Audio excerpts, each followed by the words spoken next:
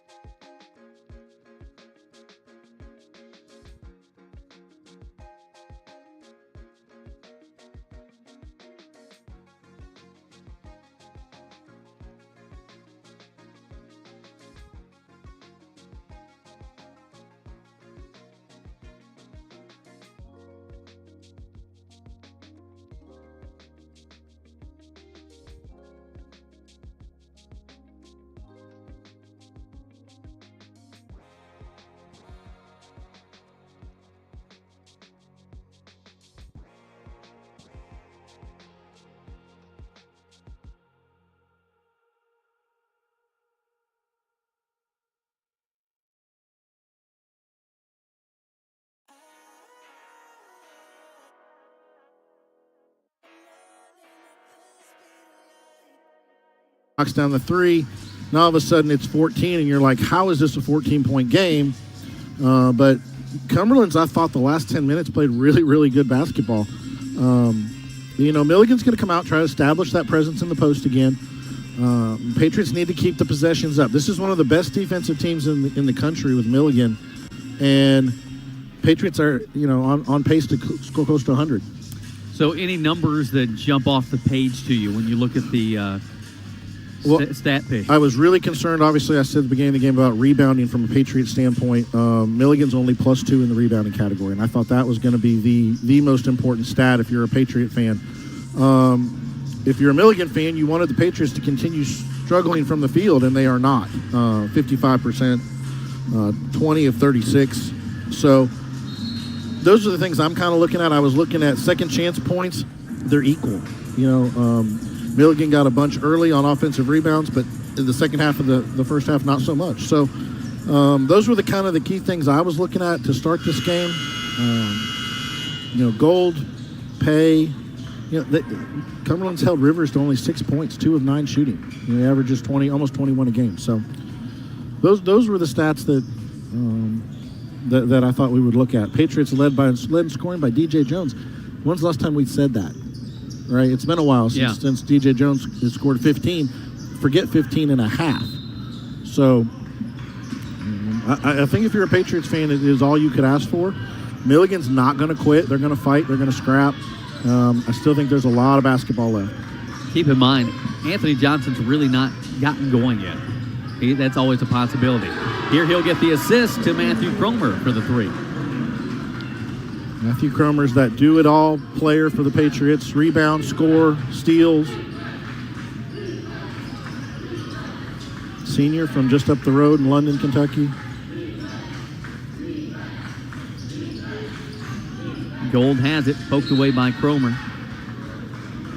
And we talk about a lot, just from a Cumberland's perspective, of how good TJ Cave has been defensively. I feel like Matt Cromer has been really good, and Anthony Johnson has stepped up his defensive prowess as well. When this team wants to guard you, they can guard you. There just seems like moments this year where they're indifferent about it. There's McClure for three. Shot won't go.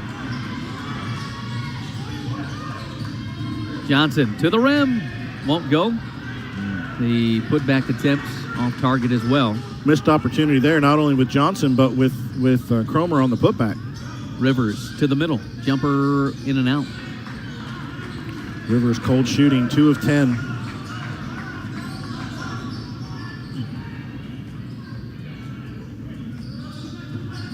Unitas off to Cromer for three. Hit one earlier. This one no good. And rebound to Pay. Gold up ahead, wide open. The Patriots have done a really good job of speeding up Milligan because they're running out even when there's no reason to run out now. Matthew Cromer went down hard. I think maybe knocked the breath out of himself, but he's back up. Kind of holding that wrist a little bit, but he's a tough kid. Unitas in the middle, back door, Johnson. He'll find Jones on the bounce pass. Like that set. Just got to finish the shot. Now Milligan's running out again. Gold went up for the jam and swatted away by T.J. Cave, but they'll call a foul on the play.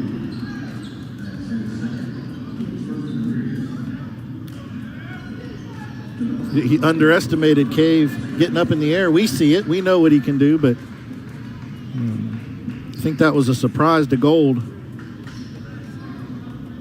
I think the concern there, if you're Cumberland's, is that's been a couple of possessions in a row where Milligan's had a guy open on the other end. Yeah, why are they're running out now, which is not what they've been doing most of the season.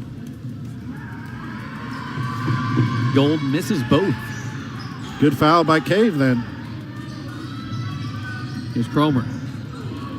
Hesitation. Unitas to Jones.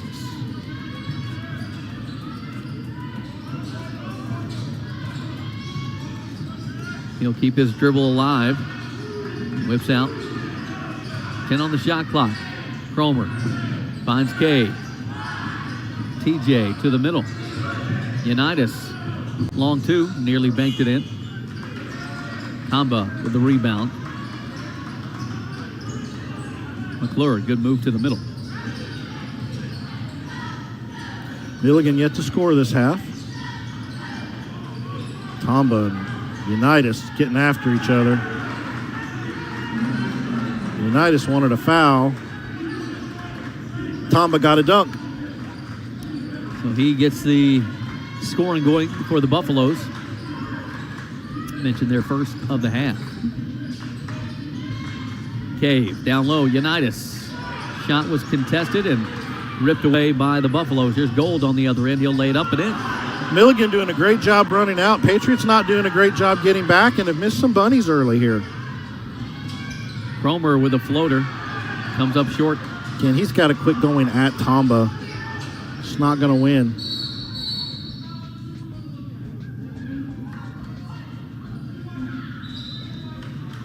They called an offensive foul on Anthony Johnson, and they're going to go look to see if it's a flagrant. So Sam Lee is excited because it's replay time. Replay time. God, heaven forbid we get through one without a replay. So Lucas, if we can get a shot of the replay table.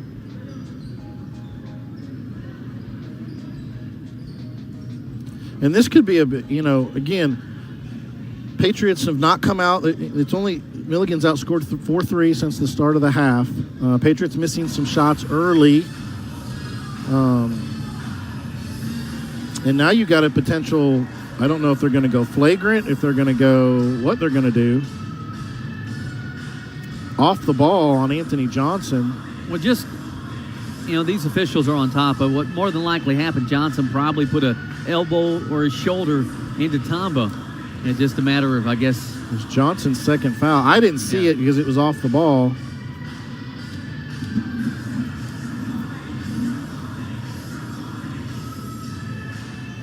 That's the thing with a replay.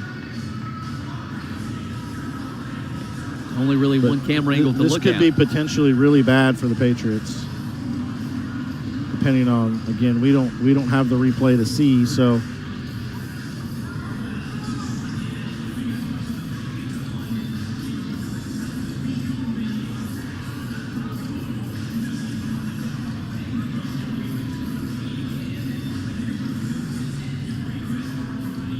Tamba definitely reacted to something. I don't, Now this is, we've not seen Anthony Johnson. We've not seen anything like that all season, or in 2 seasons with him, so I'm not sure what's going on.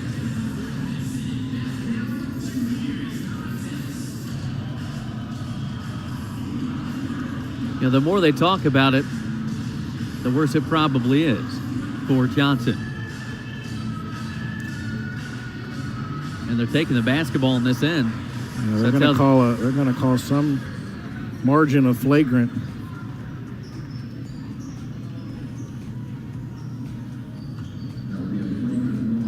Yeah, flagrant 1 on Johnson. So Tamba's going to shoot 2 free throws, and it'll be Milligan ball. again, looking at it from a Patriot perspective, which we do, little concerned about the start of the half. Got it out to 17. Now it's 11 with the ball, and Patriots not being real efficient on the offensive end.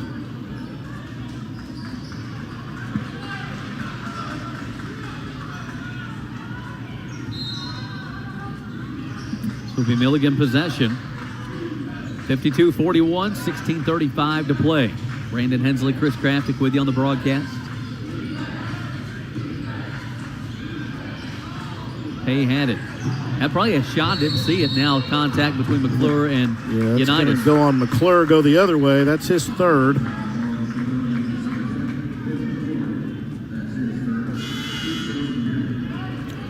TJK going to check out.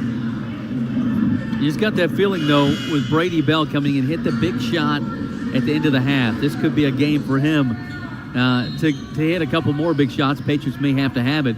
And then you're looking at Milligan. I really like what I saw earlier from Breadwood when he was in there. He's back in there. I think he's a guy who hits the big shots. Yeah. Cromer down low. Bell on the block.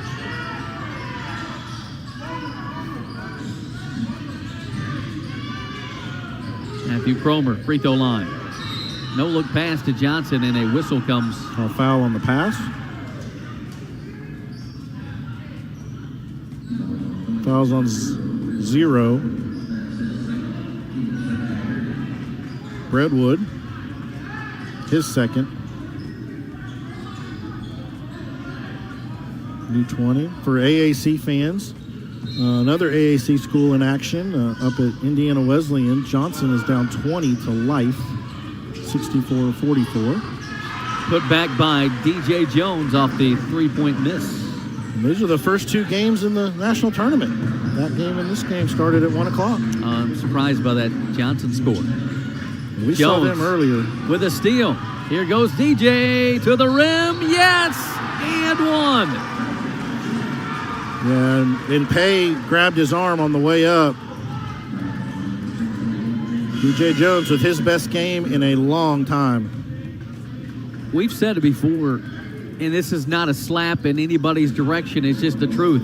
There are certain players on a team when if your team's in a bad spot or losing, you don't notice them on the floor. And DJ's had those moments. He has those moments. They just called a technical foul on Pay as well as he was getting subbed out. Walking off the floor, he said something. So now Anthony Johnson's going to get 2 free throws on top of DJ Jones getting 1. Coach Robinson asking, hey, what did he say? I'm one of these people. I don't think a player should ever really get in trouble for what they say. We watch soccer all the time. Those guys get away with it. They can say whatever. But it's like it doesn't impact the game. Yeah, but within reason, you got to have some decorum. But I don't think it was loud enough for everyone to hear. Well, and that's usually what will happen. If you're not showing anybody up, they'll let you get away with whatever. Donnie Butcher used to be the best at during free throws talking to officials and saying whatever he wanted, but he wasn't showing anybody up. It was just a private conversation. It's usually when you yell and scream and get demonstrative. So Patriots now with their largest lead, 18. That was another 5-point trip, the second 5-point trip of the game for the Patriots. Corrent now on the floor for the Buffalo. Shot going to be missed by Gold. Pitapi Corrent on the floor, number 11. Rivers just stripped Jones, and he's going to dunk it or lay it in. I thought he would dunk it for you. You being the fan of a dunk. Chris Kraftic likes a good old-fashioned set shot. With seven passes. Johnson Johnson just threw one off of. Wow, what a smart play right there. We'll get back to it in a moment, but Cumberland turns this into points. It's huge. Johnson to the rim. Yes. Let's go back and reassess what just happened. So Anthony Johnson threw a pass off his own teammate. Hit Unitas, goes, and if he touches it, it's a backcourt violation. We saw that Tamba touched it. Johnson able to get it back and turn it into 2. That is a game changer. That's like he threw it off of Unitas, and nobody, even Unitas, was like, "What are you doing?" And instead of touching it in the backcourt or committing a violation, he allowed Tamba to touch it, track it down. So Cumberland's lead now at 18.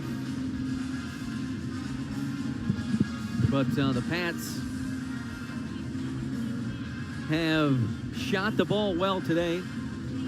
89% from the foul line. 51% overall. Milligan 44% overall. And they are 60% from the foul line. Turnovers. This is where it's been. Cumberland's only 4 turnovers in the game. And they've typically been a team that's taking care of the basketball, but national tournament, if you can keep that under 10, you've got a real good shot. Sorry, I'm finishing my chicken nuggets from the hospitality area. It took you a while to find them because of your eyesight being poor now. Listen, I shared that with you, trying to get us closer. I told a story at a baseball game the other day on air about going for the last chicken nugget, and you realize you've already eaten it. I heard it. You know what I'm talking about. I heard. Though, right? And the funny part was immediately you said that, and I went, because how many times do I drive home to London after late night after games, and I reach in the bag? Looking, yeah. And then you realize it's not there, but you give it a couple other touches. I'm sorry, but we're doing Charlie's Muniz tracker. That's 94 career home runs. Oh, my goodness. Heading towards 100, the all-time leader, and could be the all-time college home run leader very shortly. Patriots' Charlie Muniz with his 94th career home run today. Not just NAIA, all time. All levels college baseball. So 7 on the shot clock. Durant with it. Shot will roll in. Good move. That's Pitapee. Durant. Good set coming out of the break. Coach Robinson getting an explanation from Kyle Bottoms on the technical during that timeout. Up top, Matthew Cromer. Started by Breadwood. Here's Unitas. Under 10 on the shot clock. The handoff to Bell. Cut off by Gold. Bell. Free throw line, and great defense by Gold, and the shot clock violation. It's interesting, the Patriots started the game trying to play fast, as many possessions as possible, and now with the lead, they're playing more of a half-court game. That's not where they're at their best. They're at their best running up and down the floor, but still a lot of time left, so I still feel like you need to stick with your game plan and try and get some possessions, some free ones. 61-45 the score, and now we got some time. We'll talk about that. This is an NAIA event. The first and second rounds of the NAIA, and you were talking about NAIA records and as it pertains to a certain sport, baseball. And to catch people up, at University of Cumberland's a player named Charlie Muniz. If you've not heard his name, you should know it, get to know it. He surpassed the all-time home run record at 88 just last week. He now is at his 94th fifth home run in 3 days. Yeah. He has 94.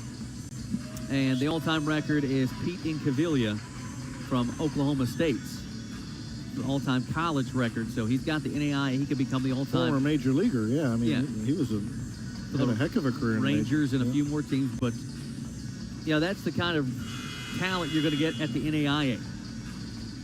And you don't realize it. And I don't think, and you say it all the time, people don't realize until they get here. High school kid can't just come here and be successful. And some can. But you've got to be. It takes a lot. We take in every sport, and we always say, if you think you can play at this level or this level's below you, come watch a game, and we'll then tell me where you think you fit, or come watch a practice, and then we'll see where you fit. Because, man, you have to be a very high level basketball player to be on this floor right now for either of these teams. Every one of these guys, all state, all city, all region, whatever, of their respective areas. Durant with it, 13-32. Milligan needs some points in a hurry. Tamba picked up by Harris. Tamba will drive. Harris blocked it, but probably a goaltend. Yep. Yeah, it's a tough one. So, not seen a lot of Anthony Harris today. Not played a ton of minutes. Let's see. 10 minutes? 10 minutes, yeah, not a ton. Has 1 3, had that 1 made 3, only 1 rebound. But typically, and for the folks that don't get a chance to watch Cumberland's, Anthony Harris, an athletic specimen. He rebounding, block shots, dunks. That's his forte. Oh, great step back by Johnson. Got it. That's Mid-South Conference Player of the Year right there. Anthony Johnson has to be on the short list for first-team All-American. And depending on how far Cumberland can go, they're hoping to get past today and just, that keep moving as far as they can. He could be Player of the Year. And just a credit to Tamba puts it up. Nope. Just a credit to how good he is. He's got 18 today, and it's a very quiet 18. Here's Johnson to the rim. Got it. How about 20? Anthony Johnson. They call him Pig, and we probably should. We don't have an explanation. But we've been doing this 2 years. We don't have one now, so. We got to find out.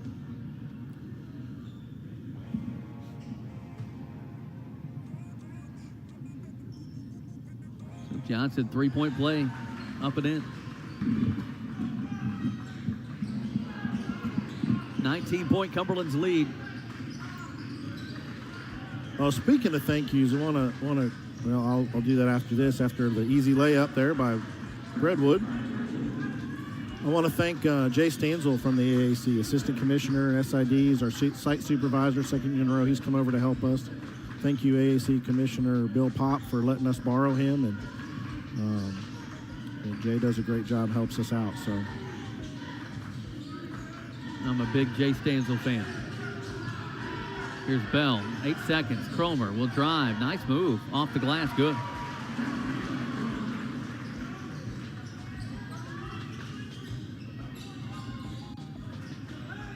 Cromer with 10. 3 from Brentwood won't go. Bullet pass up ahead. Brady Bell with a dunk. Brady Bell with 7. Another timeout. 32nd by Milligan. 21-point lead for the Patriots. What a pass from DJ Jones. Did not see this. Patriots have played really, really good basketball today.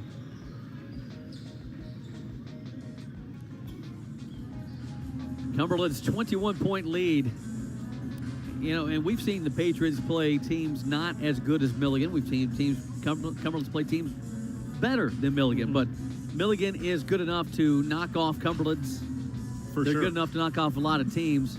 It's just a testament to what the Pats are doing today. They got hit early on in the mouth. They figured it out quickly, and they turned this game around, and its catalyst has been DJ Jones. It's just the best game he's played. At 20 points now, 4 rebounds, 3 assists. He is 9 of 13 from the field. Best game he's played in a long time. So will be Milligan possession. 11:47. Winner of this one move on to tomorrow's second round as they'll face either IU Northwest or Mobile. Kind of a big advantage to play this first game, too. Long three won't go. Scout your opponent and get a little 2 hours extra rest. And Cromer hangs with the left hand, won't go. Rebound there by Lentz. Cromer's forced some at the rim today. Cromer, that's something he will always do, is continue to play defense. Pokes it away. McClure will come in as he replaces Redwood. But early on, I thought that Pay and Rivers were going to get what they wanted to. Cumberland's figured out how to stop that. And Tamba as well. Milligan now their smallest lineup they've had.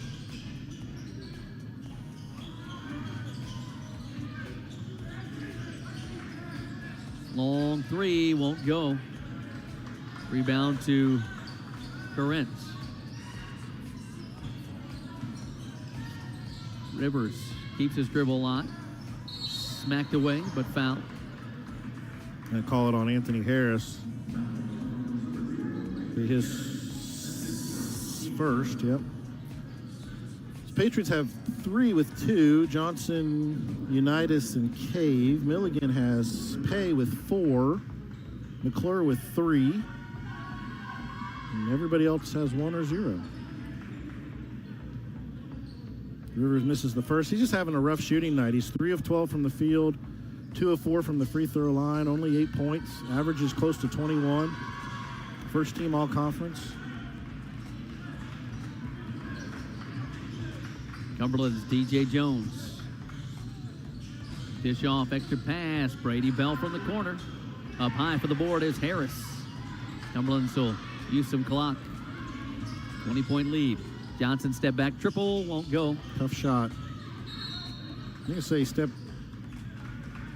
that maybe Brady Bell swiped at him. Stepped out of bounds. They didn't call a foul. Yeah.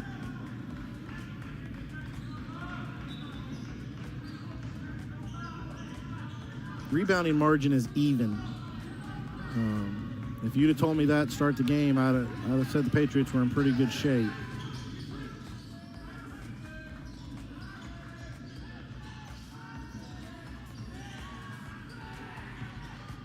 Ten on the shot clock. Here's Lentz. Step back jumper contested. Torrent with a rebound. Lentz another three. That won't go. Lentz 0 of 4 now from the three-point range, 0 of 5 total. Johnson, he'll hang. Johnson with 23 on his average. Down low. And he committed his third foul. You know, what I'm about to say, obviously, there's a difference. Kyrie Irving is one of the best players to ever play. Where are you going with this? Well, I heard a story about Kyrie. Growing up, he had a hoop he was playing on where the backboard was busted, so he had just a little bit of backboard, and he had to learn how to spin the ball. He really had a gift of spinning the ball. I see the same thing with Anthony Johnson. He puts different styles of English on the basketball. He's one of the best I've seen at getting to the glass and using the glass and the spin to get his shot to fall. So, yeah, I agree. I compared him to Kyrie. That's fair. 72-50 the score. I'm glad we're winning.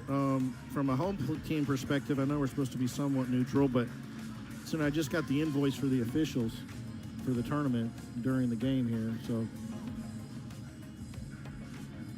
people asked, did you pay the official? Actually, yes, we do. Somebody's got to pay them. That's the thing. To be the host team, you incur all the lot of expenses, yeah.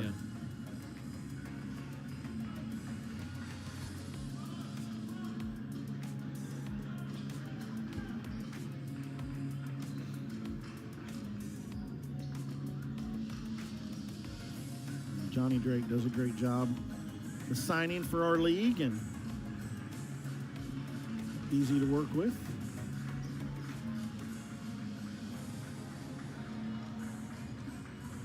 There was a review there at the timeout. I don't know what they were reviewing. So, see if we can get some intel on that.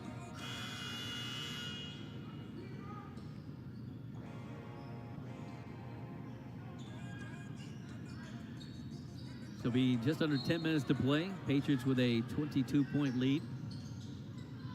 The NAIA first round, first and second, hosted here at University of the Cumberland. Foul on Cromer. Good aggressive defense, though. And you talked about the crowd for a 1 o'clock day on a Friday.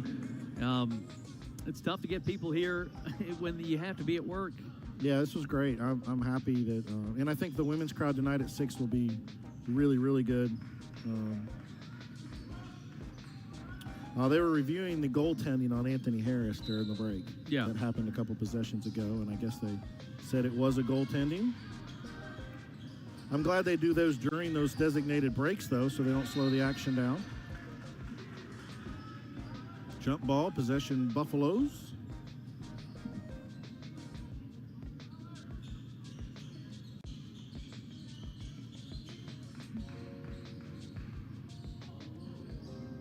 $72-50, and you mentioned Milligan. They don't give up a lot.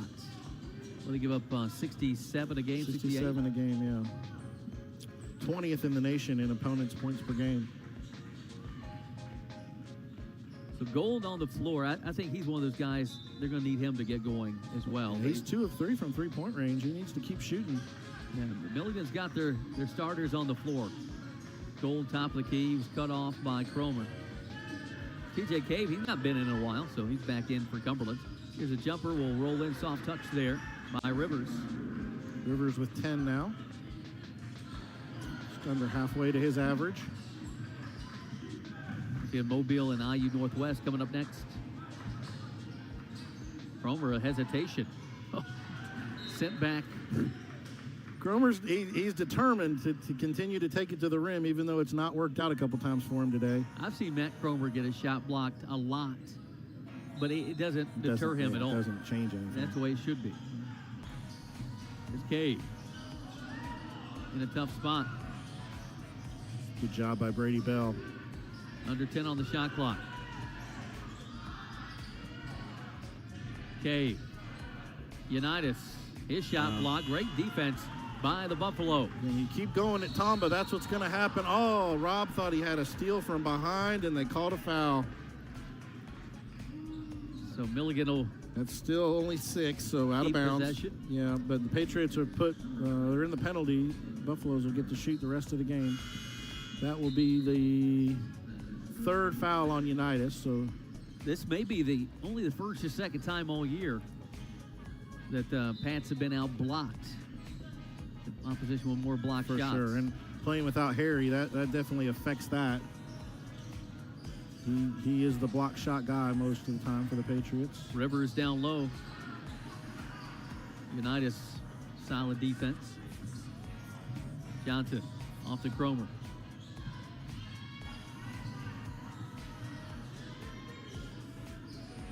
Excuse me, Jones. I think I said Johnson, but Jones. Milligan getting out, being much more aggressive now, trapping the ball. Down low is Cave, up and in. Got that on the glass before Pay could do anything with it. Gold, contested 3, in and out. I like this lineup with DJ and TJ out there together. Haven't seen that much this year. Oh, DJ Jones, if that goes, he's just having a day. He was just feeling it, yeah. Gold able to get past. Off to Rivers, long 3, won't go. Cromer a rebound. That was Anthony Harris. Had him, couldn't get it to him.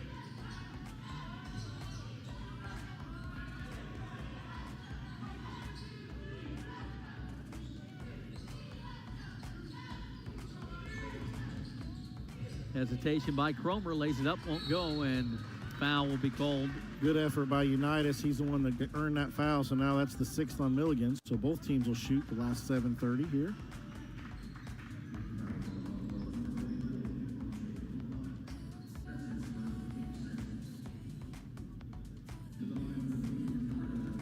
What, do you see faculty in attendance today?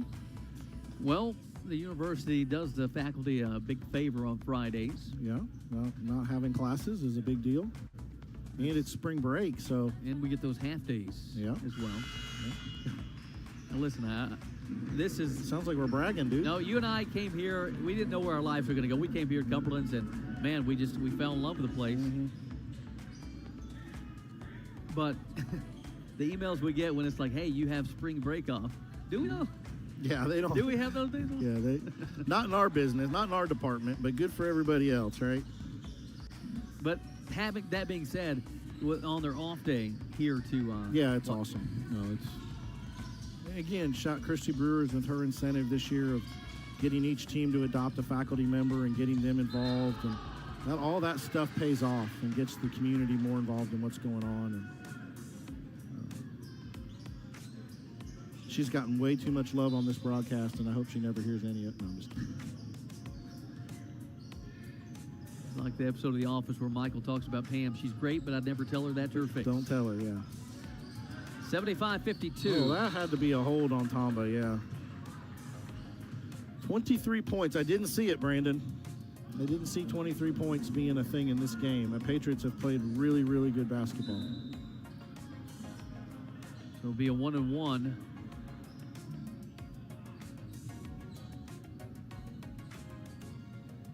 For Robertus Unitas.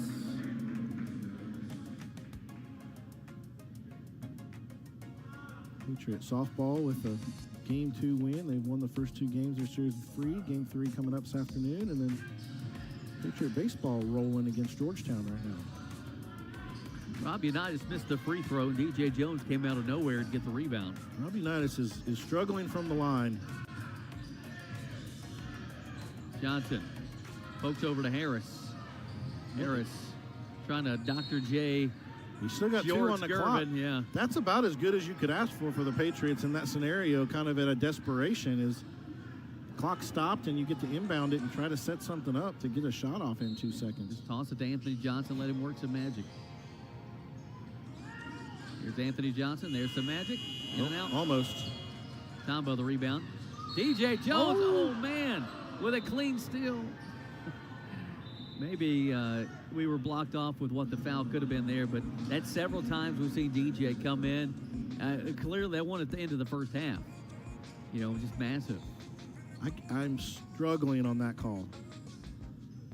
Tamba didn't really have full possession. But they're going to send Tamba to the line. Where he is 4 of 4. He's got 14 points, 9 rebounds. How many block shots? 4, 3? Let's see. We wouldn't know, would we? We wouldn't know because I don't know how to see it on. It's not given on this stat program. Here's Corrent for 3. I can't wait till we get the hand slap email from the NAIA on this one. I don't see where they have 7 blocks in the game, but I don't see how. He's got to have at least 4 of those. In this stat line, it's not attributed to him. I'm going to dig in here and figure it out, though, despite this thing. 3 is what it says. Jones to the rim. 2 more for DJ.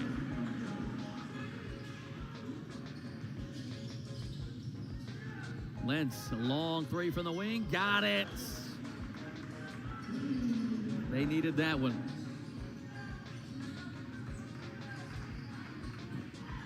A couple other NAIA games have kicked off here. Life has a 13-point lead on Johnson, 86-73 with 4 minutes to play.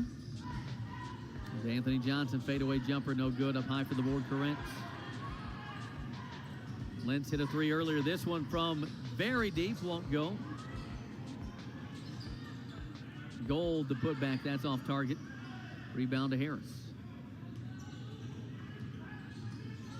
Anthony Johnson in transition, where he's so good. Just discarded him. Lays it in with the left. Sorry.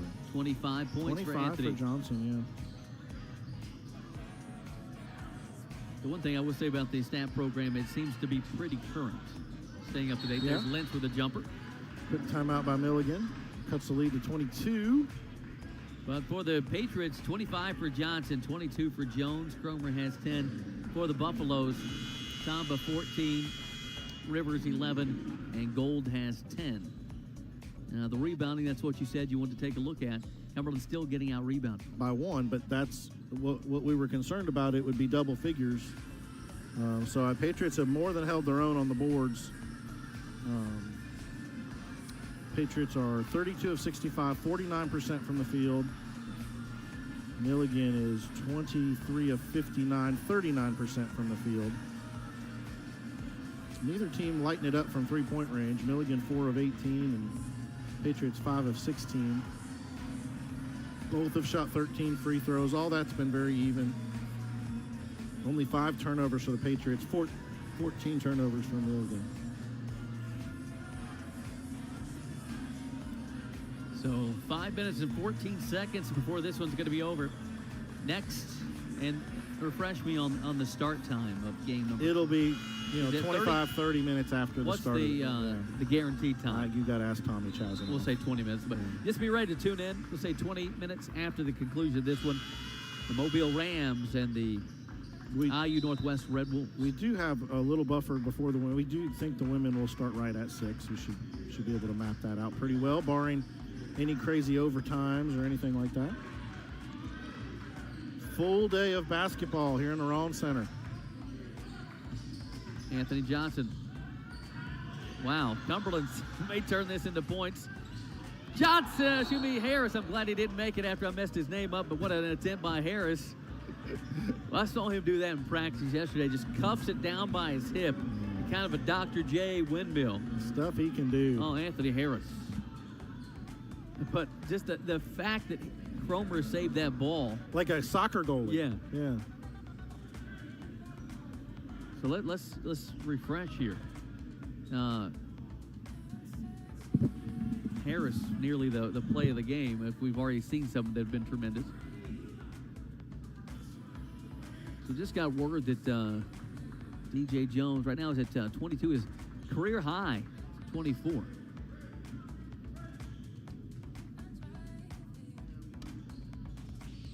Harris will hit the free throw. Cumberland's with an 80 spot now, 80-57. Patriots with a steal and deflected out of play. That's 3 or 4 times today that Cumberland's off the inbounder right there after getting the steal. That's the first time we've had a call into the show. When the president calls your cell phone during the broadcast, you take the headset off, right? And he goes, "Sorry to bother you. Just want to see the score. I've been driving." Yeah, Doctor. Gotta love it. Yeah, Dr. Coggin, we're just on air. Gotta love it though. He's patch him through. He wants to know what the score is. So here's Lentz. Oh, Tamba. And Harris, all he can do is smile. I don't think you can do the head pat thing when you're down 21, but maybe you can. Maybe it's okay. I don't know. All Anthony Harris could do was smile. Pay was doing the head pat, and I'm like, yeah, it's great and all, but Patriots, 10 on the shot clock. Tanner Walton. Oh, hesitation. Floater, yes. You go, Tanner.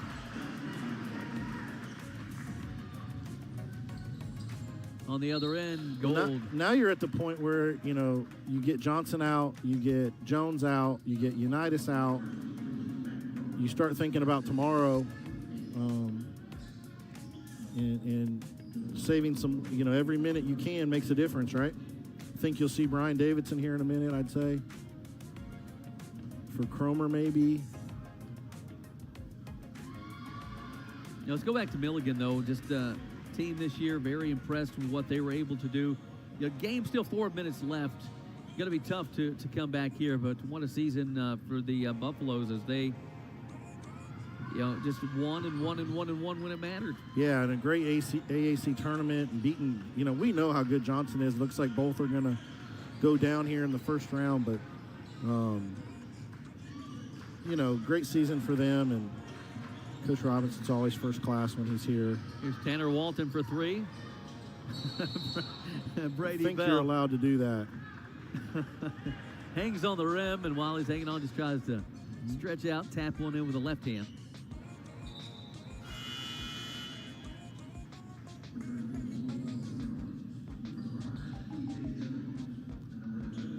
So Harris and Cave come out. DJ Jones is on the floor with Matthew Cromer, Tanner Walton, Rob Unitas, and Brady Bell. Finn McClure. Rivers will scoop it up. Yeah, Rivers not his best game, but what a good player. Spires, a long 3, no good. And there's contact and a foul. Right, and they're going to call that on, I believe, Ryan Schultz. It'll be a 1-and-1 situation. Number 15 picks up the foul. Schultz, third person that I have. It's a media timeout. We'll take it with them. 6:58 remaining in the first half of play. You're listening to the men's NAIA Championship Series featuring the number 4 Langston Lions and the number 13 Spires of St. Mary. We'll be back after a quick break.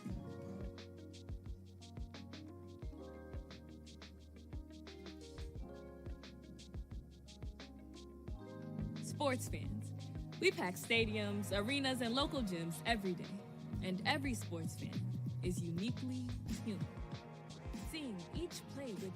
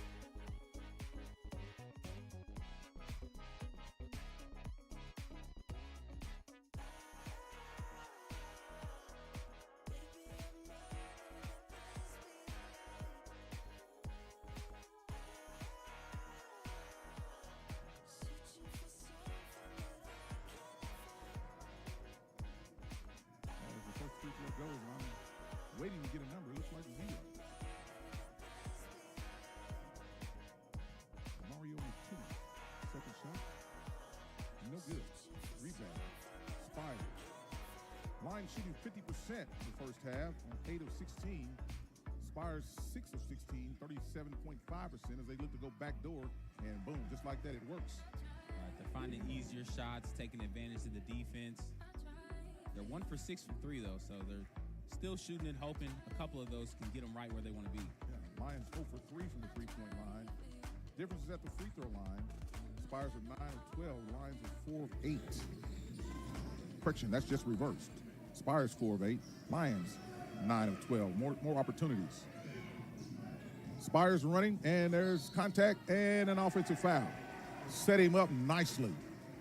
Right, Mario McKinney, great athleticism, but good heads-up play. He always makes that play that you need him to. He's got his feet set to take that charge. Trayon Alexander, his third personal foul. Something to watch here. He's got 3, and Schultz has got 3, both of them on the bench. Both starters, I might add. Long way to go. 6 remaining here and 20 on the other side. Lions, 25-19, 6-point lead. Their largest lead today has been 7. Looking to shake the defense. One-on-one goes in, no good. Rebound, Spires. Monroe had an open lane to the rim, took it, shot just wouldn't fall.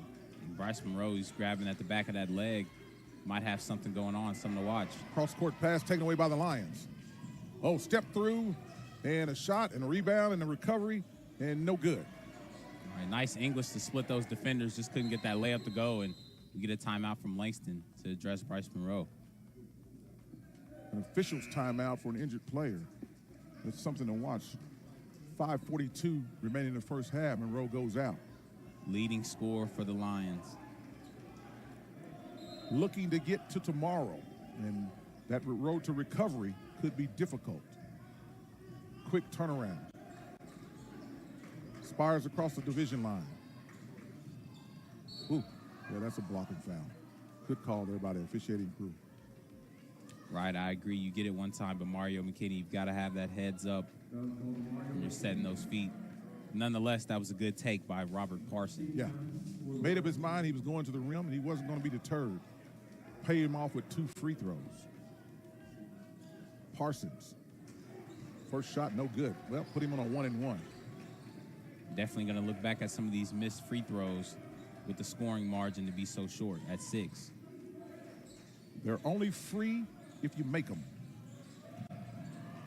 Ball nearly taken away by the Spires. Tapped into the backcourt, and the Lions retrieve it with 13 on the shot clock.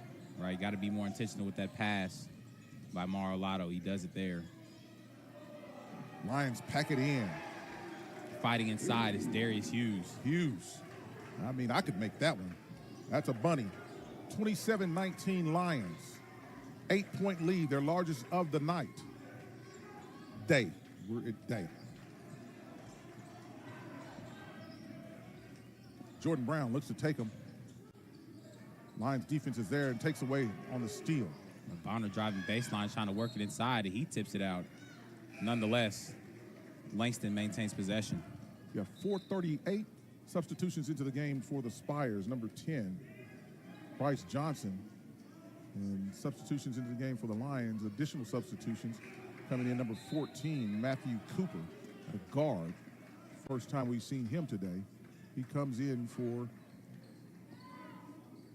Bryce. Lion basketball. The point guard, fresh off the bench. Looking to shake and fake. Brings it in, sets up the offense. Gets the ball reversed, gets it back to him. Looks, waves one man away. Gets it to the post. Bonner with a tough assignment on Hughes. Rebound Lions. Boom. Shot no good. Ball tapped away by the Spires. So the philosophy here for the Lions is pack it in, pack it in, pack it in. They've only attempted three-pointers for the day. And that's what you love to see. It's been some games where they've been flirting with the 3 and they win the second half still flirting with it when they should have cut it off. But they did a good job doing that at the Sooner Athletic Conference Championship. Darius Hughes called for foul on that spin. A little too aggressive with the offhand. Spires basketball. Langston faithful on the sidelines are letting him know about it. As the charge was taken by number 10, Bryce Johnson. Bonner across the division line. Offensive foul call there on Bonner. All right, and Bonner's got to watch it now as he's picking him up. Look at him as the third option on this team, and he's racking up those fouls. Not good. Offensive foul, of course, no free throws will be had. Substitutions back into the game. That's a good sign. Bryce Monroe's back up into the game. Right. Quick recovery. We knew the road was going to be short, and he's back quicker than expected. Hats off to the training team. Langston University noted for their physical therapy program here, and they've got some of those students working as student trainers. A long three by the Lions, no good. Rebound and a snatch as a foul is called on, again, number 10, Bryce Johnson. And he can't believe it. He will when he watches the video, though. Right, Spires are starting to pick him up, but for Johnson, yeah, Aaron Lemon-Warren's trying to bring down that rebound and hits the hardwood. You got to be aware of your foul situations because you can only go so far down this bench in a game with stakes so high. Yeah, media timeout, under 4. We'll take it with them, come back on the other side. You're listening to the first round action of the NAIA Men's Championship, campus of Langston University, featuring the Langston Lions and the St. Mary's Spires. Dwayne Doolittle, Jamin Dawson. We'll be back on the other side.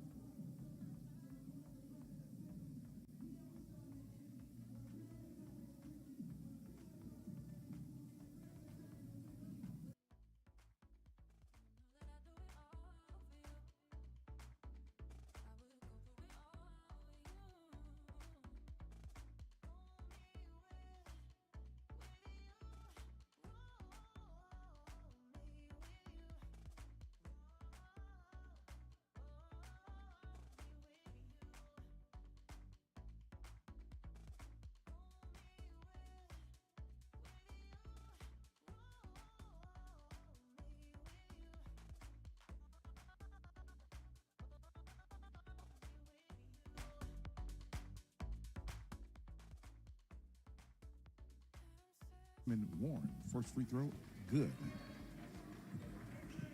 Getting into the scoring column, one of the key reserves here for the Langston Lions.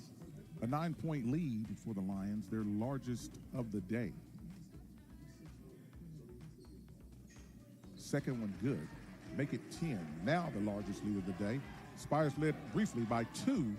The Lions went on a extensive scoring run and have pushed the lead out to 10.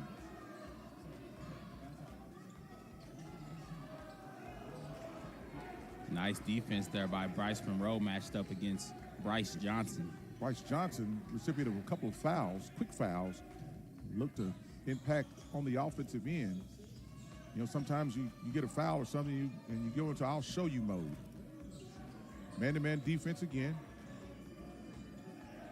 Foul trouble has reared its head for the Spires as the Lions look to go back door again, post-entry.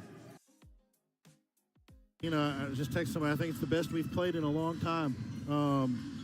Thought the Patriot making shots, DJ Jones, huge contribution, something you said he's been real hit and miss this year at times.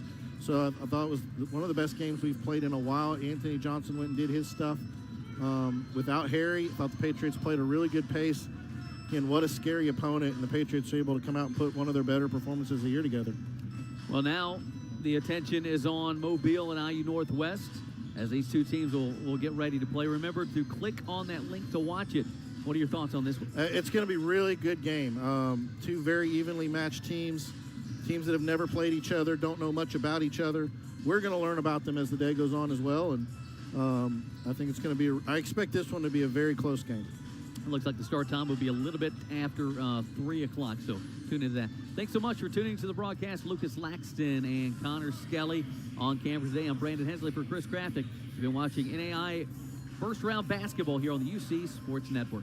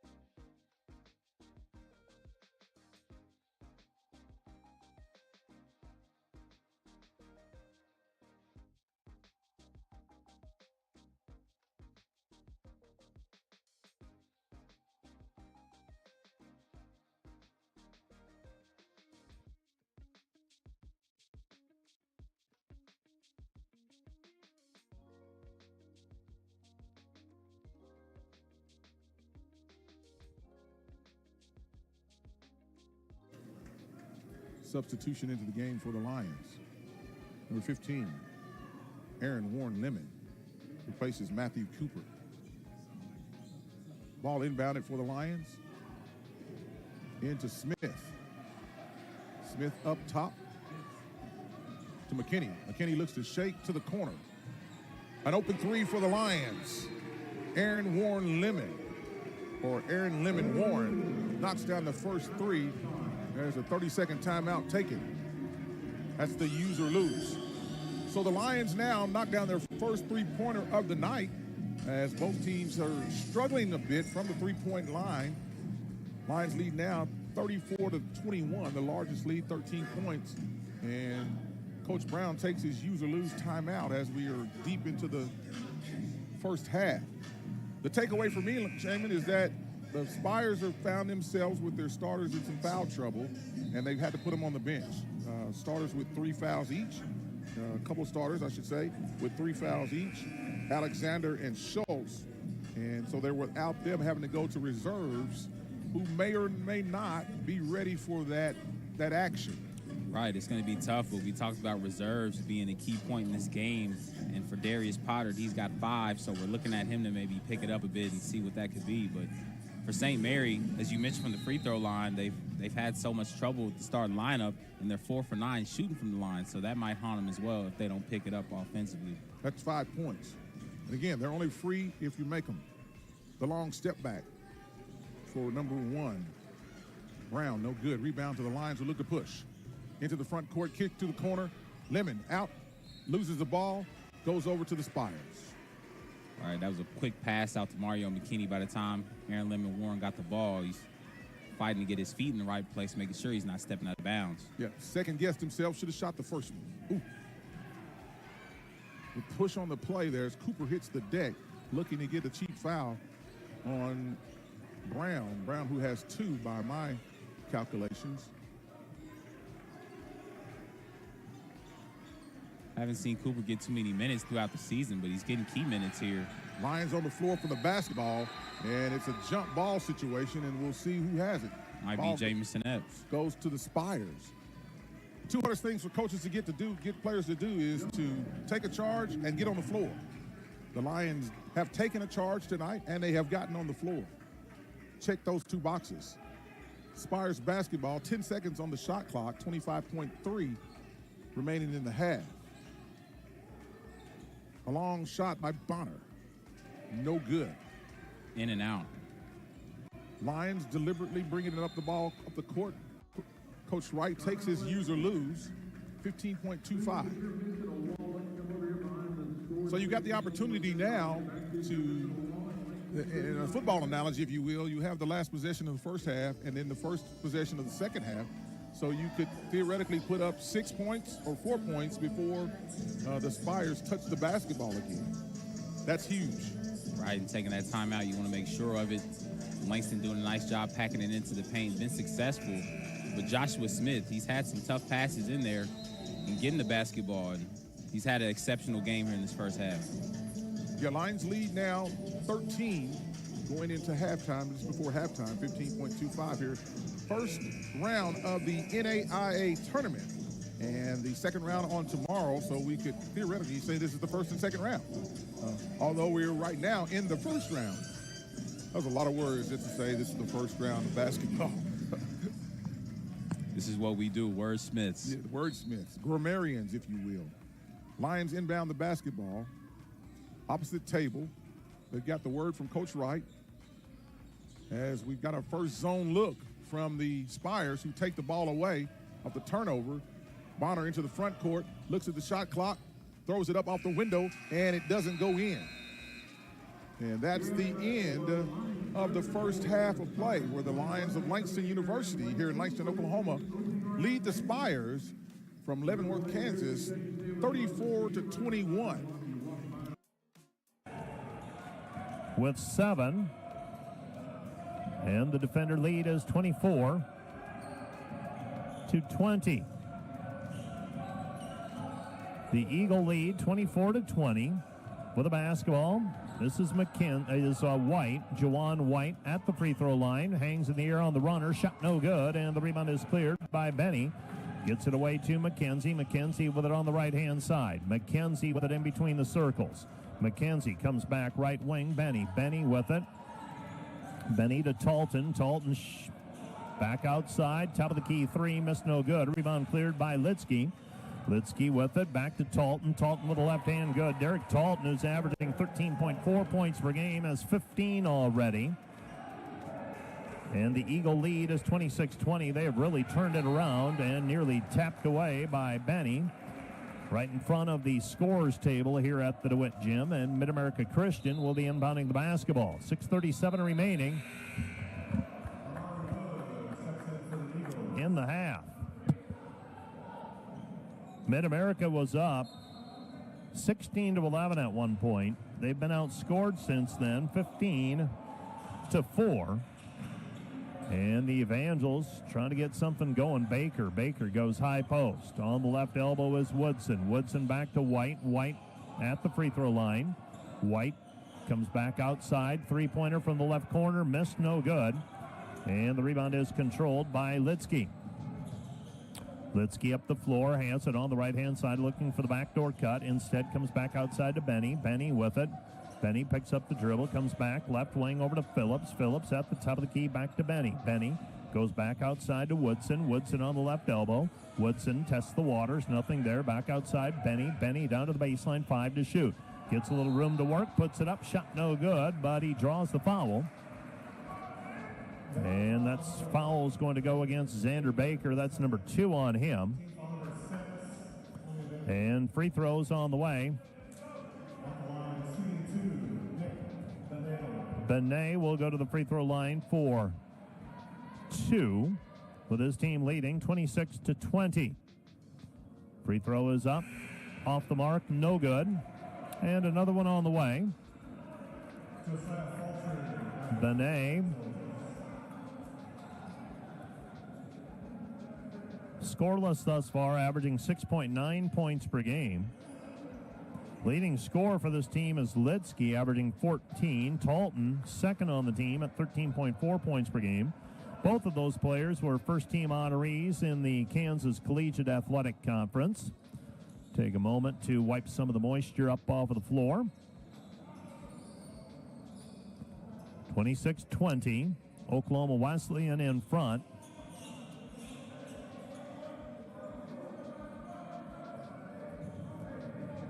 And another free throw on the way for Benet. Benet, 78% free thrower. Free throw is up, and the free throw is good for Benet. Benet makes one of two free throws. Oklahoma Wesleyan leading 27-20. Wesleyan leading 10 of 25 from the floor so far for 40%. They're getting outshot, but they've gotten more shots from the floor. Significantly more, actually, 7. Mid-America Christian has dealt with some turnover issues and keeping Oklahoma Wesleyan off of the offensive glass. Driving right-hand side, Fulcher. Fulcher, kick-out pass, 7 to shoot. Baseline jumper, trying to stop the bleeding. No good. Missed by Terrence Gaines.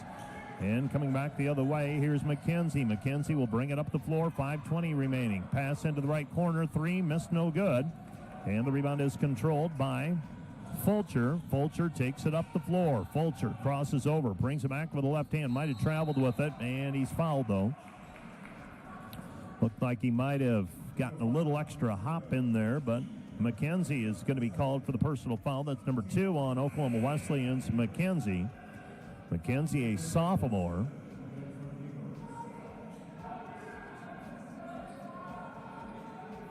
And inbounding the basketball will be Mid-America Christian, Jawan White. White throws it over the top, gets it over to Gaines. Gaines comes back to Baker. Baker to Gaines. Gaines with it on the left-hand side. Gaines throws it into the corner. Manyang. Manyang with it. Manyang muscles it up, and we've got a foul on the play as Manyang will go to the free throw line. 3 players went up with Manyang, and they're going to pick out number 23, Dylan Phillips, for the personal foul. And we have our under 5 timeout. Timeout on the floor. This will be a media timeout. This timeout brought to you by Casey's Bakery. Find your favorite bakery products at caseysbakery.com. Back with more in a minute. Premier Bank has always understood the value of family.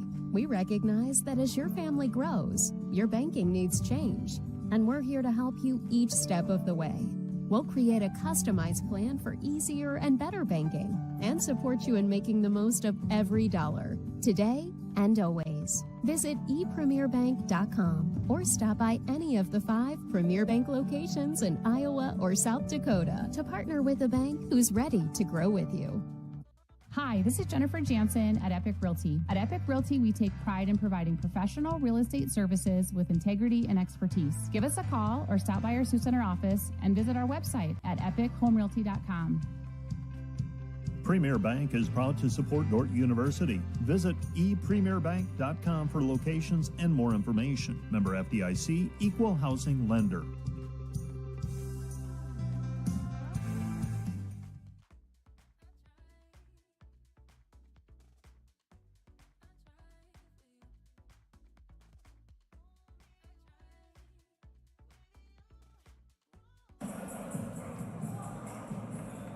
Manyang to the free throw line.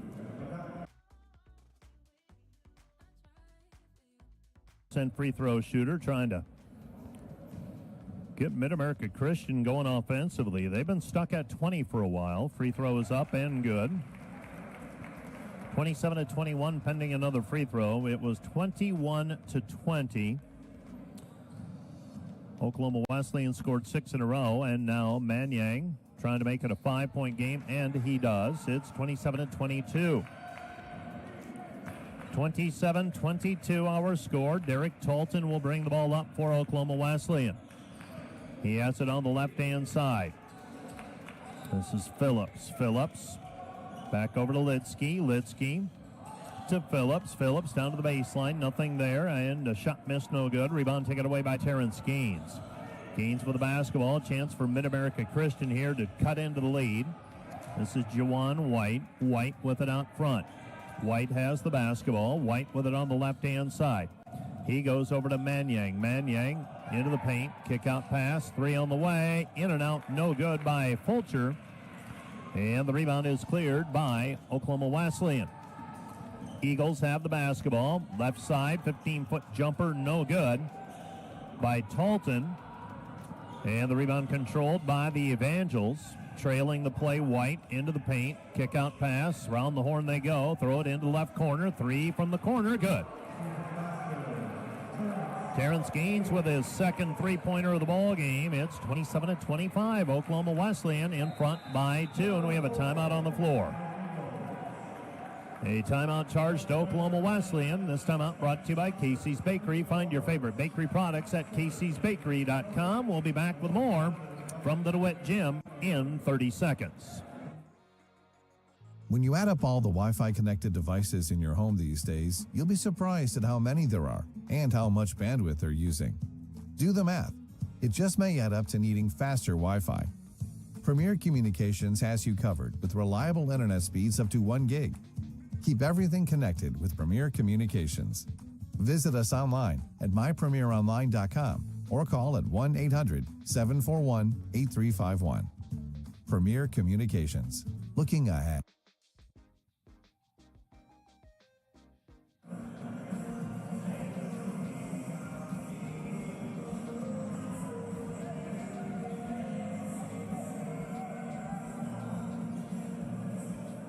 Well, moments ago, Oklahoma Wesleyan was in control of this one heading towards halftime, leading 27-20. 5 unanswered by Mid-America Christian has made it interesting again at 27-25. And we've got a blocking foul called on Mid-America Christian and Juwan White. White commits the personal foul. That's number 1 on him. So White commits the foul. Derek Talton will go to the free throw line for a 1-and-1. 1 to make 1 for the bonus. And Derek Talton, free throw up and in and out, no good. Swirls around and falls out. And now the ball tapped away on the pressuring defense by Oklahoma Wesleyan and Jaden Wilson. The defense hasn't necessarily paid a lot of dividends directly in turnovers and points, but Oklahoma Wesleyan has gotten Mid-America Christian out of their rhythm, it seems. With the right-hand side, Gaines. Gaines gives it up to Fulcher. Man-to-man defense applied again now by the Eagles. 3:18 left to play in the first half. With it on the right-hand side, pull-up jumper, 12-footer off the heel, no good, and the rebound kicked around. Tipped, a couple of tips on the outlet pass, and it's finally controlled by Oklahoma Wesleyan. Loose basketball and tracking it down in the corner, no. Goes out of bounds, last touch by Mid-America Christian. It will be Oklahoma Wesleyan basketball. Throwing the ball in will be Dylan Phillips. Oklahoma Wesleyan, when I was doing my prep work, I anticipate seeing 10, 11, 12 players playing for them.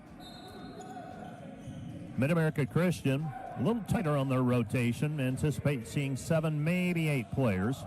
Pass comes right side. And swiping it away. Now we've got a foul on the play.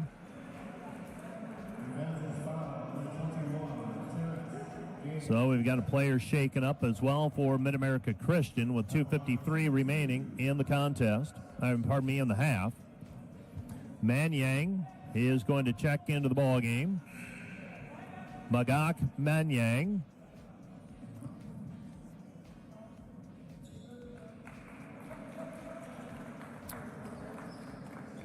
It'll be Terrence Gaines will check out. And the Dordt Athletic training staff coming over to make sure Terrence Gaines okay. And they'll get the nod that he is. Free throws on the way, up and through for Benet.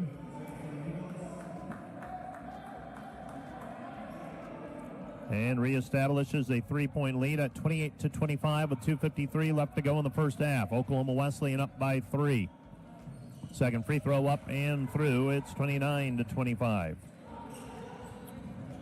He's 3 for 4 is Benet. Mid-America Christian with the basketball, White. Looks like a zone applied here by Oklahoma Wesleyan. White goes left side, Fulcher down to the baseline, muscles it up, shot no good, too strong off of the glass, and the rebound is taken away by the Eagles. Right-hand side, they throw it into the corner. Williams back out front. Talton gives it back to Litsky. Left side, Phillips, Litsky, and Litsky's going to be called for traveling.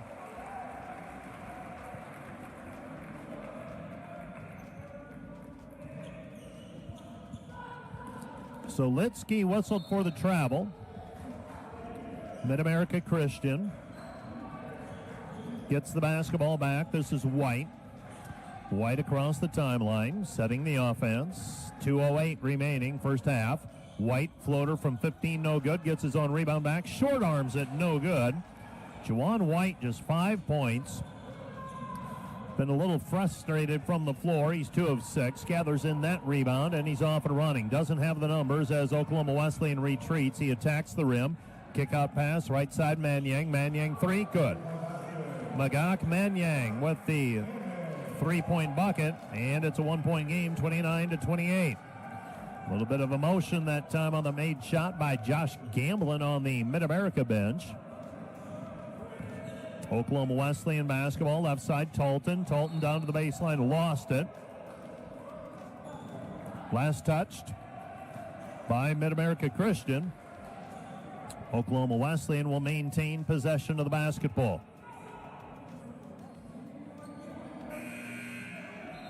Manyang will check out of the ball game. He was shaken up on the play. Keyshawn Mason.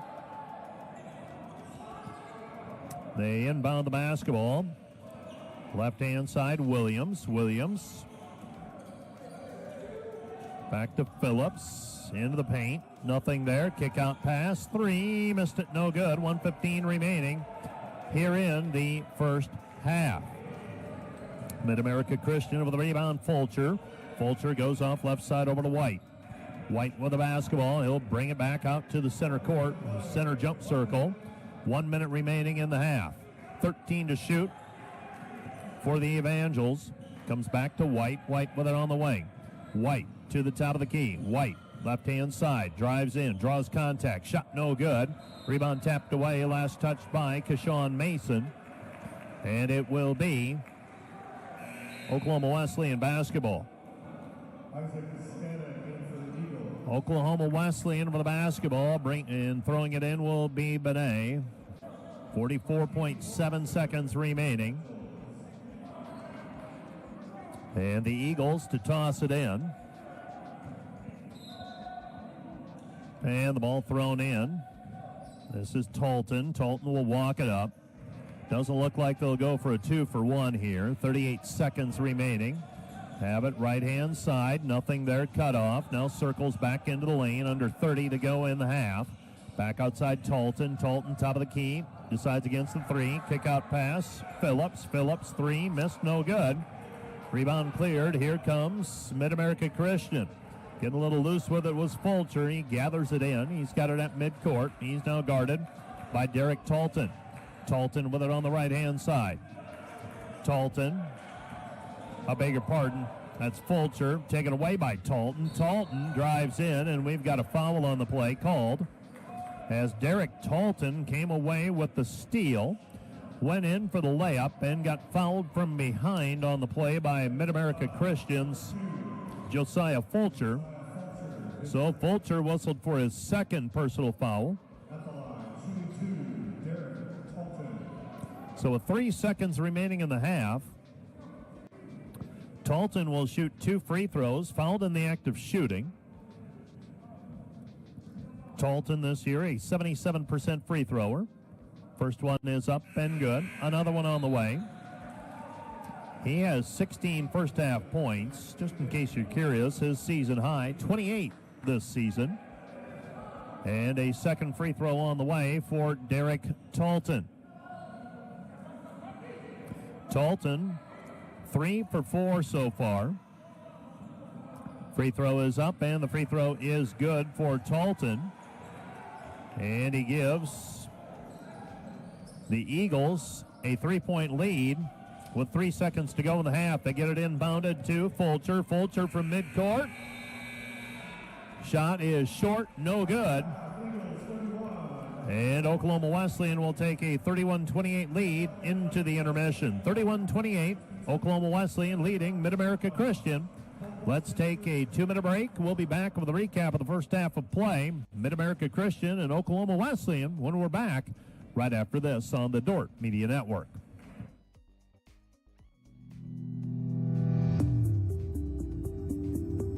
Hello, Dort University sports fans. Hope you're enjoying the game, whether you're a family or friend of a team member or a fan of the university. These players and coaches have put in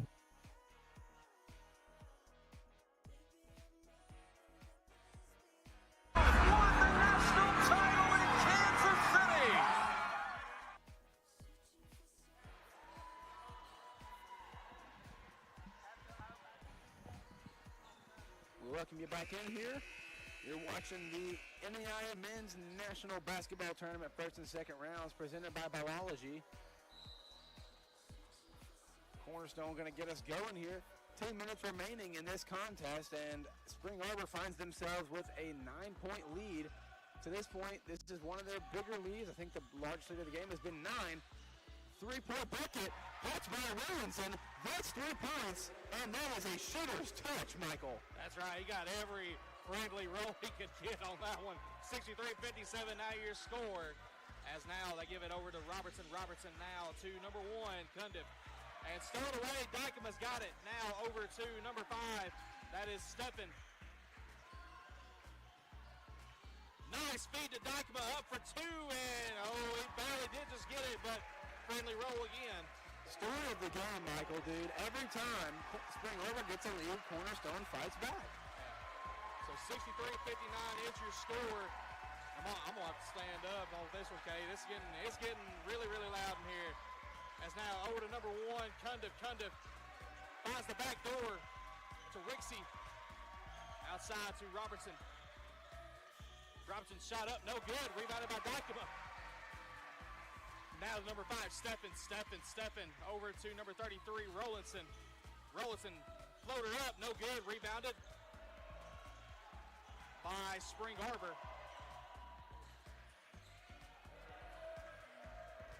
See what happens here. Now number 1, Cundiff with the ball. Now to number 23, that's inside. Newhoff's going to get fouled on the floor. That's by Rollinson. That gives him 3 fouls. Yeah, Newhoff getting harassed inside by 3 different guys at once. Not even sure who they pinned the foul on. Probably could have got any 3 of them. You're like you said, Rollinson, that's right. I think Rollinson had the most noticeable contact on that one, I think. So just kind of gets it by default, whether he was the first to foul or not. Yeah, I think that's right. And you don't want to take him out of the game, though, because he could get hot at any minute. Just saw him knock down a 3. Got the shooter's roll to go. And wide open, Rixey. He gets it to go. 66-59 is your score. As Cornerstone will try to get this one. Feed to Rollinson. Rollinson gets a screen for Joldersma. And shot is up, no good. Rebounded, and Newhoff barely able to save it. Rebound number 7 for Newhoff tonight. Newhoff close to the double-double as Grayson to Newhoff. Shot up, no good. Rebounded by Robertson, and they are going to get the foul. Yeah, that was going to go against Dykema. He played really solid defense on Newhoff to put the shot off, I should say. But the cleanup rebound was taken in by Robertson, and that's where the foul came in from Dykema, so he's going to shoot 2. First one up from Robertson, and it is good. Give him 6 on the night. As Joldersma checks out, Brooks will check in.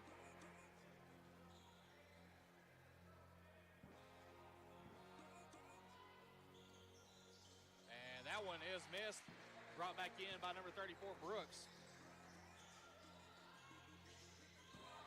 Now to Brooks. Brooks now to Stewart. Stewart, this is the first time we've seen him in a while. Now Brooks to Rollinson. Bang! What a humongous shot. Luke Williamson, no hesitation.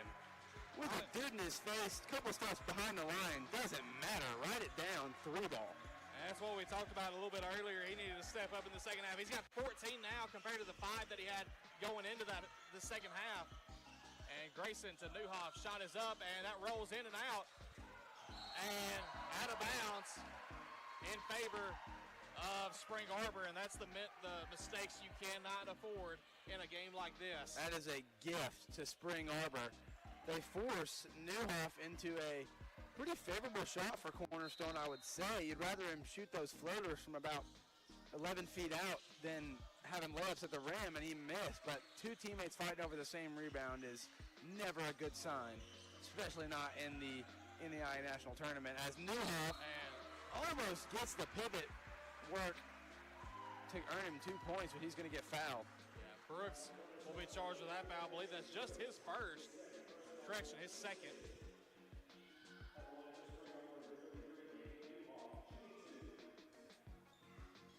Newhoff going to try to add to his total. He's got 13 on the night. Give him 14.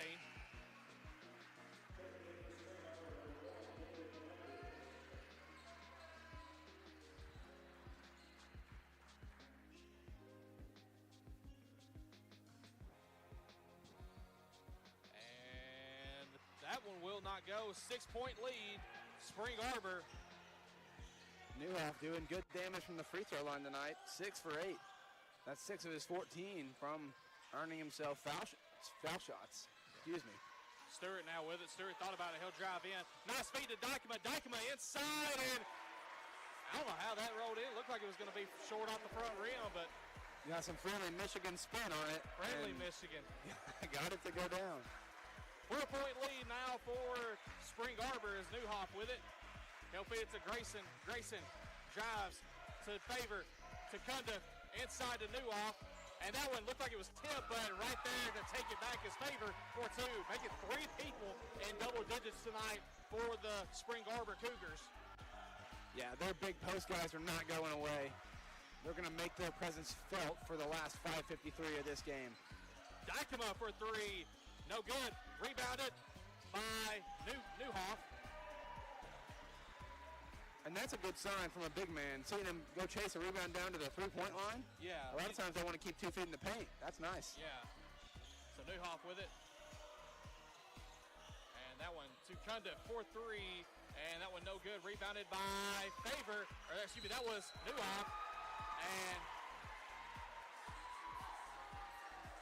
in my opinion, that's just not a foul, Michael. Yeah, I mean it's a tough one to call. I will say that, but I think he's sandwiched between 2 guys, gets the cleanup board, and kind of throws himself into the other guy, which means he loses it. I don't think it was knocked out of his hand. Third number 34, Brooks is arguing that same case right now to the ref. Yeah. And especially when a guy's that big, you don't want to bail him out on too many. But he earned it. And Brooks has got 3 now, so he's got to be careful as we're right close to the 5-minute mark. We'll have one more media timeout in this matchup as Newhoff surveys 6 of 9 from the charity stripe, and he'll make it 7 of 10.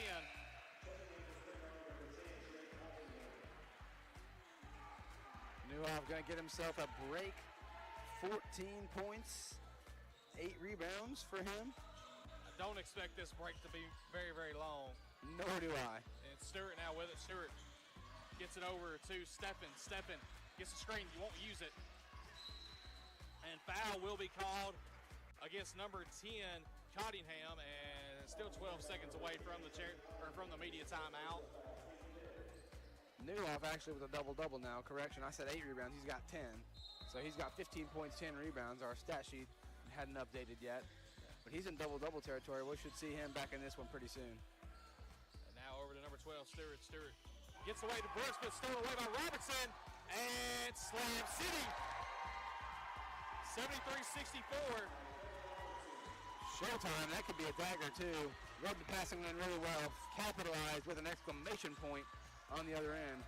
And nice shot, put back up, and that one taken away from Jodersma. Spring Arbor has got the momentum. Now they're going to try to put it away. Grayson. Shot is up, no good. Rebounded by Cornerstone. That one was blocked. I believe it was Wilcock who got a piece. I believe so, and yeah, that's who they're saying.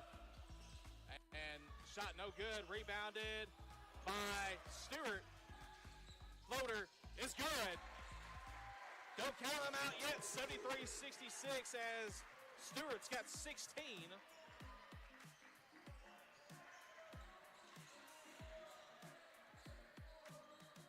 Now Cundiff is going to get the timeout, and that's going to extend. That'll extend to the media. Tell you what, let's take a look. We'll be back live on the Lion Digital Network, presented by Community Bank. Hey, Lion fans. Stop by Odin's Marathon at 375 North Church Avenue here in Henderson.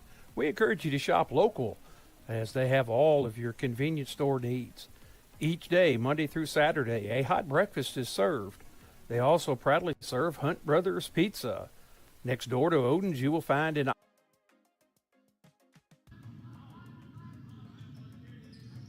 17-12. IU Northwest on top. For the Rams, they have Jarvis Moss in there, number 15, driving, and shooting that one is B.J. Comer.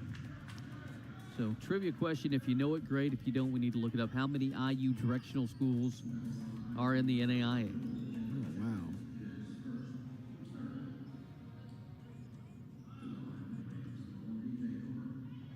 Does IU Columbus count? Yes.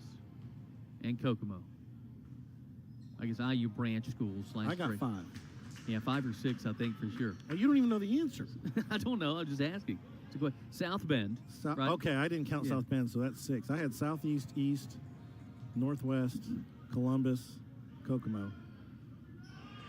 IU East, you got those guys? Yeah, 7? Maybe a couple more we don't even know about. 17-12. Jumper up. Too strong. That time taken by Jalen Jenkins. We're obviously familiar. IU Southeast, somebody we play, again, in a lot of different sports, so we're used to them. Travel. Called on Moss. So you see that move a lot, and most of the time I see it, I'm like, something looks fishy about it. But If a you lot get of the ball down first, doesn't matter. But a lot of times you'll see it go. It's just the first person to think of that had to just blow everyone's mind. Yeah. Like, wait, I can do that? Like, or make another semi-pro reference with the alley-oop. Yeah. Man. Is that legal?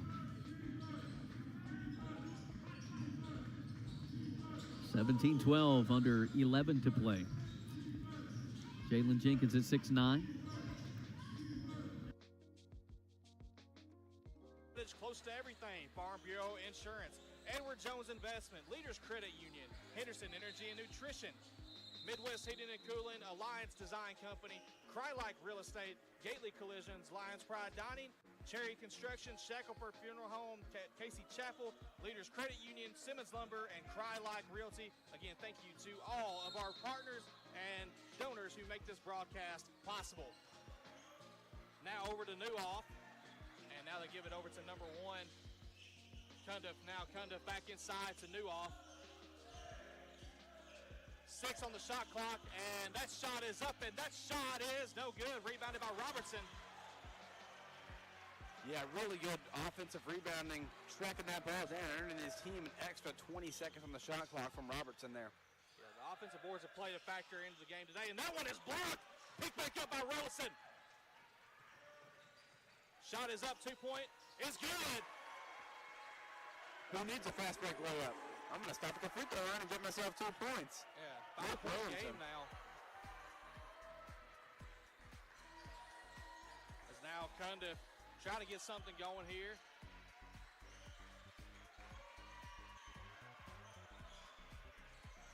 Newhoff drives in. And now opposite side, 3-point shot, no good. Rebounded. And blocked by Dykema, and he's going to get it up for 2. 75-68 your score, Spring Arbor.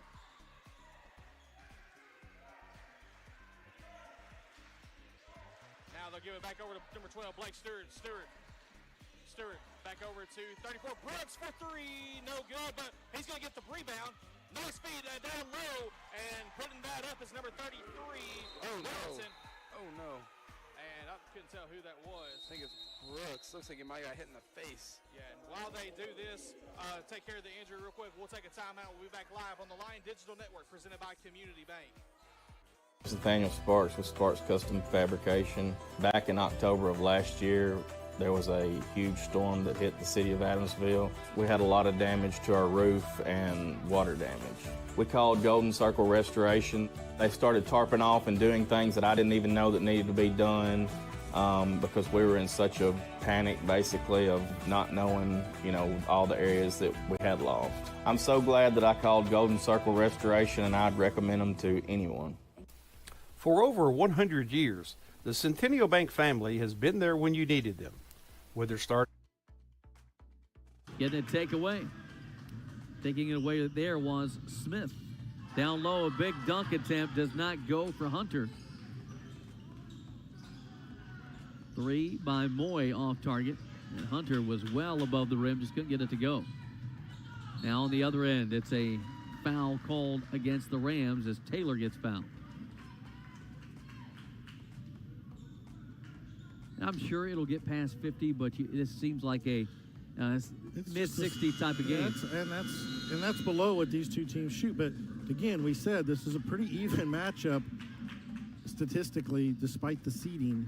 So, it's pretty much what we thought. It's going to be kind of a hard fought. What you're going to see is I think one team's going to have a little hot stretch to kind of maybe the only way you're going to see any kind of gap out of either team. So, and it is a tough ask to follow the home team. For sure. Because the crowd, the energy leaves. Had a great crowd at 1 o'clock. Everybody's bolted out of here. You got two teams that aren't from around here. So the energy level has dropped a little bit, but for everybody, right? But that's the advantage of being the host and playing that first game is an advantage if you win, because you get the extra rest and you get to scout your next game in person. So, because when you're playing that second game, you're not really worried about the first game. You're still trying to think about the game you got to play. So other than checking the scoreboard, you're not really paying much attention. And we'll be scoreboard watching today. Already a couple of finals in the NAIA. Yeah, we'll keep you updated on that throughout the day. When we saw that Life defeated Johnson. Yes.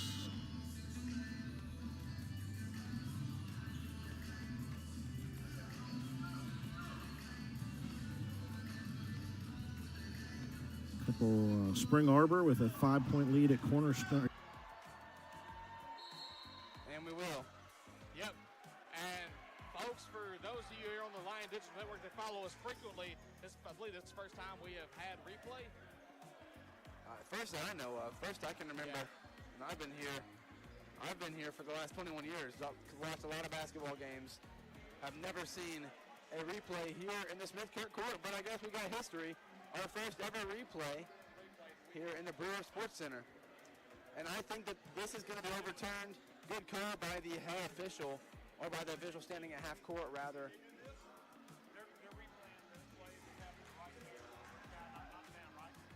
No, they're replaying looking for out of bounds. It was out on Spring Arbor. He called it Cornerstone's basketball. Referee a center court motion for replay, and I think that we're going to get it overturned. We had a Spring Arbor player, I'm not sure who it was, diving for the loose ball. He poked it out, and it was pretty obvious from up here, too. I think the ref may have just been unsighted. Maybe didn't have a right line of sight, made the missed call, but I think we should be seeing an overturn here. Yeah, that was a really busy play, and wouldn't be shocked if this gets overturned here. So it was right in front of the Cornerstone bench, too, and of course they're going to make a racket, but I'm pretty sure I know what I saw, too, and it seems to be clear and conclusive evidence, I believe, is the buzzwords in the replay culture nowadays in sports. And I believe it was clear and conclusive that Spring Arbor touched it last. So we should be going the other way. Cornerstone having a chance to cut it down to 5 or 4 with a 3. 1:36 left in this one. Yep, and call is overturned. Cornerstone basketball. And that is the right call, thanks to our replay here at Freed-Hardeman University. And I don't know if we have a replay sponsor or not, but if we do, thank you. but Spring Arbor will be playing defense here against Cornerstone, who will inbound the ball down low. They could pay me to be the replay sponsor. I feel like I had that one just as well and quicker than the replay system. And they'll feed this outside to Brooks. Brooks has that one knocked away. 3-point shot, no good. Rebounded by Newhoff. And Newhoff is going to get called for the foul. That's an ill-advised shot, I would say. Brooks is 3-point percentage on the year. Only shooting, well, he's shooting 35%, so not terrible. He's certainly capable, but that one was off of a missed dribble. He maintained possession with a guy in his face, kind of just jacked it up early in the shot clock. I'm not super pleased with that shot if I'm a Cornerstone supporter. And then he also earned himself his 4th foul of the game, fouling number 33, Newhoff, sending him to the line, and he's been pretty automatic from the line tonight. Yeah, I mean, now 8 of 11, 18 total points, and maybe 9 of 12 here after this. And broadcaster's jinx. Yep, that's the second time. Second time. You're watching from Spring Arbor. I promise I'm not trying to do that. Blake Stewart takes this one inside. Shot is up, and it is blocked. Now over to Dykema. Dykema up for 2, and it's good. Timeout. Cornerstone. And it's going to be a 30. Let's keep it here. Trying to get you some updates from around the nation. Of course, like we said, Cumberland's is advancing. Life is advancing. Of course, you have this one. This is the closest one to being over with besides Langston and St. Mary, who's got about 10 minutes left to go in the second half of that one. Second half just started over in Sioux City, Iowa, in the Dort region as Oklahoma Wesleyan leads Mid-America Christian 33-31. Indiana Wesleyan currently leads Madonna 38-34, and Indiana Northwest currently leads Mobile, Alabama 19-18. We will actually see Indiana Northwest women's basketball here later tonight at 7 o'clock, so be sure to stay tuned for Indiana Northwest fans here on the Lion Digital Network for your women's basketball after the conclusion of your men's basketball matchup. And that matchup is currently in Williamsburg up at the Cumberlands region. But Kate, 78-72, we got to get something going for Cornerstone if you're Cornerstone. Yeah, I think maybe one more solid defensive possession before you start intentionally fouling. Try to get a steal. Nothing easy, though. No open layups, obviously. And they will not heed my words. They will listen to their coach, who is much smarter than I am in terms of basketball strategy, and they will decide to foul. 57 seconds will give it remaining in this contest. Well, and it looked like they were even trying to foul Kevin Robertson there towards the far FHU logo, and nothing was called. Cottingham will check back in as he will go in for, looks like Newhoff.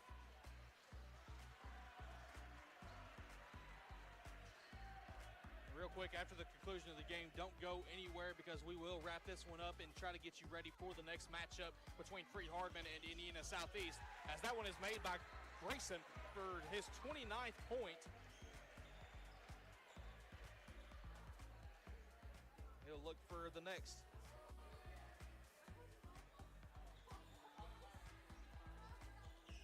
And give him 30-piece night. Travis Grayson as Steppen. Now over to Rollinson, and deep three, no good. Rebounded by Steppen. Now to Rollinson, and Rollinson has that one knocked away. Pick back up, and that one blocked. Stewart now to Rollinson for 3. Bang! Timeout, Cornerstone.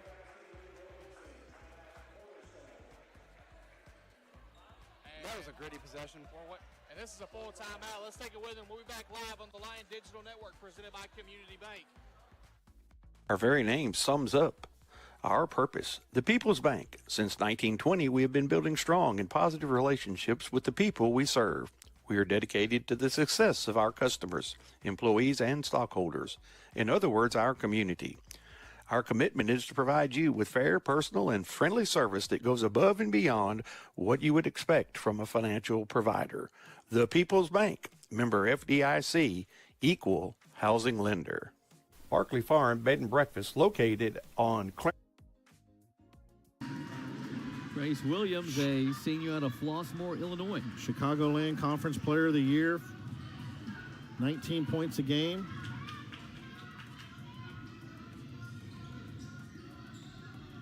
Comer driving, hanging, won't go. Ripping it away there is Howells. His shot no good. That's and a foul. They one-hand didn't call it. rebound by Taylor. Well, these guys are going to get some Mid-South Conference welcome to it. Rebound to Moy.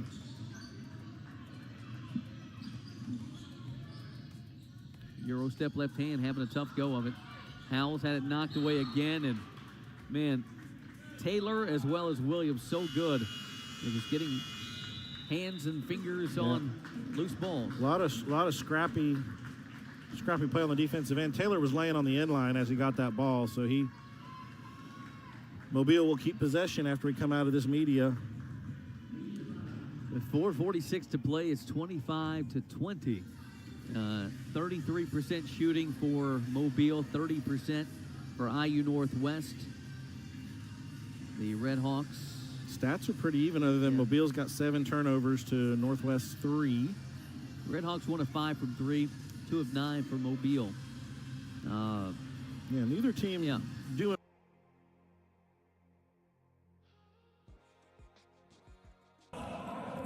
Mid-America Christian inbounding. Quentin Woodson. Woodson gets it into White. White has it on the right-hand side. Gaines. Gaines comes back over to Woodson. Woodson out front. White. White, man-to-man defense applied by Wesleyan. Right-hand side, a three-pointer on the way from the wing. Missed, no good. And the rebound is cleared by Gaines. And the shooting woes for both teams, really. Neither team having a great deal of success from the floor. Both sub 40% right now. Oklahoma Wesleyan 2 of 17 from the arc. Mid-America Christian 6 of 13, so a little bit higher percentage. Litsky with a 2 from the left-hand side extends the lead to 42-33, and now Mid-America Christian in the danger zone. They need a response here, trailing by 9. White has the basketball on the right-hand side, looking. White comes back out front. This is Gaines. Gaines on the left wing. Gaines gives it up. Mason. Mason lobs it down low, and we've got a reach-in foul called on Oklahoma Wesleyan on the post-entry pass. Nick Benet whistled for the personal foul. So Benet whistled for the personal foul, and we've got a timeout on the floor. This will be the media timeout. 14:05 left to play in the ball game. Oklahoma Wesleyan 42. Mid-America Christian 33. Timeout brought to you by Casey's Bakery. Find your favorite bakery products at caseysbakery.com. Back with more in a minute. This is the moment you've been waiting for. Welcome to the Dome. In the Dome, we have a space available for 2 full-size softball fields. However, this space is also utilized by the football, baseball, and soccer teams, as well as for other various athletic. Yeah, if you're a Spring Arbor, you're perfectly fine with using that foul to give. That's just the third on Grayson.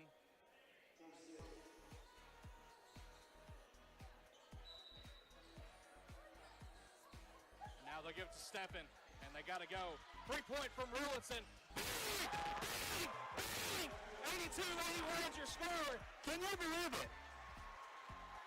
Spring Arbor 1 point lead. Almost stole away, but Grayson's going to be able to get it. He's going to the line for 2. Wow, Spring Arbor's fans don't know what to think right now. They thought they had this one in hand with like 5 minutes left in this half, and now they're kind of speechless. I don't think Cornerstone fans know what to think either. I mean, they were all sitting down, and all of a sudden they're all standing up. And I think that this fight back, this comeback from Cornerstone is really just symbolic of their whole mentality as a team. Every rebound that goes up, they're all crashing. They're super gritty. They're playing hard.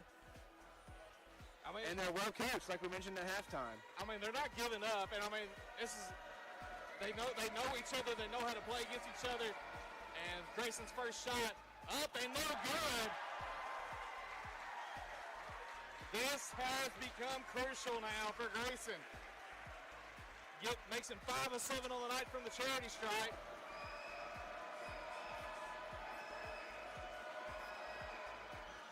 Make him 6 of 8. Again, mind you, Cornerstone no timeouts, but Spring Arbor does have one. and it'll be a 30-second timeout, so we'll keep this one here. Again, want to remind you, coming up after this, Freed-Hardman, Indiana Southeast, the battle between 1 and 16, and the winner will face the winner of this matchup between Cornerstone and Spring Arbor. And that game is tomorrow at 2 o'clock Central Standard Time, live here on the Lion Digital Network. And Kate, we thought this game was as good as over for a majority of between the 4 to 2 minute mark, and now we're at this point where Cornerstone has got the ball, 14.2 seconds left, 2-point lead for Spring Arbor. Yeah, this has been a superb fight-back effort for the Golden Eagles, and they're one shot away from winning this thing and moving on to the second round of the NAIA National Tournament. Now, the question is, do you go for two? Do you try to find a two, or do you shoot a three with Rollinson or with Brooks and go for the win? I think you got to try to find the easiest thing to get, whether that's the three or the two. And Wilcock has got it. Now to Brooks for three. No good. Rebound and foul. And I don't know if that's going to do much good or not. 0.7 on the clock. And so Favor will go to the line. And I believe they're going to go to the replay to make sure that is the correct time allotted on the clock. I believe that's right, too. I think they should. Whenever the foul contact was made, I think there was 1.5 or 6, maybe even 2 seconds left. The clock ran a couple ticks extra. But that seemed like a pretty ill-advised shot to me, but he's not shied away from the big shots tonight. He took a contested one earlier in the second half, took the one to make it a 1-point game a second ago and knocked it down. That one with a hand in his face. Didn't shy away from it, but just didn't get it to go. Yeah, it was... As just a basketball fan in general, you want to see a shot like that to go down. Clutch moment, big three-pointer to put them ahead. And for Spring Arbor fans, you're just breathing a sigh of relief right now. Yes, absolutely. And like we said, Mason Brooks is a 35% three-point shooter. So that one certainly had a chance, but with a guy in your face and from a couple steps back, not a high percentage shot, but well defended by Spring Arbor, you got to say. Yeah, that is definitely right. And when you look at the stats here, Cornerstone has kind of been more evenly spread out than Spring Arbor. You got the 33 from Grayson, and then you got 18 from Neuhoff, and then you got 11 and 10 from Favor and Robertson, respectfully. But then 24 from Rollinson and 16 apiece from Stewart and Brooks. A little bit more spread out. And more consistency there between those two, between the Cornerstone players. But let's see if Favor can go ahead and knock some free throws down. This will be his first attempts at the line as they keep the same amount of time on the clock, 0.7 seconds. So really it's just a matter of catching and shooting, really.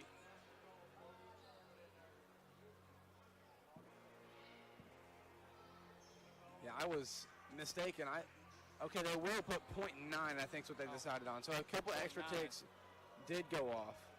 A couple extra ticks did take off, not quite as much as I had thought. But, I'd say I'm 2 for 2 for predicting replays tonight. 2 for 2, 0.9 on the clock. So a little bit more time. You can,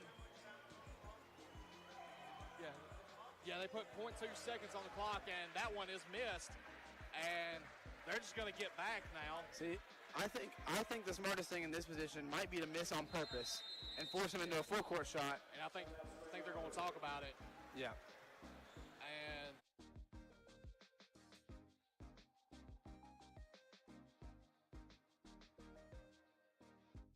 court as he was fouled. As he was double teamed, then fouled, and going to the free throw line to shoot will be number 23 for Oklahoma Wesleyan, Dylan Phillips. Phillips will go to the charity stripe. He's got a three-pointer. Moments ago, he knocked that down. He had no points at halftime.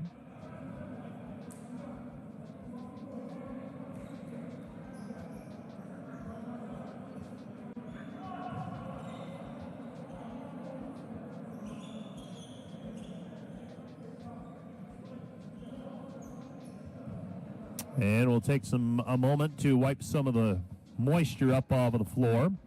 A reminder that these broadcasts and this tournament in Sioux Center, these tournaments in Sioux Center, made possible by the generosity of some of our area businesses, including American State Bank, American Investment and Trust, Edward Jones Investment, and Boren Sons.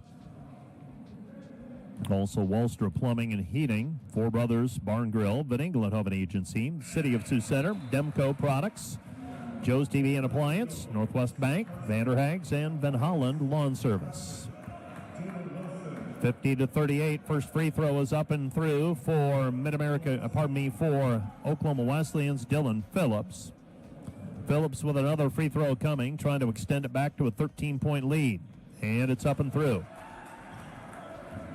51-38, 13-point advantage, and we come back the other way. Mid-America Christian, Jawan White has it. White has it, step back three, right wing, missed it, short, no good. And the rebound taken down by Benet. Benet with it. Benet hands it off to Talton. Talton crosses over into the lane. Back outside, Benet. Benet, left wing. Looking for the pass down low. Now they lob it underneath, and the shot is up. No good, but a foul on the play. Olawasui will go to the free throw line. So Fulcher picks up his third personal on the play. Olawasui will go to the free throw line. Free throw is up, and the free throw is good. That extends it to a 14-point lead, and the task getting more difficult here for Mid-America Christian. 10:58 left to go in the regulation. Mid-America Christian trailing 52-38. And the second free throw is up and through as well. 53-38. Olawasui extends it to 15. That is the biggest lead of the ball game. Left-hand side, Fulcher. Fulcher spots up the three from the wing. No good. Rebound, run out, and the layup for Oklahoma Wesleyan and Jaden Wilson. And Wilson extends the lead to 55-38. Oklahoma Wesleyan here in the second half, a 24-10 advantage, and they've extended the lead to 55-38. So Oklahoma Wesleyan in the driver's seat, 55-38. We have a timeout on the floor. This timeout brought to you by Casey's Bakery. Find your favorite bakery products at caseysbakery.com. Back with more in a minute. Today's broadcast brought to you by Snyder Insurance and Financial Group of Sioux Center, offering life, health. They'll hold for as much of the last shot as they can get. Maybe let Williams try to drive, get to the bucket, maybe get a foul.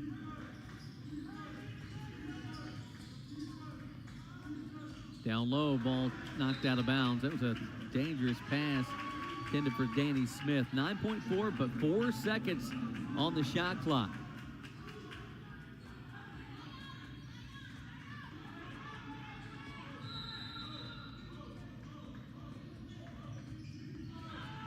Taylor to inbound. He'll get it into Jenkins. Jenkins has to throw up a tough shot. Hits the rim. Oh, what a play. Taylor. Oh, what we got? No. Might have a shot clock violation here. I would check that on the replay. And they may. I thought that hit the rim.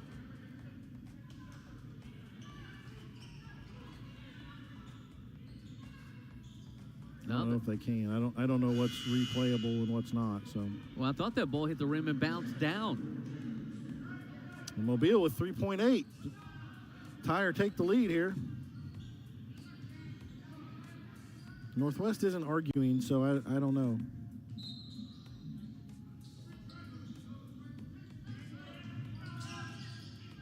Shot at the horn is off target. So we're going to have Northwest coach here, maybe? Yeah, Jared Kilgore will send it over to him as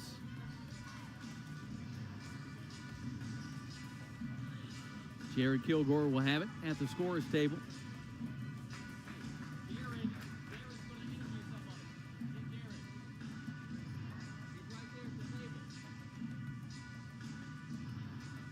I'm going to have to move. We got to get Jared or Aaron Andrews to move a little quicker to make sure these coaches don't get out. So, Jared, whenever you're ready. Yeah, here we coach. Coach, really physical start to the game. Both teams getting up and down. Just talk about how your team handled that physicality early. It's a dogfight. The officials are letting us play underneath the rim, which is nice. They're letting both teams play. That's fun, playoff basketball right now. Yeah, Williams had a really good half, 13 points. What'd you see out of him, and how is he really leading this offense? He has some tough finishes around the rim with contact. We need to hit more free throws in the second half, and I think collectively as a group, we need to hit more shots around the rim. All right, thank you, Coach. Thank you. All right. IU Northwest leading 33-31 as we go to the locker room. We'll be back in just a bit and catch up with Coach Archie as we come out of the half. Once again, 33-31, your halftime score.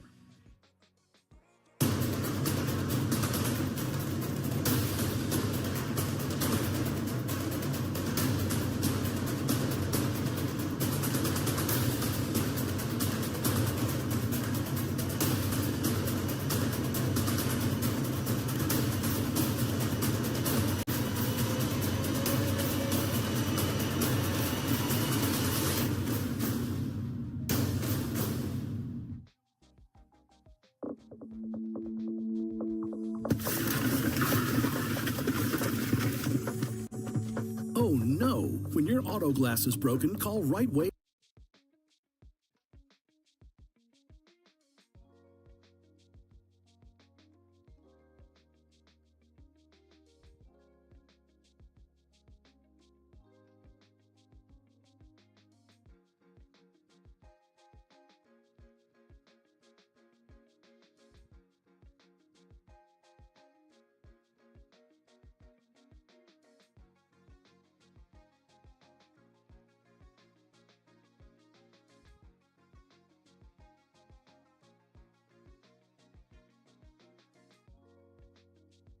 Wesleyans.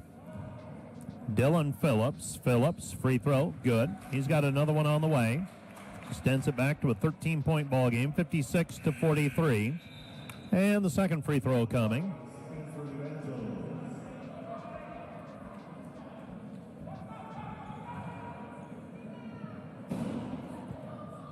So second free throw coming. 56-43. This one's up and through. 57-43. Phillips with 7 points, all in the second half. Mid-America Christian with the basketball. Back to the basket is Mason. Mason going to work with the left hand. Short shot, good. Keyshawn Mason with 6 points. And the lead is 12 for Oklahoma Wesleyan. Derek Talton passes right side. They go in between the circles to Litsky. Litsky back to Talton. Talton with 22, trying for 24. His shot no good, but foul on the play. And Talton is fouled on the play. That's going to go on Jawan White. That's number 4 on White. And Talton, with 8:56 remaining in the game, will go to the free throw line for 2 free throws, where he is 4 for 5 currently.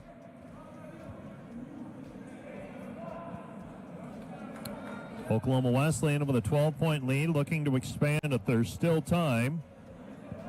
And if the Evangels can get something going offensively, they can, bottom line, opponent has to shoot every 30 seconds, so you're going to get chances, but you do need to get stops. 57-45, now 58-45 and 59-45. So Oklahoma Wesleyan definitely in the driver's seat here. 24 points from Derek Talton, 4 shy of his season high of 28. And we've got a reach-in foul called against Jaden Litsky. Litsky called for the personal for Oklahoma Wesleyan. And free throws now coming for Keyshawn Mason. Mason will shoot a 1-and-1. That's foul number 7 on Oklahoma Wesleyan in this half. Free throw by Mason is good. He's got another one coming.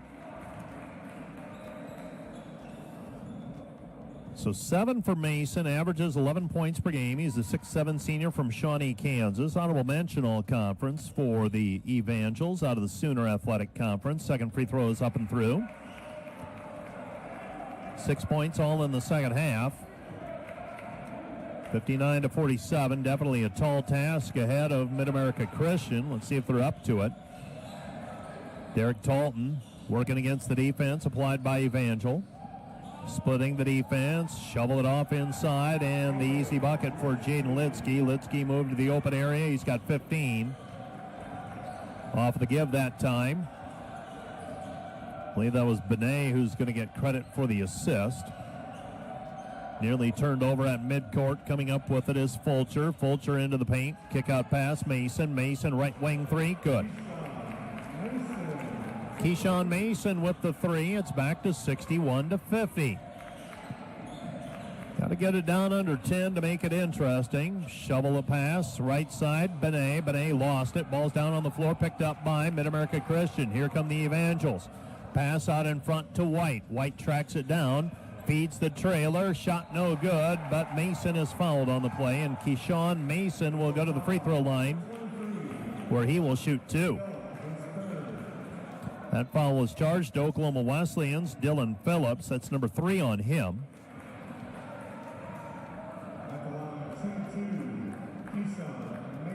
So Mason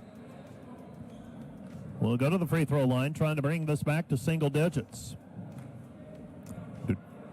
Mid-America Christian trailing 61-50.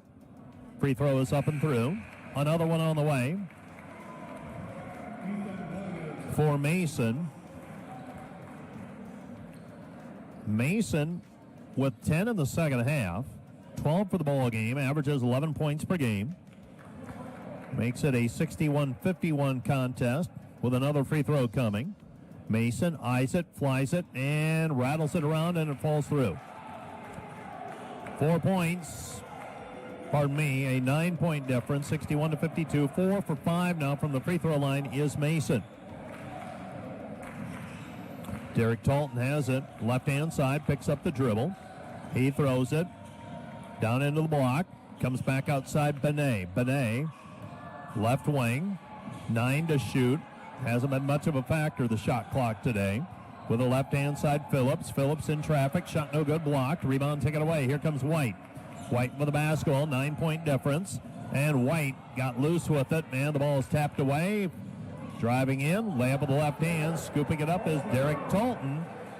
And the turnover resulting in a bucket for Oklahoma Wesleyan. And Wesleyan stopping the Mid-America Christian threat for the time being with that steal and layup. With the right-hand side, Gaines into the corner, 3 on the way. Manyang shot no good, and the rebound cleared out on the weak side baseline by Dylan Phillips after Manyang misses the three-pointer from the left corner in front of the Mid-America bench. Derek Talton dribbling it out. Oklahoma Wesleyan will bleed some clock here. Derek Talton directing traffic. Talton with 9 in the second half. Shot on the way, left elbow, good. Nick Benet with a 2-point bucket. He's got 5 by my count. And the lead goes back up to 13, 65-52, not that long ago. Mid-America had the basketball, trailing by 9, but a turnover resulted in a layup to bring it back to 11, and now they're fighting from 13 behind again. Jawan White with a 2-point bucket. He's got 11. 65-54, Oklahoma Wesleyan with a lead.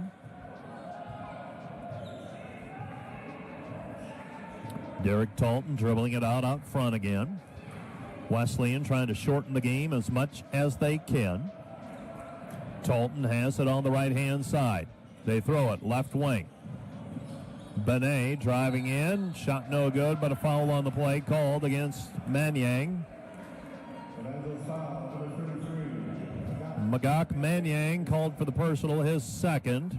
And free throws on the way for Benet. Benet. This will be the 9th and 10th free throw shot by Benet so far. An 11-point lead. Free throw is up, short, no good. Another one on the way. Yashi McKenzie checks into the ball game for Oklahoma Wesleyan. Mid-America Christian down 11 with 5:29 remaining. And another free throw on the way for Benet. Benet makes that one. I have him as 4 of 8 now from the free throw line.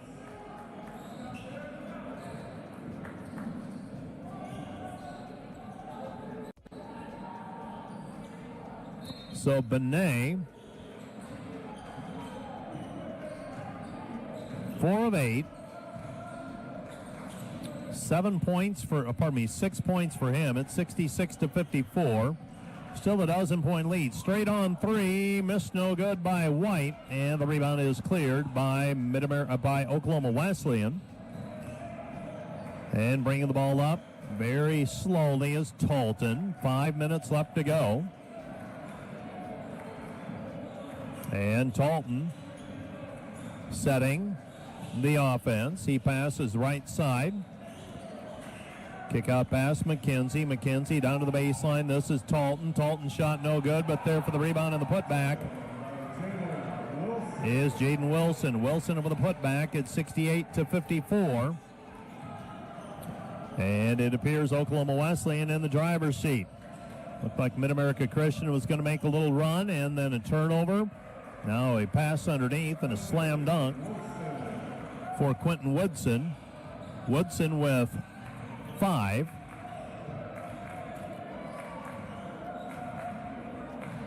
With the basketball, Talton. Still a 12-point lead for Oklahoma Wesleyan. Pass, right side, goes back over to White. White into the corner, throw it, weak side. Help defense, take it away. And Mid-America Christian gains. Three-pointer right wing, missed, no good. And the rebound is cleared by McKenzie, and McKenzie is fouled on the play. So free throws on the way for Oklahoma Wesleyan when we resume play, but we have a media timeout. This timeout brought to you by Casey's Bakery. Find your favorite bakery products at caseysbakery.com. Back with more from the DeWitt in 1 minute.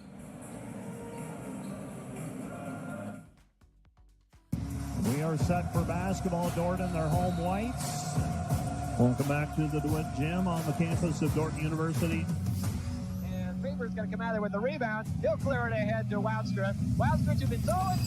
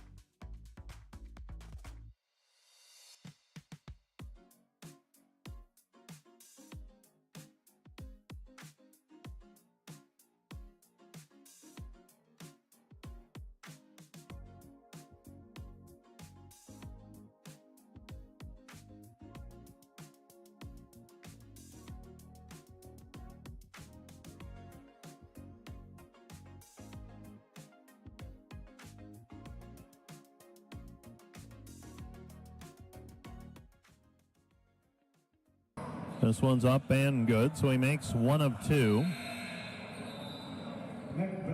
69-56. And the clock starting to work against Mid-America Christian significantly here, down 13 with under 4 to go. Bringing the ball up is Jawan White. White, hard to the basket, layup, quick 2, good. He's got 13, 69-58. An 11-point lead. Mid-America Christian shows a pressure defense. And we've got a foul on the play called on the pressure defense by Josiah Fulcher. Fulcher called for a personal foul in front of the Oklahoma Wesleyan bench, and Fulcher will go to the free throw line where he will shoot 2 free throws. Beg your pardon, Talton will shoot the 2 free throws. There we go. The teams that I'm unfamiliar with again cause it a little bit of a problem. The foul went on Fulcher. That's his 4th. Talton goes to the free throw line. First one is up and through. He's got another one on the way. 27. This would match a season high for him. And the second free throw on the way. This one's up and good. So Talton has been as good as advertised. First team all-conference player, and he has risen to the challenge today with a season high 28 points. Coming back the other way, Jawan White with the 3. And it's a 10-point ball game, 71-61, 3:27 remaining. And we've got a reach-in foul called on Jawan White, and if that's on White, as I anticipate, that's going to be it for him. He's going to be eliminated on fight. He will be disqualified on fouls with 16 points. So a foul called on Jawan White, and the senior from Georgia commits the foul shortly after getting the lead down to 10, 71-61, and Benet will now shoot 2 free throws. He's 4 of 8 so far.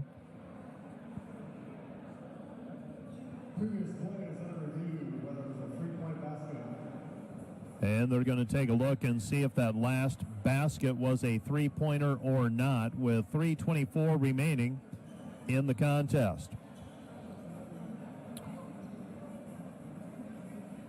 So while they do that, we'll tell you about some of the other games going on. The in-progress contests for men's basketball in the NAIA National Championship first round. Second round play will be tomorrow. All totaled, there are 64 basketball games in the NAIA happening today, men and women. Tomorrow we whittle it down to 32. Cumberland's defeated Milligan 85-71 earlier today. Life over Johnson 93-82. Cornerstone loses to Spring Arbor. That one's 83-81. Langston defeats St. Mary's 64-51. And with 3:20 left to go in this one, Oklahoma Wesleyan leads Mid-America Christian 71-61. And Madonna, with 14 minutes left to go in regulation, leads Indiana Wesleyan 56-54. And Indiana Northwest is a 33-31 leader over Mobile. Other games just underway. You've got 3 more that are just getting started. Shot is up and good for Benet. Benet with 7. And another one on the way. 72-61 pending another free throw. This one's up and good as well. 73-61. 73-61, 3:20 remaining. With a basketball across midcourt. Shot no good by Mid-America Christian. Saved in, though, by Quentin Woodson. Kick out pass, 3, missed no good, and the rebound is taken away by Talton. Talton up the floor. He's got 28 points already, and we've got a reach-in foul called on Quentin Woodson. And more free throws on the way for Derek Talton. So it certainly appears that Oklahoma Wesleyan is going to survive this one and advance.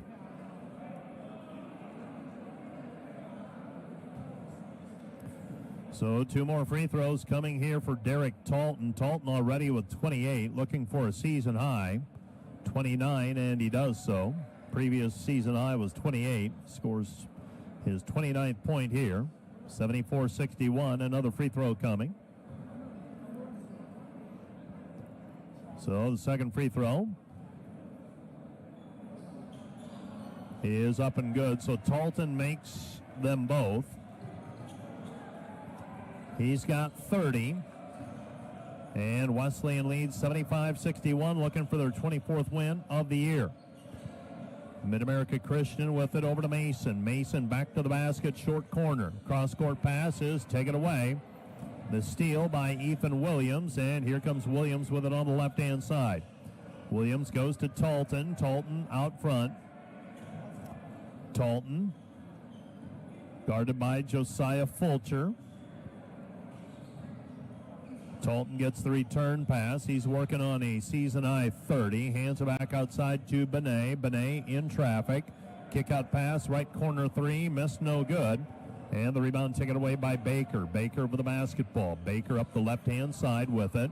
And a reach-in foul called against Derek Talton. And a one-on-one opportunity coming here for Mid-America Christian and Terrence Gaines. Gaines with 12 points, all from the three-point line.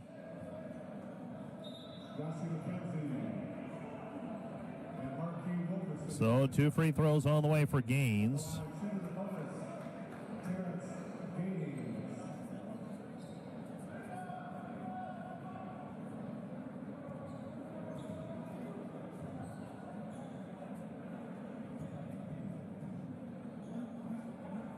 Free throw is up, and it rattles around, spins, and drops through for Gaines.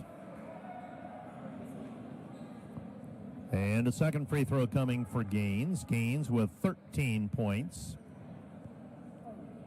Mid-America Christian scoring got pretty limited.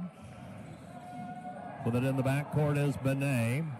They get the ball inbounded to Talton. Talton to Benet. Benet to McKenzie. McKenzie with it across the timeline. We approach the 2-minute warning of this one. 2:10 and counting. Derek Talton with it on the right-hand side. Talton throws it away, intended for McKenzie, and it goes out of bounds. Last touch by Wesleyan. It'll be Mid-America Christian basketball.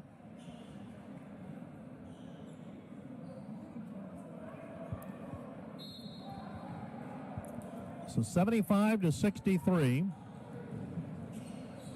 With a right-hand side, Mid-America Christian. They throw it into the corner. Manyang. Manyang three, good. Manyang with the three. He's got 8, and we've got a foul called in the backcourt. With Mid-America Christian trailing by 9, 75-66. They'll try to play the foul game here and see if it will pay some dividends.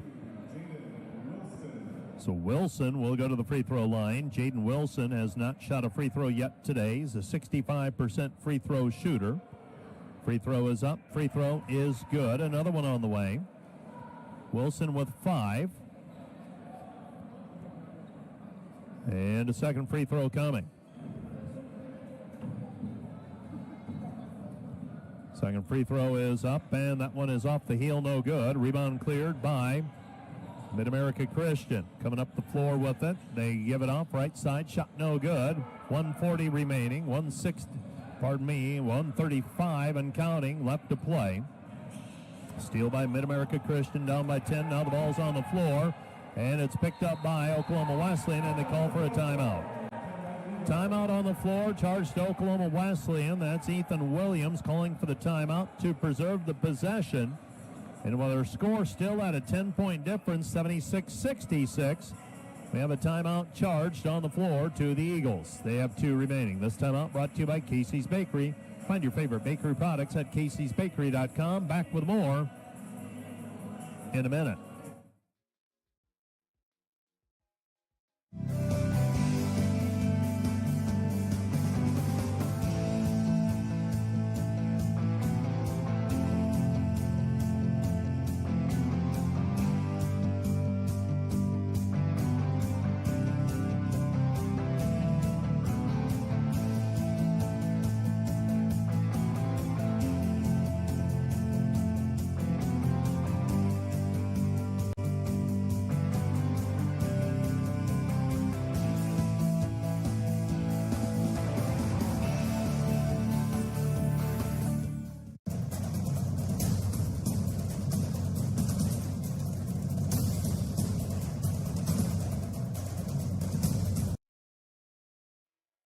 I'll give credit there to Williams. 9-point lead. 3 won't go. Williams to the rim, knocked away, puts it up, and scores it. And the Red Hawks 11. Have a double-digit lead. 11. Big Trace Williams fan.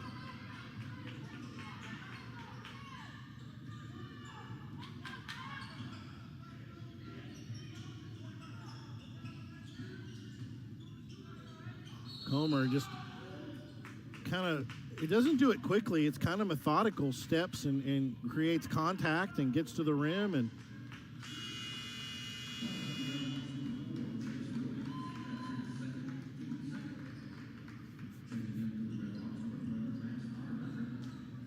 .46-35 the score.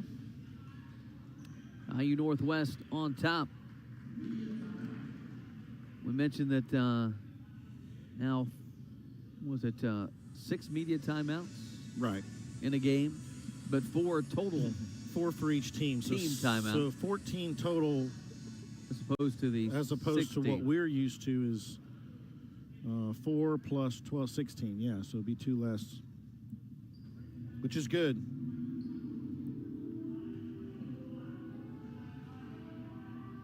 Mentioned IU Northwest the 12, Mobile the 5, and that's sometimes the seedings that can. That is the one you look at a lot. Yeah. But as we learned last year, when Cumberland hosted for the first time, and Philander Smith came in here as the 15, they were good enough to beat a lot of teams, nearly knocking off Cumberland last year. See it with Milligan coming in. You know, this core of teams. And that's probably the case for a lot of the quadrants. I mean, it's just, there's a lot of parity in NAIA basketball. And when these teams, again, we talked about earlier, we don't cross-pollinate enough. You have opportunities like at Kingsport and the show and those things to do those things, but limitations in travel and budgets, you don't really know how good these teams are from different parts of the country. And so I think seeding can be hard. Now, there were some egregious mistakes on the women's side of the seeding, but the men's bracket, you know, I think it's just hard sometimes. So Comer will go to the line again for the 10th and 11th.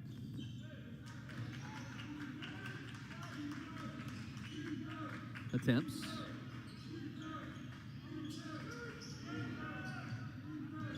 .46-37. Red Hawks with lead and the basketball. Nice defense there by Smith, who's back in the game.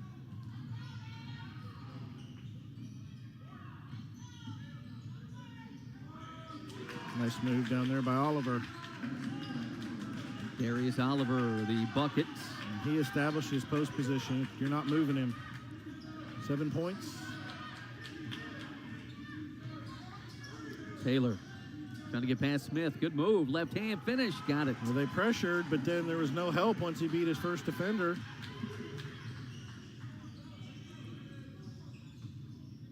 Spinning is Comer. Down low to McKenna. There's one. McKenna went for that ball and kind of displaced Jenkins.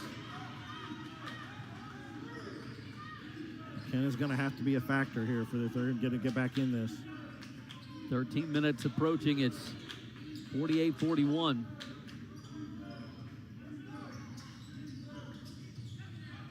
Wide open Jenkins. He can shoot it, and he knocks it down. He stares down the Mobile bench. Does not get a tee.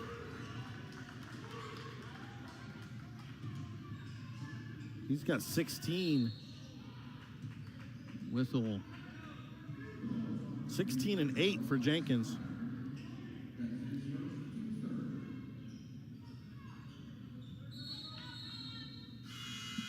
Ten-point lead for IU Northwest.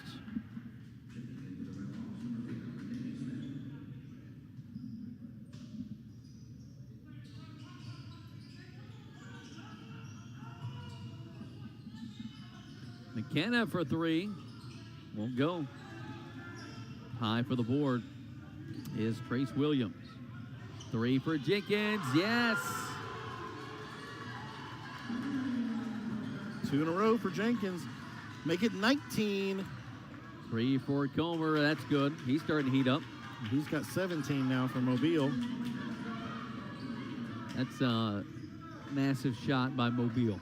Now you're seeing the ball go in the basket for both teams a little bit. Approaching 40% shooting. Ball rolls off. Good offensive rebound, but stolen away. Here's Comer. Dangerous pass. Oh, good job by the fans. Nobody there. There's nobody there. Nobody caught him. Good balance. You know who would have caught him if he's here? Dr. Broom. Man, Dr. Broom would have loved this. He would have. Saw that we had a seat saved for him down there.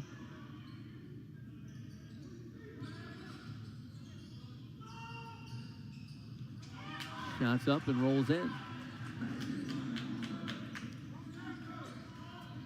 Oliver scoring the 2.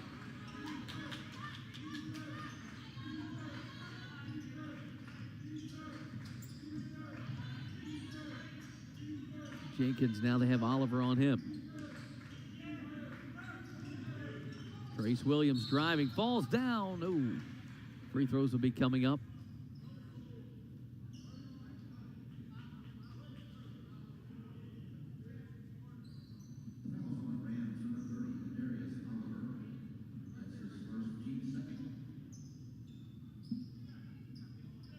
So Oliver just picked up.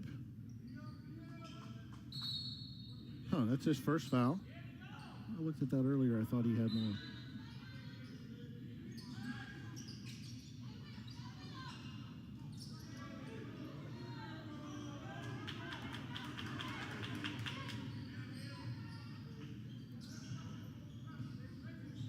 Eight-point lead for IU Northwest.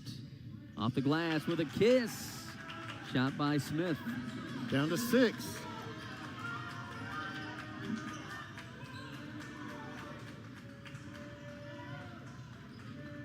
Ten minutes, 45 seconds.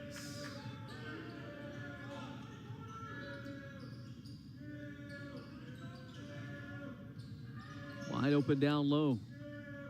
Shot off target. It rolls off. Here's Mobile with a little run. That was Otterbacher who snuck in the game. They're going to call a foul. Smith going to the line. Be the first non-person named Comer going to the line for Mobile.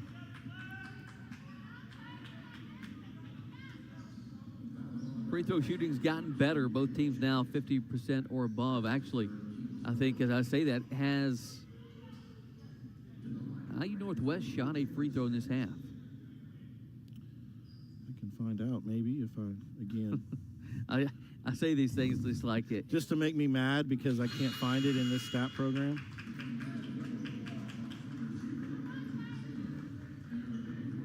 Yeah, this half, no free throws. No free throws, yeah.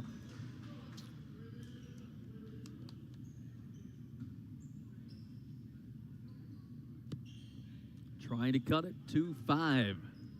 Excuse me, to 4. Up and go by Smith. Well, nice run. So Northwest had it up to 13. Mobile's brought it back to 4.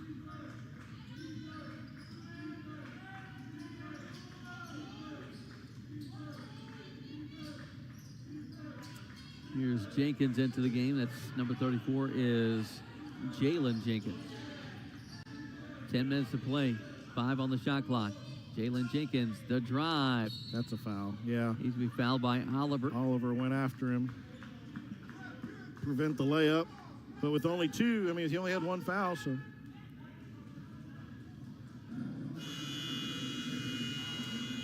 Another media. Game tightening up, 54-50. Yeah, Northwest had it gapped out, 13, 11. You're thinking, you know, maybe this is getting away from him. Mobile with a nice response. Still haven't gotten McKenna going. 6 points, 3 rebounds. That foul trouble really kind of messed up his flow to this game.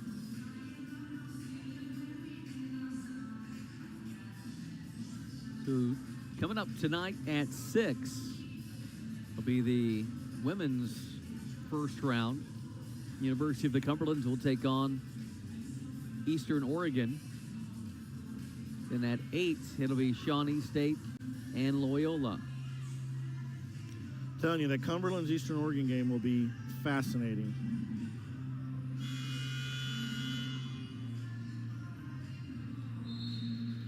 The men's bracket in the NAIA, you can't really see it on here, but just a lot of teams vying. Yeah, as I put this graphic up, I realize that's just too small of reading, especially. So we'll go ahead and get off that one. But there's a look at who's in the Kramer bracket, and I don't see a lot of bad teams there. I see a lot of really good teams there. No, it's a strong bracket. Indiana Wesleyan is pulled out ahead of Madonna, 10 points with about 5 minutes to play there. Early, St. Mary of the Woods is up on Dalton State by 6, but middle of the first half. And Freed Hardman got an early 9-point lead middle of the first half against Indiana Southeast, the Grenadiers.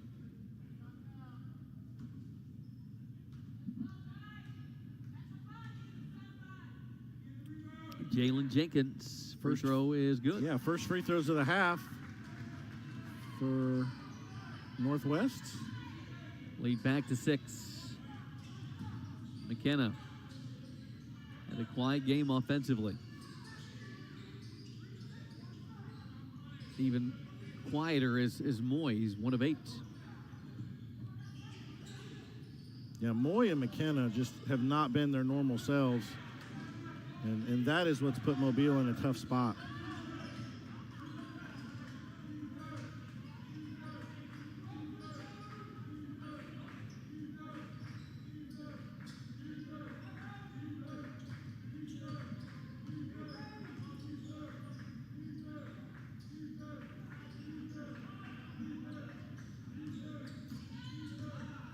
Driving is Taylor, rolls off.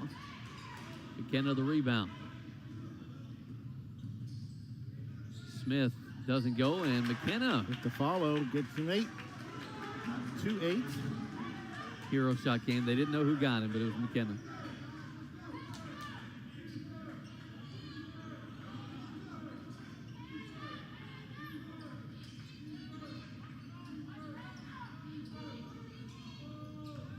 I don't know what. Jenkins had a good look at I don't know it. what is it Jennings? I think it's Jennings. I think it's Jennings. I've been saying Jenkins the whole time. I think it's Jennings. My apologies. I don't know what he was waiting on. He had a shot, and he just chose not to take it. What about that one? Comer, they're going to have to look at it. So officials signaling to make sure that's a 3. They're going to give him a 3, but they're going to go back and look at it. So, yeah, Jalen Jennings. And my apologies. I said Jenkins the whole game, but it's Jalen Jennings. Down low. Oh. Far be it from me to correct you on anything. Well, no, I mean, that's one that the ink blurred together, but Williams gets fouled. I won't say it. You know, I tried to share a moment in my life with you earlier in the first game with my optometry appointment, and you know, I won't make fun of you at all. Well, I mean, the thing is, I probably read Jenkins, but I've read Jennings, but I probably said Jenkins the whole game. There is a Jenkins. Yeah, but that's the thing is, what's it called when you get things backwards? When you're doing this with neutral sight and you're trying to learn these teams on the fly. The dyslexia gets you sometimes, or the lystexia. Oh dear Lord! All right, so remember we do have a review. It's a 1-point game. We've got a review on the Comer 3 coming up in a moment, or at the next dead ball or timeout. So the score is Northwest 2 at the moment.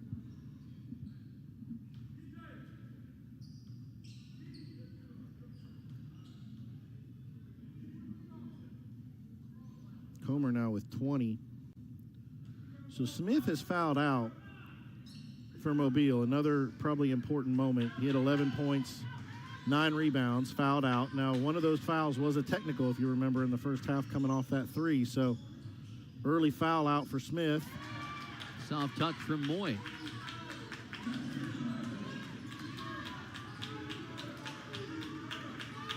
Tied to 57.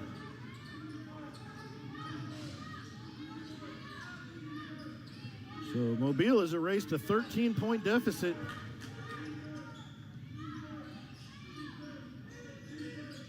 Taylor down low. Smith, power move up and in. Nice response there by the Red Hawks.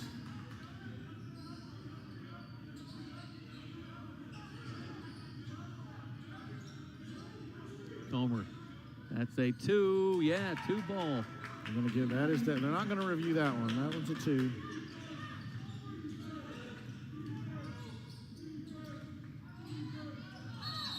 Jennings. I'm call an offensive foul. When he was Jenkins, he wouldn't have, but now that he's Jennings. So Williams with a kind of a quiet second half so far. I thought hasn't really. Trace Williams was a stud in the first half. Second half, he has not got as much done. Still at 16 points, 6 rebounds.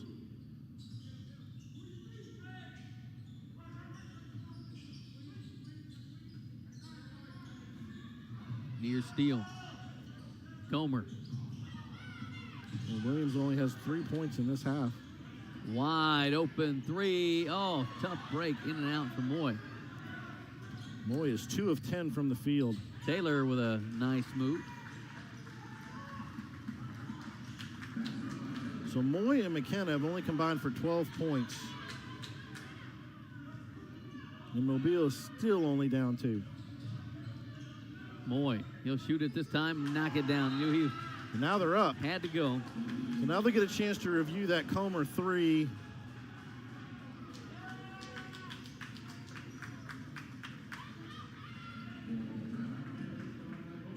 Full timeout. You're going to go check that out at the monitor. So it could be 63-61, correct? Yeah. 60. 61-61, right? It'd be tied if it's. They marked it as a 3. Yeah, so okay. they gave him the 3. So worst case, for Mobile, it's a tie game now.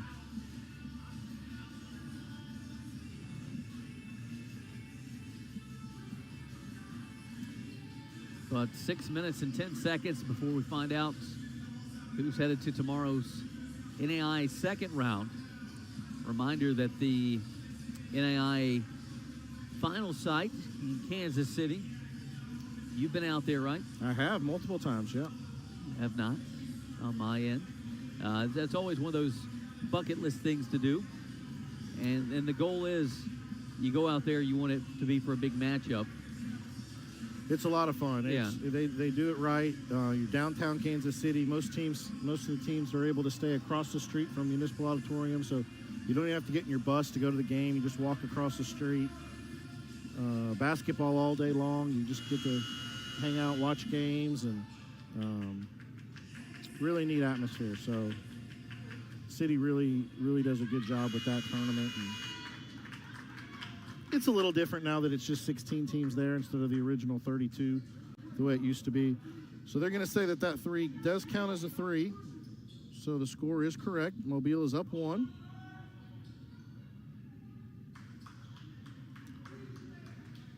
Yeah, if you're a basketball junkie, it's a cool place to be.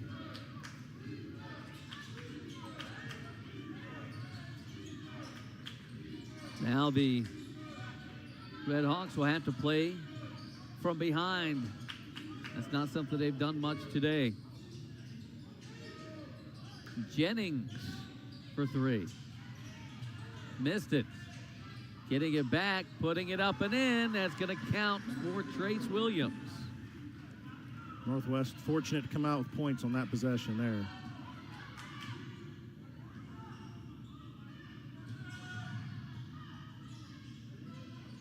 Five and a half to play.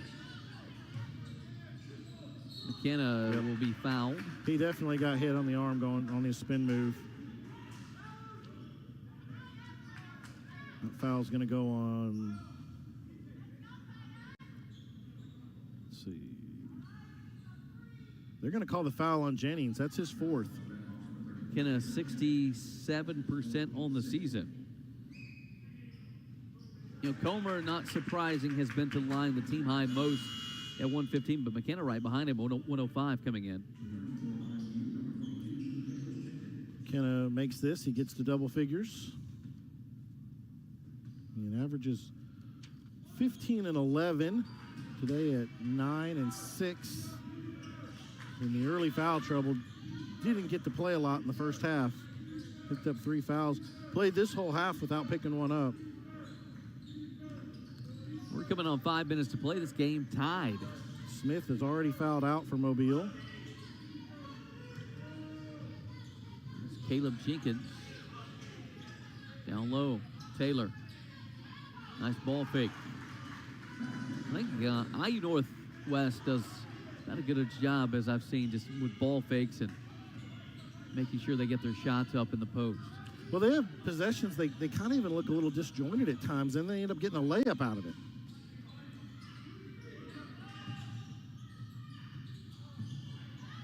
Moy loses control from behind. He thought he got fouled, and game will play on. Taylor has it.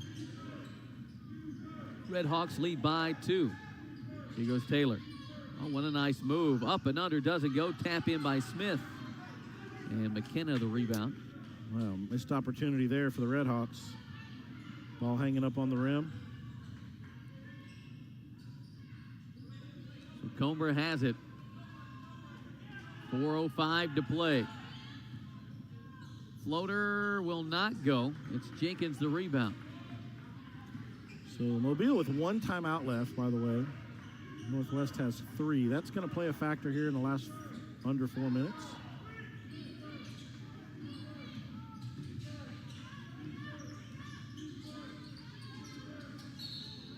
Going to call foul on Moy. Be his first and 5th on the team, so we're not shooting. Out of bounds under. Oliver going to check in. Hopefully our final media. It is our final media. These teams coming in. Cumberland's number 4. Milligan was 13. Cumberland's in the bracket there, man. Do you not have that kind of... This is a screenshot from the NAIA. There's no way to physically do it. But I appreciate the thought. Your creativity. This is just coming in. Plus, you guys here at University of Cumberland's like, you know what would be good? With 8 or 6 basketball games, a bunch of softball and baseball games, and you like tennis and track and field, we got that for you, too. We got that right now, too. If you get Hope all that's going well. you get thirsty, here's a pitcher of Kool-Aid. But Cumberland's 4, Milligan 13, Mobile 5, IU Northwest 12. That's kind of what you're going to see here, but, man, that's a good 12 seed. That was a good 13 seed. Oh, goodness.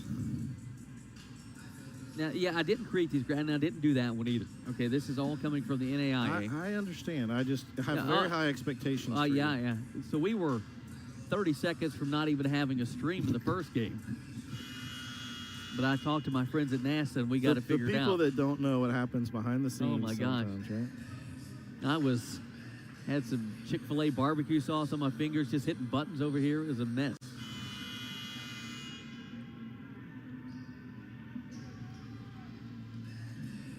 Yeah, what happened, I don't know if you noticed that, I think you were too busy cursing and throwing things at the computer. My wife walked by, and I pointed to the screen as it was black as we were getting ready to go on the air, and she just went, "That's not good," and walked away. So I was like, thanks for the support, Hon. Thanks for the help. So 3:41 to play. That's got to be a foul. I know he lost control, but Oliver picked up his third. Yeah, third, sorry. That is the 6th. So it's still out of bounds. We're going to call that on the floor.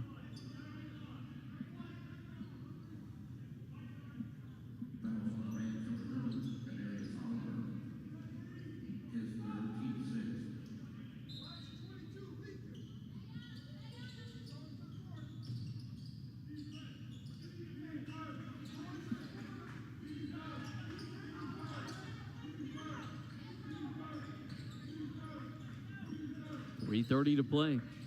Down low, Danny Smith. Nice high-low action. Smith wanted a foul. He kind of pointed at the official. I don't know where he thought there was a foul, but nice high-low action there. And the Red Hawks, after being down 2, come back and take the lead by 4.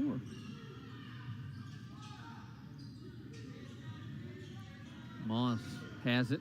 Free throw line. Hesitation with a floater. I love that move. Moss's first 2 of the game come at a pretty big moment. Under 3, 2-point game. Exactly. What did we say? We thought this game was dead even. We thought it was going to go down to the wire. We called this one. Said it could be mid-60s. It may get a little bit farther than that. No call. Now you got a scrum and you got a held ball. It's going to stay here once they unpile. Tommy Chazanoff with the definitive point from the scorer's table.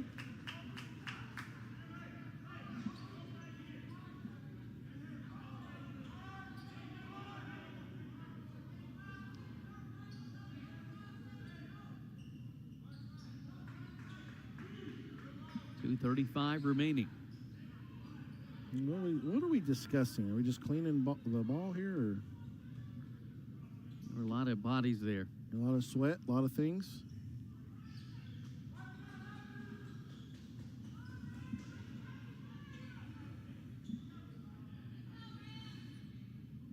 Remember, we've got a whole bracket of women tonight still. What an out-of-bounds shot underplay. Up and good by Trey Stenhelbert. I'm letting you say it. I would show you the bracket of the women's games, but you just asked for it to be better. No, I just, Oh, unlucky. Shot rolls out by Oliver.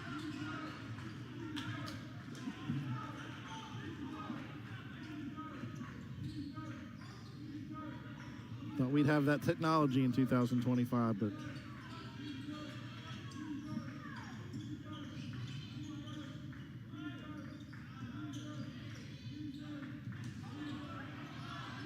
here's the guy that can make it happen. Taylor out to Stenhelbert. 3 won't go. went over the back. Boy, it looked good from here, though, didn't it? I don't know. So one official has it going over the backboard. One official has a foul. So it did kind of go over the corner of the backboard. Yeah, but the official underneath had a foul. So what they're discussing is, okay, he had a shot clock violation. I don't think it matters either way, really. It's going to be Mobile basketball. I don't think it matters either way. That's a turnover. Technically, probably. I guess it does matter. It depends how they define that, a turnover or dead ball rebound. But big offensive possession here for the Rams. That's a foul. Comer, nearly finishing off to make it a three-point play, but he'll have 2 free throws coming up. He's 6 of 11. Smith reached in there.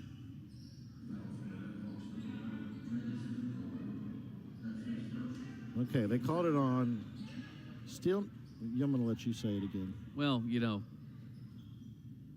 it's right here. Stenhelbert. There you go. Called it on. So now Comer going back to the line. He has shot, this will be free throws 12 and 13 on the game. Yeah, so Comer, once again, he gets to the line a lot. This one up and good. 23 points for Comer. Leads all scorers in the game.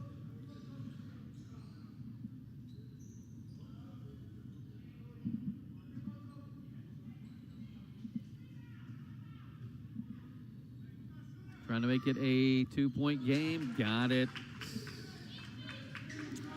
2-point game, minute 37.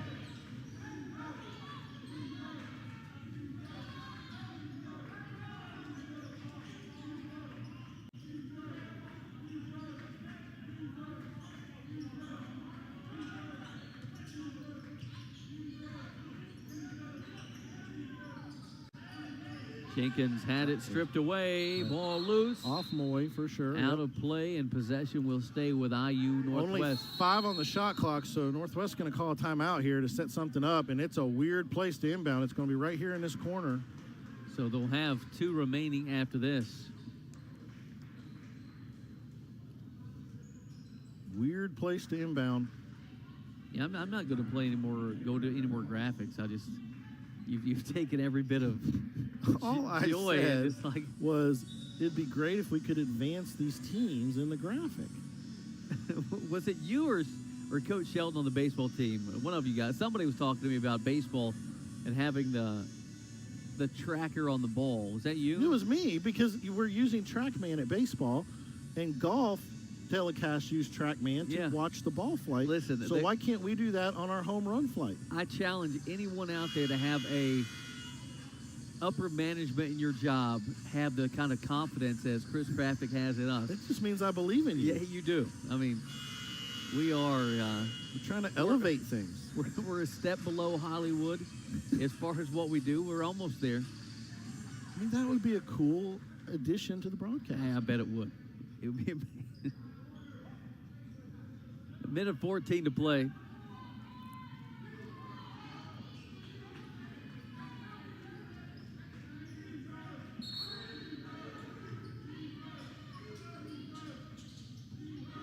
IU Northwest, 3 seconds. He threw it away. I thought he threw it away. Essentially did. Now the Rams a chance for the tie. Oh, man, what a block by Smith. Danny Smith just smacks it down. Now possession's going to stay with right. Mobile. Mobile Smith, on the side. Smith's like, hey, just grab it. You keep possession, but denying that one at the rim. A minute 3. Moss to inbound. They've got McKenna. 3 would give the Rams the lead. Minute to play. Comer hands off to Oliver. Now here's Moss. Oliver on the block. Gonna back him down. Blocked by Taylor. Really good defense from behind. Oliver did not know he was behind him. They're going to see Northwest try to use a little clock, I have a feeling here. But a 19-second differential. 69-67. The Red Hawks of IU Northwest leading, and they have the possession. Taylor to the rim. He is fouled. He got bumped. 29 seconds. Taylor's going to go to the free throw line where he is 1 of 4 on the day.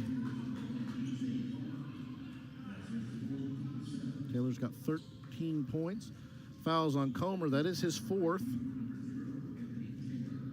The winner of this one will get University of the Cumberlands tomorrow, 3 p.m. Eastern Time.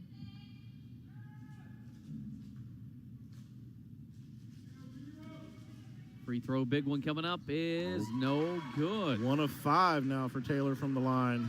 This next one is huge. 1 timeout remaining for Mobile, 2 for IU Northwest.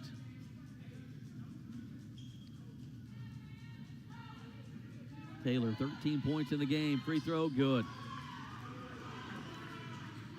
Best Mobile can do on this possession's a tie. Moy, 3, straight away, no good. Up high for the board. Pass down low. Here's Taylor. Yes! And count it. The icing, Anthony Taylor. And the pass up ahead, who is it from? That was from Trace Williams.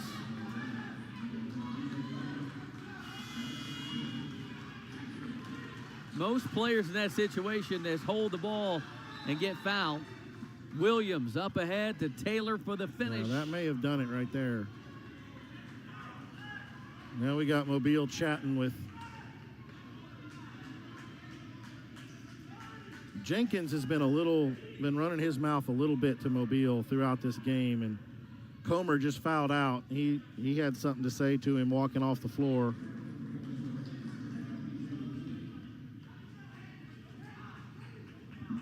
So 15 seconds remaining.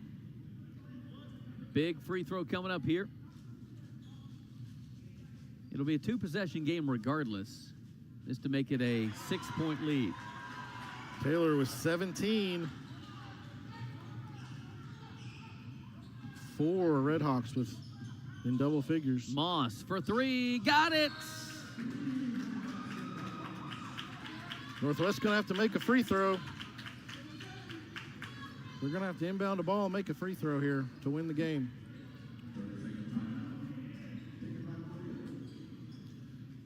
So that is the last timeout for Mobile. 9.8 left, down 3.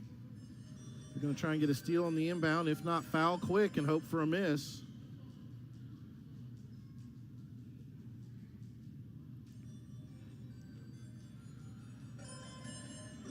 And remember, our next game is 6 o'clock.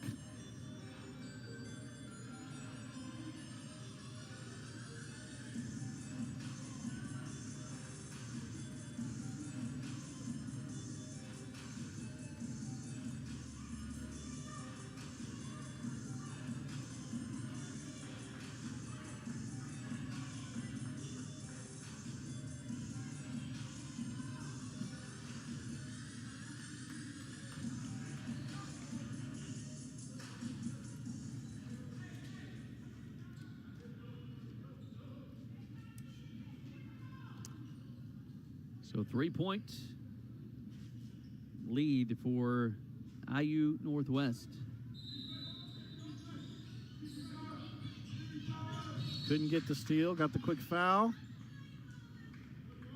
And fouled Williams, who's going to go to the line. He's 4 for 5 with 18 points. So a chance for Williams to get to the 20-point mark. Got 8 rebounds. Smith and Jenkins have combined for 27 rebounds for IU Northwest. Both have double-doubles. Smith with 11 points, 17 rebounds. Jenkins with 19 points, 10 rebounds.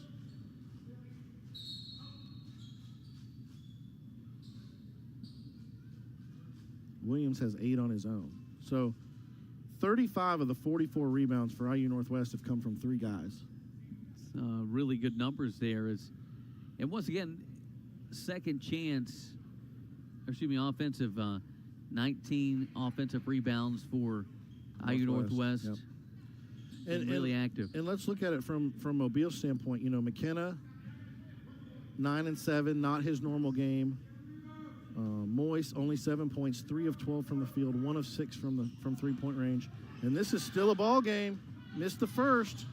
They're going to try to tie it. 3, and he is they're going to say he got fouled on a 3-pointer. Getting fouled was Jarvis Moss. He will have 3 free throws. He has not shot any in the game. He's got 5 points. I cannot believe they fouled him. I think they were kind of panicked. They were so shocked that Williams missed the free throw. Now he's 89% on the season. Oh, wow. Could we be looking at overtime? There's the first one. What about Jarvis Williams? Hadn't had a lot of offensive things happen, but then hits a big 3 to cut it to 3, and now a couple free throws away from tying it. Moss. What did I say? Williams. Yes, excuse me, Moss. Jarvis Moss. Could Mobile sneak this thing into overtime? So Jarvis Moss has potentially 6 points in the last 10 seconds to tie it up. He hits it. So 2 seconds remaining. Unbelievable.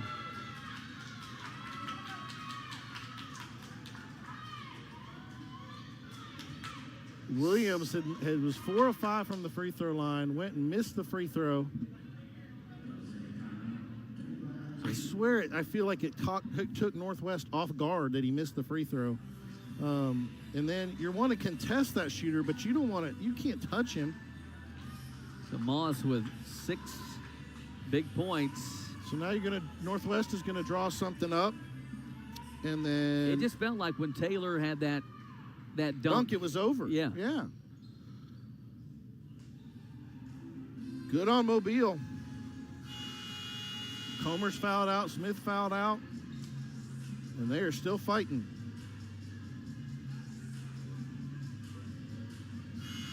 And how big was that for Moss to go knock down 3 free throws to tie a game? 8 points. So here we go. Now, if this was the women's game, they could have advanced it. Right. You're right.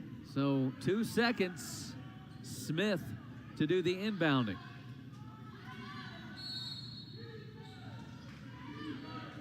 Can run the baseline. Pass down the court. Caught. The touch.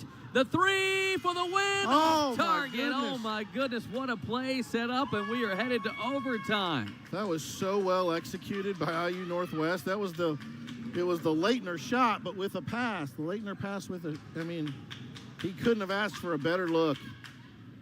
And just missed everything. Wow.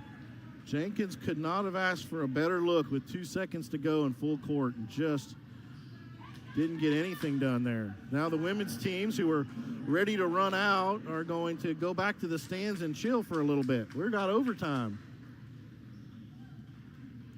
So the funny part about that, and then not a lot of broadcasters would share this kind of information with you, is the whole time I'm like, is that Jennings or Jenkins? That whole debacle got me from earlier. But here we go, 5 minutes of more basketball. Now, I do think this is an important, Comer has fouled out 24 points. Smith has fouled out 11 points, 9 rebounds. Jennings does have 4 for Northwest, but that's really the only trouble they're in. McKenna has played this whole half with no fouls. Can Moy do something here? Not a great game. Can he hit some shots here? They got 5 minutes of new life.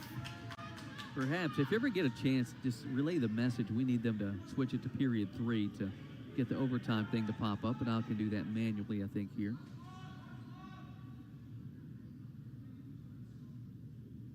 Or period 5, I guess.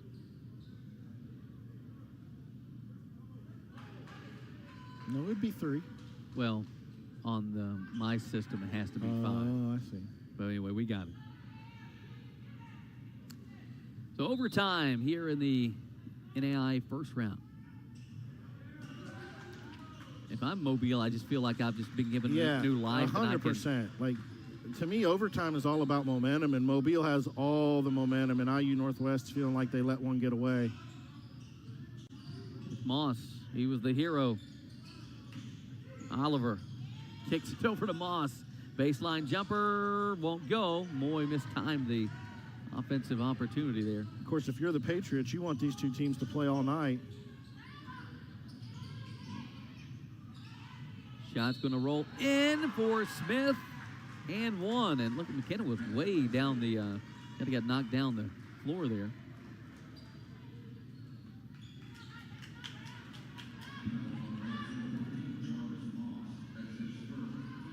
Moss picks up the foul.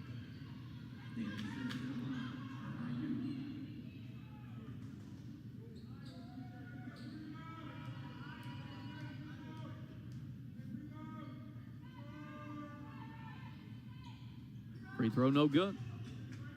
McKenna with the rebound.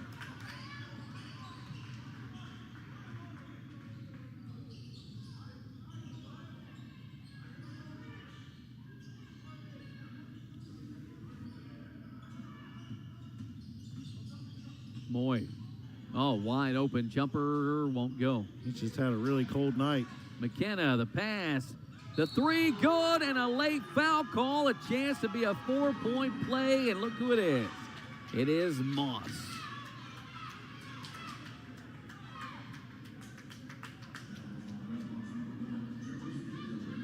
So Moss now with 11 points. Chance for a 4-point play.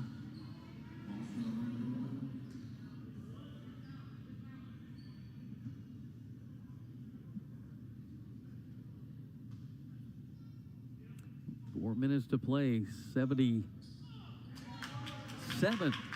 Mobile with a 2-point lead. Did not think we'd be saying that right now.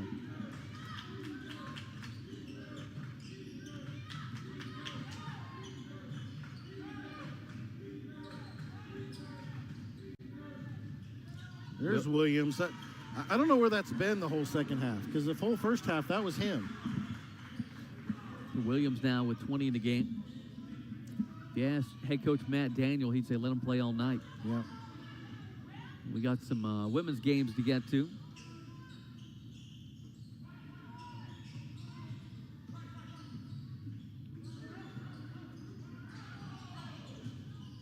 Down low, McKenna up and in for the shot.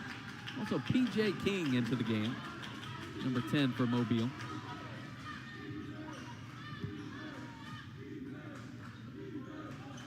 We're in overtime. 2-point lead for Mobile. They'll get it to Danny Smith. Picked up by Oliver. In the middle, Taylor off to Smith. Oh, just rolled off. Smith going to go to the line where he is 1 of 5. So Northwest is 12 of 23 from the free throw line. 52%.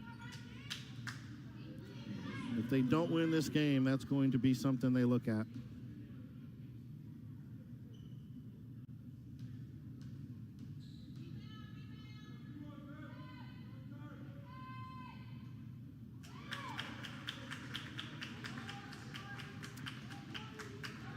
Another free throw coming up.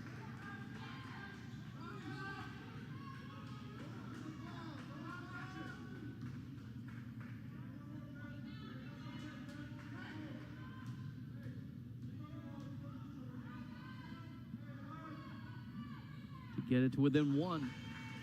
Look better.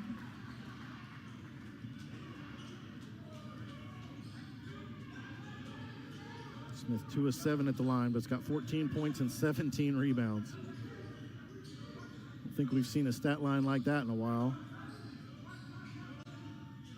Once again, King, number 10. He's not played, I think the overtime is his first minute. No, he's played 15 total in the game. Okay, yeah. sorry. He's not had any... You just weren't watching. Yeah, production errors. Oliver. Fouls on Williams. That'll be his third.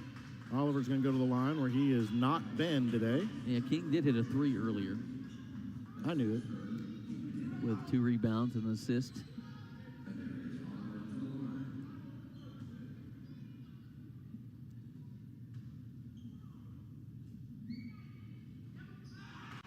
Free throws tonight, once again. 15 to 22. Mobile's done a much better job in the second half. They've been really good.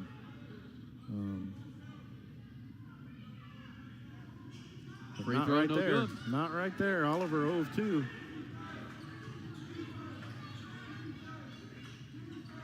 I'm going to find Williams or Taylor.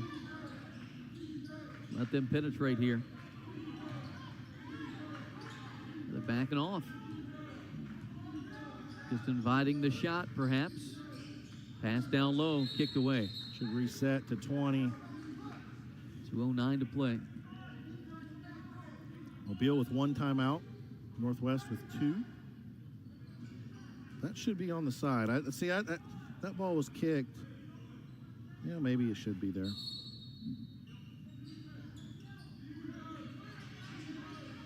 Taylor to inbound.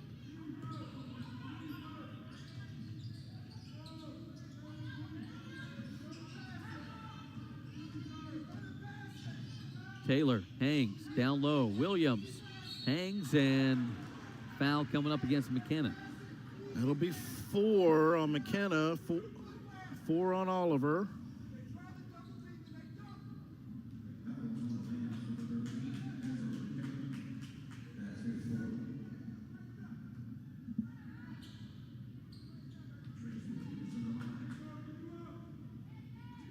Free throw no good. Williams has missed his last 2 at the line. He's now 4 of 7. And the 1 in regulation was really hurt. That's why we're here now in overtime. So trying to tie it up at 79. Williams will do it. Makes the second.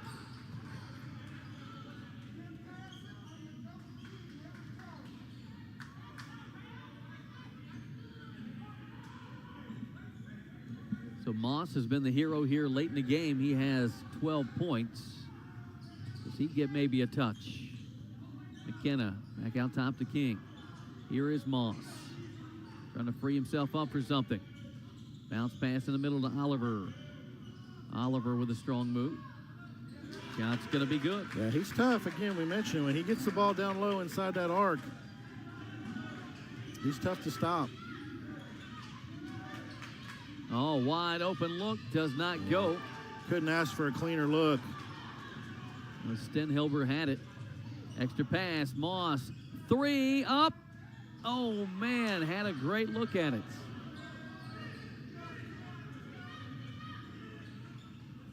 IU Northwest trailing by 2. The Red Hawks work it to Williams. In the middle, Smith, nice pass to Taylor. Tied at 81. They're really good at that interior passing.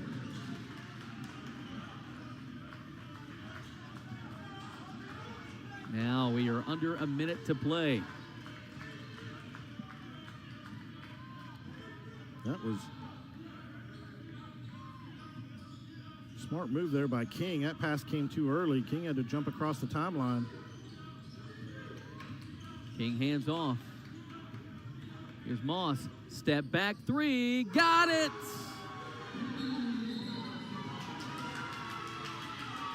Moss has been huge.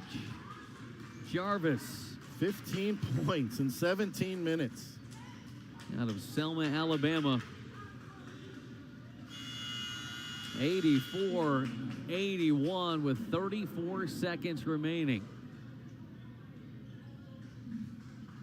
Moss, 3 of 6, 3 massive threes, but not bigger than those 3 big free throws that happened to send it to overtime. After about 15 minutes of action, I thought there was zero chance the score would be in the 80s. Just took them some time to warm up.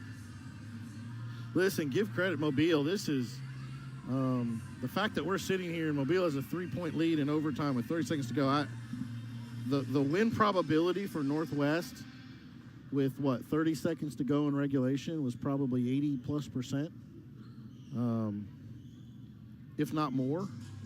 And Mobile, they got off the hook when Northwest fouled Moss on the 3-point shot, and then drew up an unbelievable play at the end of regulation to get a look, but didn't knock it down. And Mobile's just had a little more here in the overtime.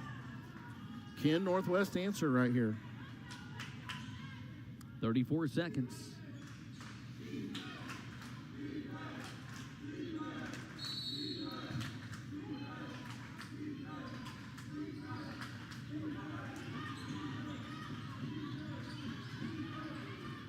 Taylor on the wing, drives, scoops it up and scores. I like that. They didn't go for 2-3. I like that. You're going to put some pressure on Mobile. You look at right now who's in the game that has not shot free throws well. Oliver is 0 for 2. McKenna's 1 for 2, but he's a good free throw shooter. Cannot foul Moss. King and Moy haven't been to the line. You got to assume Moy's a high percentage free throw shooter, though he hasn't shot it well tonight from the field. He's not gone to the line.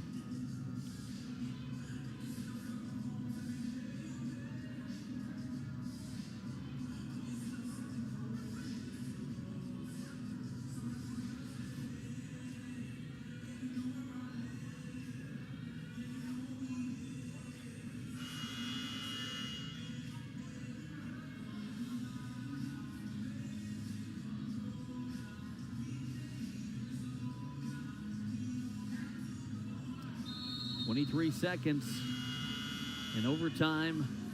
I always hate it when they say overtime number 1 because you're not guaranteed, but man, what we saw, we had a 3 overtime game here this year in a women's game. We did, yeah, against Marion, which, if you have your bracket up, could be a potential opponent if the Patriots were to win a couple here.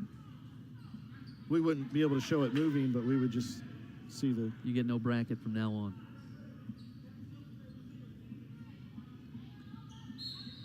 1-point game. Inbound will come to Moss. Don't foul him. Oh, he stepped out of bounds. I'm going to say he pushed him. That's not who you want to foul or get the ball. This is going to be a 3-point game in a second. Of course, interesting that Moss is pointing up to the crowd as he goes to the free throw line. So Moss, 15 points. Yeah, he's not missing. All happened late in this game at crucial times. Moss was 3 for 3 when it mattered the most.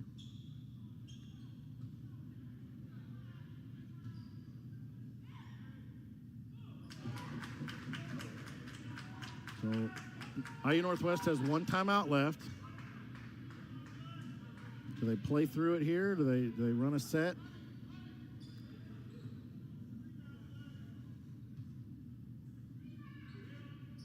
That one rolls out. Shocked. Smith out to Jenkins. Now Smith to the rim for the tie. Got it. No timeouts for Mobile. Moss going to try to win this thing. Jarvis Moss for the win. Double overtime. Well, game could get to 100. 85-85.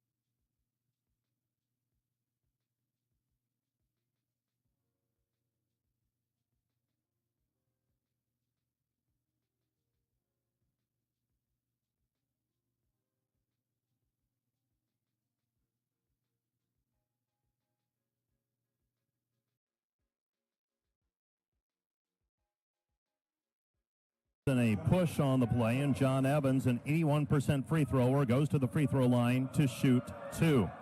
First one is up, hangs on the rim and falls off. A second free throw coming for Evans. Dort is led by as many as 13. That was at 28-15. Misses that one as well. Dort by 11 with the basketball and an opportunity to build on the lead. They've led by as many as 13. Lead by 11 right now. With the basketball, Rankin gets it over to Hargens. Hargens in the air, back over to Lorenzen. Lorenzen, a man in his face. Three-pointer, good. Lucas Lorenzen with 8. Dort leads 35-21. 14-point lead for the defenders. Dickinson State basketball. So Dickinson State with the basketball after the timeout. Dort has responded with 5 unanswered. With it right side. Dickinson State. Egbuli leans in. His line drive shot from straight on good. He's got his first points of the day. Dort leads 35-23. Rankin with it. In traffic. His shot no good with the left hand. Rebound cleared. Here comes Dickinson State. They want to run this time. Fischel with it. Fischel into the paint. And Fischel gets the shot to go, and he is fouled. Fischel spun back with the right hand, gets the shot to go, cuts it down to a 35-25 difference pending a free throw. So 35-25, defenders by 10. So 4 unanswered by Dickinson State, and they've got a chance here to make it 5 in a row. Free throw by Aiden Fischel is up, completing the three-point play. Fischel off of the bench, averaging 8.7 points per game. Brings it back to a 9-point ball game, 35-26 with 2:48 left to play in the half. Rankin with the basketball, gets around his man, nothing there. Back it comes Hargens. Hargens with it on the right-hand side.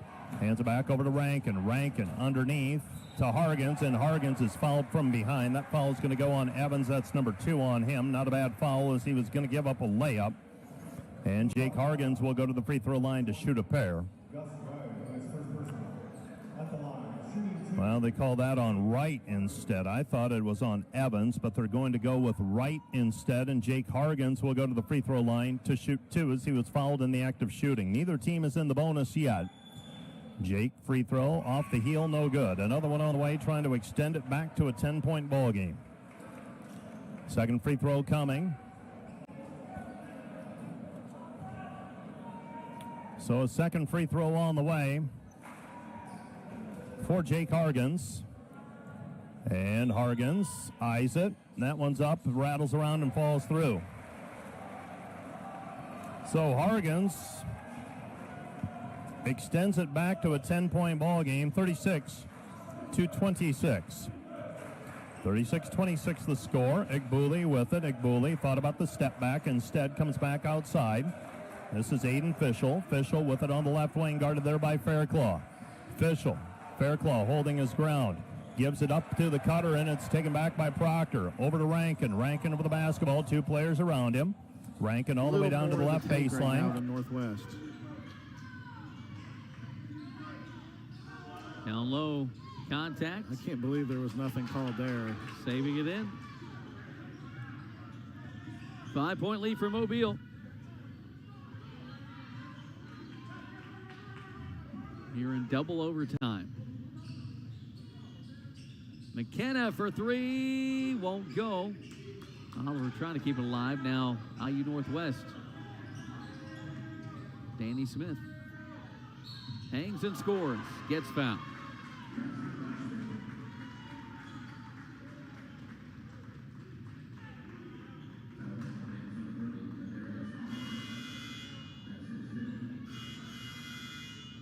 So that's a foul out on Oliver.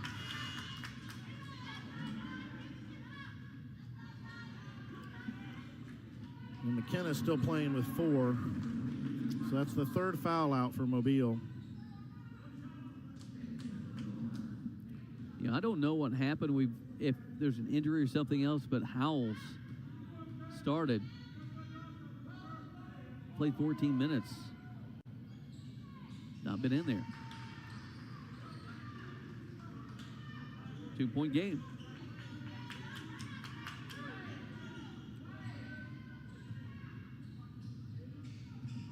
2:35 to play. That was a big possession for Northwest. 5 points seems like a big lead in this game, so they cut it back to 2. Oh, the shot by Moss, no good. Hunter. Good block. Good block. Jenkins, huge.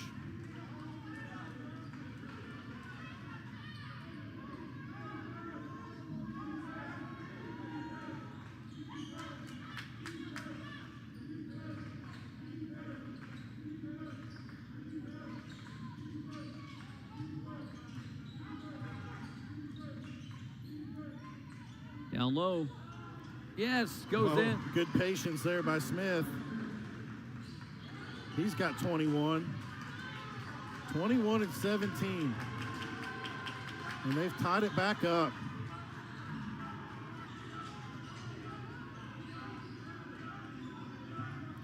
McKenna up top.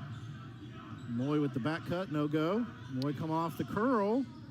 Knocks one down. It was a matter of time for Moy. 9 points for Moy.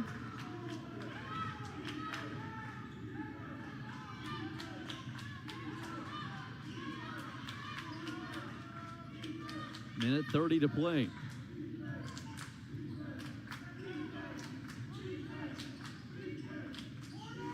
Jenkins wide open three. Won't go. Had the hot hand earlier. He'll get it back though. NAIA Northwest. They can take the lead here. Three won't go again. That's a foul. Foul's on Smith. That's his second. So you're going to send Moy to the line, I think, which, you know, probably isn't good if you're a Northwest fan.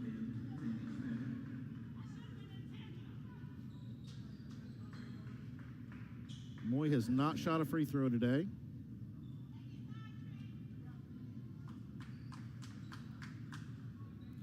Jenkins had 2 great looks. Missed them both.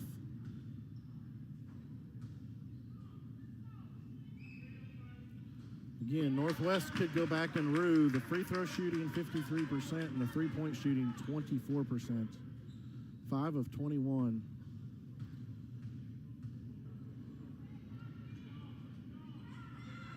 Moy's free throw. Got it. 2-possession game, only 1:07 left. Northwest just coming up empty in some of these possessions. Smith. They're going to call it. That's McKenna's 5th, so he's out. Mobile cannot afford this to go to another. Mobile has to win it in this overtime right here because they are running out of dudes.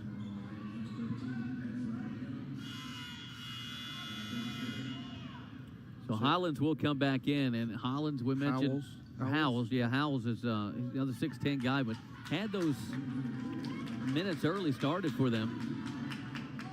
McKenna fouls out with 11 and 9.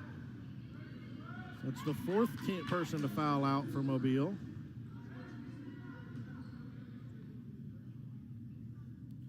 These free throws need to go in for Smith. He is 3 of 8 in the game from the free throw line. What was it last year we saw Flanders Smith, their post player, kind of similar build to Smith, not a 6'9", 6'10" guy, but have a 30-point, 20-rebound game. Well, if the Redhawks lose this game, you got to look at the free throw line. It's just killed them today. 1 of 2 for Smith. 16 of 30 as a team. Overtime number 2, it's 94-91. Moss. He'll get around. Down low to Hunter. And if Northwest could figure out a way to get this thing to a 3rd overtime, advantage them because they've got all their players available. But they got work to do to get to that point.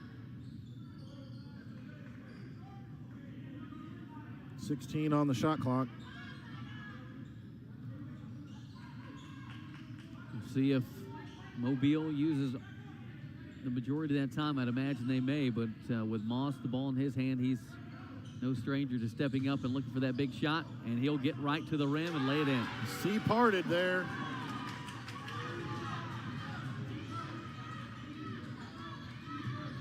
Turnover. Mobile's going to get out of here with a win. From 30 minutes ago, it did not look like that was possible. Well, when we saw Taylor make that dunk, we thought that IU Northwest was going to walk out of here with a win. So 25 seconds, still plenty of time to have something happen or have something go wrong. That's their only timeout. So they're going to get a fresh 5 to inbound, but that's it. So 5 points deficits for IU Northwest. Redhawks came in here. They led for seemed like the majority of the game, then thought that they were going to cap it off. Yeah, but Mobile gutting I think one we out. both thought the game was over until the moment that Moss got fouled on that 3-point attempt. You know, Williams missed that free throw. Around the nation here, let's check it out. See what's going on. Indiana Wesleyan ended up winning by 19. That's impressive over Madonna because that was a close game for a long time. Oklahoma Wesleyan beat Mid-American Christian 80-69. Samir the Woods is up 1 on Dalton State, 44-43, 12 minutes to play. Freed Hardman's up 18 on IU Southeast with 14 minutes to play. Central Baptist is leading William Carey at halftime, 51-46.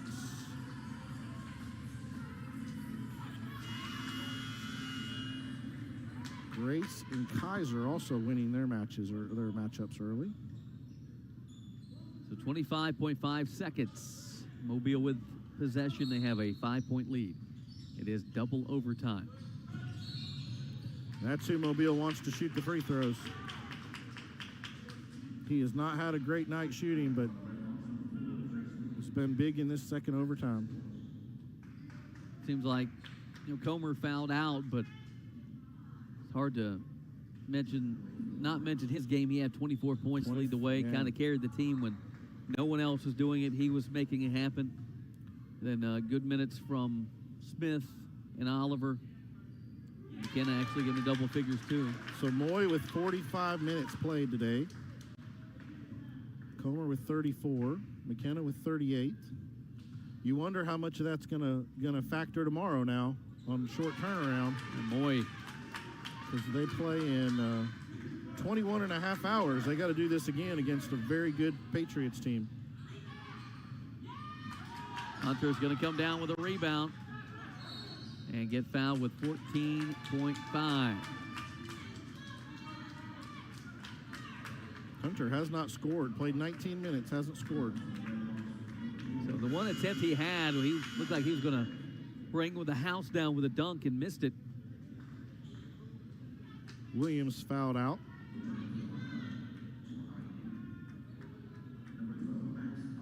.21 points, 10 rebounds. So there was 0% chance in my mind that a team had a chance to get the 100 points. Well, yeah, just the way this game was being played, but they're going to do it.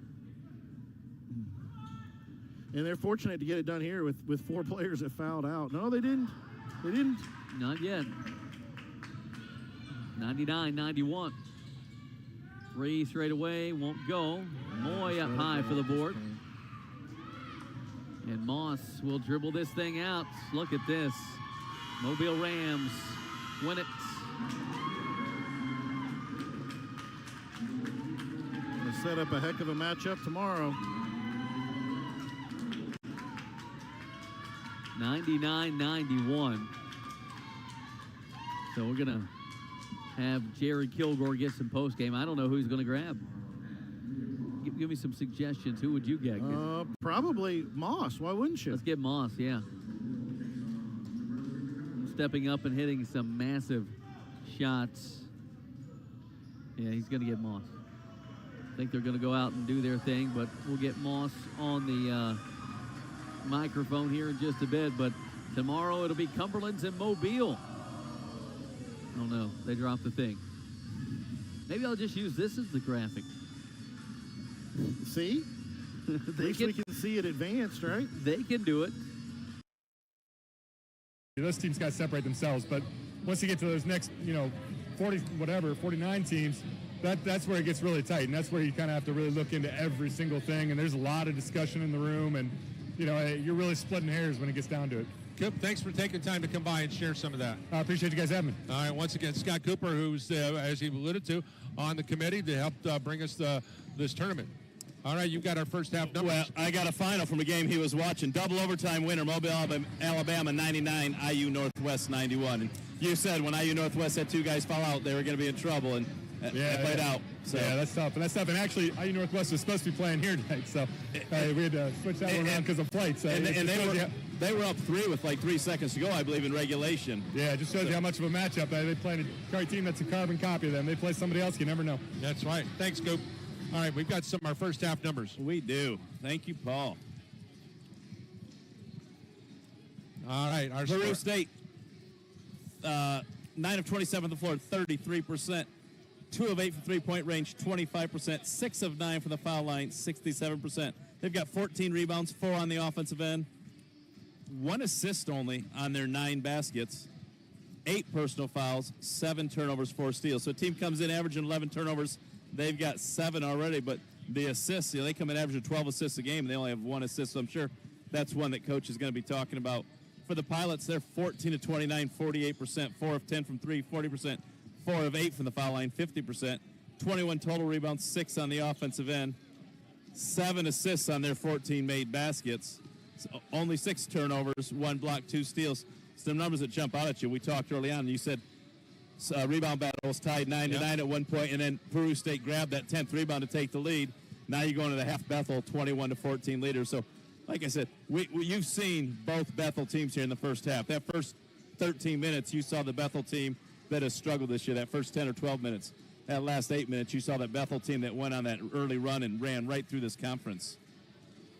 And when you look at at one point in time, Peru State was a +4 in the rebound department back at that, I believe it was at the 11:50 mark. Yep. And so the Pilots found another gear. And I don't know what it was, but they found another gear. I don't know if it was at the time when Carlos Hines went down. I don't know if that had anything to do it. But he came back into the game and made an unbelievable basket from the corner that was as good a play as we've seen all year. We talk about coaches, paralysis by overanalysis when prepping for, and I think as broadcasters, sometimes we overanalyze things, and Coop hit it. He said both teams weren't shooting well. Early on, both teams were struggling to put the ball in the basket. Peru State continued to struggle. Bethel got hot, and that's where your 10-point lead came from. Nothing really changed. It wasn't one player leaving. It wasn't a call here or there. It was just Bethel started knocking down shots, and when you knock down shots, things take care of themselves. So, they only have 2 more shots than the opponent. They've taken 2 more threes than Peru State, and so it's just a matter of Peru State started off not shooting well, continued not shooting well, only 33% from the floor. You can't win basketball games when you shoot 33% from the floor. So big numbers. Carlos Hines comes in averaging 19 a game. He's only got 7 right now. Peoples had 7 in the first 5 minutes, and he finished with 8. So he went 15 minutes, only got 1 point after that. Individual numbers. Go through some individual stats here. Let me click on this. James Anderson, 2 of 3 from the floor. He's got 3 rebounds, 5 points. Trent Edwards, 3 of 4 from the floor. He's got 1 rebound, 7 points. Al Petulus, 2 of 3 from the floor. He's got 3 rebounds and 4 points. Preston Phillips, 0 of 1 from the floor, 3 rebounds, no points. He does have 2 assists. Luke McBride, 3 of 6 from the floor. They were all triples, 1 rebound, 9 points. Jameer Jefferson, 0 of 2 from the foul line. He does have a rebound. Colin Comer, 2 of 4 from the field, including a triple. He's got 3 rebounds, 5 points. Bo Jackway, 1 of 3 from the field. He's got a couple rebounds and a couple points. Austin Kripe, 0 of 2 from the floor. Andrew Heddick, 1 of 2 from the floor, 2 of 2 from the foul line. No rebounds for Heddy, but he does have 4 points. And Ike Ume has a rebound for the visitors from Peru State. Chris Peoples, 3 of 9 from the floor, 2 of 2 from the foul line. He's got 8 points, 5 rebounds. Carlos Hines, 2 of 5 from the field, including a triple, 2 of 3 from the foul line. He's got 7 points. Tomlinson, 1 of 3 from the floor. He's got 2 points. TDN has not taken a shot, but he does have 2 rebounds. Pope had that early tip, and that was the only bucket for him, 1 of 2 from the floor. He does have 4 rebounds. Ty Griggs, 0 of 2 from the field. Aaron Miller, 1 of 2 from the floor, 1 of 2 from the foul line, 3 points, 2 rebounds. Stephen Coleman, 1 of 4 from the floor, 1 of 3 from three-point range, 1 of 2 from the foul line. He's got 4 points. Donzel Johnson comes in. With 47 triples on the season, but he has not taken a shot today in his action. He does so. As far as fouls go, you've got Peoples with 1, Hines with 2, Tedian with 2, Miller with 2, and Johnson with 1 for the Pilots. Hold on a second. We're going to go on down here to Tanner Camp because he's with head coach Roman Gentry of the Bobcats. Right here with Peru State College Bobcats head coach Roman Gentry. Coach, obviously a big run for Bethel near the end, but the energy has proven this game is far from over. What was the big message to your guys in that halftime locker room? Oh, it's going to be a fight. You know, they're really gritty. They got all the loose balls, 50-50s. We got to join the fight. How are some of the key things that you need to do on the floor? Again, this game's far from over. A lot of the energy, it's been intense here so far. How do you guys match that and try to walk out here to get to tomorrow night's second round? Well, we got to continue to rebound the basketball. You know, we got to get back in transition. We got to execute offensively. Thanks, Coach. Appreciate it. Yeah. Back to you, Paul.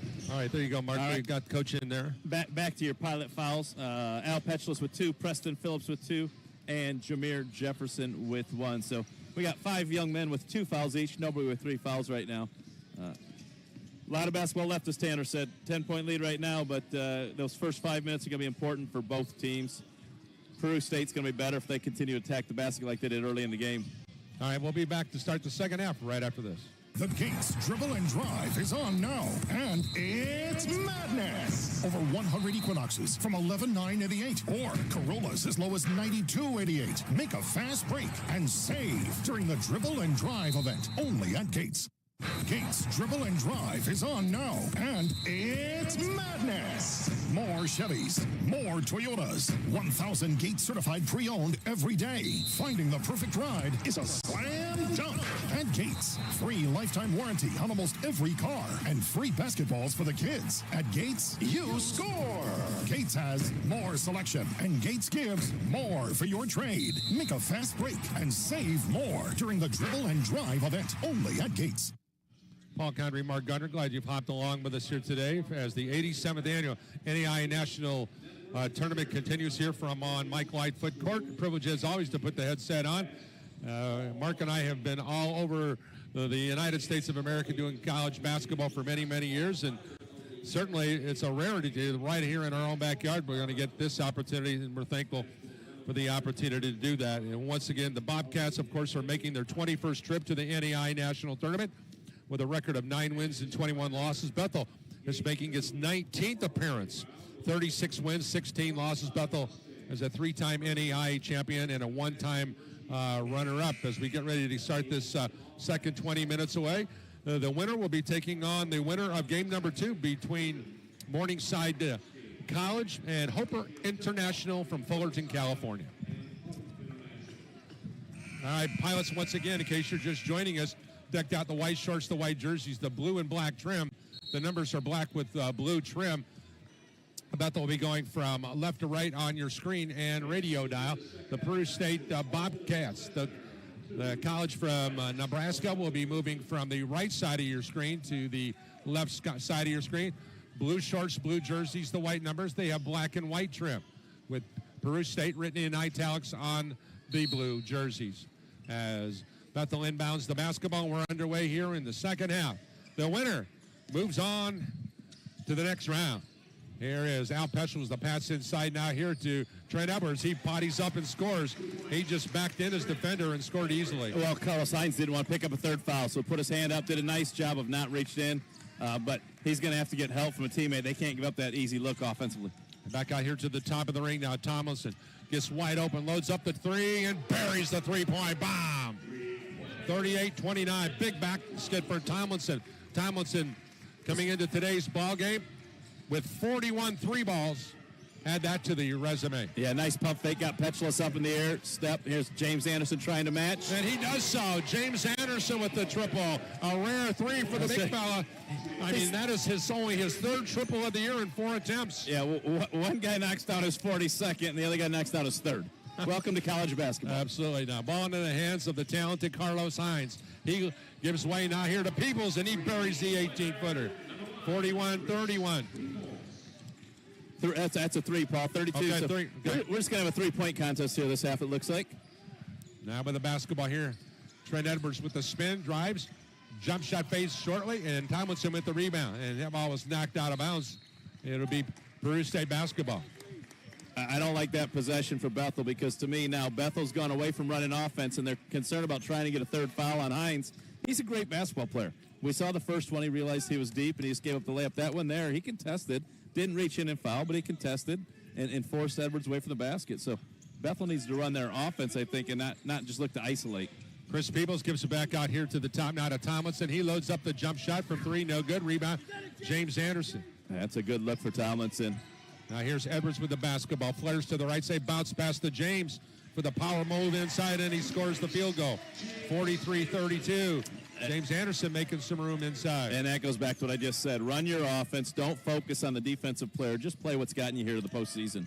On the right side now, Tomlinson. Tomlinson comes back out to the top now here to Pote. Pote comes over here to the near side now to Hines. Hines, little shake and bake move. Flares to the left side. Spins, lost the handle on it. Rebound.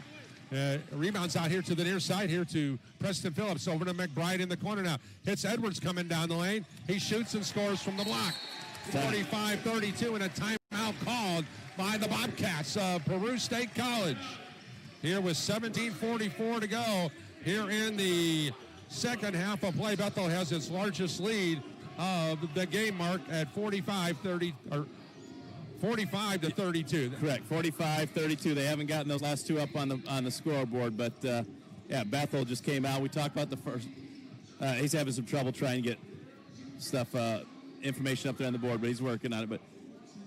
But Coach talked about first 5 minutes being important, and right now you see the Pilots coming out, and Peru State had a couple triples, but Bethel has just been aggressive on the offensive end. Other than the one possession where Edwards shot the fadeaway trying to get a foul on Hines, Bethel's run their offense and been very successful every possession this half.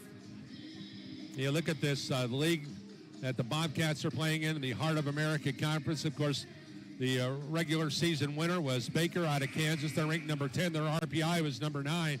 Graceland was receiving votes out of Iowa, 18-6. Their RPI was at 47. And Peru State comes in with an RPI of 60. They finished third with a record of 17-7. And then it was Mid-America Nazarene and Park going 16-8 in the league overall. But they don't have a lot of flexibility, Mark, when you're playing everybody twice. Only 4 non-league games. Yeah, that's the tough part about the big conferences. So your Coach Coop talked about that. You can pump up your non-conference schedule, some big opponents to help you in the postseason if you have that flexibility in your schedule. Tomlinson here hands it off now back out here to Carlos Hines. Hines bounce pass to Tedian. Tedian jump pass out here in the corner now here to Peoples. Ball slips away into the hands of Tedian. He drives, shoots, missed the shot, rebound. James Anderson couldn't track it down. Ball's on the floor, and it goes off of Peoples. It'll be Pilots basketball. Yeah, and I thought Peoples should have shot the open three. He's been having a nice night shooting the ball, and I thought he passed on the open three to attack the rim. He's 4 of 10 from the field, 1 of 3 from three-point range, but he chose to attack middle, and that led to another turnover. Bethel now out-rebounding Peru State 22-15. Here's Edwards. Pass inside now to James Anderson for the easy field goal on the left block. That makes it now 47-32. James Anderson was 2 of 3 in the first half. He's 3 of 3 already in the first 3 minutes of the second half. So halftime talk got through to the big fella. With the basketball out here is Hines. Hines drives to the left corner now. He's going to go one-on-one against Trent Edwards. He's going to back him in. Jump pass to the far side to Peebles, who's wide open. His three is in and out. No good. Rebound. 50-50 ball won by Al Petulas. Now here's Edwards on the push from left to right now. Edwards spins inside the lane with a runner on the way. Good! 49-32 Bethel. Trent Edwards getting it done. It's a 10-0 run for the Pilots. Back the other way. Three-point bomb by Mr. Automatic, Carlos Hines. 49-35. Boy, it's nice to have that weapon in your back pocket when you need something quick. Here's the ball in the hands of Petulas on the right wing now. Gives way now to McBride, waiting for a cutter. Goes now to the high elbow. Here to James Ender. Wrap around to the low post to Preston Phillips. He waits for a cutter. He's going to back him in. Jump pass to James coming down the lane to Petulas. He drives, shoots, tipped up and in by Phillips. Good. 51-35. Preston Phillips getting the field goal inside. Unselfish basketball. Good interior defense. Double team came over. They rotated, extra pass, rebound bucket. Back out here is Tedian. Looking for some Hamilton off to Tomlinson. He fakes the triple. Now he backs it out, gets it out to the top. Now here to Hines. Hines on the dribble. Swings it now to Tomlinson. Loads up the triple. No good. Rebound. And a foul's going to be whistled on Luke McBride inside. Yep. Trying to box out, but he had his right hand down low, hooking the offensive player. That's a good call by the official. What a start for James Anderson to start the second half. The big fellow playing with a tremendous amount of energy. Yeah, 12 points, 4 rebounds for Anderson right now. Leading scorer for Peru State. You got Peoples with 11 and Hines with 10. And now to inbound will be Carlos Hines, the Chicago native. Will inbound to the left of the lane from our vantage point. Waits for a cutter, still on the look. It's an easy call. Trent Edwards just leaning on the cutter there, so Trent's going to pick up foul number 1 on him. And it'll be the third foul on the Pilots, if I'm not mistaken, in the half. Team second. They're real quick on getting those fouls up there. They get me on that in the home regular season here at this court. There's Hines coming out here to TDN. TDN with the drive. Bounce pass now to Tomlinson. He spins. Left-handed shot woefully short. Rebound into the hands of Edwards. Now gives way to Petulus. Now finds Jefferson here on the right wing now. Jameer on the drive. Hits the trailer. Trent Edwards on the right wing now. Trent with the jab step. Swings. Backs it out here on the right wing now. Through the leg dribble. Oh, shake and bake. Looks. Off balance, 16-footer, no, tipped up. Ball knocked out of bounds off of Ike Ume, but that ball was halfway down the well for number 21. Yeah, that's a tough shot for Trent Edwards there. Good defense by TDN. Multiple substitution. Colin Comer to the bench. And Hawks. Blue Hawks with the basketball. Play out of the North Star Athletic Association. They're coached by Derek Selvig. He is the coach of the year out of that league. A lot of close losses for this team. Jumper in and out, no good. Rebound taken down. Shot no good. Rebound cleared by Fairclough after the missed shot by Gus Wright. Wright, the Sheridan, Wyoming native, unable to come away with a putback. Out front it goes Fairclough. Doesn't even look at it. Gives it back over to Lorenzen. Lorenzen over the right hand, muscles it up good. Right now, Lucas Lorenzen getting his shoulders around the Dickinson State defensive player.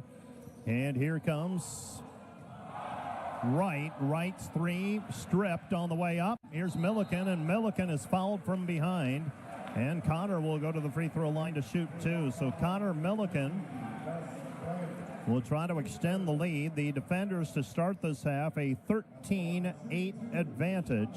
And they have turned a 12-point halftime lead into a 17-point lead with 15-13 remaining. And Milliken trying to extend the lead with a couple of free throws. Milliken, an 80% free thrower. He's got 12. Makes the first one. He's got another one on the way. 15-13 remaining in the regulation. A second free throw on the way for Milliken. Well, on the Dordt campus, it's been quite a winter.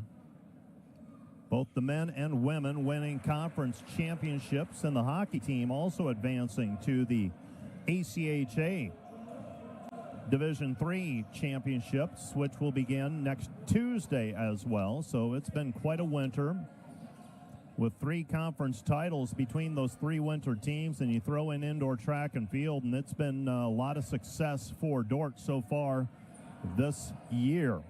Right-hand side it goes, 5 to shoot. Dickinson State basketball, Fischel. Fischel puts up the 3 and misses everything. It'll be Dordt basketball with 14:43 remaining in this second half. Timeout on the floor. This timeout brought to you by Casey's Bakery. Find your favorite bakery products at caseysbakery.com. We'll be back with more from the DeWitt Gym in 1 minute.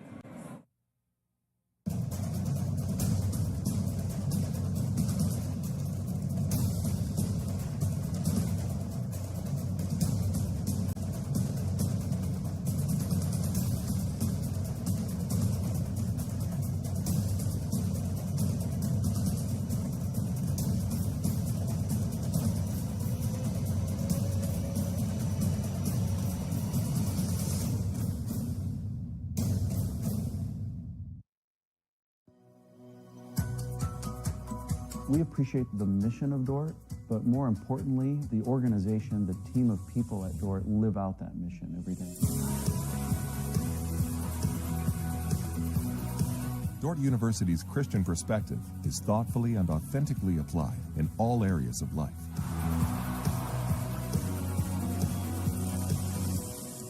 Live your faith in every area of life at Dordt University.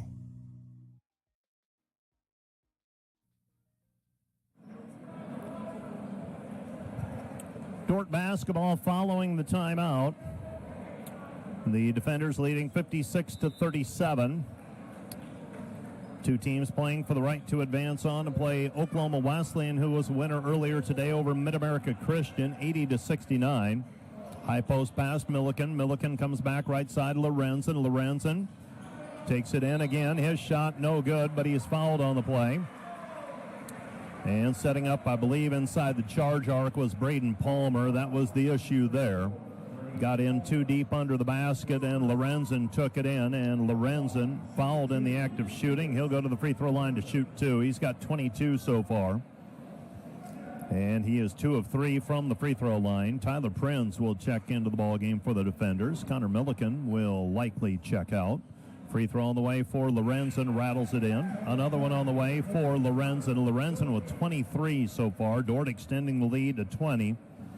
57-37 with 14:29 remaining. Still time for Dickinson State, but they've got to get some stops, and they got to start making shots consistently. I've been accused of stating the obvious. Dordt leads Dickinson State 58-37. With the basketball, right-hand side it goes. This is Jaden Wright. Wright comes back over to Evans. Evans throws it into the corner, and the ball is deflected out of bounds. Last touch by Rankin for the defenders. It will be Dickinson State basketball. Well, we started at 1:30 today.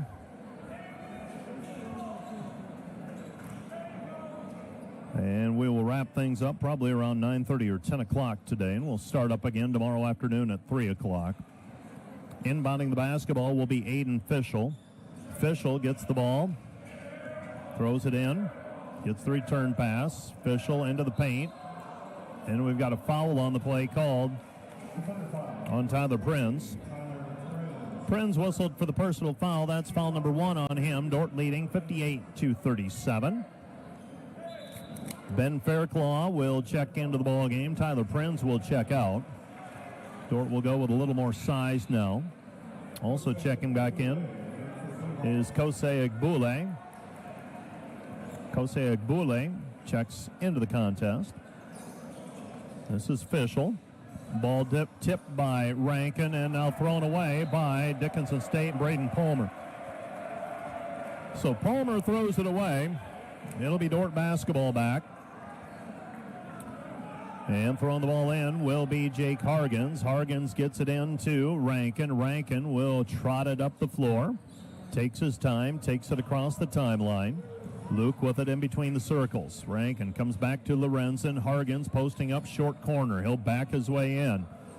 Working his way with the left hand. Now sets up for the right-handed shot off the glass. Good. Jake Hargens with 11. And the defenders extend the lead to 60-37. Dickinson State with the basketball down 23. With the right-hand side, Egbule. Egbule with it on the right wing. Comes back left side right. Jaden Wright 3, missed no good. And the rebound taken away by Hargens. Here come the defenders. With the basketball is Rankin. Rankin with it on the wing. Comes back to the top of the key. Back out front it comes to Hargens. Hargens, Rankin, Rankin. With the right hand, now the left, driving in with the left hand, puts it up and has it knocked away by Aiden Fischel. For Luke Rankin, his value with this Dordt team not measured necessarily in his points, but more in how he runs the offense and how many turnovers he has. And Lucas Lorenzen has it ripped away from him by Braden Palmer. Here comes Egbule. Egbule with it 7 minutes into the half. Pass into the right corner, 3, missed no good. Rebound cleared by Lorenzen. Lorenzen with it, Rankin. Rankin, Proctor. Proctor, ball fake, 3, left it short, no good. Rebound cleared by Hargens. Hargens with it. Hargens will attack from the wing. Goes back, 15 to shoot for the defenders. Lorenzen. Lorenzen back outside to Hargens. Hargens into the paint with the right hand, good. Jake Hargens with 13, and the defender lead is 62-37. 62-37. Dickinson State with a basketball. Jumper, right side, no good. Rebound cleared by Fairclough. One and done for Dickinson State, and it's been a while since they scored. Lob pass over the top to Hargens. Hargens somehow comes down with it, falling backwards, makes the play, and he matches his season high. He's got 15 points. 64-37. Egbule puts the shot up, in and out, no good, but he's fouled. They're going to call the foul before the shot, I believe. That's going to go on Lucas Lorenzen. That's number 2 on him. The defenders right now in the midst of a 19-0 run. This was 45-37 at one point. And Dickinson State just trying to somehow get something going. Dort has held Dickinson State scoreless for the last 5+ now. Egbule trying to change that, and he's fouled on the play by Proctor. Foul came before the shot. That's foul number 2 on Jake Proctor. Team foul number 5 against the defenders. 64-37. Pass out front. This is Stinson. Stinson goes to Egbule. Egbule, left wing 3 is up and good. So a 3-pointer by Trey Stevens. He's got 14. And the defender lead is 24 at 64-40, 11:40 and counting. So Dort by a couple of dozen. Kopic with it. Kopic goes back to Hargens. Hargens working on the wing. Goes back over to Xavier Van Beek. Van Beek, one of 4 freshmen who seniors that play regular minutes for the defenders. Missed shot by Kopic, and here comes Dickinson State. Stinson in traffic. His shot is off the glass, good, and he is fouled on the play. Foul's going to go on Ben Fairclough, so count the basket. And Cordell Stinson will go to the free throw line for the 3-point play opportunity. Dort leading 64-42, 11:15 remaining in regulation.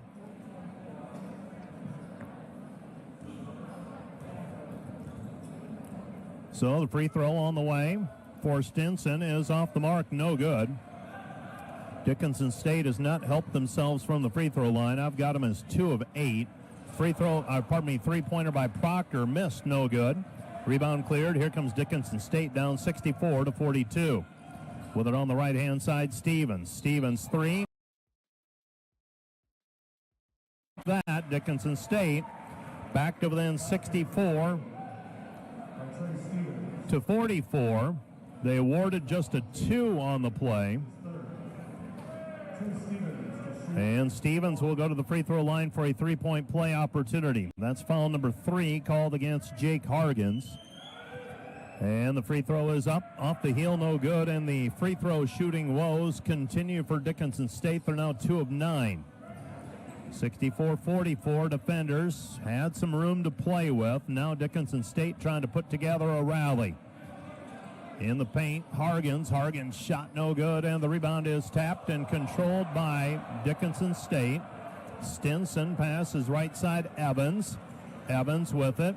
Evans with the right hand misses the layup. Shot no good. Rebound tapped out, controlled by Dickinson State. Left side pass, Egbule against Vanessa, and taking it away is Proctor. Now it's loose, picked up by Dickinson State. Comes back out front, Stevens. 3 off the mark, no good. Rebound Vanessa over to Van Beek. Van Beek ahead to Kopic. Kopic with the basketball. Kopic into the paint, and he's going to be called for traveling.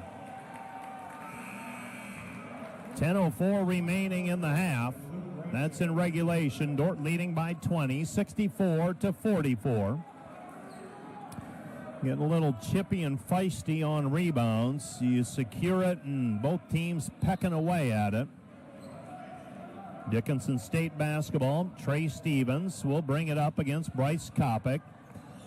Luke Rankin, Connor Milliken, Jake Proctor, Ty Vanessen, and Bryce Kopic on the floor for the defenders. We'll reset the Dickinson State lineup in just a moment. This is Gus Wright. It's taken away. Here comes Milliken. Milliken layup with the right hand, good, and he's fouled on the play by Stinson, and that's going to be an intentional foul. So Stinson called for the intentional foul.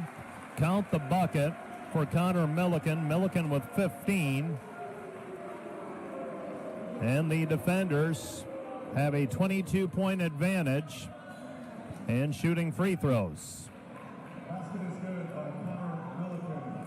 So now the question will be, are they going to go back and review the foul as well? And they will.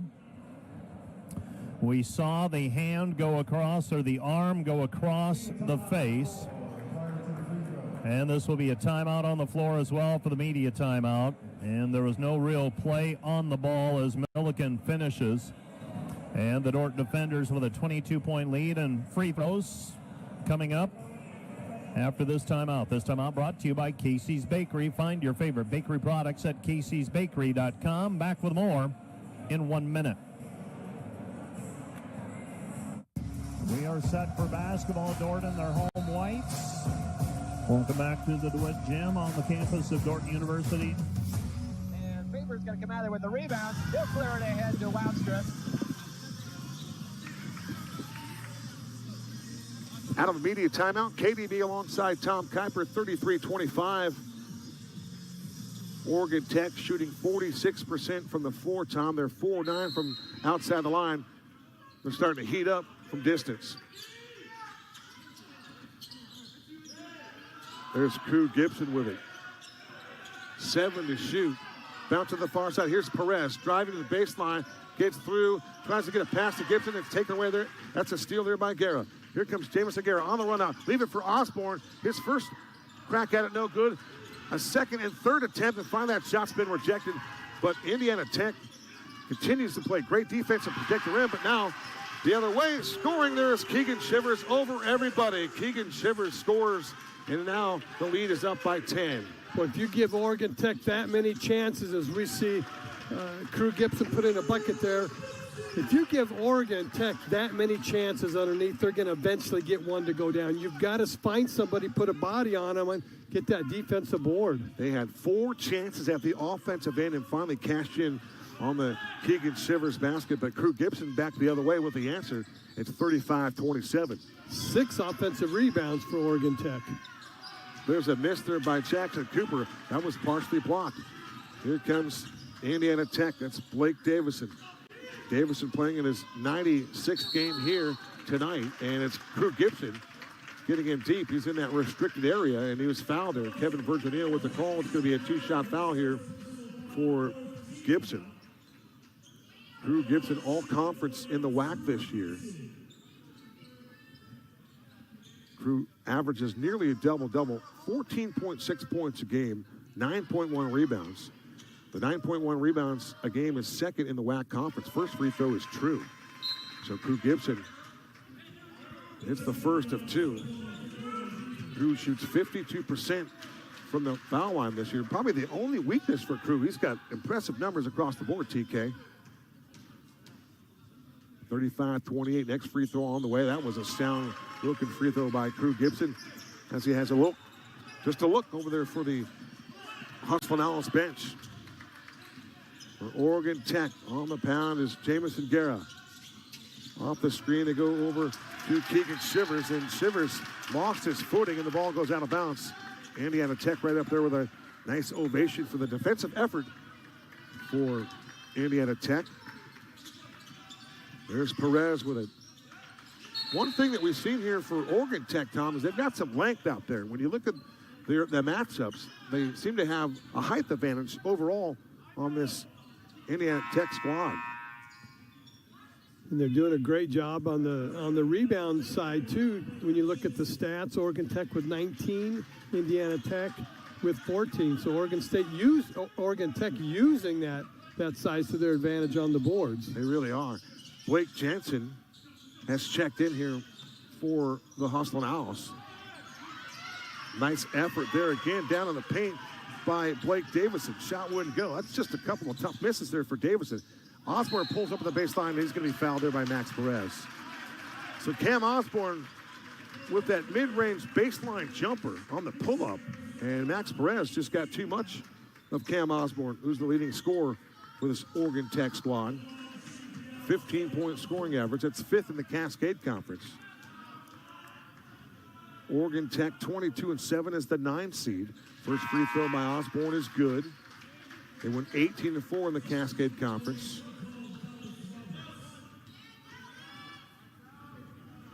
tournament appearance number 24 here for Oregon Institute. That's pretty impressive, Tom. Next free throw there by Cam Osborne. He got that to go. 37-29.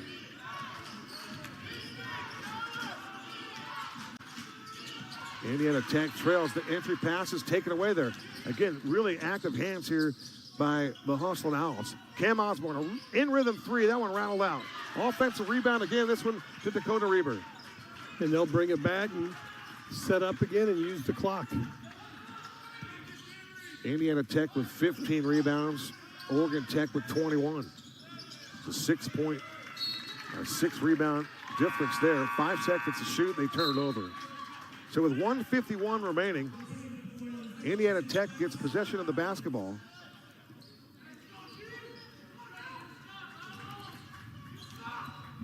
Indiana Tech scoring 81.5 points a ball game. That's 5th in the WAC. For Oregon Tech, they score 86.5 points a game, 2nd in the Cascade Conference. There's Crew Gibson. Putting the body on him as Dakota Reber. Gibson had a shot, passed it up. He got the ball down low to Javale Lewis, and then it was taken away. That was a nice take there. How about the quicks by Jamison Guerra? We talk about the first step an awful lot in the high school circuit, Tom, and we've seen some guys with some amazing first steps. But how about the first step quickness of Jamison Guerra here at the Oregon Institute of Technology? This guy is a dude. Yeah, he can really, really handle that ball too, Kevin, and that's an advantage. You know, you can't create unless you handle the ball. If you can create and dribble and handle that ball, you can get yourself some nice shots. You sure can. Guerra leads the team with assists just under 6 at 5.9. That's tops in the Cascade Conference. So this guy can distribute the ball. He's a creator, a facilitator, and he can score as well. Free throw is good. For Guerra, a 12-point scoring average for him. 68% success at the foul line. He got the first of 2. It's 38-29, Oregon Tech with the lead.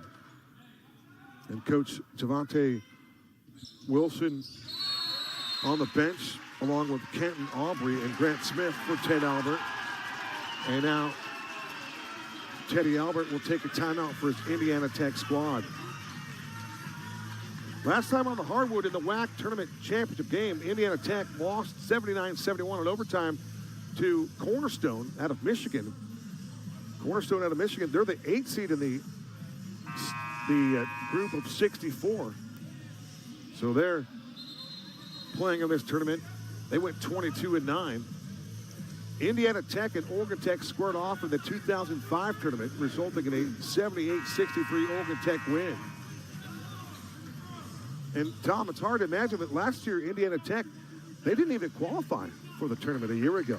So they're back in their comfort zone here playing postseason basketball. Yeah, different looking team, and you know, it's impressive, Kevin, when you watch them play, because you can see they put so much into their chemistry. It's not just their individual skill, but they really work well together. Now you see Oregon Tech going back into that 2-3 zone. So again, trying to change things up defensively, take them out of rhythm.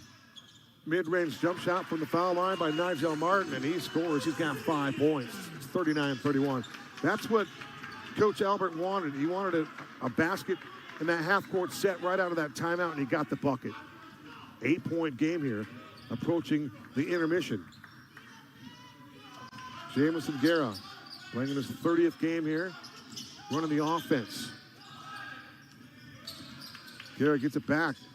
There's a baseline drive over in the corner. Rise up and shoot a 3. No good. Good look there by Osborne. Here comes Indiana Tech in transition, and they're going to wave it off. Well, let's swing. The bucket is good. Eugene Ederson with the call right there. How about that length of the court pass? Yeah, heads up play. Got the rebound. One quick escape dribble and get it out as quick as you can. Jackson Fugate, the recipient of that long pass, that he got up to the cup and dropped it through the well. I thought for a second it was an offensive foul. I thought, well, I could see the frustration there. But Jackson Fugate, who was on the WAC all-freshman team this year with a big basket, playing in his 31st game here is Fugate. His free throw is on the way, and that one is no good. Tough break there for Jackson Fugate. who shoots 48% from the stripe. Oddly enough, Tom, Jackson Fugate has not attempted a three-pointer this season. Shot clock at 18, game clock at 19 and some change. Wiping his feet down on the pound with that left-handed dribble is Jameson Guerra. Defending him is Blake Davison. It's Guerra. Now he's going to back in on Davison to the paint. Ball fake, fade away, shot no good. It was halfway down and out. The offensive rebound is taken away. JaVale Lewis stripped Dakota Reber, and time expired here inside the ACU Event Center here in Glendale, Arizona. We have reached the midway point here in game number 1 of opening round coverage of the NAIA National Basketball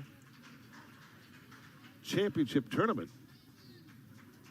And as we head to the intermission, it's a 6-point game, TK. Yeah, I like what I saw. There's a great comeback the last minute or so by Indiana Tech, Kevin. They were down by 10 and kind of squeaked back up to 6. So it was a good finish going into the locker room for Indiana Tech. Well, you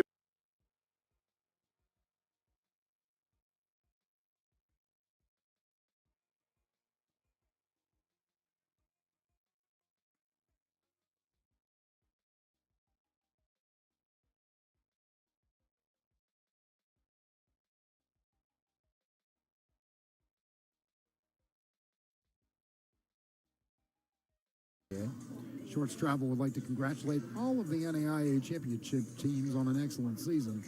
Shorts Travel Management is proud to help these teams reach their destination during postseason play and throughout the year. Shorts Travel, proud to be the official travel partner of the NAIA. And BSN Sports and Nike are proud to be the official apparel and footwear provider of NAIA headquarters. Use promo code NAIA2425 to get 20% off of Nike product at bsnsports.com. LSU Shreveport inbound, trailing by 6 at the 14-26 mark of the first half. First round of the NAIA Men's National Tournament. Cal Oaks with you here from Davis Reed Alumni Gym in Georgetown, Kentucky.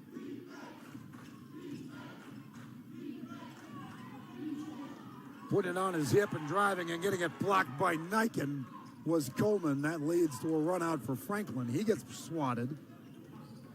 Here comes Boston behind his back, lost the handle. It goes back to the Tigers. A little too out of control there for Boston.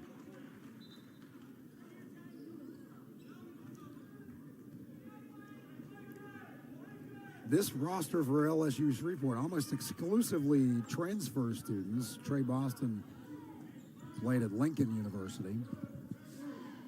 Dozier thought about a three. Now he'll drive and kick to Stevens in the corner.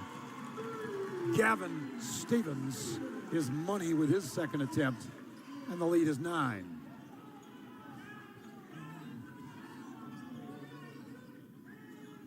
Deep three from Boston in reply. His back rim no good. Rebounded by Dozier.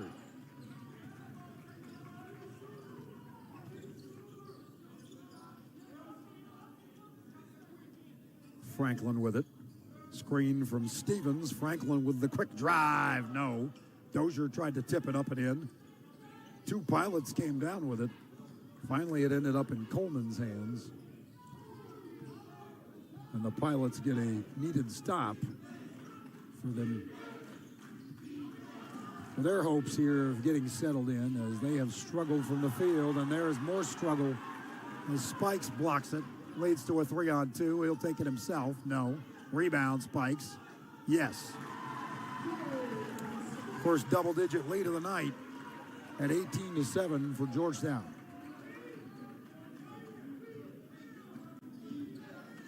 And it's an 18-4 run. We'll see our first of Scotty Browning at the next whistle. There's a steal by Spikes. Ahead to Dozier. Stevens, Dozier, dunk. Timeout on the court. 20-7 your score. Tigers in total control early.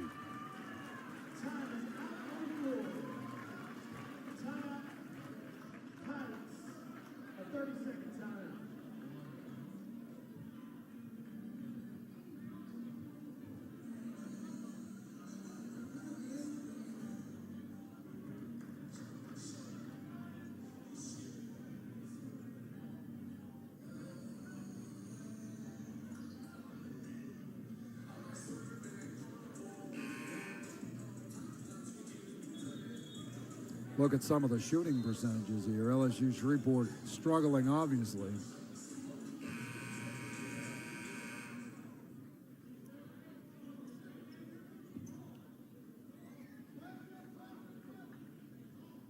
Right now, they are 3 for 13, while the Tigers are 7 for 13.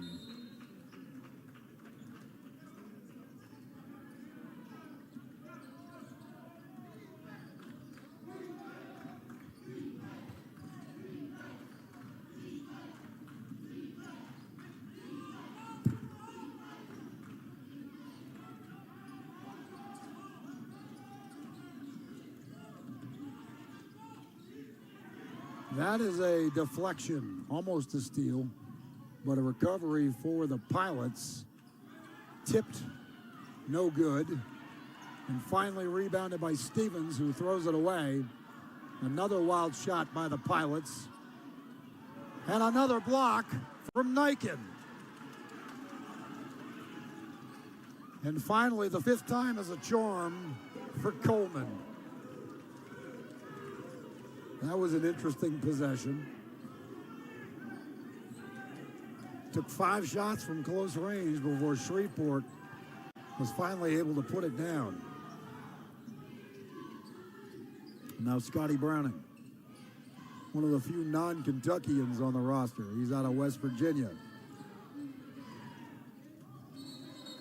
And that shot off the mark, and Niken couldn't chase down the rebound.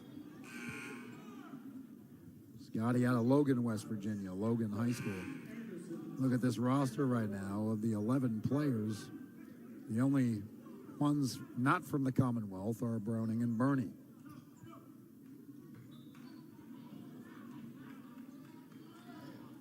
It's not to say the Tigers have never been a homegrown outfit in the past, as they have always been, by and large, put together that way, but maybe fewer transfers than the past. In this era where they are so prevalent everywhere, that's a step back 3 and good from Anderson. So don't go anywhere. The Pilots have scored 5 straight to get it back to an 8-point game. And that's been an issue for the Tigers in conference play, where things are tough all the time, holding on to some leads here at home. Having to scramble for it there is Lewis, who does, and bounces it to Niken. Niken tries to shovel it to Dozier. That leads to a Stevens 3 that might have been partially blocked and is rebounded by the Pilots. The Tigers have slowed down offensively here. Pulling up from the foul line, no good, was Boston, but a rebound for Smith, Angel Smith, taken away by the Tigers. That'll lead to a Stevens layup. Browning on the dime. Double-digit lead once again, 22-12.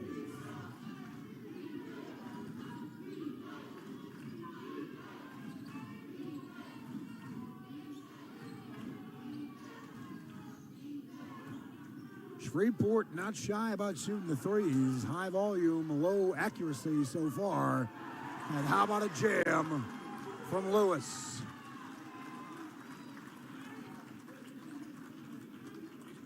Beautiful look, beautiful finish.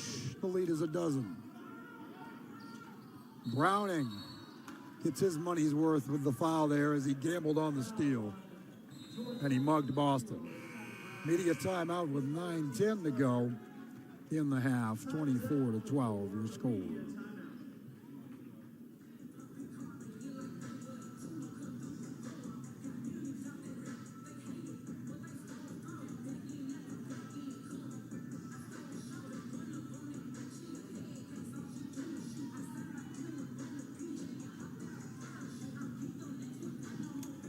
The NAIA would like to recognize its national corporate sponsors for their support of the NAIA throughout this championship season. Huddle is excited to serve as the official video analysis and exchange solution of the NAIA. Check out the capabilities of the Huddle Focus camera at www.hudlhuddle.com. E-Team sponsor, the official team fundraising partner of NAIA. Please visit www.eteamsponsor.com for more information. The Gift of Life Marrow Registry is the official stem cell and marrow registry partner of the NAIA. It facilitates transplants for individuals battling leukemia, lymphoma, and other blood-related diseases. Check out more on the championship program and look to find their booth on site at the championships in Kansas City to learn more about being a donor. Tigers trying to get back to KC. Seemed like it had been their birthright for so long, but a couple of recent years they have not made it. They did get there in 2023 all the way to the Fab Four. That started with a tight win here in the second round over Indiana Wesleyan that year.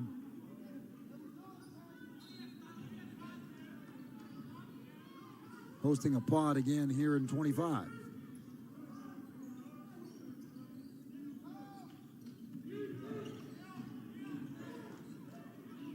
Dribbling into trouble was Anderson. Shreveport will have a chance at the rare 4-point play as Browning fouls Austin. Devontae Austin out of Monroe, Louisiana, and Lee College before surfacing at LSUS. Will toe the line as Browning sits down and Franklin returns to the lineup. Clock stopped at 8:56 to go.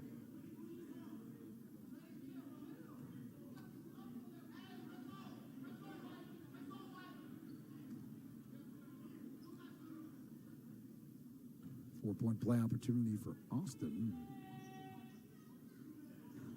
Missed the free throw, rebounded by Dozier. Passing through the pressure and throwing it away is Franklin. It's intercepted by Washington, who lays it up and in. Another 5-0 run for Shreveport, cuts it to 7. Over the top to Dozier. Again, a dangerous pass, but Stevens comes up with it. Off the bounce. And Franklin will reset. Lewis splits two defenders, tried to find Stevens, and he turned it over. Stevens could not reach it.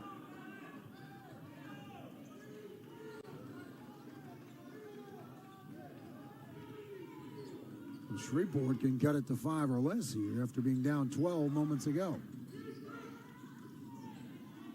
Dozier knocking it out of the hands of Anderson. It will stay with the Pilots.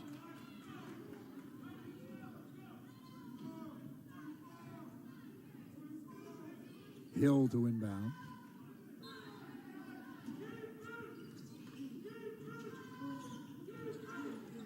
Stevens got a hand on it, but getting away and getting a layup was Austin. 7 straight for the Pilots. Franklin tried to end that, left it on the front rim.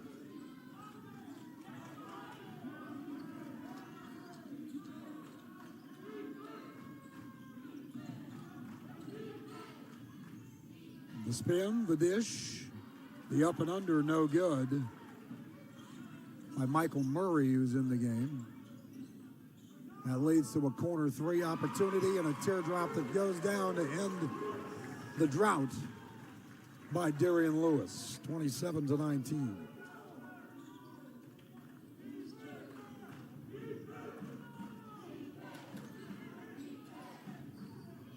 Three-pointer in reply from Hill. Lead back down to 5.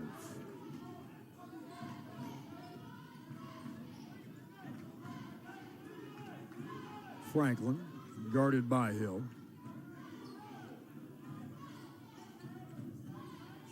Driving the baseline is Dozier, gets blocked, recovers, drops it off, and Boyd gets the finish. Good look there from Dozier after getting his initial attempt blocked in his face.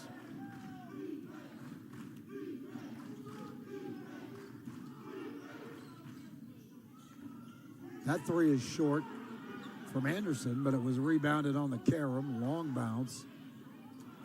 Second offensive rebound, but then thrown away to Lewis.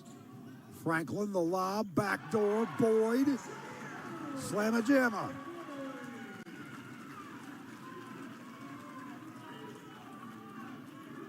Game of mini runs so far, and the Tigers have one to get it back to 9.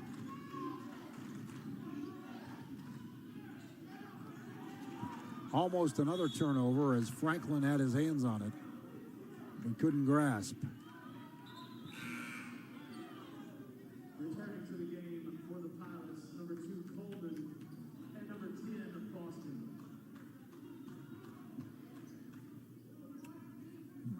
Looks like Boston will inbound for Shreveport.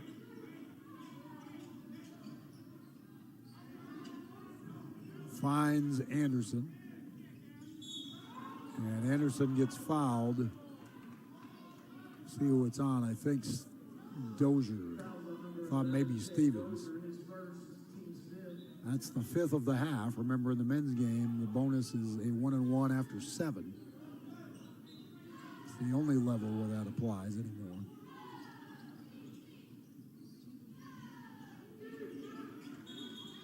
Stepping out of bounds in front of the Georgetown bench. Chris Briggs made that call.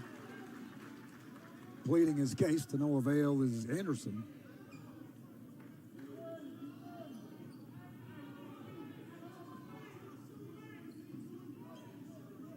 Tigers have a chance to get it back to a double-digit advantage. They're up 9, 5.5 minutes to play. First round of NAIA men's tournament action, 2025. Bounce to Stevens, almost got caught in the air, got it to Franklin. And Franklin gets pushed. That'll be an out of bounds under. Austin commits his first foul, the 3rd on the Pilots. That comes at the 5:25 mark.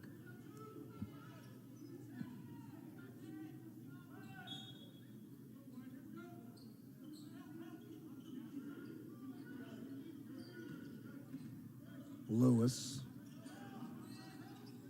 Franklin. Beautiful pass.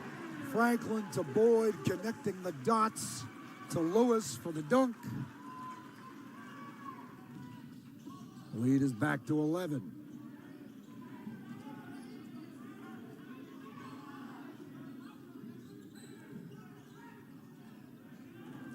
Off the window, Austin briefly answers for the Pilots. Media timeout at the next whistle.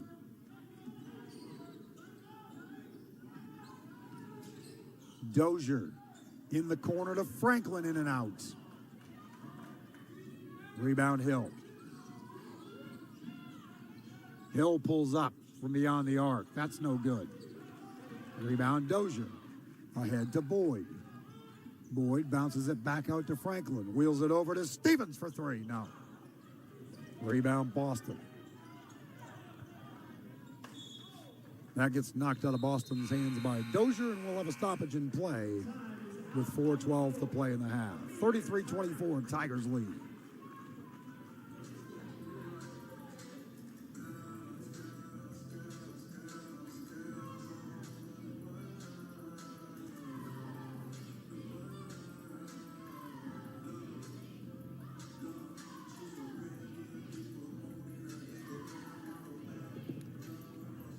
The NAIA would like to recognize its national corporate sponsors for their support of the NAIA throughout the championship season.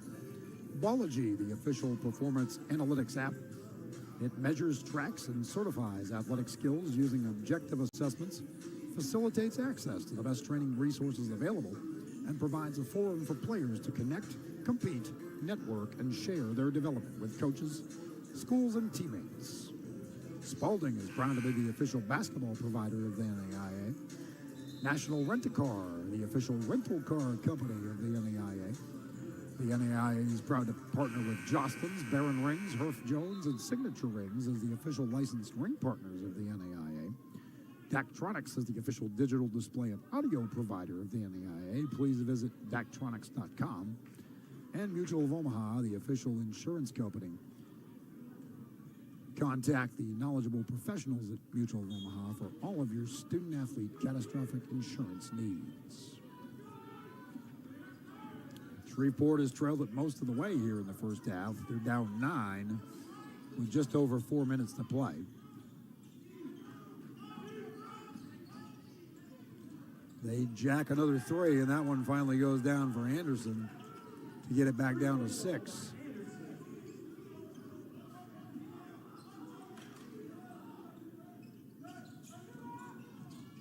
Beautiful bounce, and the typical finish from Dozier. Lewis, another assist.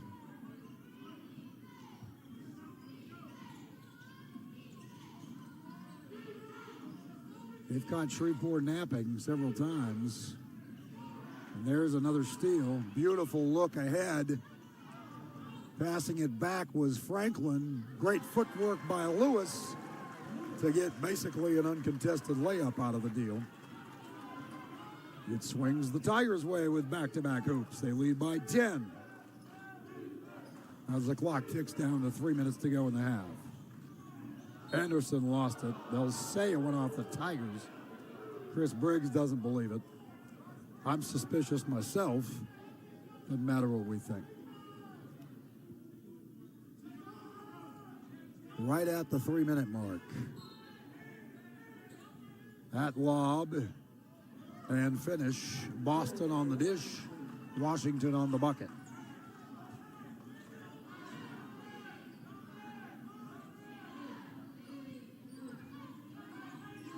Franklin. Play set up by Monroe on the assist, but this Forster defense is really fueling their run that they're going on right now, and they have to continue that if they want to keep this lead. So Thompson comes in and scores. Sparks right in the middle of the zone. Jordan fighting for it. Loose ball. Landon got to it, and it's last touch by Huntington. That was a great hustle play there. Right here, you can see him knock it off of Landon. That's a great play there to get the possession for the Gray Wolves as they look to put it in the basket another time. Sparks had a good look there. If Lords is going to go to a zone, you know Sparks is going to be in the middle of it to probably take a lot of those short jumpers. 3-ball is good as Fairley, the freshman from Cleveland, Ohio, knocks in his first triple. And they need someone from this bench unit to provide that spark, as their best scorer and their leader is not really playing well right now, has a really good defender on him. Someone else has got to step up. Jordan tried to catch a lob, and a foul is called again on the backside. I think this one's going to go on Kendall Perkins, as this time Sparks was trying to go to Landon Jordan. Yeah, you can tell he held him there. I mean, you do not want Landon Jordan to get another dunk. Otherwise, this arena will explode. And a smart foul there from Perkins. So the foul is on 15, Paxton Payne. Oh, excuse me, it was on 14, Devin Jones. Thought it was going to go on Kendall Perkins, but they gave it to Jones. As Sparks and the Foresters will start over the offense with 15 seconds on the shot clock. Sparks again. Goes right to his strong left and somehow got that one to go. Lane Sparks, he is just so good offensively. I mean, that is perfect defense. It just doesn't matter. Lane Sparks is really feeling it here early. Huntington's doing all of this without Drew Goodline scoring much at all. In fact, he doesn't have a bucket. Same spot, 3 for Fairley. Off the mark, rebounded by Drew, right on cue. Goodline slows it down, skips it high to Max Gizzi, who made a nice catch. And now Cade Renner and Drew Goodline will shot fake. Cade in here to do this. Long, but right into the hands of Max Gizzi. Loose ball on the floor. Gizzi finds Sparks. Lane kicked it out to Drew. Now 10 on the shot clock. Gizzi to Sparks, who falls away and makes another. Lane Sparks showing why he's one of the best offensive players in the entire nation, and he is on an absolute heater right now, already up to 11. He's got 11 points, and he has really been shooting it well again as of late. His last game, 29 against the Grace Lancers, 4 of 7 tonight. Kamani Smith coming to the media table, for the first time, as Brenner plays some good defense here on Kendall Perkins. Kendall, shot fakes, goes off glass. Nice move by him. Yeah, that was a really pretty shot there. I mean, got the pump fake, got the sophomore in the air off his feet, and nails the easy bank shot. fundamental basketball right there. Kick called on Sean Monroe. Got one more media timeout left here in the first half. Couple more fans tuning in as we've got Matt Fouts saying, let's go HU. Debbie Dawley watching from Florida on vacation. Go Foresters from Dave and Pat Putt in Jacksonville. And then David Beck, former HU golfer in West Palms, Florida, excuse me. Smith has his first touch as Kamani finds KJ. Huntington a little out of sorts here. And because of that, Caden Johnson lost the ball. Monroe, Euro, off glass, his first field goal. And that is about the easiest shot he's going to get. An in-transition play right at the rim with Drew Goodline, not a shot blocker out there. That was a great opportunity for Monroe to get on the board with his first field goal. Gizzy cuts right through the defense, lost the basketball. Chance now for Monroe to get it going again in transition. The Foresters able to slow him down. Monroe dribbles to his right, tried to throw it through a few defenders. Jackson Paul with the good hands. JP looking right at the hoop, will cut it back out to Drew Goodline. This game really back and forth right now. Yeah, you can tell the intensity level is at 100% for both of these rosters, and they are going all out right now as Drew and Jackson trying to get something to go here. Jackson to KJ, his first two right at the rim. And that is one of the biggest advantages of this Forester squad. You can see the height difference that their centers have over almost every other center against teams that they face. They have such a tall three-man rotation between Landon Jordan, Bruvier, and KJ. And right there, just an easy layup. Putting it on the floor, Kendall Perkins, and Smith knocked it away, but he'll be whistled for the foul. And after that foul, we'll go ahead and take a media timeout. 4:46 left. Huntington doubling up the Lords right now.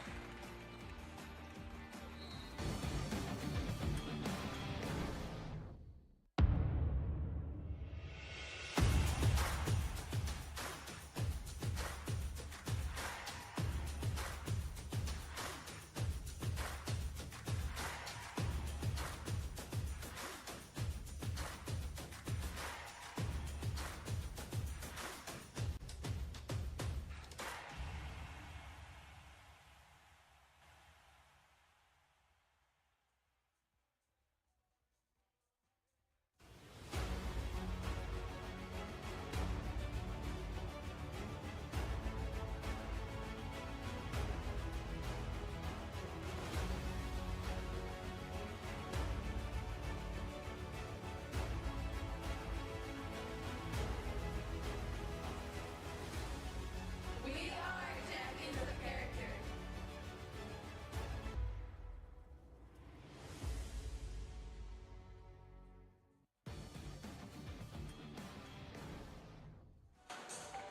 .46 left in this first half.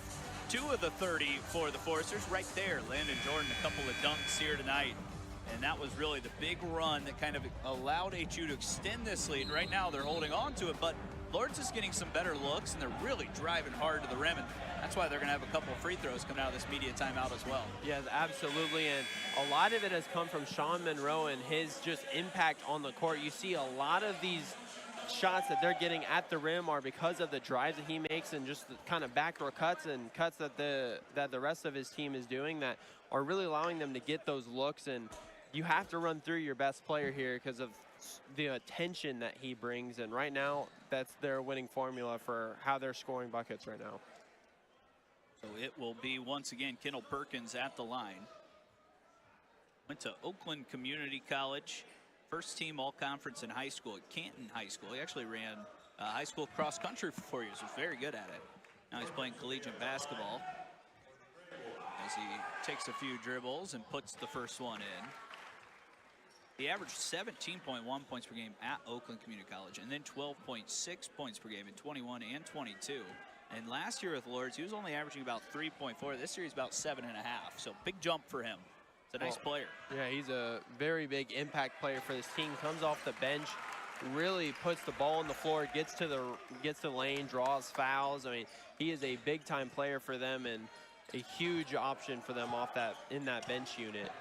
Landon Jordan just grabbed his 8th rebound already here in the first half. He's got 6 and 8. Back to his zone look, 2-3 here for Lords as they're pushing HU to start their offense late in the shot clock. Kamani spins, tosses, and 2 on the shot clock. HU's got to run something quick. Yeah, they need to get Lane Sparks in the middle spot right there. As you can tell, Kamani Smith, who great impact player, does a lot of the little things, but he's not the greatest shooter, especially when with multiple defenders around him. And now the Foresters forced to make a really tough buzzer beater here. Drew is good at making tough shots and almost banked that in, but Monroe rises and takes it away. That's the guy to go to in late game scenarios. We've seen him create some magic here in Platt Arena and on the road at Taylor earlier this season as well. Monroe against Goodline, drives baseline, kicks it out corner. Another drive and a kick. Kamani couldn't quite get to it as Perkins took it away. Kendall Perkins staying aggressive, somehow skipped that in. Jordan another block. And that is great rim protection there from Landon Jordan, and Lane Sparks driving in. Jackson Paul spins, finds an open man. Jordan just keeps dunking. He is above the rim at all times in this game, and Jackson Paul, he is really playmaking right now for this Forester squad. You see that spin drew 3 defenders and left the pocket dunker wide open, and a beautiful play from the Foresters. Perkins staying aggressive, missed another one. Lane Sparks knocked it away and did get the rebound as he now tries to run ahead. Up top, Landon couldn't catch that one, got it back, stripped away. Drew Goodline finds JP. Jackson Paul to Landon, he's fouled this time. And that is a really, really hard foul as it forced Landon to kind of land awkwardly there. And a lot of contact right there. I mean, yeah, definitely a foul kind of in the airspace of where Landon was trying to come down. I don't think anything hostile, though. Just trying to go up and get it. And Landon jumps so high that if you knock him off balance, it's always going to look a little rougher than it actually is. Yeah, absolutely. I mean, when you have a 6'9" player who he's a big body out there and can jump as high as he can, it's always going to look, like you said, awkward when some contact happens midair. Jordan's first free throws tonight. His first one in and out. He's gotten so much better from the free throw line throughout this year. He was right around a 40% free throw shooter for a while. Take a look at his stats now. He's up to 58.7. It's not amazing, but for him, it feels really good. You feel okay when he goes to the line nowadays. Yeah, absolutely. He really has worked on his free throws, and that's something that he's wanted to work on ever since he's been here. And to see that kind of improvement from a player for most of his career, they kind of played a hack of Landon every single time it was late game. I mean, he usually wouldn't make his free throws. So to see that kind of improvement and be above 50% is really big for him. He's got 9 and 9 already in this first half. Last year, Landon in the first round of the national tournament had 18 rebounds and 16 points. So he knows how to play in the big stage, and he's doing it again tonight. Monroe cut off by Bruvier, and a foul is called as Roman just didn't give him enough space to operate in the painted area. And you can tell the coach here trying to tell he was in the upward motion, but it looked like the contact may have came right before he gathered the ball. And yeah, they'll take it side out there. That's a foul you're okay with, though, because he stopped probably an easy bucket by sliding over and blocking the offensive player. Gizzy right back on Monroe again. Monroe with 4 points so far in this first half, just 1 of 8 from the field. Is yet to knock in a three. He's a 42% three-point shooter. Right side, jab step. Adonis Abrams will pull it back out. Now goes to work. Left-handed guard, throws it to the corner. 3 is off in time. Hits the rim a few times. Somehow the smallest guy on the court, Monroe, tipped it to a teammate. What a play right there, and you could tell kind of just a really hard rebound to grasp there. Gizzy couldn't quite collect it, and that's an easy bucket especially after a hard 30-second possession that led to nothing. Sparks right back in the middle of the zone, goes with the left hand again. He's got 13. He is just incredible right there, and that's over 2 defenders with 2 behind him. Lane Sparks just absolutely dynamic. Rome with a good hedge, and now a tip as it goes all the way into the backcourt, and Caden Cruz, a freshman from Napoleon, Ohio, goes and collects it. Fairley putting it on the floor. 11 versus 11 here with 6 on the shot clock. Fairley, the freshman, being guarded by the big man, gets to the rim, and a whistle comes in late, and it's going to be on Roman, as that's his 2nd of the game. Wow, and a foul call there, like you said, his 2nd already. You can tell the reactions of both the bench and the crowd not in agreement with that call. That's a tough break for the Foresters there, and that'll send Fairley back to the free throw line. So Fairley from the stripe rattles it around and drops it in. 81% free throw shooter. He's not been to the free throw line a ton though this year. He has made a handful of threes, 39 of them. He's had as many as 26 in a game against Lambton, 7 rebounds against Siena Heights, 7 assists against Lambton. So he can get it done, and that's the guy that Jake Dupree put a star next to. You never know how a freshman is going to play in big games like this, but he's hanging in there here in this first half. Yeah, he's been one of their bright spots off that bench unit. He's been huge. Sparks, same spot, scores it again. And they have got to do something different there when Lane Sparks takes it on that left side. I mean, that's his strong hand. He is such a good finisher at the rim, especially going left. They have to get him away from that left side if they want to stop him at all. 17-point lead for HU. And now again, back on the dribble is Fairley against Goodline. Shifty guard. Abrams to his right. Monroe. Probably about 2 shots left in this first half.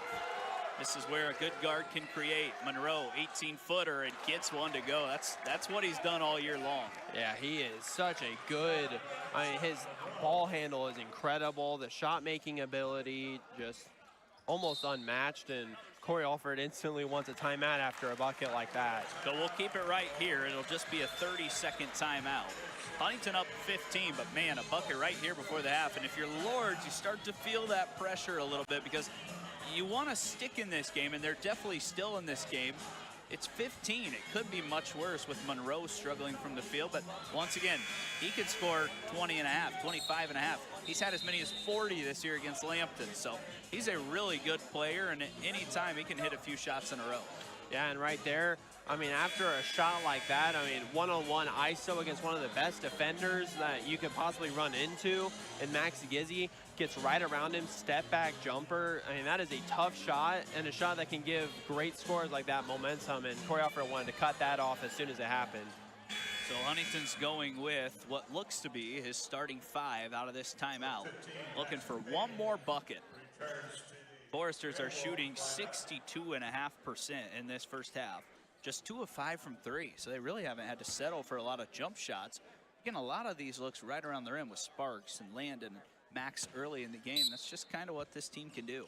Absolutely, and I'm sure they're going to look to get it to Lane again in that middle. This zone is really getting cracked by that pressure Lane puts in the middle of it.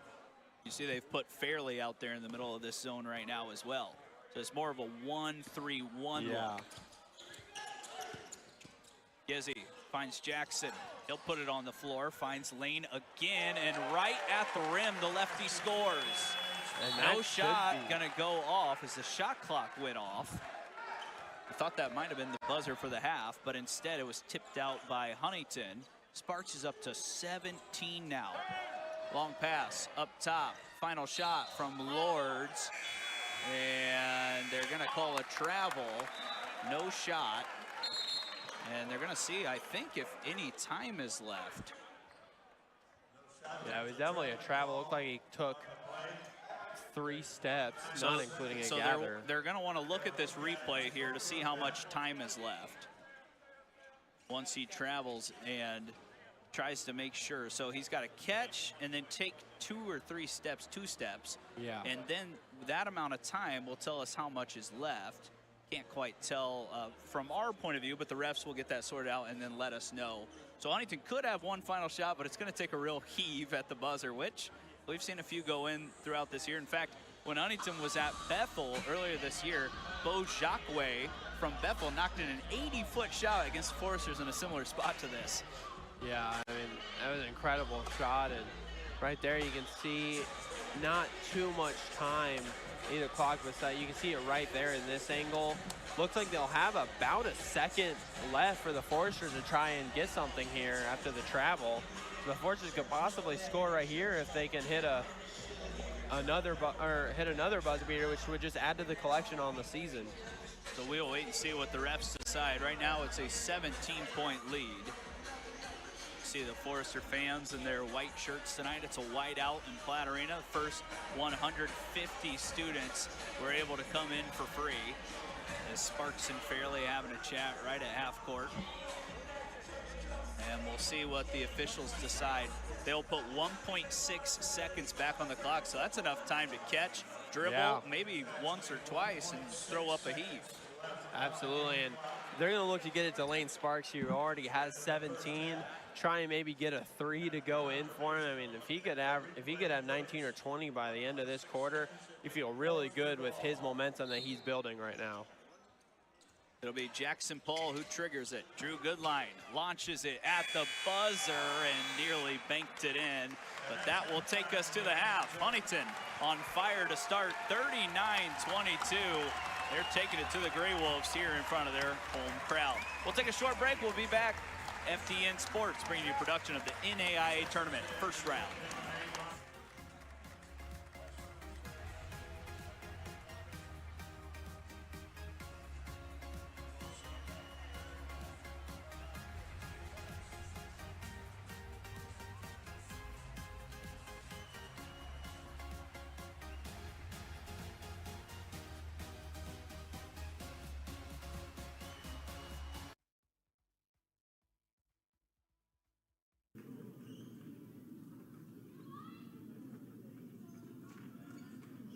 And the Tigers will open the second.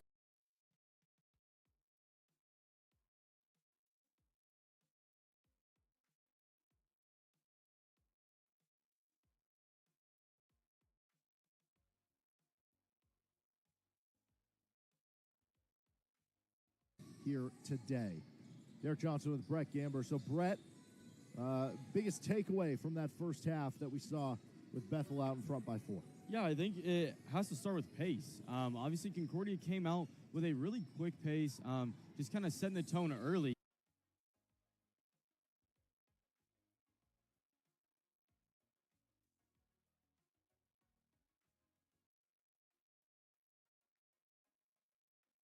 Game. Now they go to Lewis on the elbow. Back up to Blake Davison. Thomas, seems like when Indiana Tech is going, Blake Davison is going right there with him along with Crew Gibson. Davison to the corner.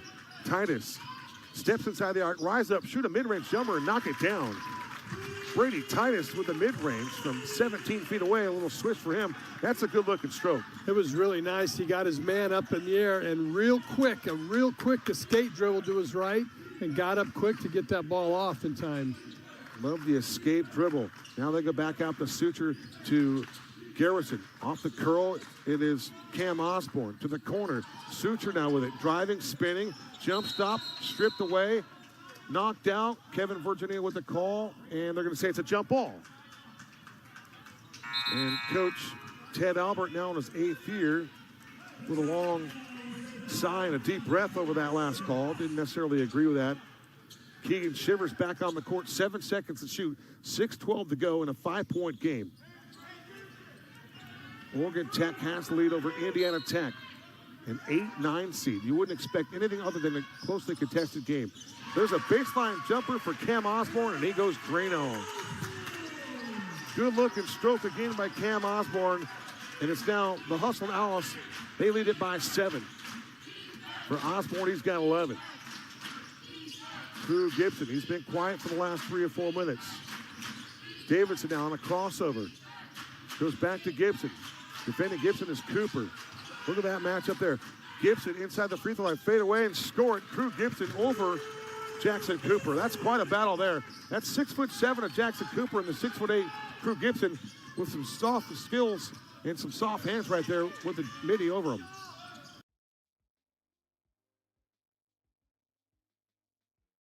In the state. How old is he? D is 11. 11 years old. Well, man, I'm looking forward. Does he play? Who's he play for locally? He played back, back to where we're from, and for the Red Claws. Gotcha. All right. Well, I have a feeling you'll be bringing him for a few games. We like to do interviews during these games with some of the folks that you're recruiting. And, Yeah. Hopefully, we'll get him on the He mic. might want to say something right now. You want to say something? Nah, He's shy. he said no. He's shy. Yeah, he's shy right now. 6:06 to go. 42-26 is our score in the first half of this doubleheader. Coach DeMario Jackson, thank you so much for taking the time to come chat with me this afternoon, man. I appreciate you so much. For sure, man. Appreciate you. One of my heroes, Coach DeMario Jackson, who has continued the winning tradition at LSUA. And of course, I'm going to be neutral throughout these contests as the helping out the NAIA, but my little personal comments with him, I appreciate very much him taking the time to talk to me. 43-26 with 6 minutes to go in this contest as Hall knocked down both free throws. Back the other way, the Knights trying to mount an offensive answer to what the Lions have been doing, scrambling for the ball. It's going to be recovered by the Knights. He sees an opening far side, looking at the three. It's going to be too much. Rebound by the Knights. Long old breakaway. He's got it given over to Bowling, and Bowling turns around off the glass, will not fall, and there's a foul away from the ball on number 15, Jordan Jenkins. So Jordan Jenkins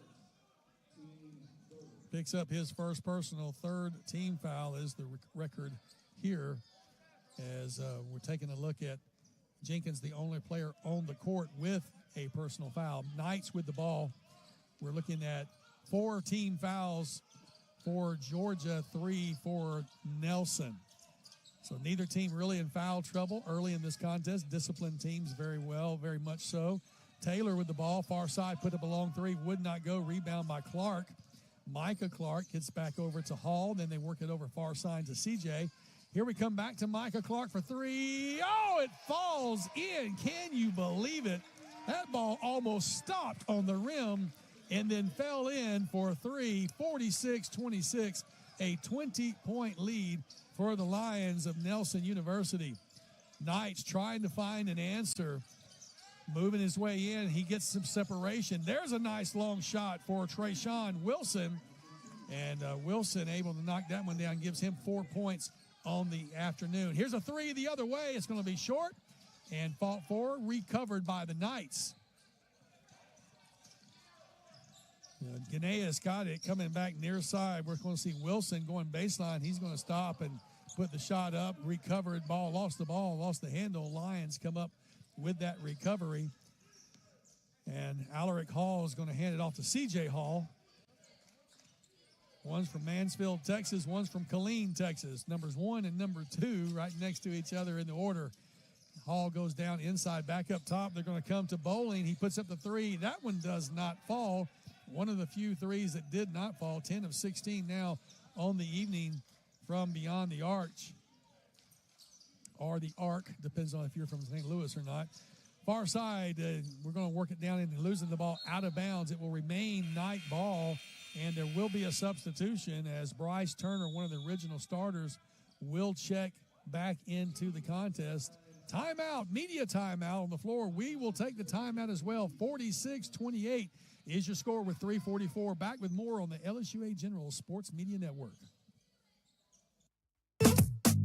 LSUA is the fastest growing college in the state, with the lowest tuition, a diverse student body, and a safe campus. Plan a visit today.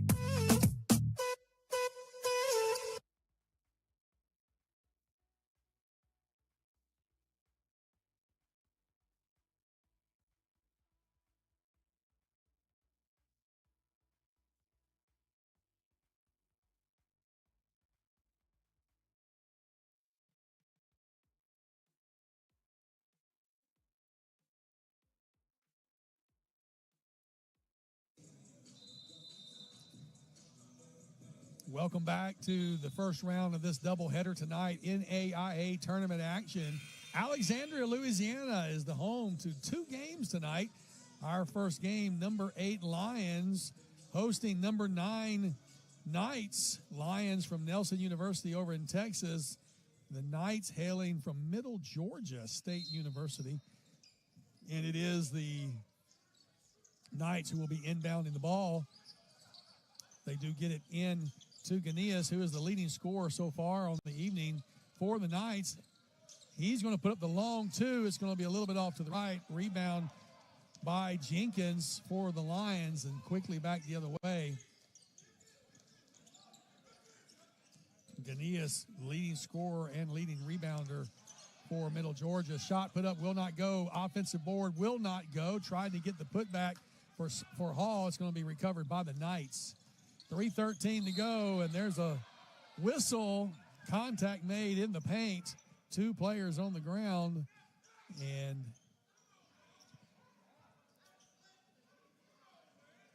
Coach Moe wants an intentional foul as the Nelson player stays on the floor quite a bit longer. Coach Deal will check on his status on the floor, taking his time. Jordan Jenkins.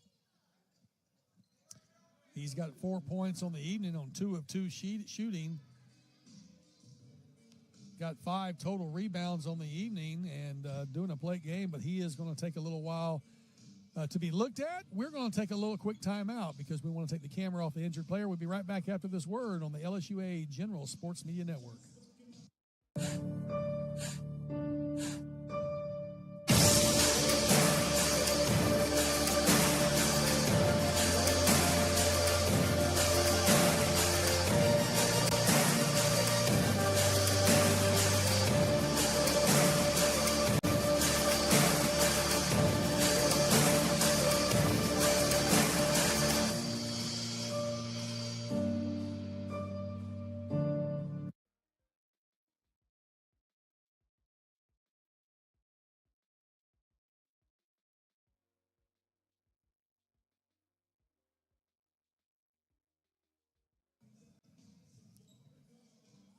Welcome back to Alexandria, Louisiana, where the Nelson Lions are on a 12-2 run over the last 4.5 minutes over the Knights of Middle Georgia, who are trying to find a way to joust their way back into competition on this. And it's a 46-28 score. Comfortable lead for the Lions, but there's also a conversation between coaches and referees after that last collision. I did not get the they did say the foul was on 55, Trace Bowling, and that's going to be his second personal. And Trace is going to be credited with that foul. We're going to see to the line to shoot is number 11, Bryce Turner, who knocks the first one down. So the good shot by Bryce. He'll have another opportunity. He knocked them both down, did Bryce Turner, cutting into that what was a 20-point lead, now a 16-point lead, as that 12-2 run has been stopped, at least momentarily, because they're going to call that an intentional foul. Knights will have the ball underneath their own bucket. There's some discussion about the clock. They get it set right, and we're ready to go. Knights trying to get the ball in. They do. Almost tipped away, but coming down with it is Wilson, swinging it around to Ganias. Again, Ganias, the lead player, on a give and go underneath. Far side for 3. It's going to be just short. Ganias tips it over. Great job by David Ganias, tipping it over to Trayshawn Wilson, and Wilson gets the 2 points. Knights with the ball back the other way, 46-32. The lead has been cut to 14, was 20. So now we see Middle Georgia on a 6-0 run over the last 2 minutes. And Nelson hasn't scored in the last 2 minutes or so. So 2:30 to go in this first half. Knights moving the ball outside perimeter. 3-point shot is good. Trayshawn Wilson knocks down the 3, cutting it to an 11-point game. 9-0 run headed up right now for the Knights, as they have found something that's working down underneath, trying to make us find a shot. They're going to have to work it out. The Lions, it was trying to get it inside Junker. Now Junker back to him. Back will not go. The drought continues. The Lions are 0 of 4 the last, actually 1 of 7. And if you look back the last 7 shots, Knights getting it fit underneath. It's going to be a great shot by Bryce Turner, and a timeout on the field as the lead has been cut to 9 single digits. We'll take the timeout as well. Back right after this on the LSUA General Sports Media Network. Okay, this time I'm ready to start scratching some lottery tickets. What do you mean, ready? I got my lucky rabbit's foot and a 4-leaf clover in my pocket. Very nice. And just in time, because the lottery has 4 fun new games to play. Introducing Win It All. Win up to $4,000. Money Talks. Win up to $15,000. Try Bingo Match. Top prize $30,000.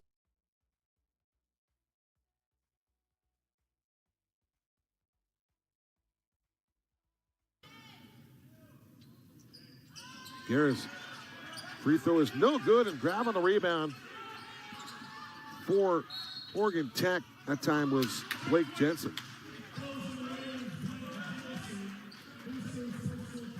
81-69, 53.4 seconds as Jensen is fouled. So Blake from Sherwood, Oregon, by way of Sherwood High School, 6'7", 220, heads to the foul line. Playing in his 30th game. He started in his 30th game. Free throw no good for Jensen. He shoots 72% from the stripe. As a team, Oregon Tech shoots 71%. There's a long three, and that was a contested three that time. Dallas Roberts. Roberts with 10 here in this one. Another foul call by Kevin Virginile. 43.6 seconds to go.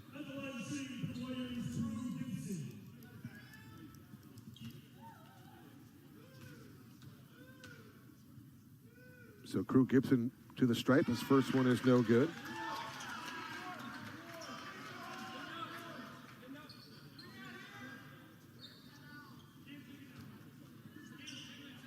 Playing out of the Kramer quadrant.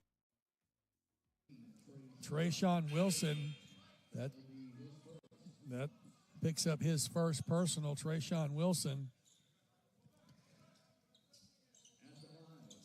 And so I'm double checking just to make sure that's right. And that is what they say. So to the line to shoot for the Lions will be Noah Junker. Junker, who has 8 points on the evening. His first time to the free throw line, misses his free throw. And so that cuts into that free throw percentage. Now 4 and 6 on the evening from the line is Nelson. Middle Georgia, 2 of 2, haven't shot very many. Junker will have another opportunity. Nelson was shooting 80% from three-point range earlier, now down to 58%. Middle Georgia was in the 20% range, and now they're still struggling from beyond the arc, but they're shooting almost 50%. Pardon me about that. Second free throw is good by Junker, giving him 9 points on the evening. He was 1 of 2. And the Knights let the ball roll so the clock doesn't start. Trying to preserve some time. Under 1 minute to go. Working around far side. This last few minutes, it's a 13-1 run. 13-1 run for the Knights, getting them back into this contest. Shot clock coming down on 10. Feeding it down inside and backing his way. Smith. Shot put up, will not go. Rebound by the Lions. Pick it up by C.J. Hall and back the other way. Lions will have no shot clock as we're down to the game clock, under 20 seconds to go. C.J. Hall outside has a pick set for him. Now underneath on the baseline, the shot off the glass will not fall for the Lions, and the ball is being knocked all over the place, knocked out of bounds. What a heads-up play by Jordan Jenkins, falling out of bounds, threw the ball off of a Knights player, retaining possession with 6.1 seconds to go. You see it on your scoreboard right there on your screen with us. 47-39, an 8-point game. It was a 20-point lead earlier, but the Knights have worked their way back into contention. And again, 2 shots will not fall. I got to say that the Lions have really struggled. One of the last 11 really struggling in the last 5 minutes of this contest. It's been a 13-1 run for the Knights over the last 4.5 minutes, bringing themselves back into contention, trailing by 20 at one point, now trailing just by 8 points. 47-39 at the half. We'll take a couple of minutes timeout. We'll be back with more on the LSUA. And Brett Loff, he was part of the first WAC championship for Lords. So he's a really good second-hand guy, right-hand man, and he's been excellent for Coach Dupree, who's in his first year in making the national tournament right away as Sparks just continues to roll. And right now, Lane Sparks looks like the best scorer on the floor, even with Sean on the floor. Lane Sparks is unstoppable inside, and he's getting everything from inside. Usually he likes to shoot a lot of mid-range jump shots, maybe some threes here and there, but he's doing everything from inside around the rim, and that's really impressive. Darrell Jones missed the first, tipped it right back in. He's starting to show a little bit of that offensive flow that he's had most of the year. Yeah, I mean, that was a great play. Got Landon off his feet, and once he beat him on the dribble, he really had an easy shot, and Landon Jordan just continuing to punish the rim and punish this Lord's interior defense. This Lord's team is very, very good, but they just don't have the size right now to compete with Landon at 6'9". Jones, another. Drew Goodline, not scoring, but rebounding and assisting. Jackson Paul, coast to coast. Sparks drives, takes a tough two, and scores it anyways. Lane Sparks is just unreal right now. He is unconscious on the offensive end, just making every single shot that he puts up, all the way up to 21 points now, unless they... Off a screen. It's a paint touch. Good catch by the 6'9" big with Cottrell, who can't finish at the rim. Smith, good pass laid in by Schutt, threading the needle on the bounce. And as impressive as Smith has been with his scoring, the passing has been just as good. 4 assists. Is that one short by Cottrell? Big man struggling right now. Came in 56% leading the team, but he's 0 for 3. Pump fake for Bennett. And a foul going to be earned by Concordia.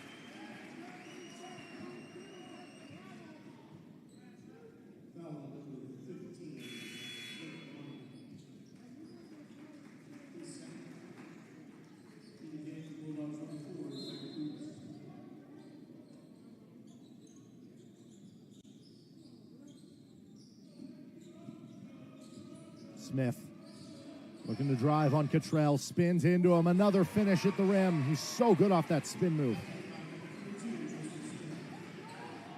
Now getting behind the defense, though, is Bonner. Left-hand layup, no. It'll stay with Bethel.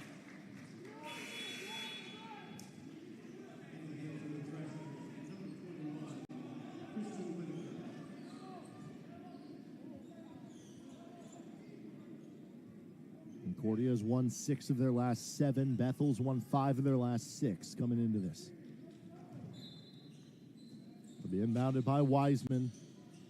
Tried to get the lob in. Instead had to go to Jonas.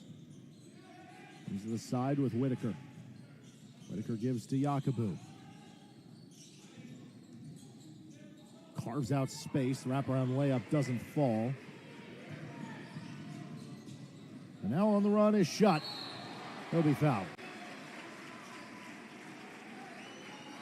Yeah, I think right now Bethel's just trying to find some sort of body to put against Smith that can come back at it with that aggressive thought process and element to their game. Just trying to find some sort of just plan or idea to come back at that. First rims out for Schutt. 128th career game played for the senior from Laurel, Nebraska. He was third-team All-American last year, honorable mention All-American 2 years ago, and he's been a 3-time Great Plains Athletic Conference first-team selection. Splits the pair there. 3-point lead for Concordia. Come out and outscored Bethel 10-3 to start the second half.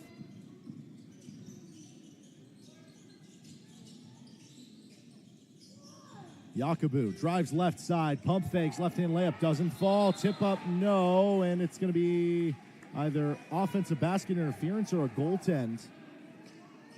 They're saying no shot, so Bethel, the team who touched it on the rim. Now the officials discussing. So no basket.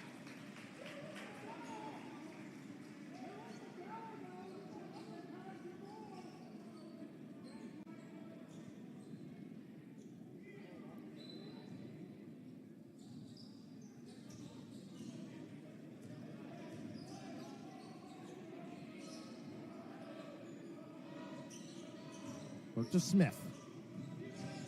Double comes. Frank, floater. Off right. Rebound secured by Whitaker. There's Harris, who had that 10-point first half. His first miss of the game was 4 for 4. Good steal, good active hands. Whitaker, it came to Harris on the deflection, who walks into a three. And can't pick up where he left off in the first half.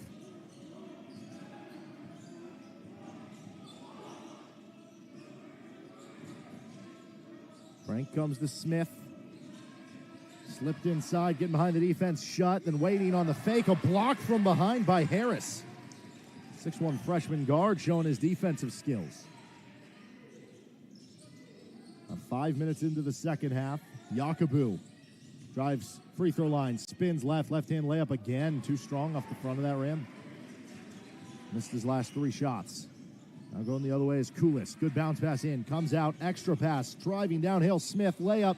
Falls off the rim. Battle for it. Goes to Bethel. Transition opportunity. Yakubu. Another missed layup. Bonner saves it into Yakubu. Comes out with it to Wiseman for 3. Off the mark. Helter-skelter play right now.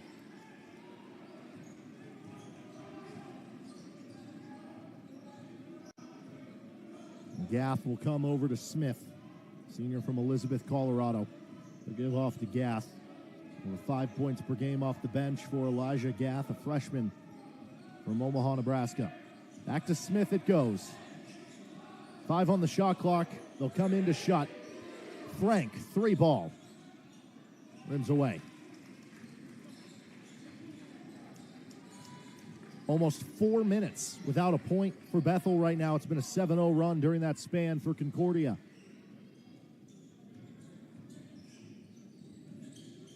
Wiseman, and they'll go out of bounds off of Shutt, who had the defensive play. We'll head to immediate timeout. 48-45, Concordia has switched it around. They lead by 3. Back in a moment on the Hart Conference Network.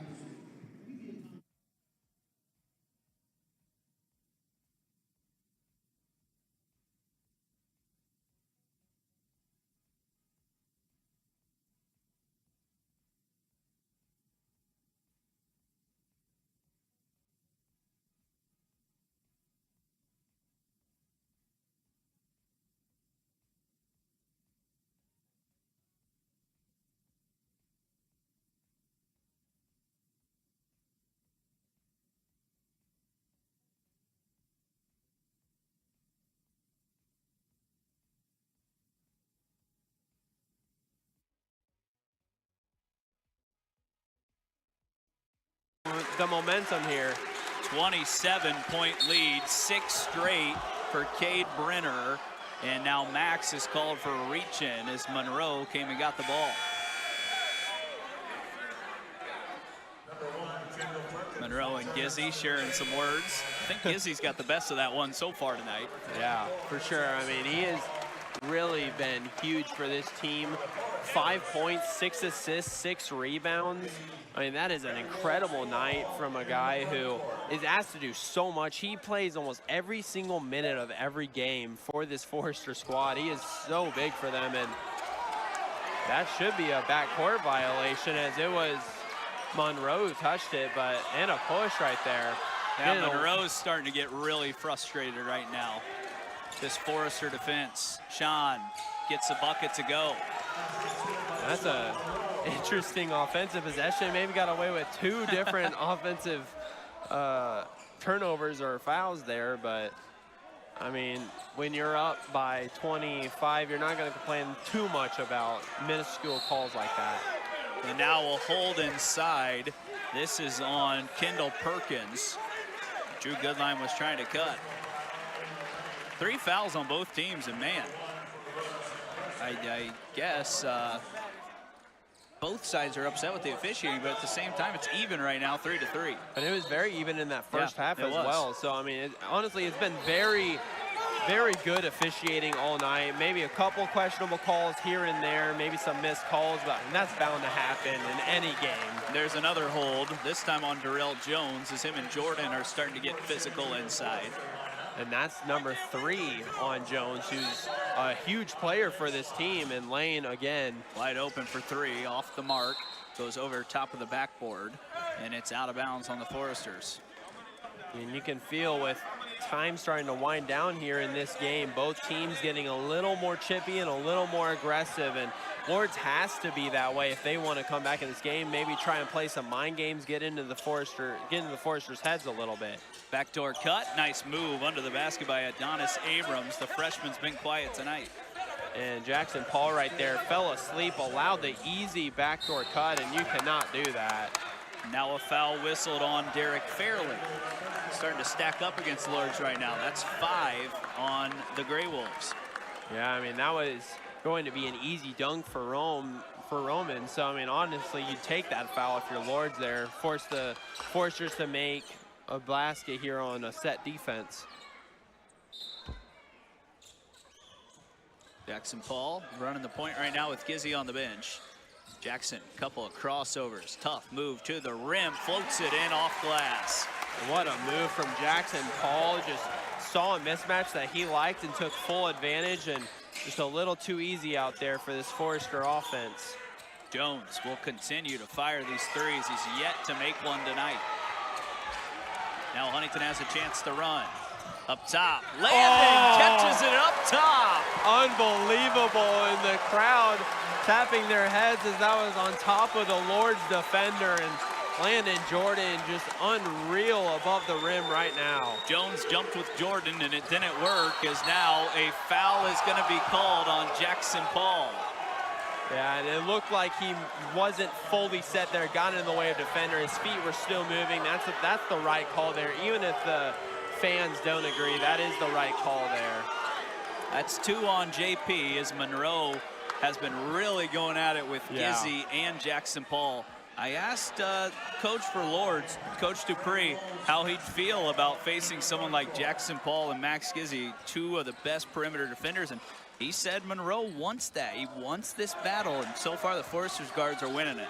Yeah, absolutely, and they're really putting pressure on him, and he has not been able to overcome that yet, and it's really hurting him right there. Backcourt violation, Cade Brenner, not usually known for his defense, but causing a turnover there on Lourdes. HU just disrupting right now. All game long, they've been so disruptive on the defensive end. And you could tell that defense is starting to get to the heads of Lourdes a little bit here, as they're really struggling on the offensive end. Monroe shoving a little bit, a couple of the players being too physical when they're trying to draw fouls and stuff. I mean, they're really playing it well, and their defense is the biggest reason why Foresters are winning. Sparks called for a travel, as that's a turnover on the Foresters.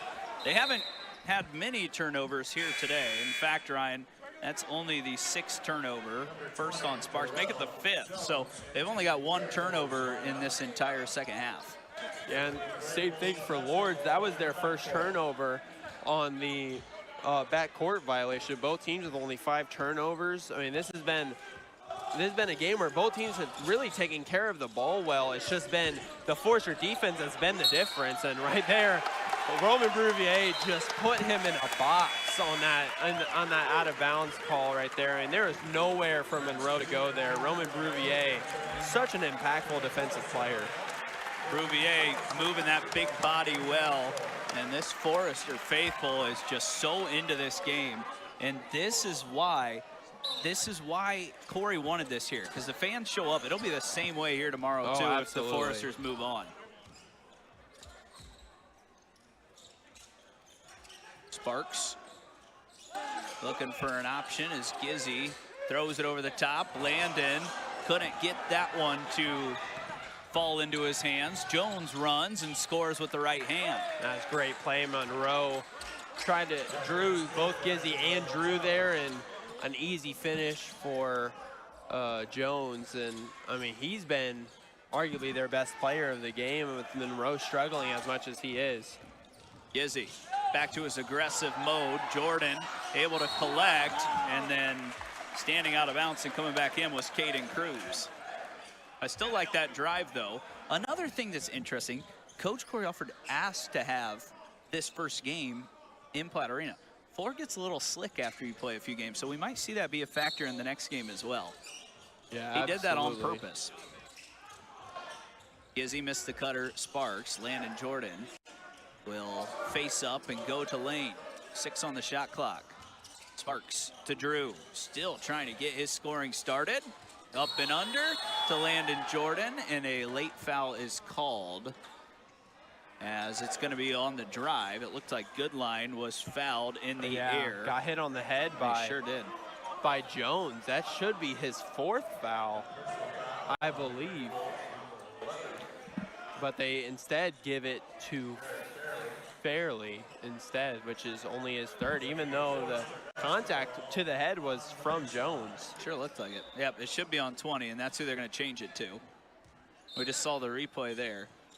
So we'll have to see what number that is. Sparks comes off a curl, falls to his right, in and out. Jordan puts it right back. And Landon Jordan has just dominated this Lord's big man rotation. They have had no answer for him all night long, and the depth they have at that center spot in this Forester roster is just so overbearing for other teams, and you can tell it is having an effect right now. Monroe traveled as Jordan sat down at 6'9" and caused another turnover. Yeah, and Monroe, you could tell he's in his head right now. He is just not playing well. He's being defended by everyone at a high level on the Forester end. And right now, Lord's just really struggling. Okay, we are going to send it to immediate timeout. Come right back on FDN Sports. Huntington way up on Lord's.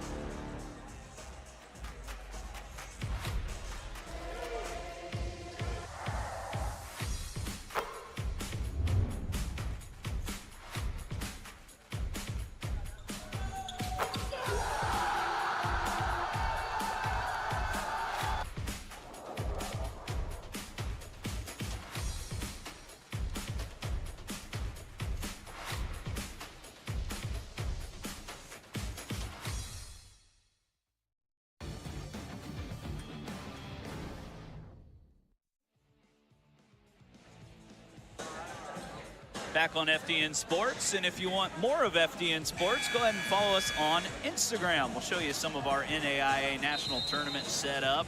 Say Landon Beagles, jersey, Landon Jordan. Well, we've seen a lot of that in-game. Roman Brouvier, sold-out crowd, beautiful new facility.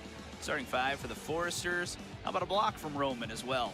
You can see all this on @FDN Sports on Instagram, and we'd love to have you join us. Of course, we love you joining us here on the broadcast, but join us on social media as well. Yeah, absolutely. Great place to be. Our content has been excellent here this season, as it's 63-36. And they changed the foul call to Jones, which is in fact his 4th now, so he's got to be very careful to not foul out, as he's been one of the few things keeping this team afloat. Drew Goodline likes driving that left baseline there, spins it out. Sparks able to catch, tough too, got it right back and scored it over the top of Fairley. Lane Sparks with 23, and he has almost as many, he has more points than all three of their top scorers on the Lord's side combined right now. Just unreal on the offensive end. Barely tried to kick out that leg. Gizzy was nearly tripped, but no foul. Sparks can't run it down. And not the greatest pass there from KJ. I mean, a good court vision to see Lane cutting to the basket there. Just threw it a little too long. Alford not happy with the turnover there, as any coach hates unforced turnovers. And you can also see Northwestern getting a look at possibly the team they're going to have to face tomorrow if they can win their game. Jones loses it inside. Loose ball on the floor. Foresters come away with it. Caden Johnson slows it down. Gizzy thought about one from the volleyball line. We'll pull it out and start this set over. Yeah, I hope a lot of these fans stick around for the next game too. Those two teams, they're from a long ways away. Sparks inside. Caden Johnson dribbles with the left and another dunk and a technical foul. Yeah, pretty easy call. Yeah, you cannot do that. He pulled down a little bit there on the rim. Can't do that, but I mean, he doesn't normally dunk it all that often, so the Foresters are happy with that, and a nice aggressive play there from KJ in the paint. That's always a technical. I mean, when you hang on the rim and shake it, you're usually going to get called for that. So it's a technical on Caden Johnson, and Sean Monroe will head to the free throw line. You know, Monroe, it looks like he's going to probably have his career come to an end tonight. Man, he has been excellent.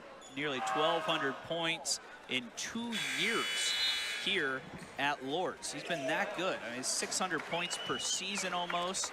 As a sub will come in, Caden Cruz out. And then Caden Johnson out, as well as Roman Brouvier's back in. But he's been very, very excellent in his career. Even if he's not had his best game tonight, he's someone you can admire. And only at 5'11", he's got that many points. He's a great scorer. Yeah, I mean, he really is just such a great scorer, like you said. And it also gives a lot of kudos to this Forester defense and just shows you why we have the best defensive backcourt in the entire league. I mean, players like Gizzy and Jackson Paul, it's tough for any scorer to constantly get buckets all night long, and they have really made his life difficult. Another foul called. This is going to be on Landon Beagle, who's getting some minutes tonight.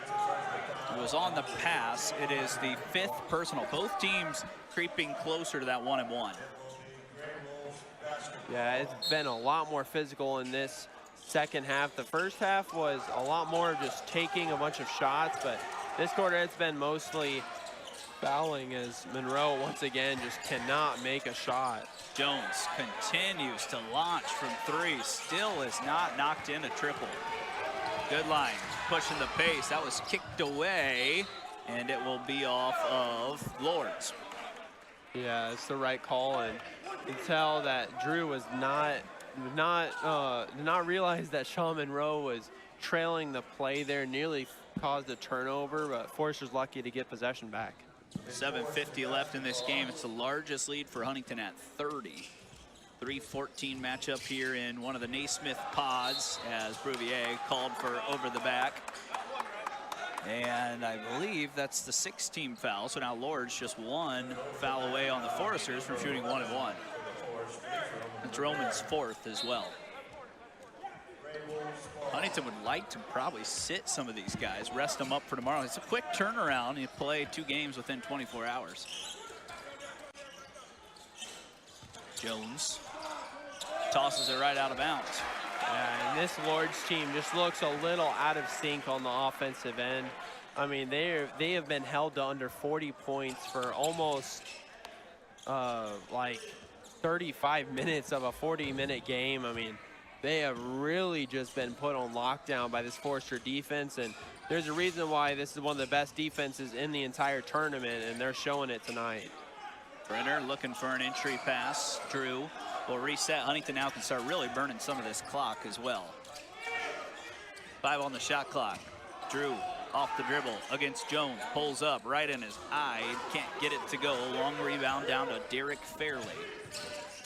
for this Forster squad to win the way that they are tonight, without Drew Goodline even making a single shot, especially with how important he is to this team, is really incredible. Brenner, side step triple off the mark, left it short. Fairley another rebound.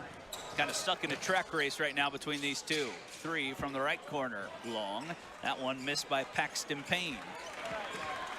You can see the Foresters starting to slow down at each possession here, using more and more of that clock. And as the seconds are ticking away here, so are the chances of any sort of comeback from Lords. Yep, approaching 6 minutes. We got one more media timeout coming here in Platt Arena. JP gets to that little step back. Brouvier with perfect deep position on Monroe. Yeah, that was a gorgeous play. Just pinned him under the basket, and Monroe could do nothing but just give him the easy layup without fouling. And that is a beautiful play from Roman Brouvier. Pass inside, Payne, high off glass. On the backside, Fairley miss. Passed out again. Dropped by Monroe. Cade Brenner, 3-on-3 here, as Monroe goes tough to the rim. Tried to go up and under, and Brenner's called for the foul, and you can see Corey rubbing his eyes. Not the biggest fan right there, as it looked like Cade maybe caught him on the back, pushed him a little bit, why he wasn't able to finish the layup. As if he probably hadn't got pushed there, that probably would have been an easy layup there for Monroe, but he needs to add 2 more to his total points tonight. Monroe, 11 points, 12 now, 6 of those from the free throw line. And in this game, he's just 3 of 12.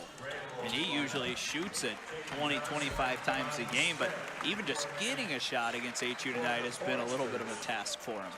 Yeah, absolutely. 3 turnovers on the night as well, as they have just really hounded him and made his life so hard on the offensive end. And you can clearly tell it's affected this entire Lords roster. They feed off of what he is able to do on the offensive end, so being able to hold him down to a low scoring night is really what led the Foresters to have the lead they have right now. 30-second timeout is going to turn into the media timeout. Huntington up 31. We're going to take a short break. When we come back, more of the NAIA first round matchup on FDN Sports.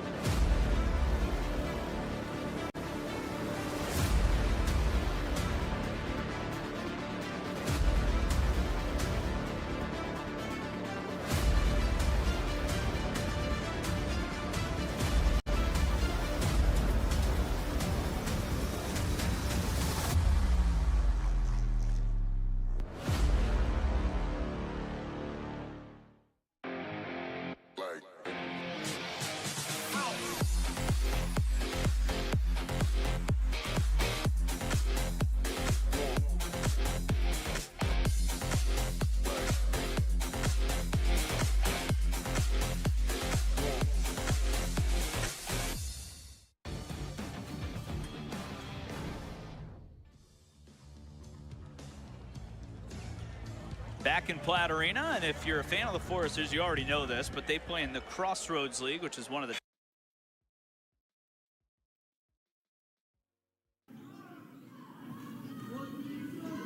Shreveport did make a 3 moments ago to cut this to 13 for what it's worth.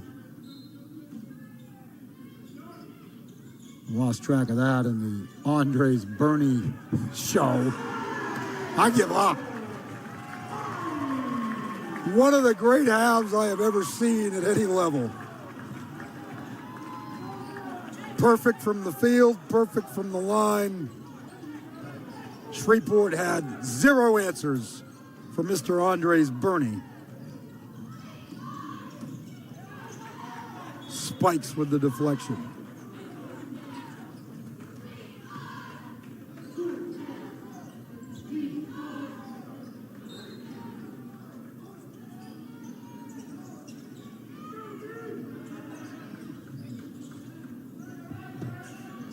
That is a long 3 from Hill.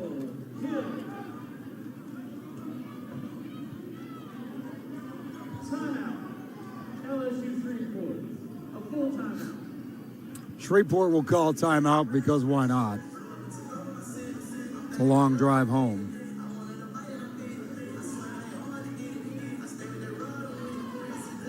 Andres Burney, 10 for 10 from the field, 4 for 4 from the line, 24 points, 6 rebounds, 16 minutes of action.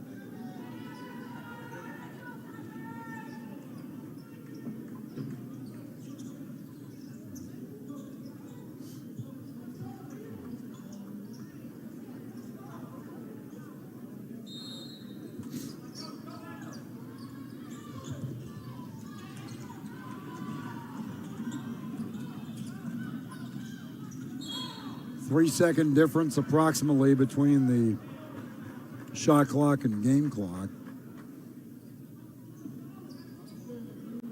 Now the shot clock is off as a foul will send Franklin to the line. At the line, shooting 2 shots for the Tigers. The key is Franklin.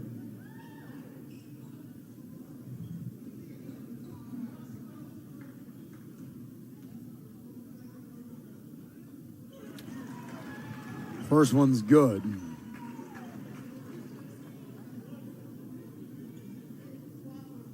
Tigers will be back here tomorrow at 5 o'clock to take on the winner of Lewis Clark State and St. Francis. With a trip to Kansas City at stake. They will improve to 27-4. 3 of those 4 losses to conference rival Freed-Hardman. They won't have to shoot. Shreveport won't have to foul. And your final score, the 2nd-seeded Georgetown Tigers, 92. The 15th-seeded LSU Shreveport Pilots, 78. Andres Burney, magnificent. And Darian Lewis, pretty much the same. A team effort up and down the lineup for the Tigers. We'll get some stats. LSU Shreveport on a great season. And congratulations to your Georgetown Tigers by winning this game.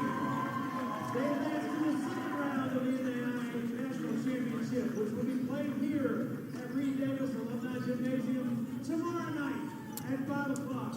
Against the winner of our second. Burney, 24 points. Lewis, 15. Spikes, 12. Franklin, 11. Dozier, 10. To go with 12 rebounds. 7 rebounds apiece for Burney, Spikes, and Boyd. 7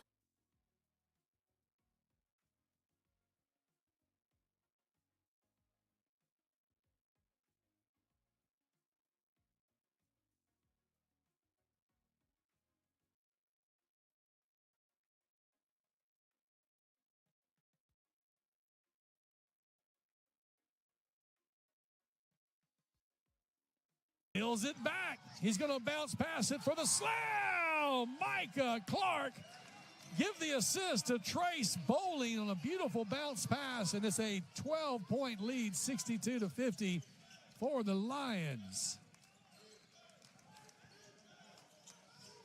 Okay, Knights got to make something happen here.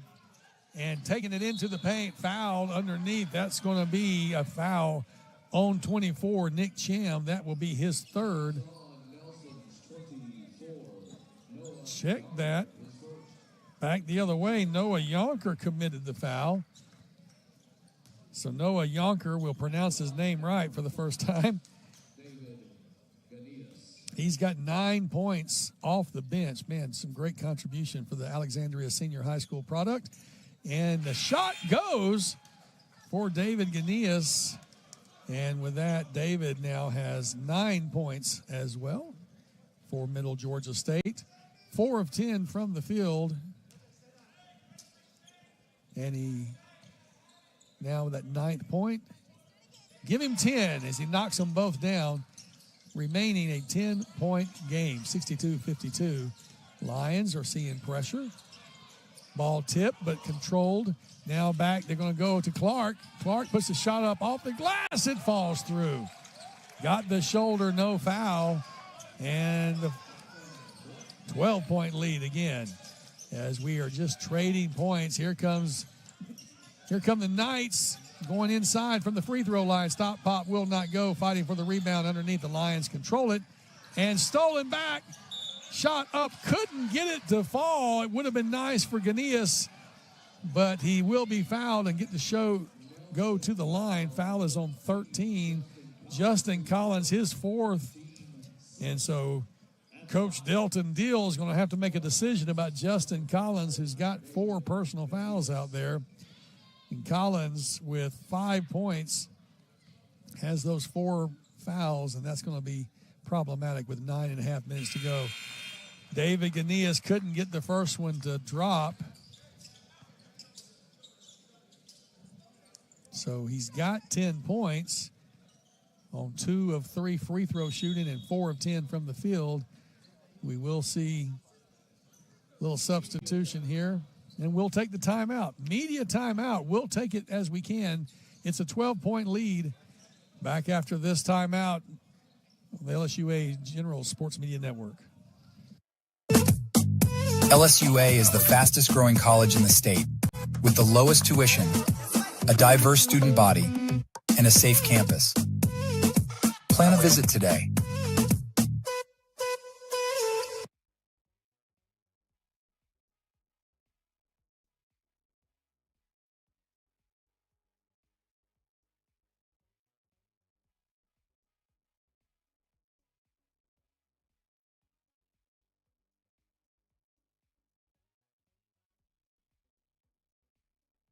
Gaff swatted at the rim, and he's fouled as well. I think it was Harris who fouled him, and then Whitaker had the clean block. Yeah, it is Harris. That's going to be Harris's 4th. So, been a crucial part in this Bethel offense and defense. But we'll see with 16 points what Bethel decides to do here. Minute 41 to go. 2 free throws for Elijah Gaff. 74% at the line this season for Gaff. As a team, they are 13 of 21. The first gets the positive roll in for Concordia. Now 14 of 22. Take a 70-69 lead. And these two teams met earlier this year. 89-79 was the final score in favor of Concordia. Second good as well for Gaff. Gives him 4 for 4 day at the line, 6 points. In the minute 41, he'll be subbed out for a defensive switch.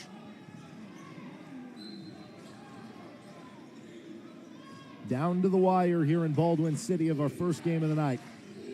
Winners season will continue tomorrow night. Loser calls it a day. Yakubu bounce in. Whitaker lays it in. His season high 11 points. Yeah, and right up there, Bethel was just able to kind of get Smith to push up a little bit further towards that free throw line and allow just a little gap right next to the basket for that easy put up. Smith drives, ball on the floor. Who's going to get it? Stayed alive by Smith, somehow staying strong with it. Arrow would have gone to Bethel. Drive left, shut, working through, over 2, lays it in. And we're at the minute mark to go. Right now, Bethel has season highs for Harris and Whitaker, who's got 13. We're going to timeout for the Threshers. Another big bucket by the senior who was 2022 All-Tournament team, Noah Shutt. He's got 21 points, 10 rebounds, and he's given his team a 2-point lead, 51 seconds to go. We'll keep it right here. Bethel basketball. What a game this has been. Oh, yeah, and this is kind of what has made tournament play, NAIA, March Madness, you name it. This is what it's come down to. Obviously, both these teams earned their spot here in this first round and are hoping to move on further and further into this tournament. But, yeah, it's been a great atmosphere.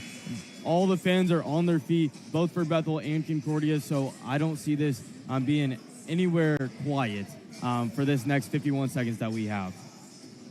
Yeah, 51 to go. There'll be 1 timeout left for Bethel, 2 for Concordia. Right now, Concordia would have to shoot a 1-and-1. 17 fouls on Bethel, 10 team fouls. Actually, scratch that. It would be double bonus. 10 team fouls on Bethel, just 7 on Concordia. So they would be in the double bonus. It is something to keep an eye on. Bethel ball out of the timeout. Pressure's just 6 of 22 from 3. Concordia not much better. In fact, worse at 4 of 21.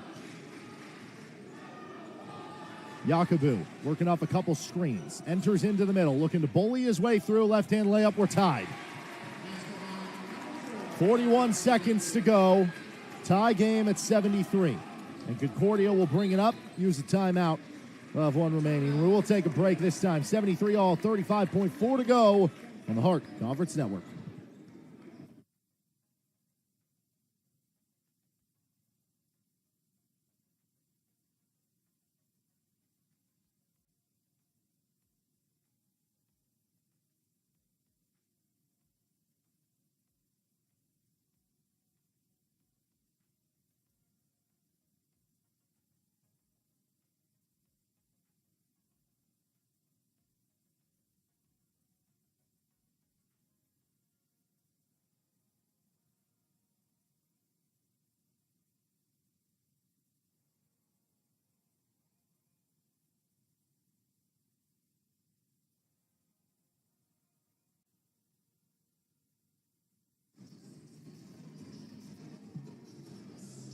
Well, half of the day's games have gone final so far, 16 of them.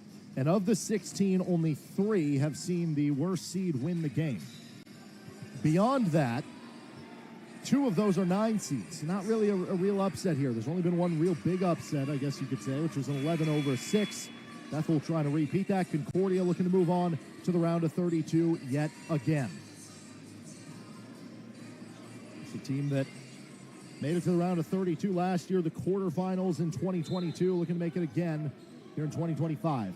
It's their ball, tie score, 11-second difference, game and shot clock. Both teams with 1 timeout. Bulldogs are in the double bonus. The Wildcat logo. Gaff going to give off to Shutt. Shutt drives left, had the last bucket, turns back to the right, 8 on the shot clock. Out it comes to Kulis. Over to the right side, Gaff. Bounced into Smith with 4, out to Gaff, fakes. Shoots with 2, cans it with 11 seconds to go.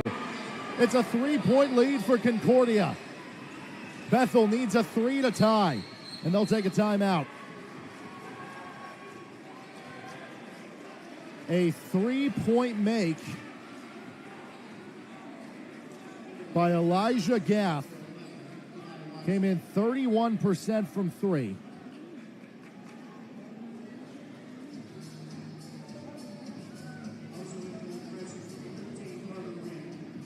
And in the end now, Gaff with 9 points. What a big-time make there for the freshman from Omaha. We've seen some freshmen step up, and how about the finish of this one? Concordia has made their last 4 shots. Bethel has made 6 of their last 8. Yeah, I think it's been a great kind of key factor for Bethel to stay in this game is their ability to really use their possessions wisely, I would say. Bringing Smith up further outside of that kind of little semicircle next to the goal has been a key factor for Bethel and kind of feeding the inside for Whitaker or Yakubu. So we'll see how that kind of plays out here. But with Bethel being down 3, they're going to need a real crucial opportunity, and I think Bethel has it in them to really continue this on. Well, question, will Concordia foul to prevent a 3 from going up? Probably too much time right now. So for Bethel, we'll see how they approach it. 38% from 3 on the season is Bethel, but tonight hasn't been the case. 6 of 22, just 27%. Of course, Concordia was just 4 of 21, but canned the last one. It'll be Carter Reed on the inbound for the Threshers. Nowhere to go with it. He has to get it into Yakubu with 8. And he's going to be fouled by Smith with 6.5. And that'll be a 1-and-1 for Bethel.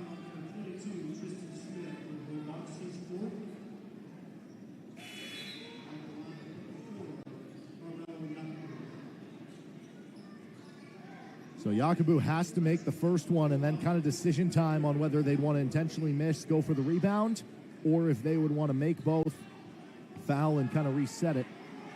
Again, they are out of timeouts.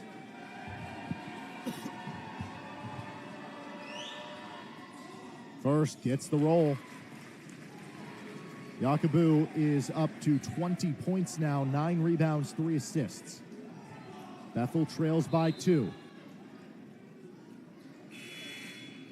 Are they going to go for the miss and the rebound? We will find out.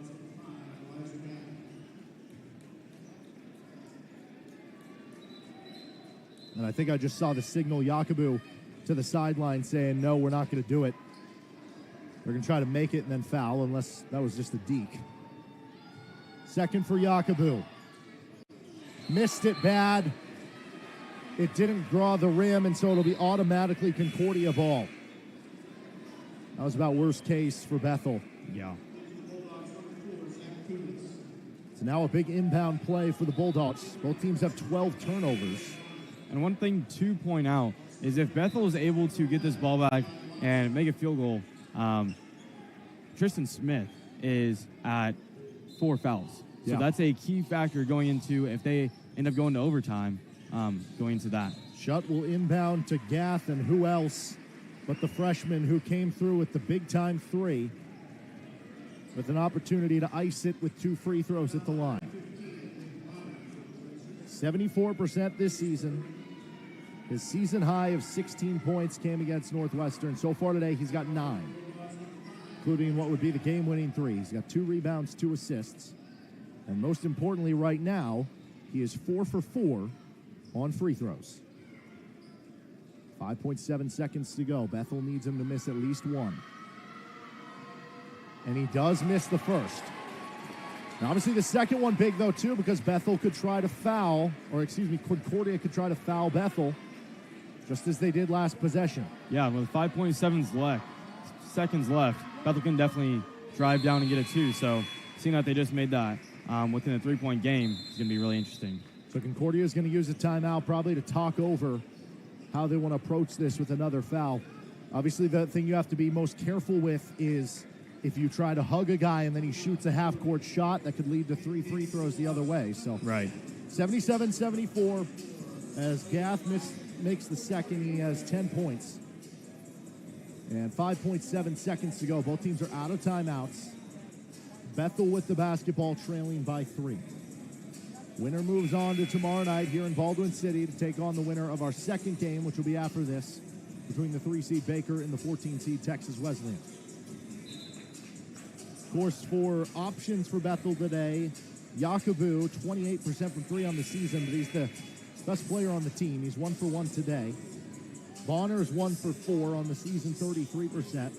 Harris 2 for 4 tonight. He's the only guy with 2 made threes for Bethel. Patterson at 49% and Jonas at 44 have typically been the best. 5.7 to go. It'll be inbounded to Yakubu, and he's going to be fouled with 4.2. Oh, the shot clock on the shot. Does the shot clock get a foul too? Took a charge there. Bennett, I believe, was the one called for the foul. And so Yakubu will look to make the first. This is a 1-and-1. It's the final 1-and-1 of the game. So now with 4 seconds, you almost have to kind of lay it up off the rim for your second shot if we get Gotta to make that. the first, though, first. Yeah. Yakubu on the season, 63% at the line. He's 7 of 10 today. Got the first. So now, like you said, in a situation where you're going to have to intentionally miss this and hope some shenanigans happen on the rebound.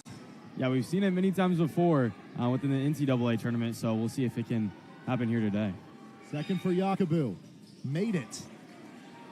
And so now they're going to have to foul quickly. 4.2, Concordia up 1.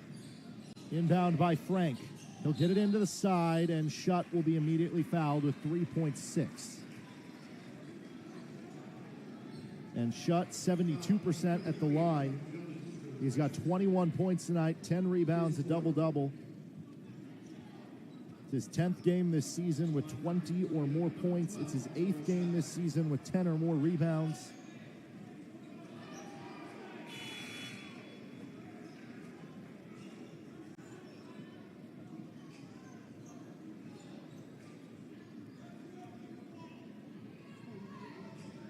Will attempt two. As a team, Concordia 16 of 25. That's 64% on free throws today. And for Schutt, he is 3 for 5 on free throws individually so far. 128th career game played for him. Came in with over 2,200 career points, over 900 career rebounds, and money on the first free throw.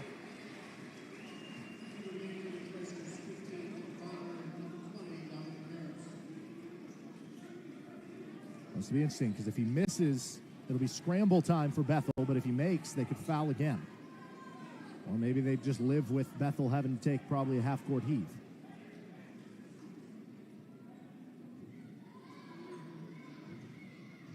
Second for Schutt is through. 3.6 seconds to go. The Bulldogs lead 79-76. Threshers basketball. Inbounding will be Dominic Harris. He's going to go the baseball pass down court. It's going to be taken by Concordia, who will throw it up and away. The Bulldogs are moving on to the second round yet again in the NAIA tournament. Concordia 79, Bethel 76. And the 6th seed Bulldogs will have a date with the winner of our second game tonight, tomorrow here in Baldwin City. The game-winning three in the end coming for the freshman, Elijah Gaff. Yeah, I think overall both teams did very well. They really kind of tested themselves, whether it's pace, whether it's shooting. Obviously, for Concordia, they were only 5 of 22 from the three-point range, which is quite crazy to see that they won by 3 here. But they really, in those... By the Knights, as Alaric Hall had his pocket picked. And here we go, putting off the shot off the glass. It falls good for Nick Cham, who hadn't scored in a while, but Nick Cham got the 2 points to fall, and that makes him 2 of 6 for 6 points on the evening. We'll take the timeout with 3:05 to go, 75-66. Back after this word from the...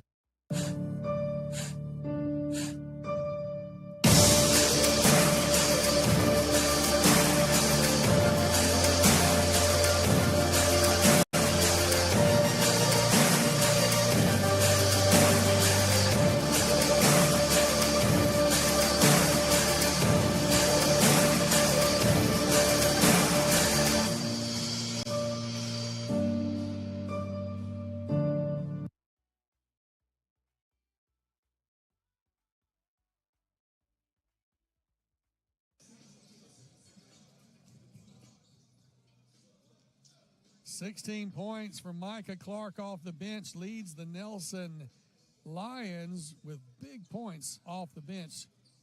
14 points for C.J. Hall, the only 2 players in double digits. On the other side, you've got Wilson off the bench with 16, Ganias with 15 as a starter, and Turner with 12. So big bench points. The Lions get the ball in 30 minutes exactly with an 11-point lead. C.J. Hall comes across the timeline, and we're under 3 minutes to go. The Knights have got to start feeling the pressure with an 11-point deficit squaring them in the face. Lions free to run clock as they feel. A little press. Here's a 3 from the outside. It's going to hit the front rim, not go. Fighting for it underneath, and the rebound is controlled by Wilson. Tries to get the long touchdown pass. Will not go. Lost out of bounds. He was trying to find over in the corner Bryce Turner playing with 3 fouls. Bryce Turner could not hold on to that one. He's got 12 points, wanted to add to it, but ball just a little outside. 2:30 to go in this first half of the doubleheader. Stick around. We've got the Generals and Stillman. Generals of LSUA versus Stillman University coming up next. Second half of the NAIA Tournament Championship round here in Alexandria, Louisiana. C.J. Hall just content to run clock. Now goes in the paint. Left-hand shot off the glass is good. 77-66. Brings it back to a double-digit, 11-point lead. Knight trapped in the backfield in the corner, and they're going to kick it down inside off the glass. That one is good. Give it up. to Treshawn Wilson. And Wilson has his 18-point lead off the bench. Great contribution by him. Back to a 9-point game, though, with 1:30 to go, and we'll have a first foul, first intentional foul. It won't be called that way, but the first time you foul to stop the clock, Nick Cham will get his third personal, as that's what you're going to be seeing a lot of from here on out to try to stop the clock. Knights really can't afford to let too much clock run. 20 seconds on the shot clock. Bowling has the ball into him, and then quickly another foul right away. And Nick Cham, I think, is going to get called for his fourth. So that's his. I'm saying Cham. P announcer saying Cham. I'm not sure where the young man from Queens, New York, whether he prefers Cham or Cham. But Nick has played a great game for the Knights. Justin Collins, with his 4 personals, knocks down the first free throw opportunity.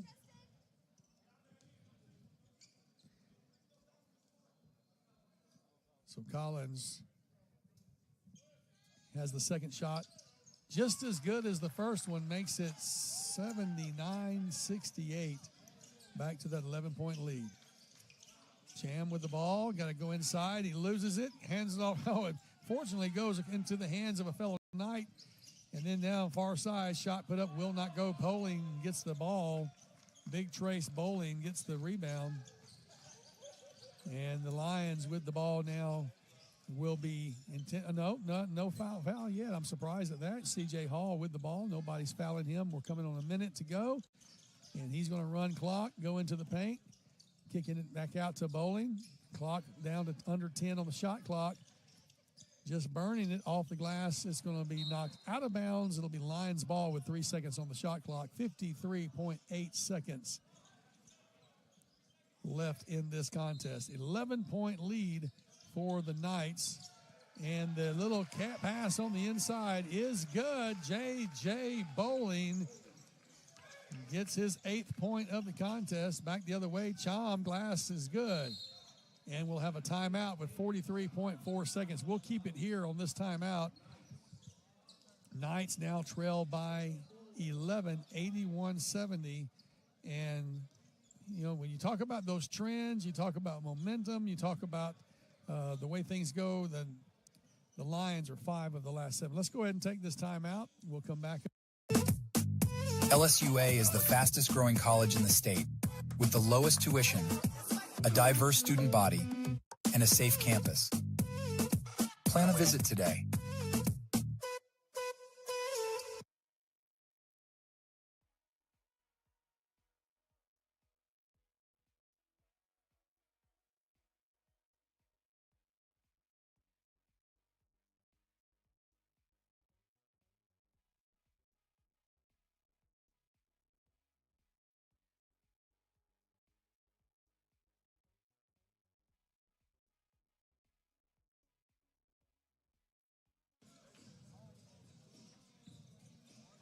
Welcome back to the Fort, Alexandria, Louisiana, the home of the LSUA Generals, who will come up in the second half of this doubleheader after the conclusion of this game, and a little timeout to allow for warm-ups.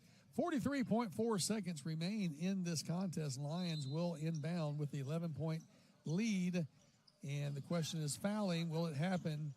Cham foul, no call. Now the foul committed by number 2, Jamal Taylor, who had him to give his first personal.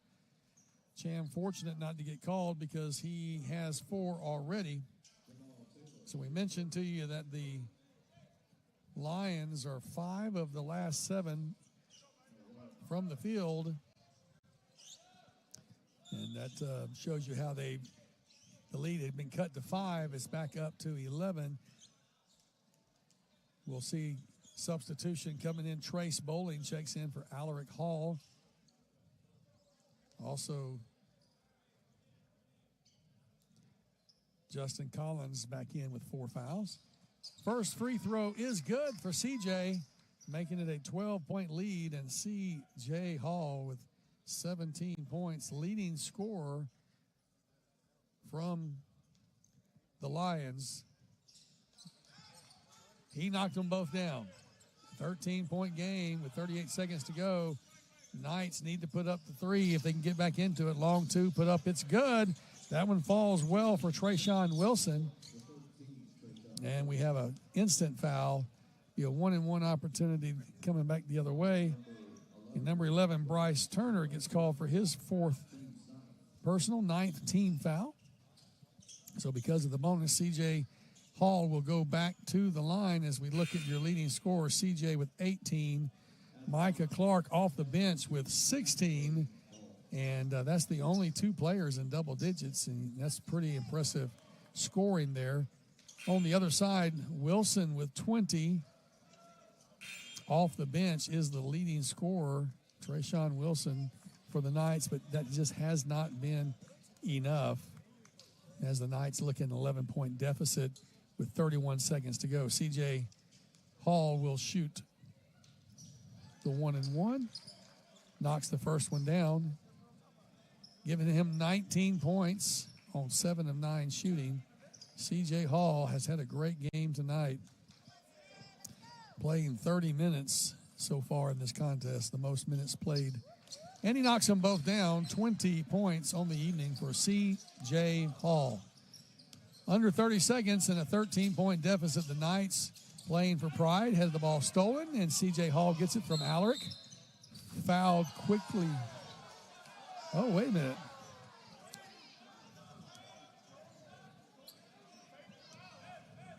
I thought C.J. Hall was fouled, but they're going to call a travel. And with 20.3 seconds to go, Justin Collins will inbound. Second one is true. St. Francis up 9-8.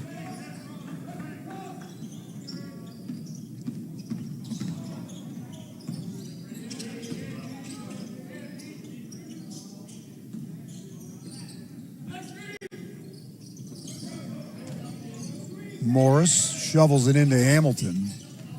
Hamilton will lean in. The give to Lustig. And one. Lewis Clark back on top. Lustig to the line for the chance at the three-point play.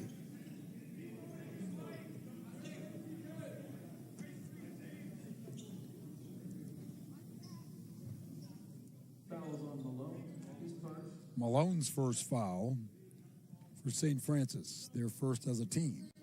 Lustig completes the old-fashioned triple to put his team up by 2.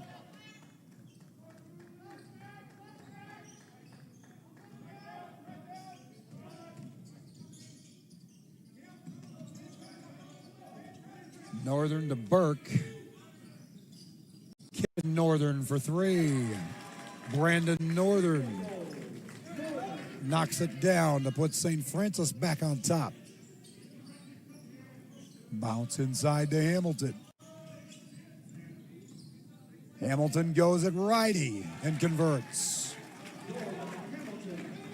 Lead swap after lead swap early in this one. And a good fast pace. St. Francis will slow it down momentarily. Media timeout coming up. Righty at the foul line. Spins, puts a shoulder in and loses it. 3-on-2. Drop off. Another three-pointer is short. But Lustig right there for the putback.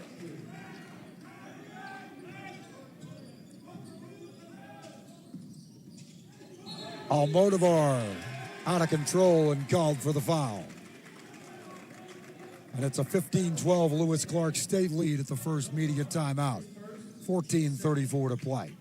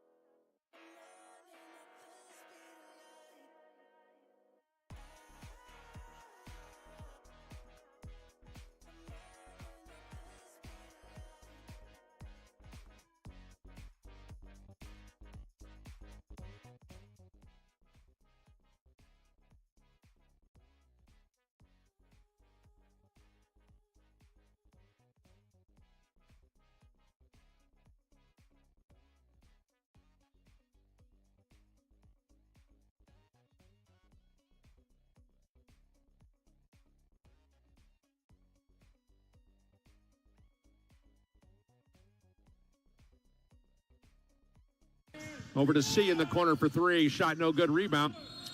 And a collision inside. Hopkins got hit in the face. I don't know who the foul was on. I think it was Hopkins I think it fouls on Hopkins, but he got hit in the face, taken out. Yeah. He took out two Morningside guys and took it to the face as well. That's a double whammy there. And he's down on the floor trying to sort out where he's at. Probably good thing to say for Nick. He's over 2,000 miles away from home in case. And look at who goes out and check. Vanderloo checks in the game, and on his way on the floor goes to check on Hopkins. I've known Vanderloo now for less than 30 minutes, and I would take him on my team any day of the week. Man. Looking back.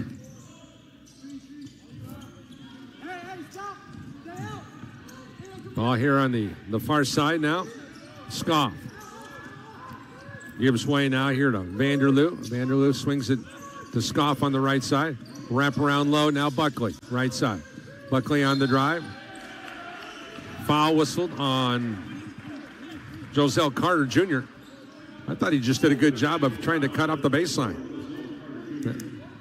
As physical the games have been today, that's kind of ticky-tacky, quite honestly. Here's Scoff on the right side. Not to say it was bad, but it was legitimately a foul, but that's just not what we've seen.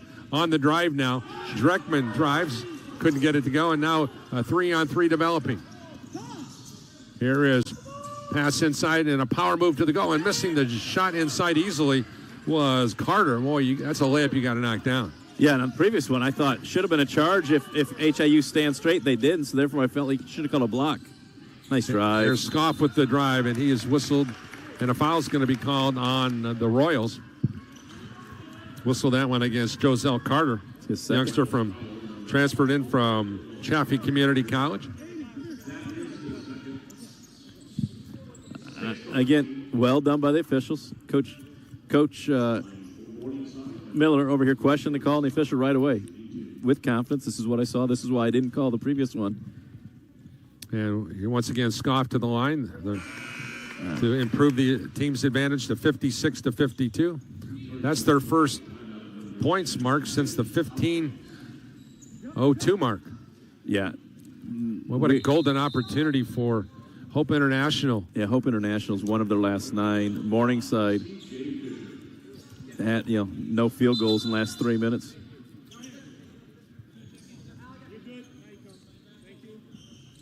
And now checking back into the ball game now is Justin City. City was going to just walk onto the floor. Wasn't going to go check in with John Natale down here. John says, I'm wearing this striped shirt for a reason, young man. Come see me. And another opportunity here for Scoff. Joey, he eyes it up, lets her fly, and easily scores again to make it now 57-52, Morningside. Scoff now with 14 points to lead all scorers. Ball here into the hands of Fisher. Goes up now here to Hopkins. Hopkins goes now to Wadman. Wadman powers inside. And skip pass out here to C. C for three. Good. Grant C knocks down the 3-ball. And just like that, it's a 2-point ball game again. 57-55. 11:30 to go in regulation. Yeah, C's second triple. He now has 14 as well. Ball here on the right side. Buckley goes into the corner now here to Scott. The drive by Scoff, no good, and the ball goes out of bounds. It'll be Hope International University basketball. They can score or take the lead with a 3. Scoff very frustrated with himself. Can't believe he missed that layup. It's a good drive. Nice job splitting the defense. Just couldn't finish. Grant C now settles into the half-court set now. Well, I tell you what, Justin City, there's a steal. Scoff comes back the other way. He will drive, shoot, and he'll score with the left hand. And just like that, it's now 59-55, Morningside. Yeah, Morningside wants a foul on that one. They're not getting it. And then a whistle, and what was the call? Was it a travel or a foul? They're going to call the foul. Whistle down against Morningside's Aiden Vanderloo. And what does he do? He holds up his hand. Yep, I got it. Old school. I like this That's kid. his third foul. The youngster from Sioux City, Iowa. Checking out of the ball game now is Caleb Dreckman. And the official just had a teachable moment with Mr. Scoff and said he didn't like him. And Scoff said, "My bad, sir." Back out here now. On the perimeter now.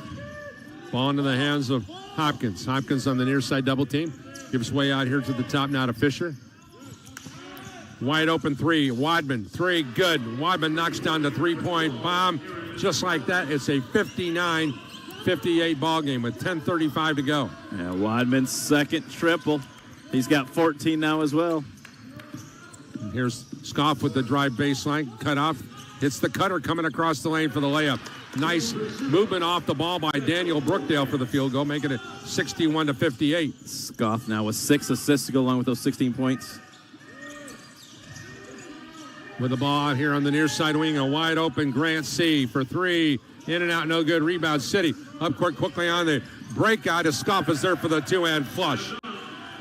63-58 with 9:58 to go in regulation. 5-point lead for the Mustangs. Scoff with the big flush. C with the basketball. Comes back out here. Wadman drives past the defender. Reverse layup. Scores it. Oh, I really like his game. Yeah, 63-60. Not as flashy as the dunk, but that was sweet. Little reverse layup. He is very, very strong with the basketball. Here's City with the ball. Gives way over onto the far side.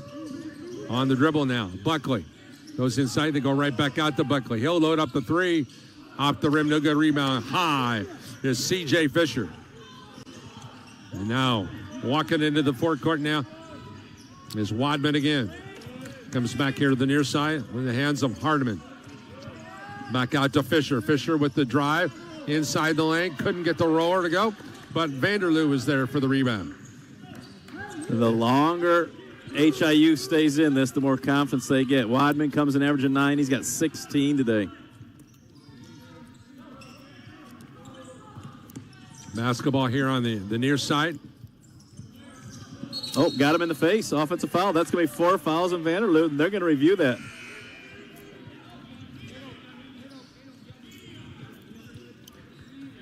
Fisher got that right in the face. Yeah, and will they review? Oh, absolutely. It's above the head. I think they have to.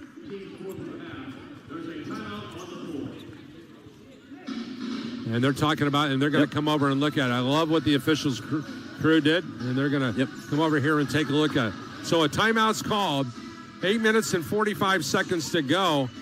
And I don't know if that's going to be a media timeout or an official's timeout. And we'll check it out. We'll be right back with more of our continuing coverage of the 87th annual NAIA Men's Basketball Regional Championship Round tournament game here from Bethel University in Mishawaka inside the Gates Gymnasium.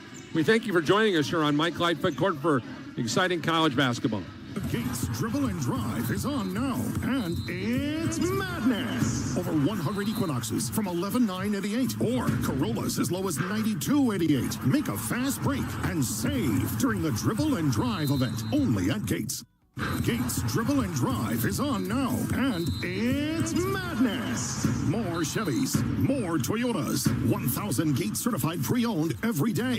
Finding the perfect ride is a slam dunk at Gates. Free lifetime warranty on almost every car and free basketballs for the kids. At Gates, you score. Gates has more selection, and Gates gives more for your trade. Make a fast break and save more during the Dribble and Drive event only at Gates. Welcome back here on Regional Radio Sports. Paul Condry along with Coach Mark Gardner. Mark, our officials are getting together, and I don't really have a good view from what I was seeing from the replay because it was down at the other end of the table. But what was your take? Did you have a better view than I did? I didn't, but I will say 9 times out of 10 when there's contact above the head, they call it a flagrant one. We saw it in the first game. Looks like they're gonna stick with a common foul. Say it was a basketball move and just inadvertent contact. And we saw that Bethel game a couple games ago where 2 different guys, I think it was against Grace, 2 guys stuck their noses right in there and took it in the nose, and you know it wasn't called flagrant. It's just if you're gonna lead with your head, you might get one in the nose. And now with the basketball to inbound right in front of the Morningside bench, which is right next to us. And the inbound will be Jonah Felix. And Fisher did go out of the game, so let's hope that he's okay. We had Hines in the first game leave with an injury and come back. Tomlinson left with an injury, so we certainly hope the same for Fisher. With the basketball on the far side now, Hardiman looks for some help. Comes back out to the top to Grant C. C looks left. Now goes back right now here to Carter. Joselle Carter. 14 on the shot clock now. Basketball out here on the top now. Wadman with the drive down the lane. Had to swat it away. He lost his hand. And now over on the far side now. Here's Scoff. Hits the trailer. Deep right corner pass. And stepping on the end line and turning it over is Daniel Brookdale. Youngster from Papillon South High School in Nebraska. And I love that. Coach just said, hey, guys, that's my fault. He was wide open. So whatever coach was yelling, his guys listened to it, and he said, I'm responsible for that guy being wide open. That's my fault. Ball out here in the top now. Grant C. Drives, lost the handle on it, picks it back up. Now goes low now to Wadman. Wadman's going to see the double team. Comes back over to the right side. Now here Hopkins. Hopkins. Kick back out to Grant C., who opens up and loads up the triple. No good. Rebound. Josh Hardiman for HIU to keep it alive now. Here's the drive by Hopkins. Inside to the low post, reverse layup, and a score by Hardiman. Just like that, it's 63-62, 7:33 to go in regulation. Well, that's 11 offensive rebounds for HIU. Morningside only has 3. Justin City with the basketball. Comes out high now here to Buckley. Buckley quickly and over to the far side now. City looking for some help. Goes deep left corner now to Buckley. Buckley waiting for a cutter. Now goes into the low post area now to Brookdale. Brookdale lowers his shoulder drive, missed the shot. And the rebound corralled again by hardworking Aaron Wadman. And then Wadman is fouled. I tell you what, Aaron Wadman is as hard-working a player as we've seen all year. He's a smart basketball player. You can tell he understands the game. He shoots when he needs to. That one there, he saw the defender chased him, so he cut over and stopped and got run into. So Brokaw picks up his 3rd foul. Marquise averaging 9 points and 4 rebounds per game. Where's he at right now? 16 points, 4 rebounds, 4 assists. Yeah, he has just been outstanding. And now here's the pass into the deep right corner now here to Hardiman. Hardiman goes inside of the low post and a foul over the back called on Brendan Buckley. And we're going to be 1-1. And with 6 minutes and 59 seconds to go. I'm sorry, that's 6. 6 fouls apiece. We're 1-1 for both teams from here on out. My bad. And so it'll be Wadman to inbound to the right of the lane. Wadman looking, comes out here on the perimeter now to Hopkins. Hopkins goes right back to Wadman. Wadman on the drive. Goes up and under, reverse layup, and he scores! Yeah, you got to cut off baseline. 64-63. Wadman continues his mastery. You can't let an offensive player just go right to the rack like that and not cut off baseline. Here's City with the basketball. Goes into the corner now to Brookdale. Brookdale skip pass over on the right side. With the basketball now at Buckley. Low post comes back out here to Justin City. There's a pass inside to the low post. Tapped out here on the near side. City. Skip pass out here. Shot clock winding now. Wilcoxon wide open. Shot on the way for 3. Good. Boy, I tell you, that's a huge basket for Morningside to give them the lead back at 66-64. Wilcoxon now with 47 triples on the season. That's his 2nd one today. That's a big shot. Grant C. now gives way to the right side now to Nick Hopkins. Back out to the top now here to Wadman. Wadman goes down to the free throw line now to C. He goes down the lane, up, under, and he was fouled by Scoff, I believe. Scoff's going to pick up his 3rd, I believe. And his 2nd, I apologize. And that will send Hope International to the charity stripe. Grant C., a 77% free throw shooter, averages 11 points, 2 rebounds, 2 assists, a steal, 2 turnovers in every game. We'll see what he can do. Youngster who transferred in from Cypress Community College. Number 1. Gets the basketball, decked out with the green shoes tonight. Mark looks not like the ones you're wearing. Free throw on the way, in and out, no good. Another one forthcoming here with 5:08 to go on the 2nd half clock. C comes in 77% from the foul line. He's having a nice evening of basketball. He's 5-15 from the field, a couple triples, a couple free throws. 14 points, 2 assists. Pivotal opportunity here to get his team within 1 as he salvages one of the 2 opportunities that was afforded him. Makes it now 66-65.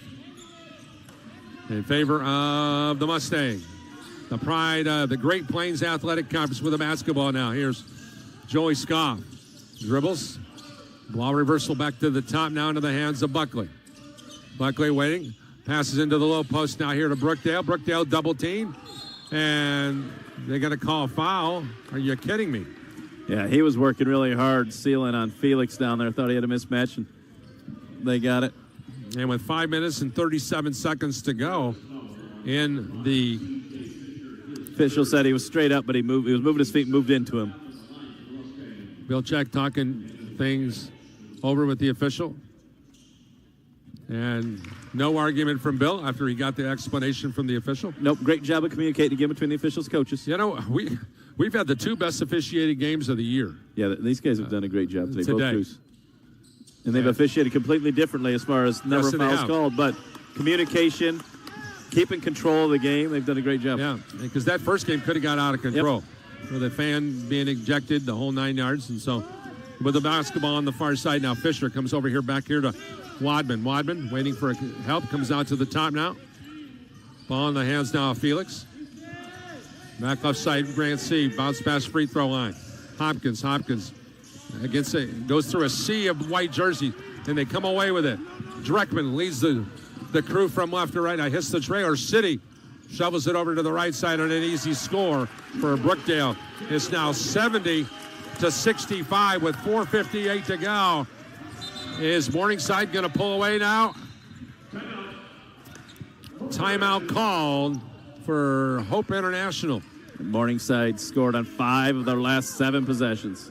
At the 4:56 mark, Morningside with a 5-point lead. We'll be back with more of a continuing coverage of the 80s. We're going to go media full. Oh, okay, media full. We'll be back with more right after this. Be sure to comment and like.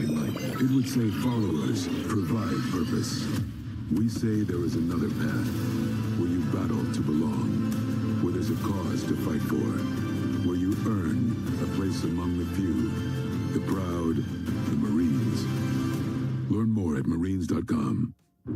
The fighting spirit of the Marine Corps is born of battles won. Battles won within, over enemies of fear, enemies of doubt. It's who we are. It's what we do. It's a promise made to you for more than 2 centuries. A promise of the Marines. There is...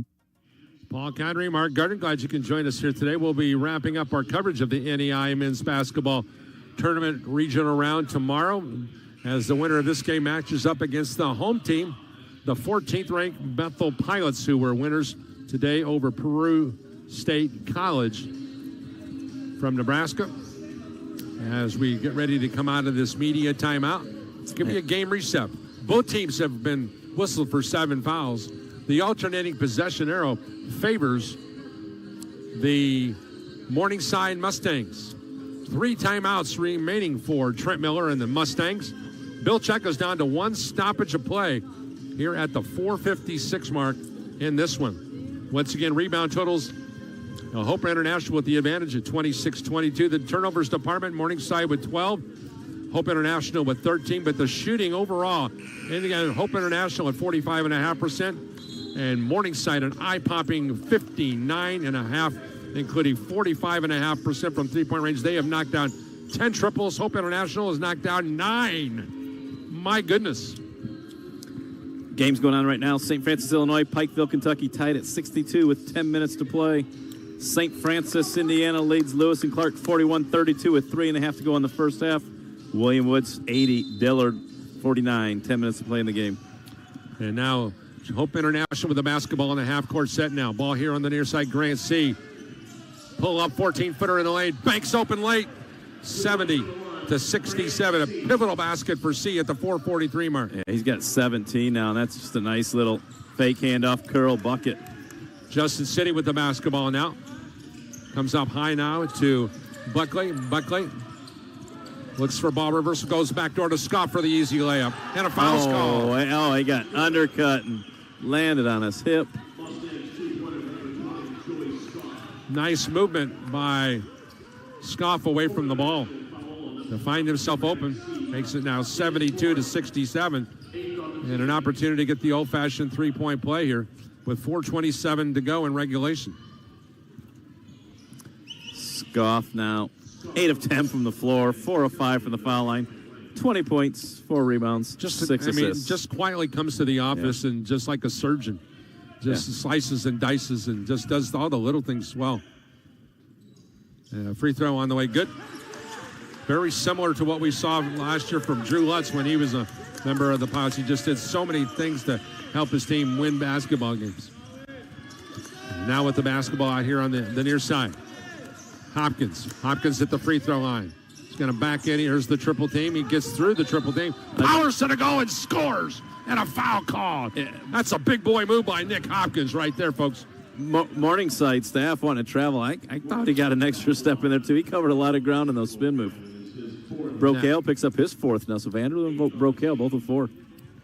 And going to the line is Hopkins. Hopkins, a 61% free throw shooter. Hopping off the bench is Aiden Vanderloo, coming into the ball game now for Daniel Brookout. And to the line, Hopkins. The left-hander eyes, flies, converts. A pivotal three-point play, making it a three-point ball game at 73-70. 4:11 to go. Hopkins now 12 points, 4 of 8 from the floor, 4 of 5 from the foul line. He's also grabbed 6 rebounds. As we'll get some token pressure here for the Mustangs. Ball here into the hands of Scoff. Scoff at the top, drives right down the right side of the lane. Missed the shot. Golden opportunity, just didn't finish. Yeah, miscommunication. HIU didn't switch. Wadman. And it's slapped away, looks for help. And there's a foul inside. Scoff trying to tell the official that he traveled. It's going to be Scoff's 3rd foul. Now send Wadman to the line. Aaron Wadman, who's, in my opinion, been the heart and soul of this Hope International team tonight. 8 of 13 from the floor, 2 of 2 from three-point range. These are his first free throws, but he's got 18 points, 4 rebounds, 4 assists tonight. Free throw good. 73-71. 3:51 to go. A modest 4-0 run now here for Hope International. And Hopkins was mixing it up down low with Buckley, and the official went in, had a little word. Not surprised. He's played physical all night. And now the opportunity for Wadman again. Second free throw, no good, so he was 1 of 2. 2-point ball game. Morningside basketball, 3:47 to go. Here's Scoff with the drive, and he scores. 75-71. 3:39 to go. So many players would have forced that shot from 3, and he just attacked the rim. Over here on the near side, ball into the hands of Grant C. See? Looks out here to the near side wing, in the hands of Wadman. Wadman just powers inside. He tries to use the rim as a defender. He didn't get the foul called. Nah, I thought it was a good no call. I thought he should have went straight up on the left side of the basket. He went underneath. They didn't bail him out. And I'm okay with that no whistle. Vanderloo goes over on the far side now here to Scoff. Back out here to Vanderloo. Deep right corner now to City. Here's Scoff on the right side wing now. He's attacking. Pull up baseline, high arching shot, no. Rebound, Aaron Wadman, HIU. 2:45 to go. Stangs by 4. You got to go to Hopkins if you're HIU. He's got Vanderloo with 4 fouls on him. And he lost the handle on it, and it went out of bounds. It went off a Mustang. I like that set, though. You got to take advantage of that and try to attack Vanderloo. Now checking into the game will be Brookale. Brookale is little. And it looks like it'll be inbounding the ball. Underneath his own goal will be Hopkins. Gives way now here to Wyman. Back out to the top now. C, 3 on the way. Oh, missed it badly. Rebound, Justin City. And he had the double screen. He was wide open. Scoff got cut up in a double screen and just missed it. 2:25 to go. Morningside by 4. Here's City partying of the Red Sea. Drives and scores. 77-71. Mustangs 2:16 away from advancing to the round of 16. Here's C with a reverse layup. He scores 77-73. 2:07 to go. Scoff with the basketball. Comes over here to the near side now here to Justin City. Coach Check fired up to our left. City on the hard drive inside, and he is fouled on the perimeter. He is not happy that Fisher didn't move his feet. 1-1 for City. City decided to take over here the last minute. City a 74% free throw shooter. 4 fouls on C.J. Fisher.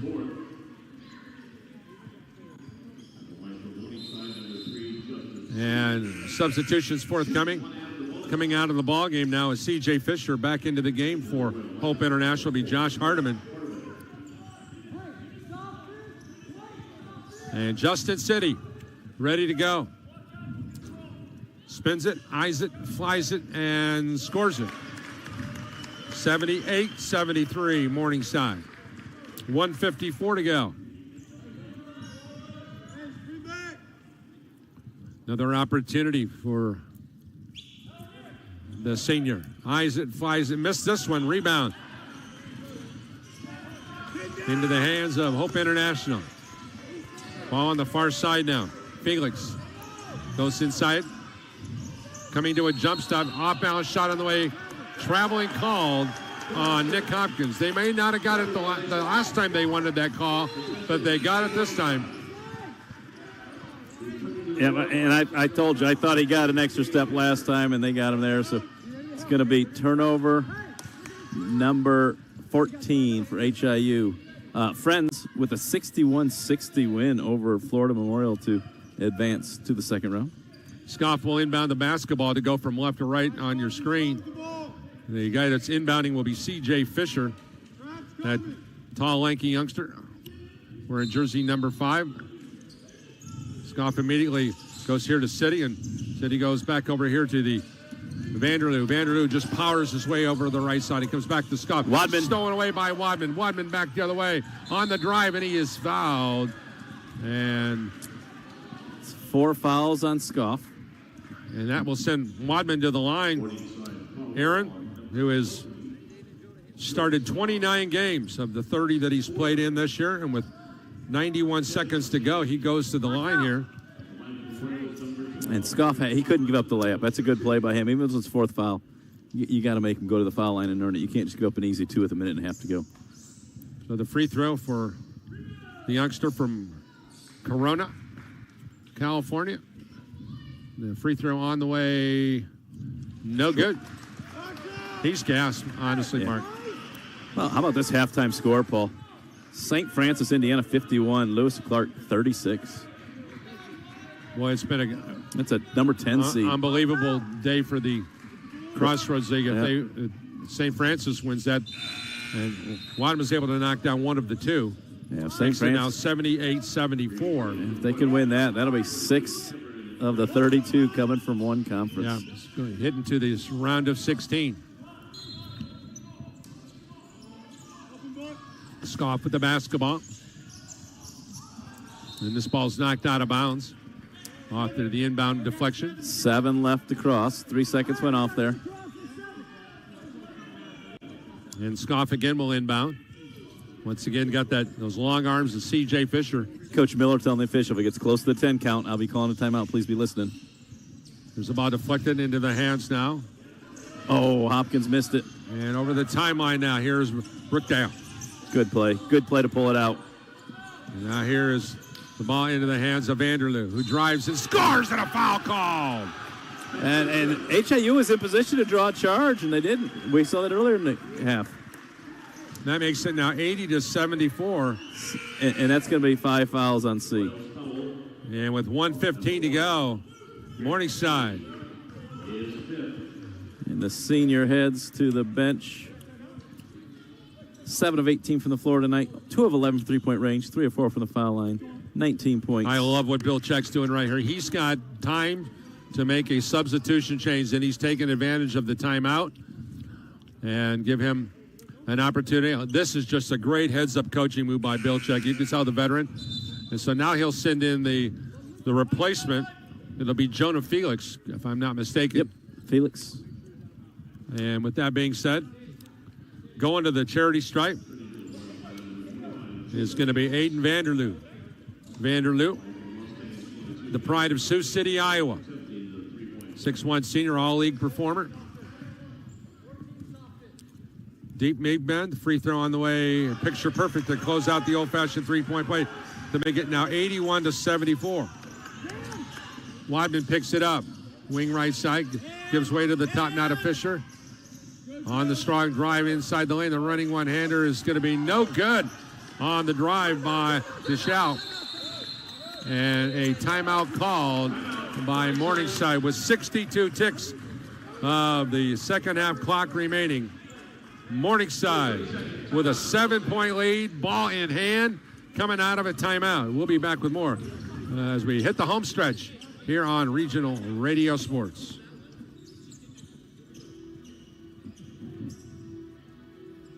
No easy way in. There are no compromises, shortcuts, or excuses. There is no backing down, slowing down, or giving up. There is no greater challenge and no greater purpose. There is no easy way in. If there were, it wouldn't be the Marine Corps. If you think you have what it takes to earn the title, visit Marines.com or call 1-800-MARINES. The few, the proud, the Marines. Paul Connery, Mark Gardner, glad you've joined us here today. Wrapping up a busy day here on the Mishawaka campus of Bethel University. Baseball team opened up with a sweep today against Goshen College in the home opener. I couldn't believe I was broadcasting a game in March at 67 degrees. Usually, don't they cancel about the first 7 out of 10 games because of weather? Yeah. And so now Scoff to inbound. Finds City, open along the far sideline. Now he's into the half-court center. He hands it off now to Buckley. Back out here to Vanderloo. Vanderloo looking for some help. Splits the defense, gives way now to City. City double team and fouled with 50.5 seconds to go in regulation. And this is the problem when you play a team like Morningside that has so many good free throw shooters that you could hear Coach Check saying, no, foul him, foul him. You let 15 seconds go off the clock because you didn't want to foul other guys. Yeah, well, this is a team that's just lights out at 78%. And we talked about the that. Season. Yeah, if you're playing Bethel in that situation, there's 3 or 4 guys you can foul. And now the free throw by Justin City. I want to, just for our audience to know, City, the name is spelled S-I-T-T-I. And he's taken over here these last 3 minutes. 82-74 as he's knocked down a pair here. Make it now 83-74. Here's Wadman over the timeline now. Gives way now here to Dashel, and he knocks down the 3 ball. 83-77.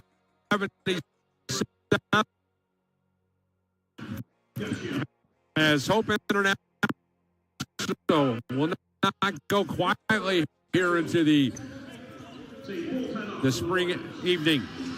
Both teams with 10 triples today. Hope 10 of 24, Morningside 10 of 22. But how about this free throw shooting? 15 of 19 for Hope, 9 of 13 for Hope, 15 of 19 for Morningside. As we come out of this timeout and give you our reset, 44.6 seconds remaining in regulation. As Bill Check and the Hope International University Royals is out of timeouts now, so he can't stop. Both teams have been whistled for 10 fouls respectively, and the alternating possession arrow favors the team from Morningside. So there you have it. Morningside making its 20th appearance in the NAIA. Overall record of 21-19. That appears like that's going to move to 22-19. Their deepest run, Mark, in the history of the tournament. Are you ready for this? 1937. The President of the United States, FDR, if my numbers are right. Did you call that game? I did not. Okay. I did not. All right, just checking. I was working the sidelines, but I did not call the game. Now, John Natalia may have kept the book for that game, but I don't know. Yeah, you were an intern. John was the scorekeeper. Could have been. Never know. Here's Scoff to inbound the ball. Goes now here to Vanderloo. Vanderloo just powers his way, and he's fouled from behind as Cameron Dashell is upset because of the call on him. He thought he beat him to the spot. Coach Check says, we weren't fouling. And the official's response is, well, they shouldn't have fouled. Like, it doesn't matter what you were trying to do. You did it. And to the line, Aiden Vanderloo, 91% free throw shooter, nothing but net. 84-77. Vanderloo, 4 of 5 from the field, 3 of 4 from three-point range. Perfect from the foul line. He's got 13, make it 14. 85-77. I just like his moxie and leadership. Here's Wadman with the basketball. Handing it off over here on the near side. Dashell gets it back here to Wadman. Hits the come around. It's Fisher. Loads up the three. Off the rim. No good rebound. Ricochets into the hands of City. And Morningside is going to earn it. Well, there's a play inside. Wadman missed the layup. And the ball deflects out on the perimeter now. Scoff has got it. And they'll be able to run out the clock, bearing a foul here. And there's a foul with 13.3 seconds to go. So the Morningside Mustangs, who are receiving votes, number 20 in the RPI, it looks like they're going to advance to the round of 16. And they'll be matched up against the Bethel University men's basketball team, who was ranked 14th in the country. And a classic, we should have the Crossroads League and the mighty GPAC matched up in the final. And somebody is going to punch their ticket to Kansas City. I'm screened out of the way here, Coach, by Trent Miller. Did that free throw go? I don't think it did. It did not. Another opportunity for Scoff. 85-77. And the free throw on the way by Scoff. He eyes it, flies it, scores it. 86-77.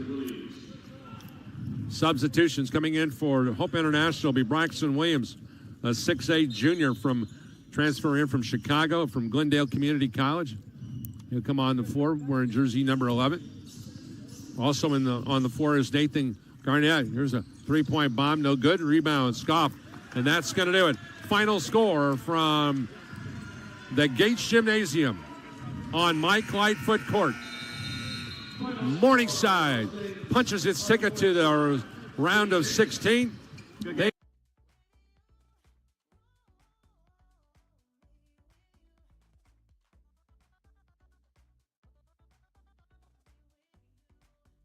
Or Northwestern. 9-point lead for the Red Raiders. Outside, 1-3 already for Geddes. He'll pass it off to Alex Van Kalsbeek, who will spin, go strong to the rim, and force that one in. And there is nothing Lamberth can do in that situation. Someone's got to bring the help defense over, because you saw him with little time on the clock. He just walked him into the paint and scored with ease. He is such a talented player. Lamberth is going to need some help down there. Nothing going right now, so Brown shoots another three. That's short. And Graceland starting to get in a little bit of a dangerous zone here in this first half. LaFave will drive, hands it off to Van Kalsbeek. Alex is dominating right now, falls away and rattles another one in. Yeah, Von Kalsbeek brothers have combined for 24 points, 5 points off of all of the scoring for Graceland. And right now they have to find some kind of offensive rhythm or defensive rhythm to stop them. Three ball on the way and in. That stops the run as Carson Bush has knocked in 2 triples. And they need those open threes to go down right there. Missed a couple, which then Northwestern came and answered with a bucket on the other end. They have to get some scoring going here. Geddes passes it to Booth. Nice catch right here in front of us. LaFave looking to lob it in. Said he'll take it himself. He was blocked at the rim by Darius Davis. And even though Darius Davis may not be the tallest guy on the floor, he really can affect players' abilities to finish around the rim with his wingspan and jumping ability. And he really has been an important player for this Graceland team here early. It's a 10-point lead for the Red Raiders. They're trying to expand that here right before the halftime break. 6 versus 11 seed. Northwestern at 25-5. Being efficient here offensively tonight at 62%. Big reason why. Alex Van Kalsbeek tried to force that one up. Loose ball, and it's a shot clock violation. And there's 6.6 seconds remaining. And that was tremendous defense right there. I mean, Alex Von Cosby got exactly where he wanted to go, right at the rim. But, I mean, Lambert trying to hold his own, was able to do so there. And Graceland a chance to maybe cut this to a single-digit lead before heading into the break. They're trying to decide how much time should go back on the clock. 6.6 seconds. And it looks like that's what they're going to stick with.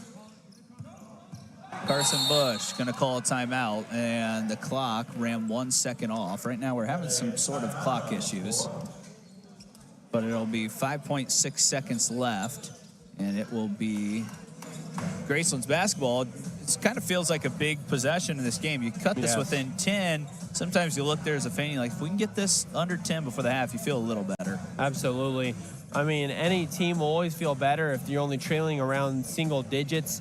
Very disheartening when you're down double digits in especially a big game like this. So Graceland trying to get at least one last bucket here.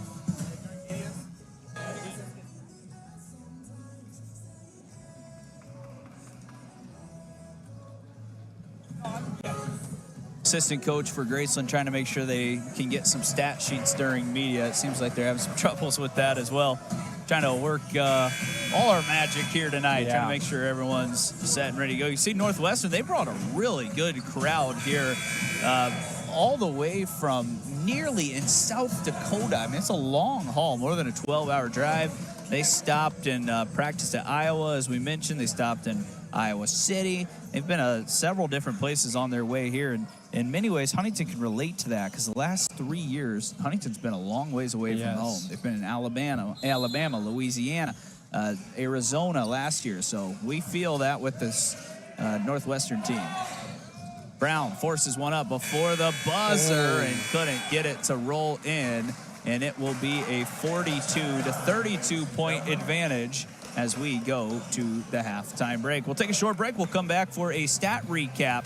Graceland will have some work to do in the second half. As Morgan stifled. Works it out to Senegal, guarded by Rigatuso. 4 on the shot clock. It's worked over to Narrow. Deep 3. We're tied. Now Rigatuso comes in, goes into the 6'9" big man, fades back, and it's going to glaze off the rim, no good. Narrow, though, someone to watch, 35% from 3. He had 23 points last game. They get it to Senegal 3. That goes down. It's a 6-3 Texas Wesleyan lead early. Magoob will catch. It's taken by Morgan. Looked like a foul. Now going the other way, Senegal blocked at the rim. Oh, they call a foul on Jones. So Baker gets bumped, no foul. Jones gets a clean block. It will be a foul, and Wesleyan, fortunate whistle in the early going, will go to the line for 2. I think they're actually going to call that on Clayton Harvey. Corey was the one that actually ended up blocking, but a little contact from Harvey there. So it'll be 2 for Trey Senegal, 75% at the line. Interesting enough, Senegal, who hits the first, has played against Baker. He was a transfer coming in from Central Methodist University in the same conference. He had 14 points against Baker and then 7. The 7 came here in Baldwin in the 2 meetings last year with Baker and CMU.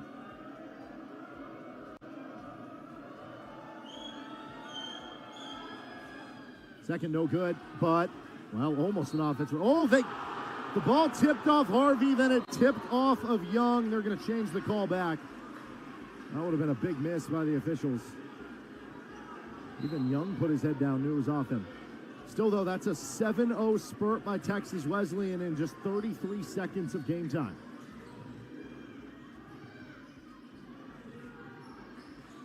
Baker just a Corey Jones 3. It's been slow going for the offense so far. Magoob drives right side. Pump fakes, kicks out up top. Rigatuso, 3 ball. No good. Rebound by Young. Baker's offense just 1 for 6 with 3 turnovers. Young drives right, banks it in. It's 9 straight points for Texas Wesleyan. Whittick gives off Magoob, goes to Rigatuso, attacks the left side in the free throw line. Out to Magoob in the corner, launches a 3, sticks it. And I think that's something that Baker really needs to capitalize on. They are a team built on momentum, and if they can start it, it won't stop ever. He came in 16 of 31 from 3 over his last 5 games. Ends the 9 scoreless streak. Drive by Amafule into Rigatuso. Double comes back the other way, lays it up anyway, pops out, and Henry into the game for Corey Jones, snatches the rebound. Whittick brings it up right side, goes to Magoob, then Rigatuso. Doesn't have the big man on him this time. Comes out to Magoob, swung to Henry.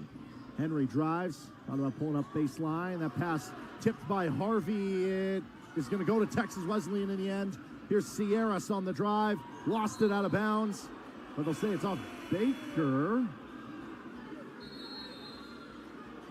I don't think physically it'd be possible to be off Baker there, so a little bit of an uneven start for our officiating crew here in this one, but a 9-6 lead for Texas Wesleyan, 13:45 to go in the first half. Back after this break during our media timeout on the Hart Conference Network.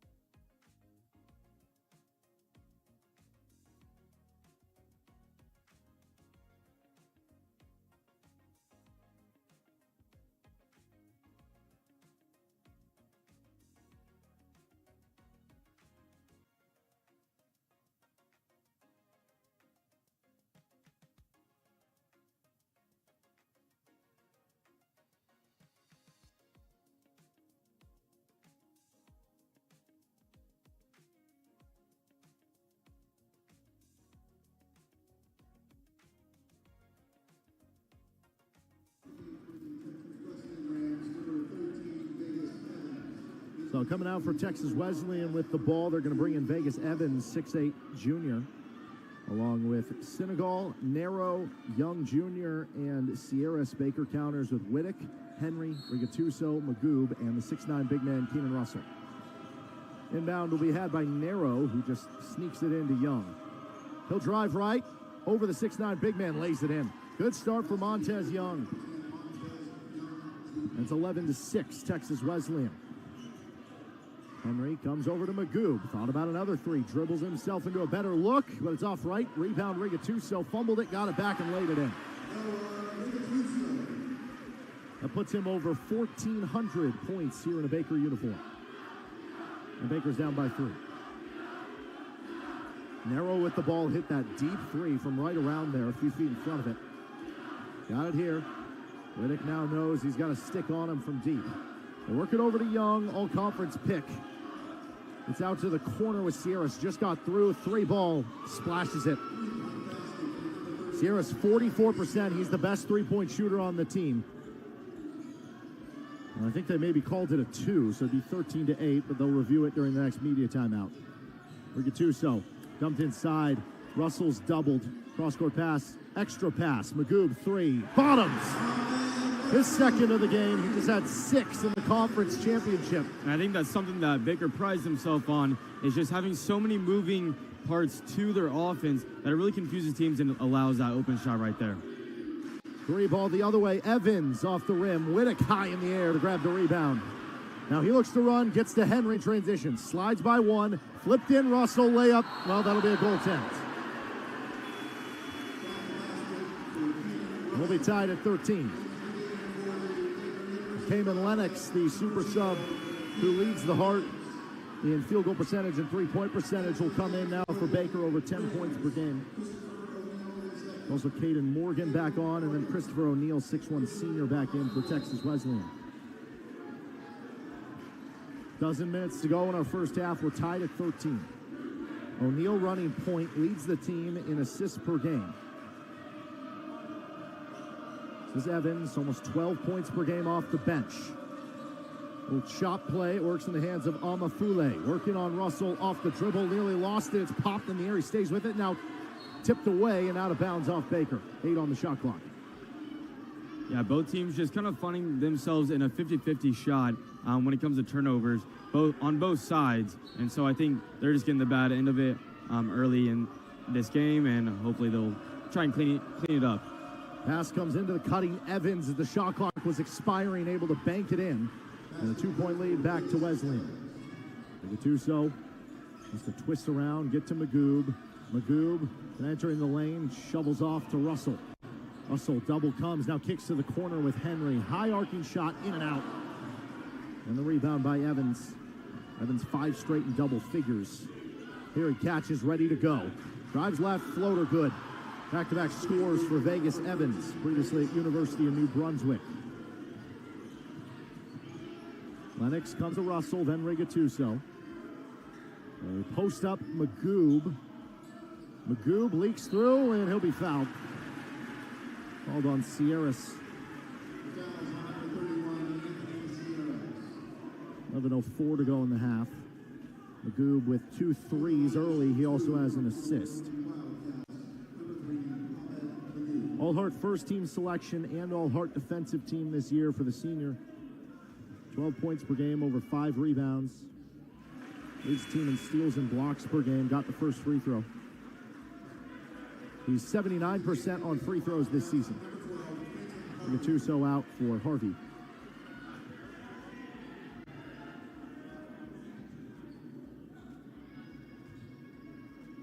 Second for Magoob is good. And he'll come out for Jones.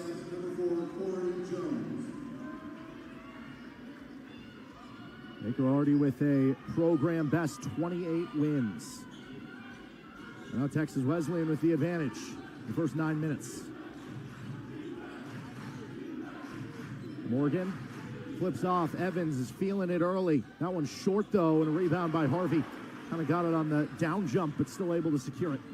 Lennox. Defense there by Morgan. Jones hit that early three. It was Baker's first points of the game. Comes out to Russell. Hand off to Henry. Look to Lennox at the side. He'll drive baseline. Lay it in. Tied at 17. Yeah, that's one thing that Lennox has done time and time again throughout this whole season. It's just being shifty, getting down to the line, and making a nice, easy layup. His speed just comes out of nowhere. As Evans, guarded by Harvey, flips back. Amafule, the three. That goes in. Just 4 of 17 from 3 this year. Wesleyan is hot from 3, as that'll be a foul on Morgan. Not something you would have expected coming in. Just 31% from 3 this year is Wesleyan, but they are hot early from beyond the arc. And they lead 20-17 in our next media timeout. Back in a moment on the Hart Conference Network.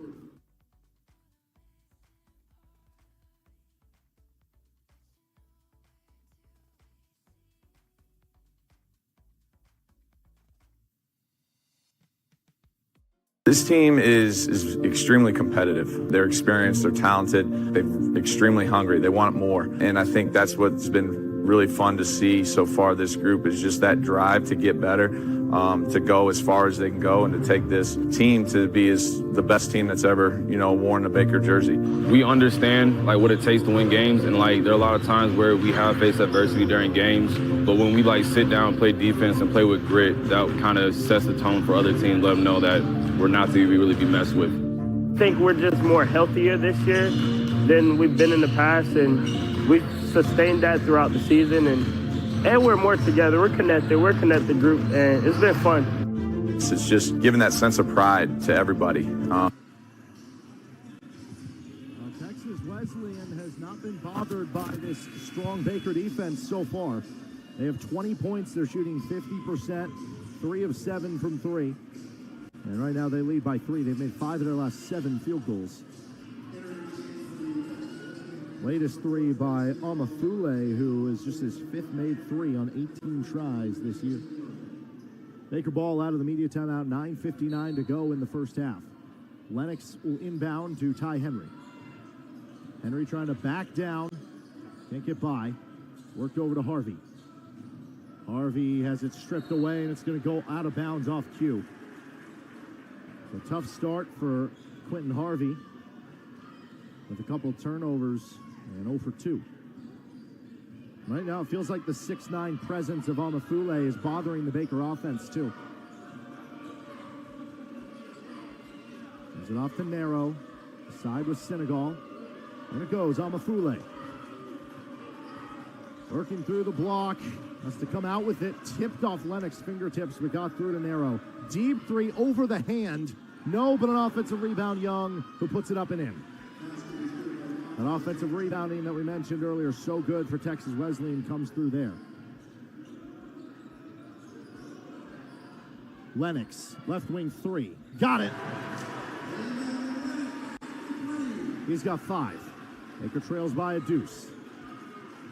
Struggling to get stops right now at this end. Narrow looking off a screen as the big man on him. They're going to try to get it down low. Back to Narrow, who has to be contested by Russell. Worked over to Morgan. Drive right, leaves it off.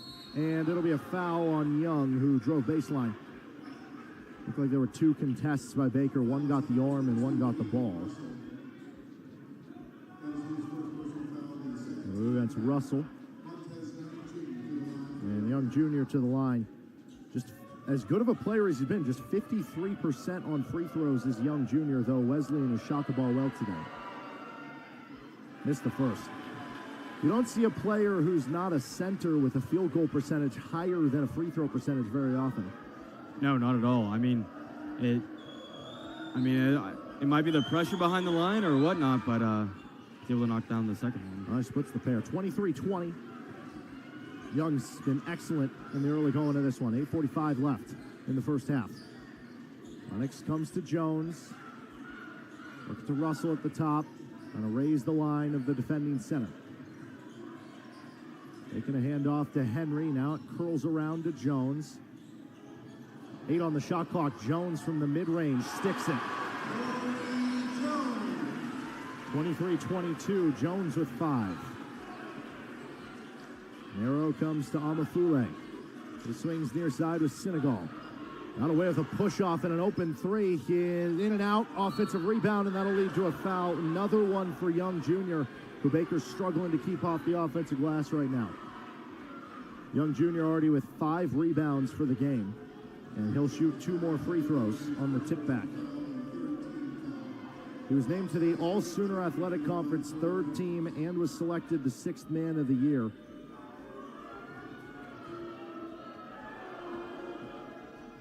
No good on the first.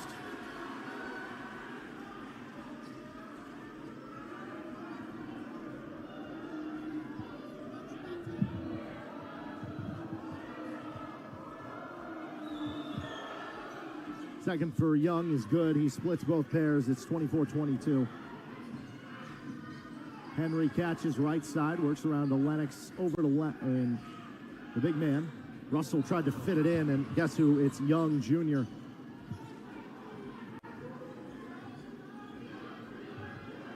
So under 8 minutes to go in the first half, and Wesleyan is led here. Not bothered by the road environment. Young Jr., mid-range, good. Untenable right now. He's got 10 points and 5 rebounds. Yeah, I'm doing color. You are too? 26-22. Worked over to Harvey. Harvey flips a wild one up that doesn't go. And now it'll be tipped to the side, kept alive by Wesleyan. Narrow has it poked free. Lennox comes up with it, and he's going to be tripped up from behind by Narrow.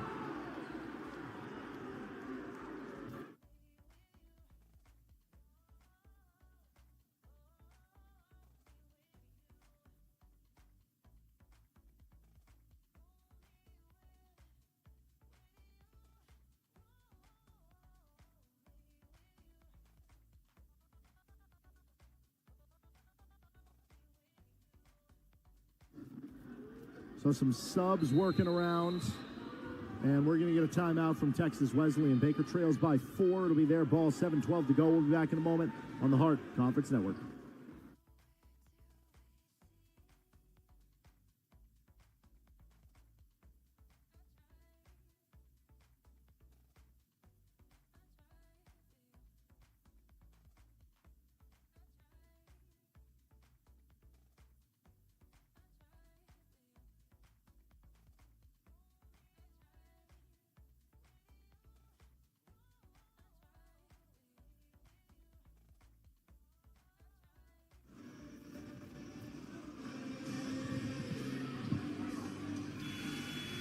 Texas Wesleyan, the 14 seed, 26. The 3 seed Baker, 22. Winner will face the 6 seed Concordia tomorrow at 6 o'clock right here on the Hart Conference Network. And it's been a great start for Texas Wesleyan, who's shooting 50% from the floor in the early going.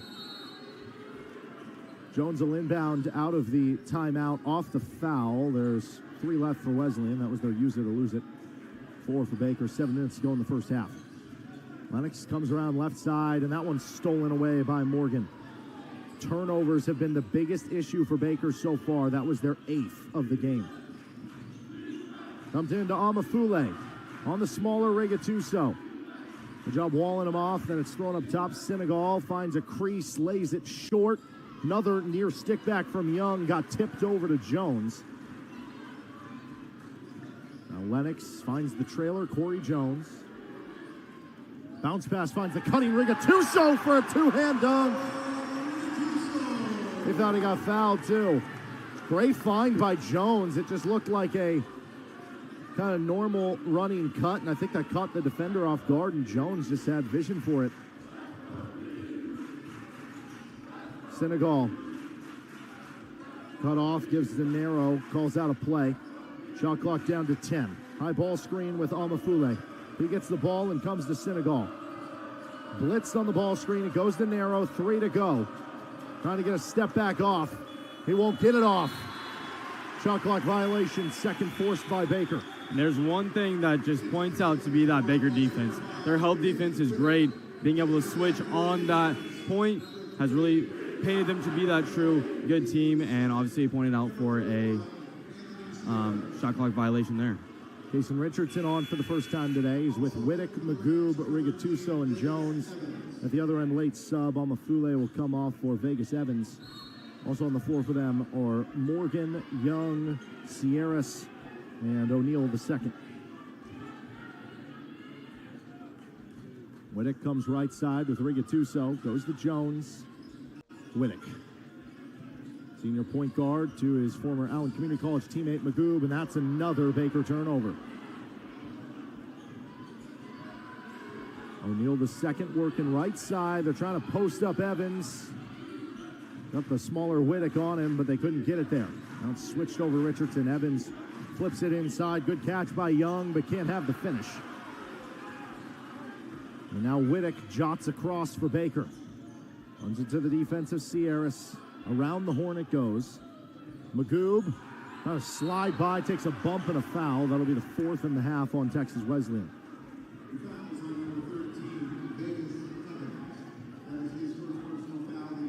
Called against Vegas Evans, his first. Inbound play upcoming for BU.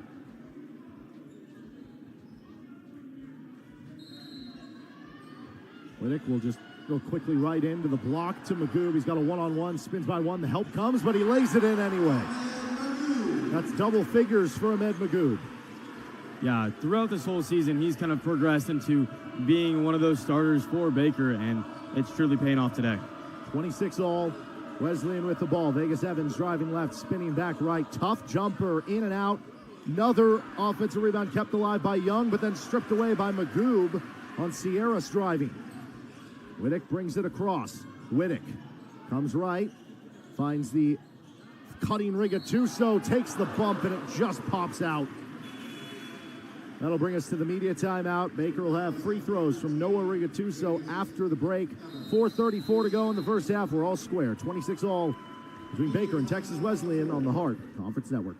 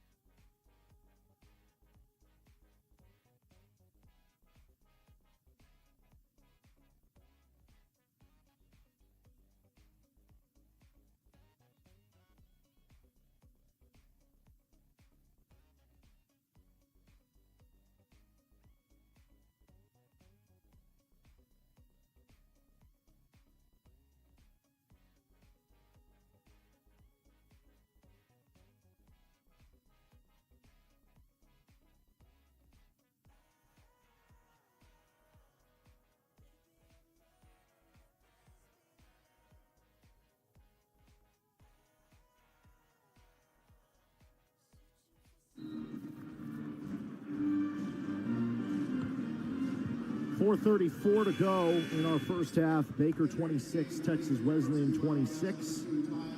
NAIA first and second round coverage here. We'll have the second round tomorrow at 6.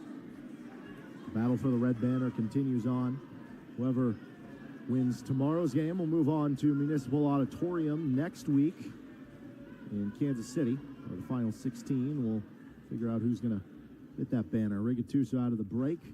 Got the roll on the first free throw. First lead in a while for Baker. Rigatuso, team leader, 15.7 points and 6.2 rebounds per game. Hands both. 28-26. Texas Wesleyan comes into this one winning 5 of their last 7. Baker, meanwhile, winning 9 in a row. Drive by Young Jr., floater short, tip to Wittick. Every ball with Young Jr. in there is a battle to get the rebound. Comes to Henry. Henry goes to Magoob, fakes a 3, slides by, bounces to Wittick, bobbled it, and prevented the quick shot. Now they'll have to work it back around, but still plenty of time on the shot clock. Henry cross-court pass, finds Richardson, ready to let it fly, but it's short. Coming the other way is O'Neal, the second, as Wesleyan gets ready to bring on 3 starters subbing back into the game. Vegas Evans driving, spinning right, layup just fell off the rim. Wittick goes to Henry, block. And that'll be the 5th foul on Wesleyan for the half.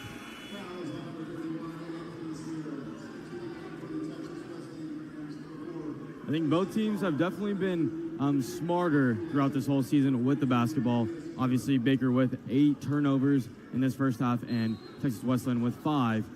Both teams just kind of struggling to find that open opportunity for a quality shot, which I think will settle down as we get into the second half.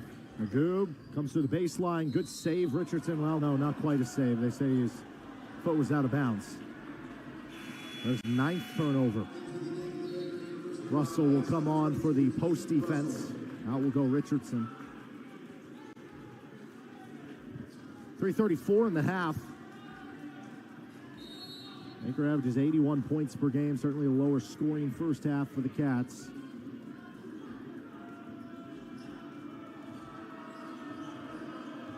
Narrow being guarded by Wittick. High ball screen comes. It's hedged with Henry. Through the double. Gets off the fingertips of Senegal. Somehow stays with it. Evans for 3 short. But a foul is going to be called on Rigatuso for kind of jumping on the back of Amafule.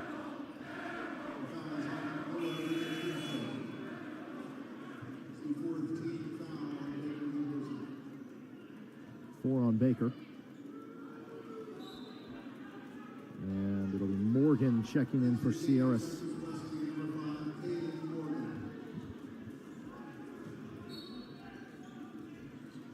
Narrow inbounds.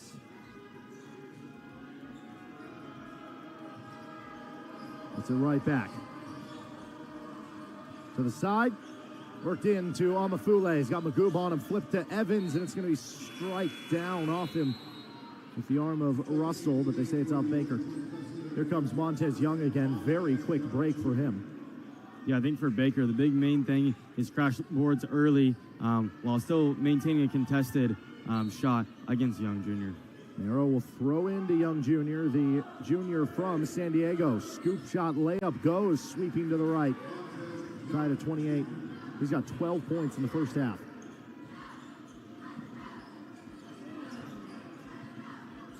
Magoob flips back for Rigatuso. The cutting Henry, good catch in traffic, tilts back, it's short.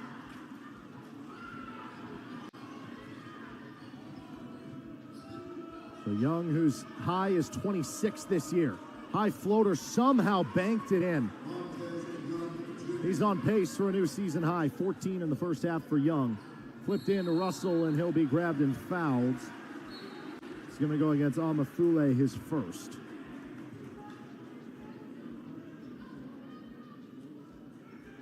.223 in the half, Baker down 2. They haven't scored in over 2 minutes. This will be a 1-and-1 for Keenan Russell. 61% on free throws this year as a team. Baker 72.6%.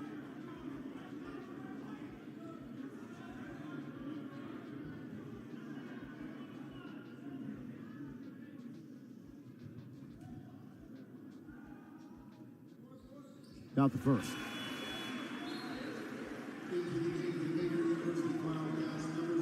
Over his last 4 games, Russell over 7 points per contest with 6 rebounds per game. Shot at such high efficiency. A lot of other teams have a 6'9" big to counter like Wesleyan does, though. Second, no good. And yet another rebound for Young Jr., his 7th of the first half. 1-point edge for Wesleyan with the ball. Amafule looks to drive on Russell himself, sneaks by, too strong, tip to the side. Whittick secures it. Sprints forward, 2 minutes in the half. Thought about the 3. Instead, it's given to Rigatuso. Hand back off to Whittick. He'll launch a 3, and that's an air ball long. Russell saves it. And they say he was out of bounds.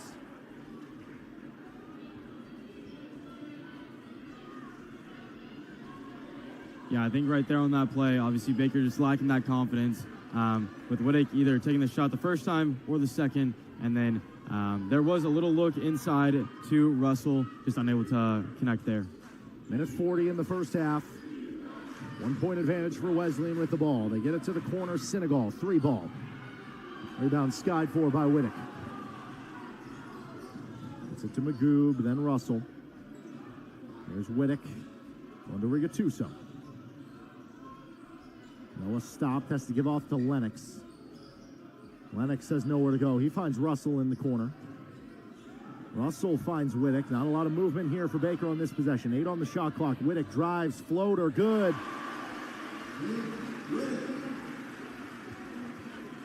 Team leader in assists per game.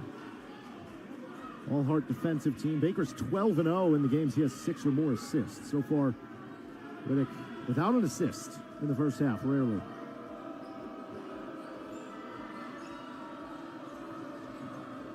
Morgan drives right, pump fake, bounced in, left off Amafule, swatted and fouled by Russell.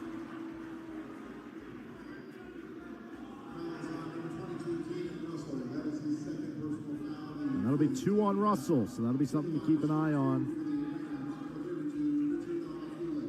Amafule, very good free throw shooter, and he's taken a lot of them. 135 free throw attempts this season, leads the team. He's had 7 games with 7 or more free throw attempts, but he misses the first. 79% on free throws this year. That is a deadly combination when you get to the line as much as he does. And we're going to get the use it or lose it timeout from Baker. We'll keep it right here. Free throw upcoming to tie for Amafule. 41.2 seconds in the half. Certainly, though, Texas Wesleyan has played well in this first half.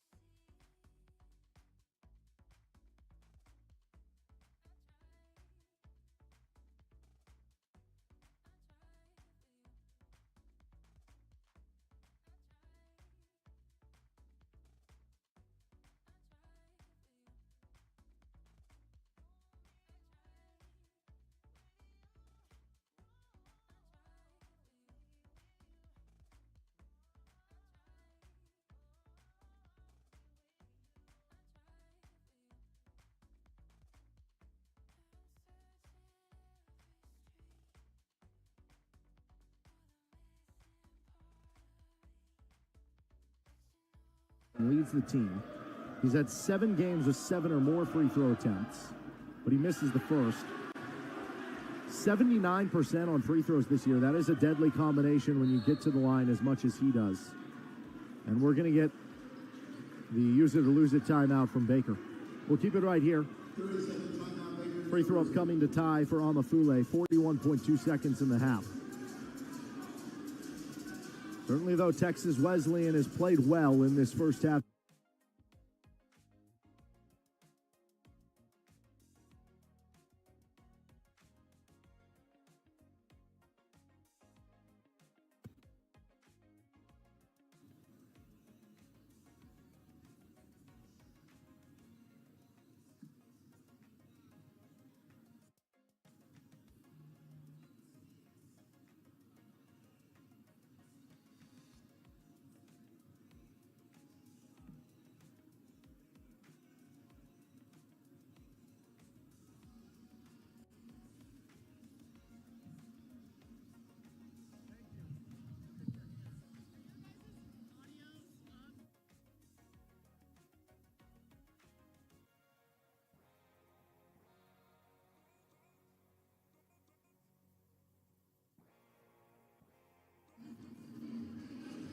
Welcome back into the Hart Conference Network. Derek Johnson here along with Brett Gamber.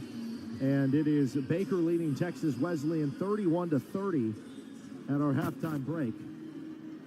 And the stats from that first half, we saw a largest lead of 6 by Texas Wesleyan. Baker's largest lead was 3. 5 tie scores, 4 lead changes. For Texas Wesleyan, they shot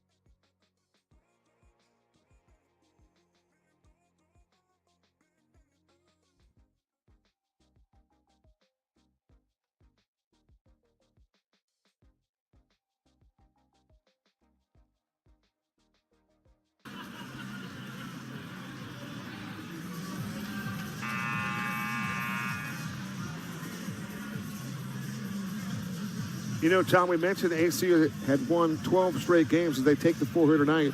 During that 12-game winning streak, they've only allowed 60.6 points a game during that 12-game stretch. It's been their defense that's really propelled this ACU team with their success. Yeah, and they've done so well getting to this point, and they're just kind of not there, struggling a little bit. Westcliff is 58-39 the last 4 years. Anthony Howell down low, muscles one up and scores on the low block. That's a higher percentage shot for Anthony Howell. That's why he's 64%, third in the GSAC with that number. 4-point lead here for Arizona Christian.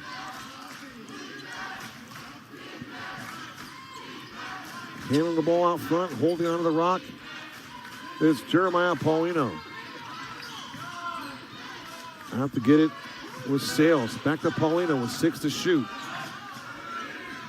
They get it to the baseline for Sales. He'll shoot it from there off the side of the iron. Silver with a rebound. Quickly on the outlet to Dom Gonzalez. ACU needs to get Dom Gonzalez rolling in this game. I don't believe he's scored yet, but he hasn't. Anthony Howell using that arm bar, goes up strong and scores with that right hand. Anthony Howell over Marcus Sales, and that's saying something, Tom, because he's 6'7". That's a way to get the ball in there, too, when you use your body like that to shield your defender. 6-point lead here for Jeff Rutter's group. 8:35 to go. Hankins with that stutter step, then drive in. Shot block from behind by Alric Nicholas. And for Nicholas, his second block. Number 31 on the year for Alric Nicholas. And Tom, when you have a loaded team like Coach Rutter and your bench is so deep, it's got to be difficult to find those combinations on who to play and when to play them. Yeah, and so often if you put in too many players too, it takes a player out of the groove. You get started and you have to come out, and it just doesn't work. As a player, I would much rather have stayed in for 40 minutes than come out. I mean, these guys have a lot of energy to be able to go that long. They certainly do. 51-45. ACU playing with some patience here on offense. It's Howell again in the paint. To Silva. Back to Howell, and that pass is taken away. That's a pass you can't make, unfortunately. Good defense that time by Westcliff. Staying home and staying true defensively. And Onak Poma up off the bench. I'm going to guess he's going to go get Silva, but that's just speculation.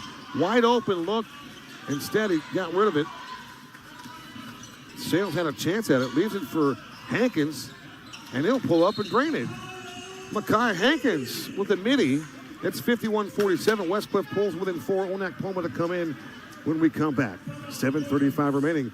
This is first round coverage of the 2025 NAIA Men's Basketball National Championship on the GSAC Sports Broadcast Network.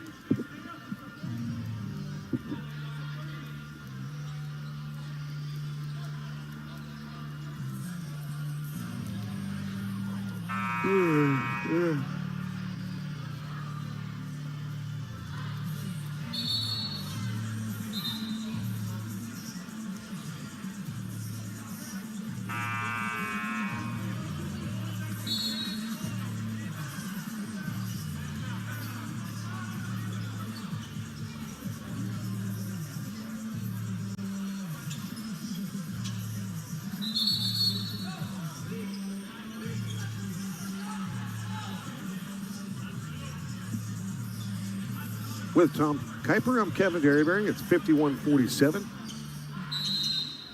Dom Gonzalez, baseline right, will inbound it to Tyler Silva. Silva remains in the ballgame. The young man from Bakersfield, California. It's always fun to say Bakersfield, California, TK. You're probably like, why? Why is that? Yeah, I was going to ask. Well, when you're born in Bakersfield, it kind of, it's your home, right, in a sense, right? Bakersfield Memorial Hospital. Just sounds good. Feels good coming out off the tongue. Yeah, you always pull for other folks from Baketown, we like to say. 51-47 here. Anthony Howell to the line. All GSAC Anthony Howell. 10.8 scoring average, third on the squad. Free throw is good. And even Anthony breathes a sigh of relief after canning that one. Anthony with 16 points to lead Arizona Christian. He's 7 of 9 from the floor. 2 of 3 from the foul line and 21 minutes of action. That's efficient. And Howell, again, with the free throw. Hit them both. 53-47. Those are some clutch free throws. Schneider might have got away with a push-off. They get it to Sales. Working on Howell. Lower the shoulder. Go up over Howell and can't score. Anthony Howell just too tough down inside the paint. Dom Gonzalez looking for his first field goal of the game. Howell's triple team at the free throw circle, driving, spinning. Baseline cut for Onak Poma. He's going to go right up to the rim and lay it up and finish it. Anthony Howell with the assist. And for Anthony Howell, he does that quite often. Leads the team with assists.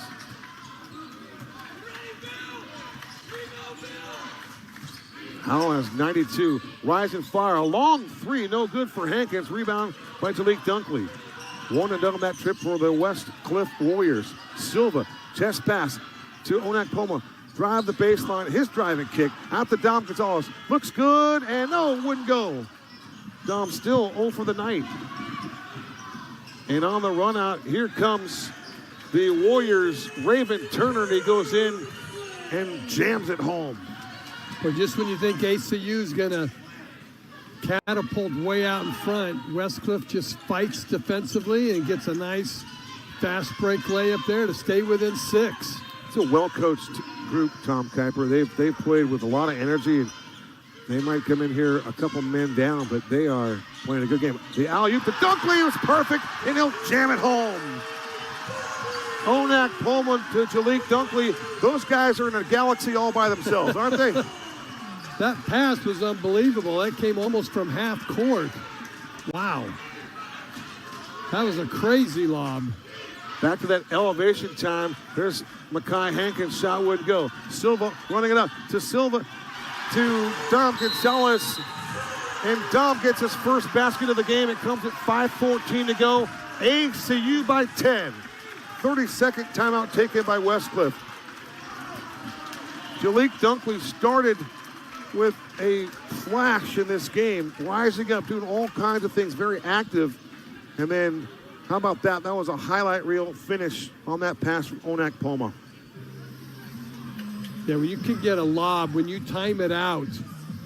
He, as I said earlier, he was almost at half court when he let that lob go. And they make that look easy, but when you got to lob that ball from almost half court, it's got to be in the right spot, just perfectly done, and then to time it out on your jump as well.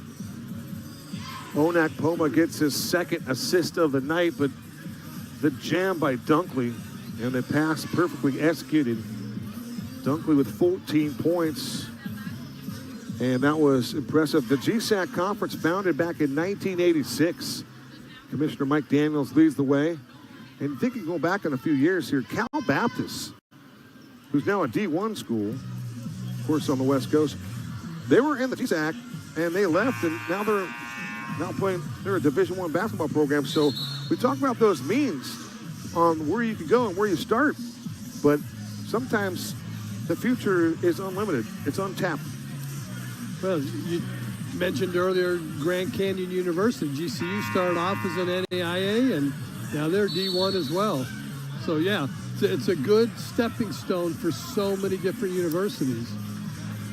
And the thought at some point was Paul Westphal, coach, Grand Canyon, and somewhere along the way, the idea of him playing for Canyon seemed a little bit tough. But we know he coached for Grand Canyon. Well, and his brother Bill Westfall coached there. And, of course, the story of Tim Foltz lives on, the legendary Tim Foltz, who used to drive players to practice for Coach Westfall. All right, here we go. 59-49 out of a timeout by Jared Cook. Westcliff had a 5-game winning streak in the middle of their 22-game slate. They shoot 31% from downtown. For Westcliff, they shot 416 triples this year. So they can score from outside the line as well. So Amici Chukwu will check in for Arizona Christian, provide a little defensive effort, give Anthony Howell a breather here. Anthony Howell will sit down with 17 points, 3 rebounds.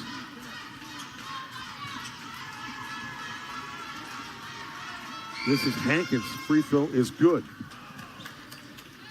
Hankins now has 9. He's 3 of 12 from the floor. Tough night shooting.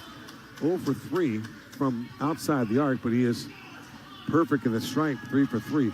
Westcliff 18 of 19 from the foul line. Make it 19 of 20. As Tom pointed out at halftime, the free throw shooting has allowed Westcliff to remain in this ball game. Now it's Onak Palma. We are inside 5 to play. Round 2 of our coverage begins tomorrow. We'll have the tip at 5 p.m. on the GSAC Sports Broadcast Network. So Michael Hayda spots an infraction behind the play. Jalik Dunkley with 14 points and 9 rebounds has handed out 3 assists. Arizona Christian has been sharing the sugar here tonight. 14 dimes for this Firestorm group. 5 assists for Westcliff. Onak Pomo returning to the foul line. Onak is 6 for 6 from the charity stripe here tonight. Trying to add to his 12-point ledger. Little dip, little rip, and the drip for Onak Poma. Aaron Strings, the 6'5" graduate from Carson, California, will replace Cameron Snyder. Onak Poma with another free throw. Perhaps Molina will go get him. Onak's free throw left it short. In fact, he hit the side of the iron. Rebound into the hands of the big fella. Evan Hoosier is playing with those 4 fouls. Boy, Tom, right around when Evan Hoosier left the game, things started to unravel for Westcliff. Yeah, they need that big body in there, and he's had a good game. He's got 4 fouls, so he's got to be a little careful. Paulino a 3. Left that one out in front. Went up the front edge. Chukwu with a rebound as he wipes down the boards. Now it's Silva. He's free. Across to Dunkley. He'll fake it, then drive, and then he's cut off there. Nice defensive effort there by Sales. Chukwu from the top of the free throw circle. And that might be foul number 5 on Evan Hoosier.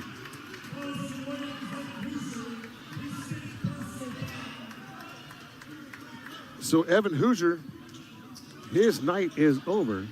4 points on 2 of 5. 6 rebounds, 5 personal fouls in 17 minutes of action. And some choice vocabulary from Evan Hoosier. And here again, you got to figure, and he's frustrated. Nice job of coaching there by Jared Cook to restrain him. But I always go for that money's worth. Did you get your money's worth? And you could say that Hoosier did not. In a game like this, you got to make sure when you get nailed for a foul, you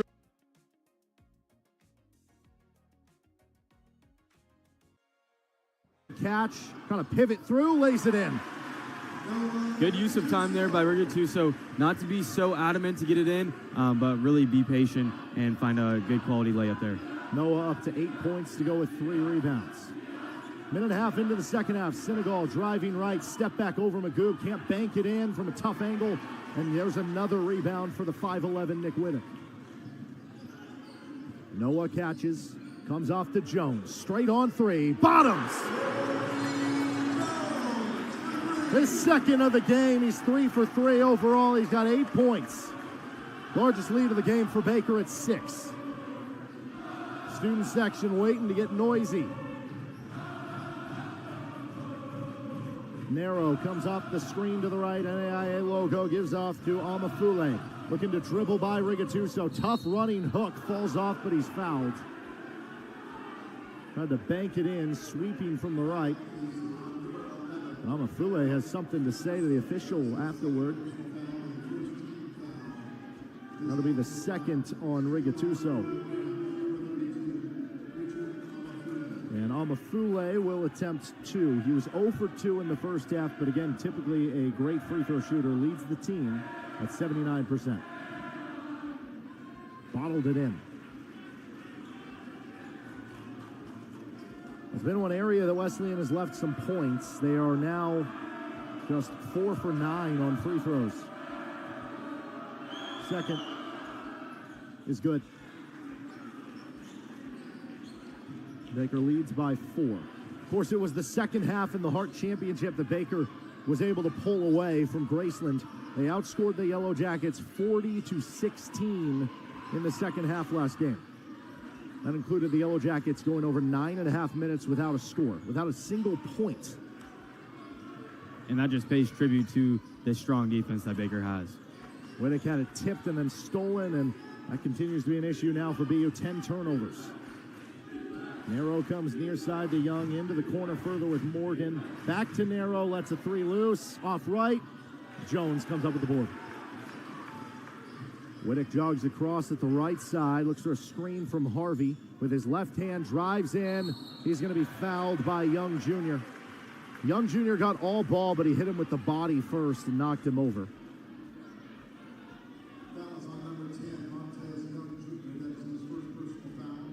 And that'll be the first on Young. He's been excellent in this game, has Young, and that'll send Whittick, though, to the line. Whittick with 2 points, 6 rebounds, 2 assists. 2 free throws here.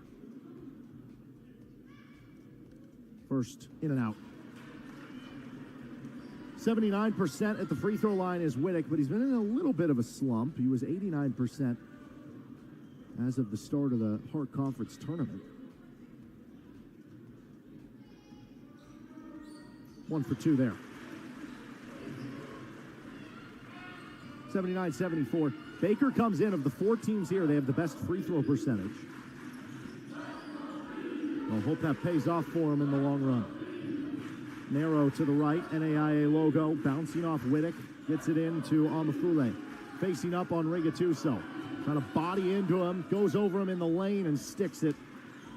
Good start to the second half for Amafule with 4 points. Baker's lead is 3. They've got the ball with Whittick. Coming to Rigatuso, then Harvey. Harvey looking for his first point, drives through. He's going to be blocked at the rim by Amafule from behind. And running the other way is Narrow. Narrow gets it to Young, and with Senegal. Back it goes to Narrow. Falls out of play. There's the Young, guarded by Harvey.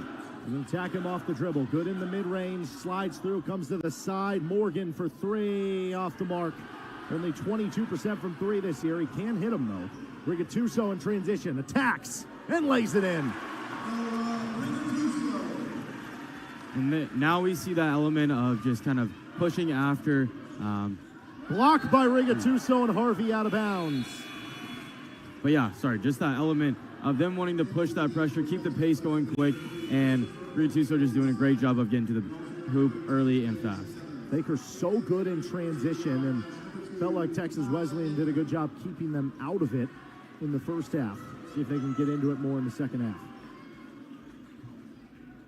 Christopher O'Neal is back on for the Rams. He'll inbound. Going for Amafule. Amafule into Rigatuso. Double comes with Whittick, and Whittick strips it down. On the floor goes Whittick.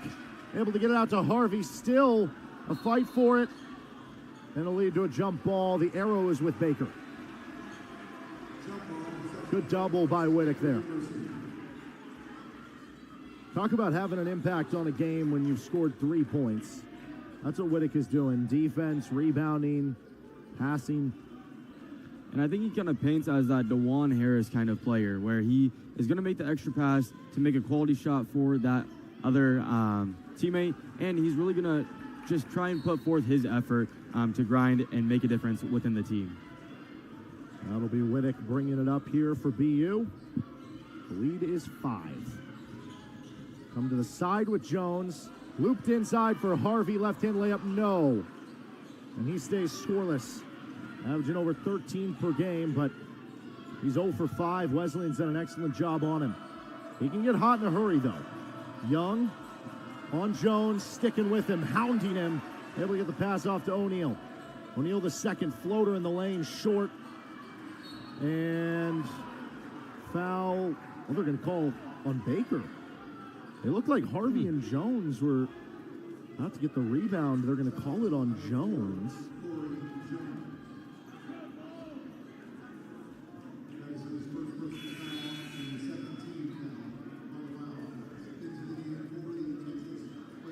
So Wesleyan will have it.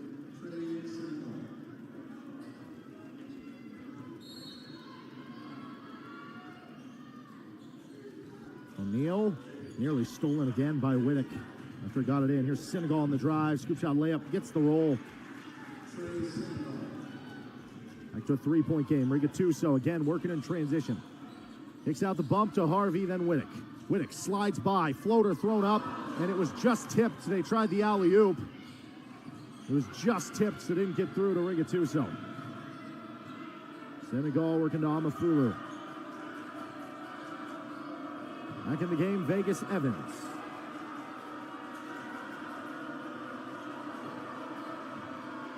O'Neal. It's the high ball screen, 7 on the shot clock. Working off Amafulu, kind of loses it, sticks back to it. Down to 3, O'Neal, step back 3, contested, and makes it anyway. Unbelievable shot by O'Neal, who has made now just 11 threes this season. Henry looks to answer, doesn't go. Henry and Harvey, who combined for about 25 points per game, as that'll be thrown away, are combined now just 0 for 8 for Baker. So we'll try to get them going, but we're tied at 41, 14:04 to go. Baker ball out of the media timeout.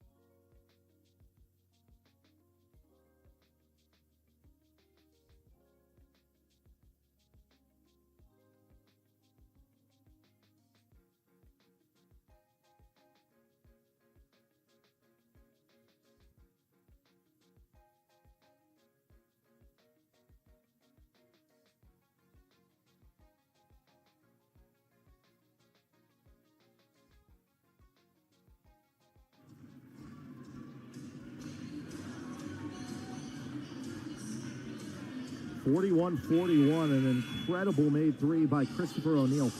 O'Neal hadn't played in a game since February 1st. Comes in and hits the toughest made shot of the game. And we're tied at 41. That turnover, though, by Wesleyan gives it back to Baker out of our media timeout. With Brett Gamber, I'm Derek Johnson. Jones will inbound. He's out there with Rigatuso, Russell, Whittick, and Henry. Jones will come into Whittick. Maybe a zone here for Texas Wesleyan. See if they stay in it. Or if it's just for out of the timeout. They get it to Russell. Good look at a hook shot. Falls. Yeah, I'm not sure you want to play a zone against this Baker team. They have a lot of components that are constantly moving, and it can be really confusing to kind of understand your role in your zone. Evans spinning, shooting, no. Long rebounds, and it's grabbed by O'Neal. Another big play for him, but then he throws it away. Another steal for Whittick. They do not have numbers. He'll pull it out. Jones jabbing. Looking off the left side. Overhand pass, Whittick to Henry. Henry jabbing, driving. Doubles. Comes out to Rigatuso. 7 on the shot clock. They get it to the free throw line to Russell. Hands off to Whittick. Driving right side. Sneaks through. He's fouled with 3.2. And we'll go against Vegas Evans. 3rd on him. And it'll be 2 for Nick Whittick. And that's going to be Evans' third. So one to keep a little eye on as we are just over halfway within this second half. First for Wittick through. The 91st, or excuse me, the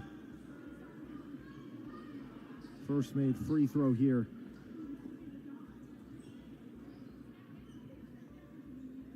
Second one upcoming for Wittick is good. He's now 3 for 4 at the line. And Lennox will come on for Jones. It'll be a 2-point guard set for BU, who leads by 4. And third straight NAIA tournament for Baker. Lost in the first round 2 years ago, won in the first round last year. Looking to make it even further this year with all these 10 seniors on the roster. Senegal doubled stuff, but it stays with Morgan. Comes out up top to the big man Amafule, pulls up left elbow, and the rebound to Russell. Lennox looking to glide in transition. All the way to the rim, lays it in, scoop shot layup. What you see is what you get. Lennox going a coast to coast is exactly what is in his playbook, and he is very capable of doing. Well, Wesleyan, meanwhile, was just 12-17 last year. It gave him 2 straight losing seasons for the first time since the late 1990s. This has been one of the most consistent programs in the country. Of course, won the national title in 2006 and 17. Fade away. No good. Russell, another rebound. But they had 5 NAIA appearances in 6 seasons in the late aughts to the early 2020s. And now back in it. Lennox flipped in. Good catch. Russell missed the layup. The defense of Amafule might have affected him from behind. Into the corner 3. Senegal. No, but he got his own miss and lays it in. There's a whistle. I think Amafule was in a little bit of pain. Actually going to be a timeout. Texas Wesleyan, a full one, so we'll take one with him. 47-43, Baker up 4. Tight game here in the first round between the Cats and the Rams on the Hart Conference Network.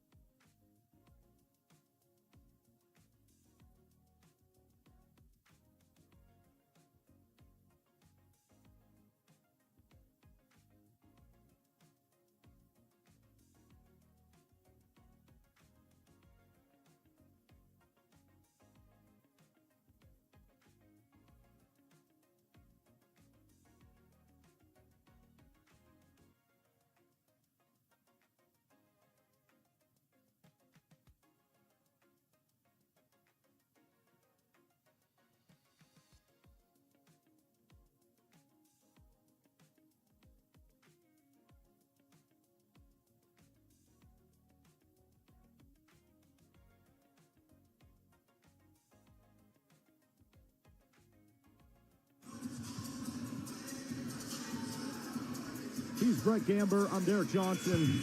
They're on the Hart Conference Network. Baker 47, Texas Wesleyan 43. The NAIA 2025 men's basketball tournament first round action here. And it'll be Baker ball out of the timeout. 2 left for the Rams, 3 for the Cats. So far, the second half, Baker is outscored Texas Wesleyan by a tight 16-13 margin. They led by 1 at the break. And Ahmed Magoob will be the inbounder. Looks like Wesleyan going to come in some sort of a press. We'll see how hard or soft it is. All right, so get across on a looping pass to Russell. No danger there, but able to make the catch. Lennox right now with 7 points. And hand off to Henry. Under the corner with Rigatuso. Get it inside. Good steal. Russell lays it in. How about Lennox setting the screen on the inside to provide the seal for Keenan Russell, who Russell's been the guy who's done that so many times for his teammates. And the recipient there. Yeah, let him get a good old taste of his own medicine. 6-point lead, BU. Morgan comes to the right with Narrow. Inside it goes to Amafule. Facing up on Russell. 6'9" on 6'9. Powering right to left, fades over and partially blocked. It still almost went in, goes out of bounds. It'll be Baker ball. I think countless times, Baker's been really good at just staying kind of outside of the paint. But with, Keenan Russell just being able to be an absolute weapon down there, they've been able to adopt their playbook a little bit and work their way down there, and that's why Russell's been so effective. Henry catches from Lennox, goes back to him. Low catch is made. Comes out to Rigatuso. They can't get the post up in. Now Rigatuso go off the dribble. 8 on the shot clock. Spinning left side. Floater good. It's a dozen for Rigatuso with 3 rebounds and 3 assists. 8-point advantage for BU, their largest of the game. Narrow comes the young junior, guarded by Noah. He tries the same spin, pulls up a little further. It's short. Russell had a piece of it, and there's going to be a foul called on the floor. I think they're going to say Henry was holding on the Fule. Second on tie. 3 fouls on both teams. It'll stay down here on an inbound play for Matthias Nero. Jones will come on for Henry.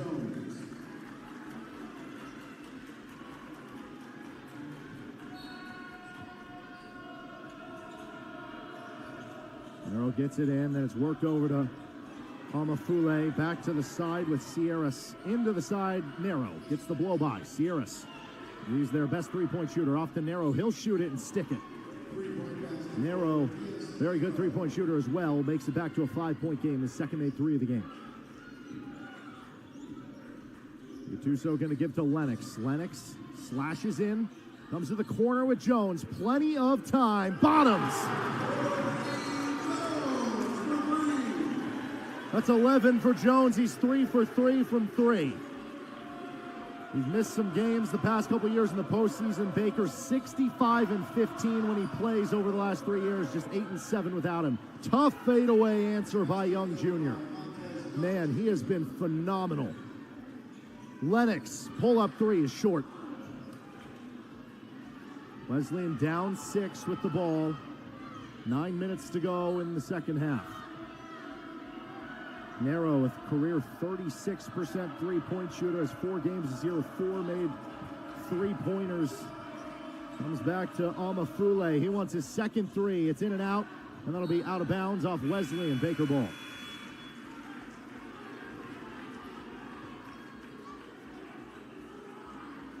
And that'll take us to our next media timeout.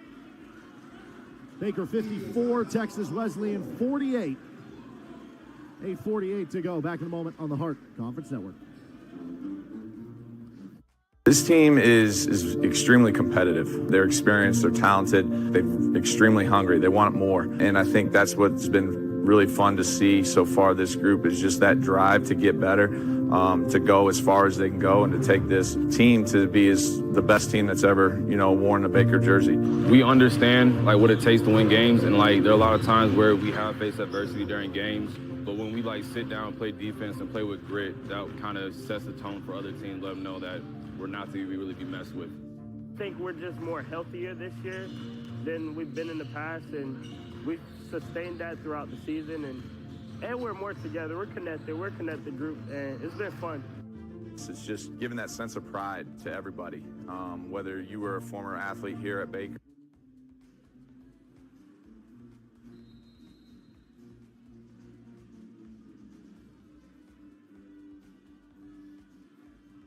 Derek Johnson along with Brett Gamber here on the Hart Conference Network. First round action of the NAIA tournament.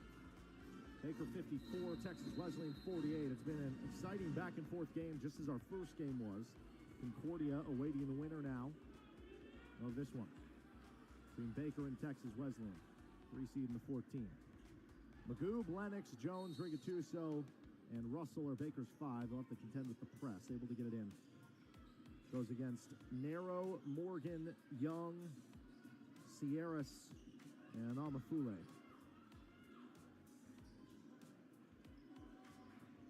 Lennox guarded by Narrow. And hand off to Jones. 10 on the shot clock. Lennox, tight catch. Lennox driving right behind his back. Takes a bump. Floater good. That could have been an and one. Oh, yeah. And I think that just plays into this aggressive team for Baker. Just a massive success that they've been able to have throughout this whole season, being so aggressive. They got 5 players with 7 or more, 4 with 9 or more. Lennox, one of those with 9. Poke from behind by Magoob. Jones on the floor to get it and saves it to Russell. Now to Rigatuso. Numbers aren't there. He'll let the reinforcements join. How often is Jones the first guy on the floor? Way too many. The catch here. He's also done it with his offense. Into the corner with Rigatuso. A bounce to Lennox. Feed Russell. Makes the catch. This will be on the floor. And a little slow to get up is Young Jr. You hope he's all right. He's been so good. Hopefully just cramp or something that he can work out. He's going to limp off. But he will come off with Sierras as Vegas Evans and Senegal enter. For Baker, they'll bring Harvey back in. Another late sub. It'll be for Wesleyan with O'Neal the second. Baker up 8, 7:38 to go. Neither team has been up by double digits in this game. Baker's got an opportunity right here.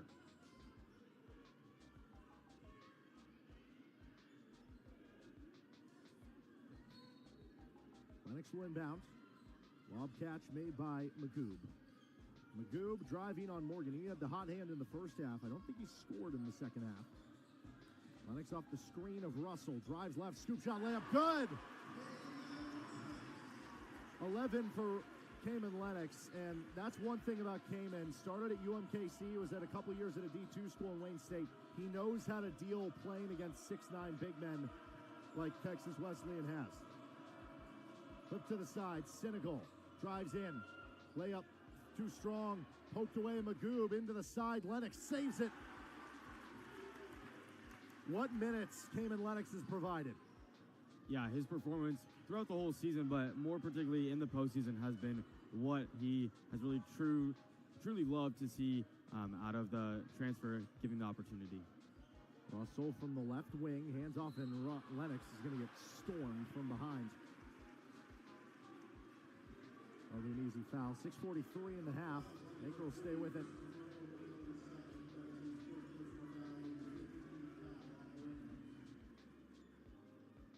It's the 5th on the Rams in the half.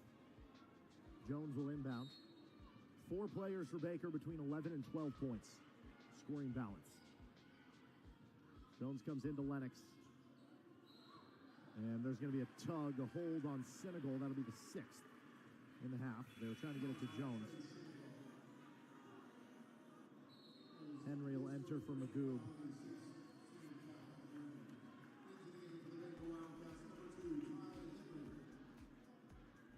.640 to go.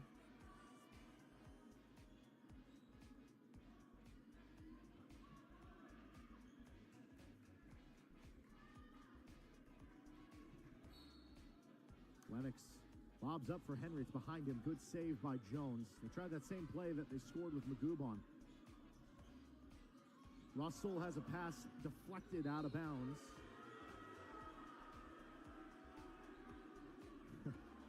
Some jeering from the crowd. Sophia Barrett made the catch and beside. She obviously was an all-conference player for the Baker women's basketball team.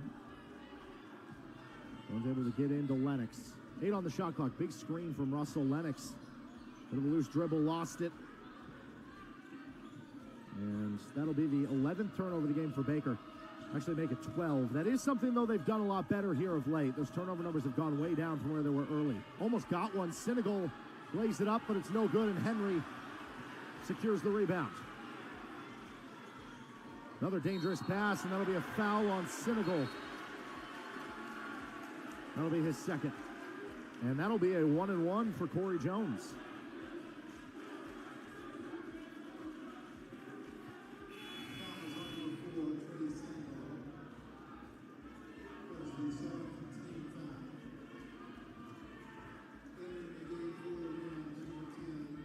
Yeah, like you were mentioning about those turnovers, Obviously, Baker had 9 going into the second half, just only 12 total. So seeing that they've only had 3 turnovers means they're being very smart with the ball, making sure they're making quality shots and quality plays. 1-1 for Lennox. The first short. Free throw shooting down the stretch will be important for both teams. Baker, though, using up one of the 1-and-1s at the very least. There's Narrow. Hard hedge comes. He's able to work it away. Into the corner. Young for 3. Not really his game as much. He misses it. Just 23% from out there. Lennox behind his back. Cuts through. Comes to the corner. And now a late whistle before Jones could shoot it. And that's going to go against Caden Morgan. It'll be another 1-and-1 for Cayman Lennox. Man, I will say Cayman Lennox is getting tossed around, whether it's a trip, push, shove, anything.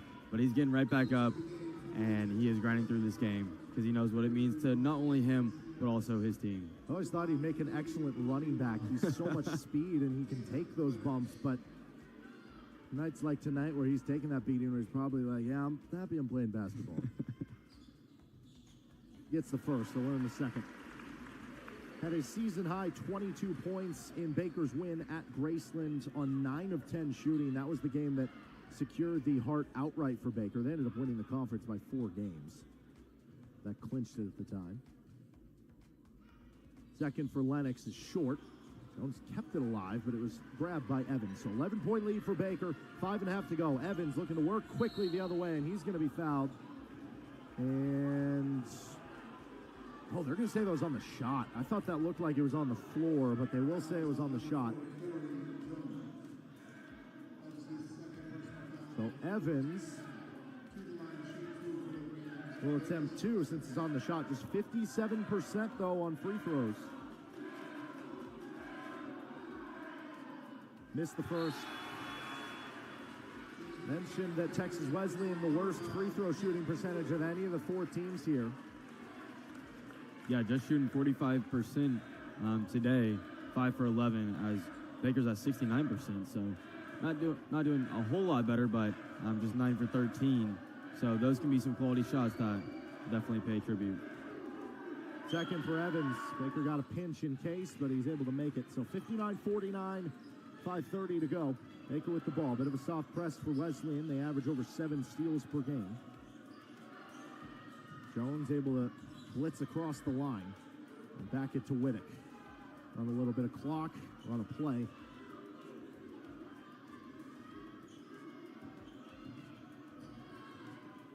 Whittick comes to Harvey, 7 on the shot clock. Hugh finds Henry over to Jones, 3 on the shot clock. Jones spinning, mid-range, bottoms. Don't know how that one went in for Corey Jones. It's his night, 13 points. 5 for 5 with 5 rebounds and excellent defense. Floater, tough angle, doesn't go. Harvey, good rebound. Whittick jogging through, trying to get it off to Russell, and we're gonna get that was odd. They were trying to run plays, and the officials stopped it late. So we'll get to our final media timeout. It'll be Baker ball, though. 61-49, 4:38 to go. Back in a moment on the Hart Conference Network.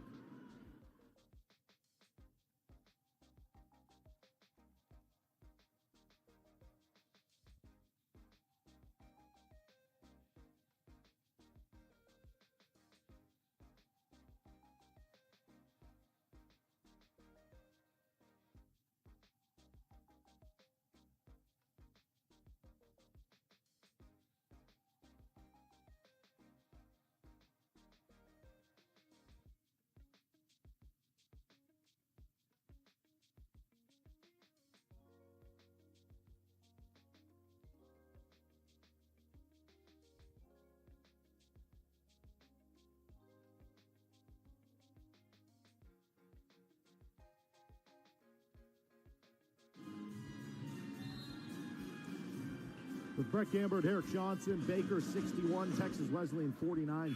First time ever that the Wildcats have hosted in the NAIA tournament. Now, I say first time ever. They used to do the tournament, 32 teams. all mashed together in municipal. It was recently, a handful of years ago, that they changed the format to 64, where the first 2 rounds are at the top 16 schools for the hosting sites, at least the ones who submit bids. But still, history here today, and Baker looking for their second ever NAIA tournament win, looking to make it back-to-back seasons. They're 4.5 minutes away, leading by 12. With the ball here, down to 10 on the shot clock. Henry from the side, yet to score so far today. Works through, lays it in with the finger roll. Well, that for a first few points of the game. He still found a way to make an impact. 3 assists and 2 rebounds. Senegal inside, good catch, but the finish missed. A rare miss by Young. It will go out off Baker. And that's something that I think is important. Henry and Harvey are usually so important for the Baker offense. Today, just to combine 2 points, I think that speaks 2 things. One, it shows the balance of this Baker team. They can overcome it. They are more than just 1 or 2 players. But also, they're finding ways to contribute in other ways. Harvey has 4 rebounds for the game, has played solid defense. For Henry, he's got those 2 rebounds, 3 assists, and he's playing hard on the defensive end too, and both guys still going hard. 14-point lead for Baker, 3 for Nero, no, and there's another Harvey rebound, his 5th. Yeah, I have to agree with you. I think there's one statistic that doesn't pop up on the stat sheet, and that's defense. Henry and Harvey are 2 great defenders for this Baker roster, and they have been a key asset to just the defense that they've been able to prove themselves. Rigatuso jabbing, thinking about it. Looks to drive, pulls up right elbow, too strong. Well, meanwhile, at this end, Texas Wesleyan is 0 for their last 7. They're just 2 for their last 11, and no field goals in the last 6 minutes. It won't change here. Rebound, Rigatuso, and he's fouled. And we saw this similar to when Baker played Graceland on this very court for the conference championship, where, like you said, held Graceland 9.5 minutes scoreless to finish out the game. So I'm not saying it's a recurring factor, but something to think about. Timeout, Texas Wesleyan. We will keep it right here. Over 2 minutes without a point for Texas Wesleyan and 6 minutes without a mid-field goal. Baker defense coming in again. Meanwhile, Baker's made 4 of 5 on the offensive end. And getting to the line again, it'll be a 1-and-1 for Rigatuso. The other important thing, that last foul, that was the 9th for Texas Wesleyan, so it is a 1-and-1, but from here on out, it'll be double bonus. So even if Texas Wesleyan is able to find a spark and tighten things up, they won't have the luxury of it being 1-and-1s in the final stretch of the game. Yeah, for sure. I mean, I think we keep talking about it over and over again, but free throws really do make a difference. You ask any coach out there, he'll say that free throws are a difference maker when it comes to end of the game, and you're grinding for, you know, that 1-point deficit, 2-point deficit that can really make a difference through free throws. So we'll see how this next 3 minutes and 20 seconds plays out. But yeah, I think Baker's been able to use the home field advantage to their benefit for sure, given that, you know, they are 15-0 at home. So they definitely love being at home, seeing the home atmosphere, and seeing all the townspeople and students here to cheer them on. Well, meanwhile, around the country, we've seen 2 11 seeds pull first-round upsets. Southern Oregon and St. Mary Woods. We've seen 1 10 seed in St. Francis of Indiana.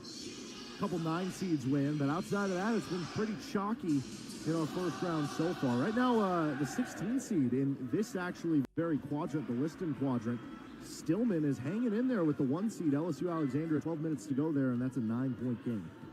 We got a 14-point game here. Rigatuso for a 1-and-1. No good. Harvey got a chance at it. Jones runs it down. The 2 of them combined to hustle for the extra possession. And that is a backbreaker for Texas Wesleyan. Whittick to the elbow. Stands strong with it. Finds the cutting Rigatuso. Power dribble, the fake, the lay-in.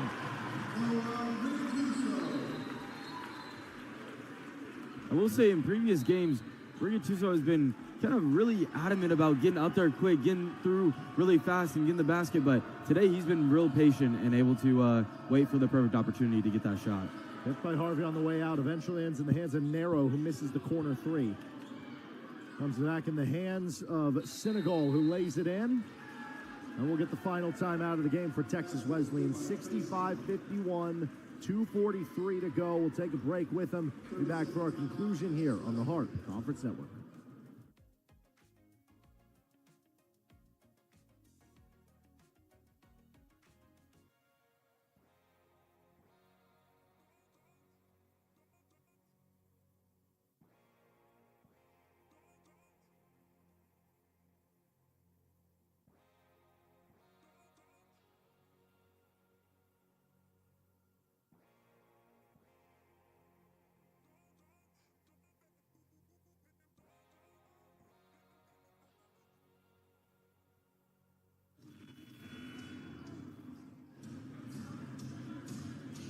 Texas Wesleyan, the 14 seed.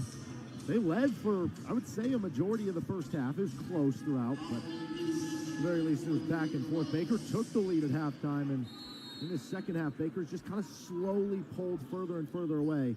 Now at 14, Wesleyan out of timeouts, and Baker essentially in the double bonus at this point is looking to take care of the basketball and finish this thing out. Whittick comes to the side with Henry. Baker content to chew clock. Whittick off a screen, 10 on the shot clock. They come to Jones, 5 for 5 so far today. He drives right, Euros through, reverse layup, just falls. That would have been a fancy finish.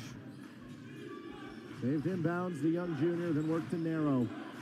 Narrow is doubled, throws it to the side, he'll be fouled. Going to go against Rigatuso. That's 5 on Baker, so they still have 1 to give. And 2:07 to go. Yeah, and that missed layup by Jones was his first ever miss of the game today, so something to point out there.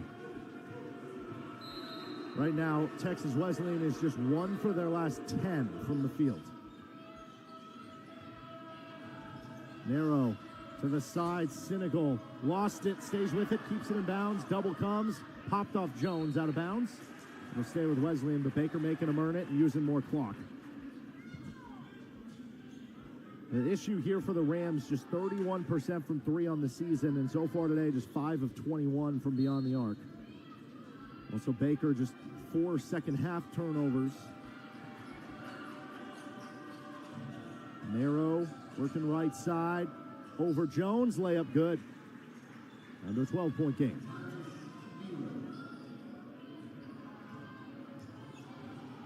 Whittick looking across midcourt, does.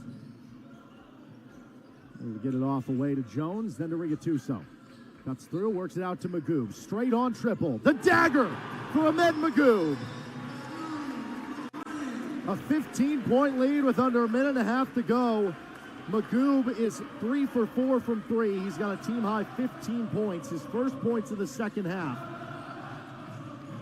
Young junior working on Magoob now. Bit of a high dribble, stays with it, works in the lane, poked away. Loose ball goes to Wesleyan. Senegal, they got to work fast. They're not going quick enough. Narrow calls for a screen. We're at the minute mark. Deep 3. Got it. His second long one. Back to a 12-point game, but under a minute to go. They took way too much time there. And now 2 free throws upcoming for Nick Whittick. Well, how about Ahmed Magoob now? That makes over his last 6 games, including this game. He is now 19 for 35 from 3. Yeah, he has definitely developed himself into more of a shooter, but also on that defensive side, which I think a lot of players on this Baker roster have. But yeah, him solidifying himself as, that three-point shooter for Baker has really helped in kind of embracing all cylinders from each guy that you have. So obviously, if you need a shooter, you might go with Ty Henry, Magoob, and people like that for outside the arc. But then, looking at Ty Henry again and Noah Rigatuso or even Corey Jones inside the arc. So a lot of diversity throughout that roster. Whittick got the first and the second. He's now 5 of 6 at the line today, filling up the stat sheet. 7 points, 6 rebounds, 4 assists. Rigatuso will check out. Baker up 14 again. 55 seconds to go. And a little touch foul on Whittick. That'll be the last one they had to give.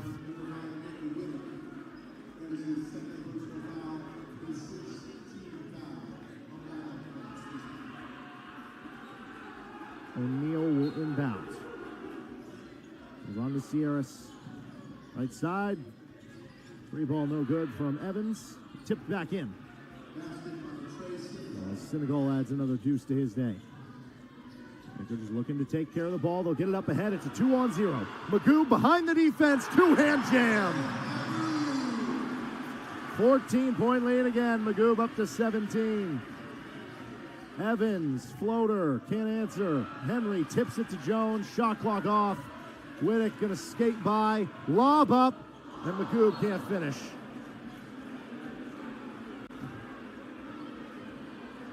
What a play that would have been. That would have been fun.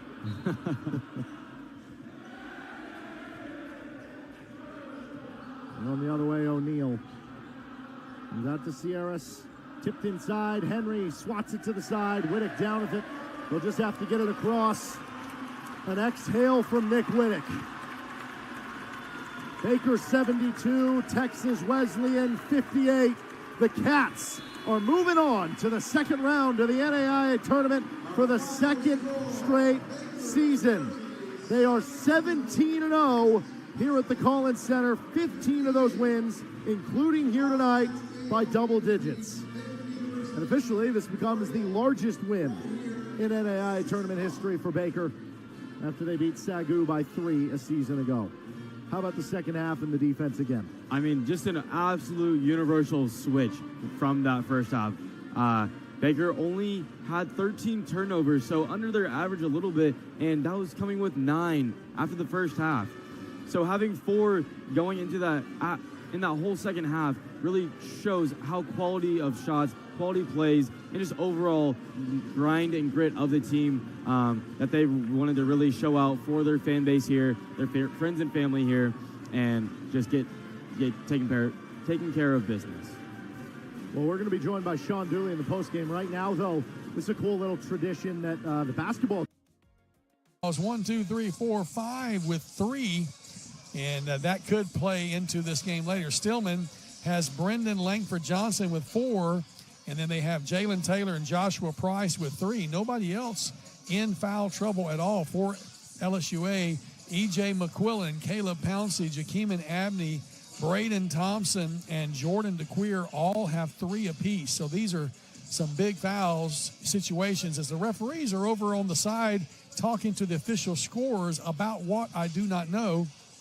I'm on the opposite side of the court from them, so I really don't have any insight. You can't see it on your camera angle because we use the Huddle automatic AI-assisted camera, and it just looks for where the most people are on the court, and most people are down there on the Stillman offensive board side, but their referee is down talking to the official score. I don't know if they're discussing the direction of the possession arrow. I do see head coach John Teasley talking with one official. Let's hear the PA announcer. He's sending everybody back to their bench. And I'm hoping the PA announcer will give us a heads up.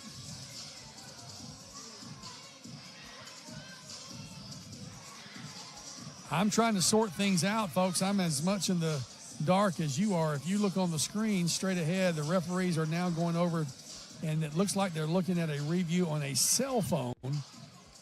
In the past, LSUA has provided an iPad for reviews, and I'm not sure what's being reviewed, but hopefully PA announcer Rich Dupree will give us that heads up. Once he hears, he's seated dead center at the center court line. Referee is talking to the scorekeeper. I see a few LSUA fans with their hands up in the air like, what?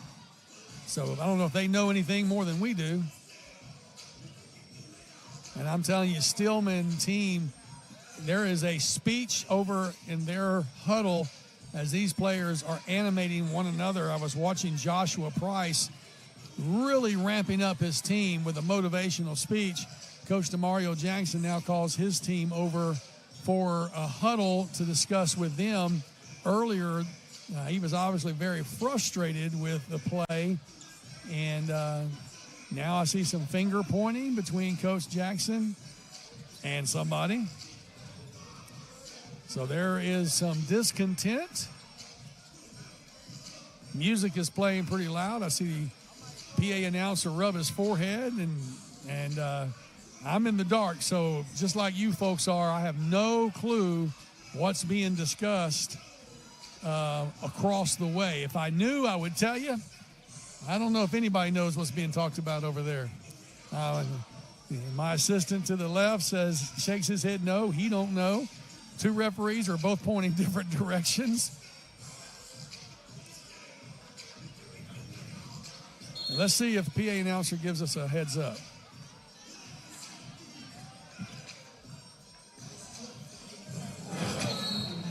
Nope. No announcement from the PA announcer.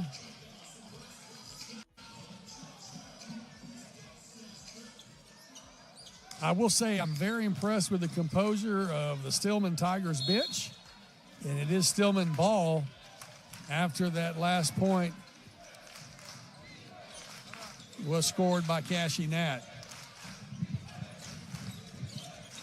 Stillman moving the ball around the perimeter. Under 20 seconds now. The layup is good, taking it to the hole.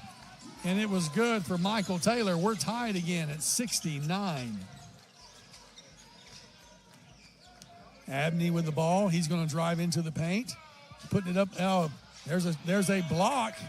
Number 15 got his hands up, did Calvin Finch Jr., and Abney's shot was blocked as it went up towards the goal. So Stillman has their first chance to take a lead in this contest. LSUA controlled the jump and scored first.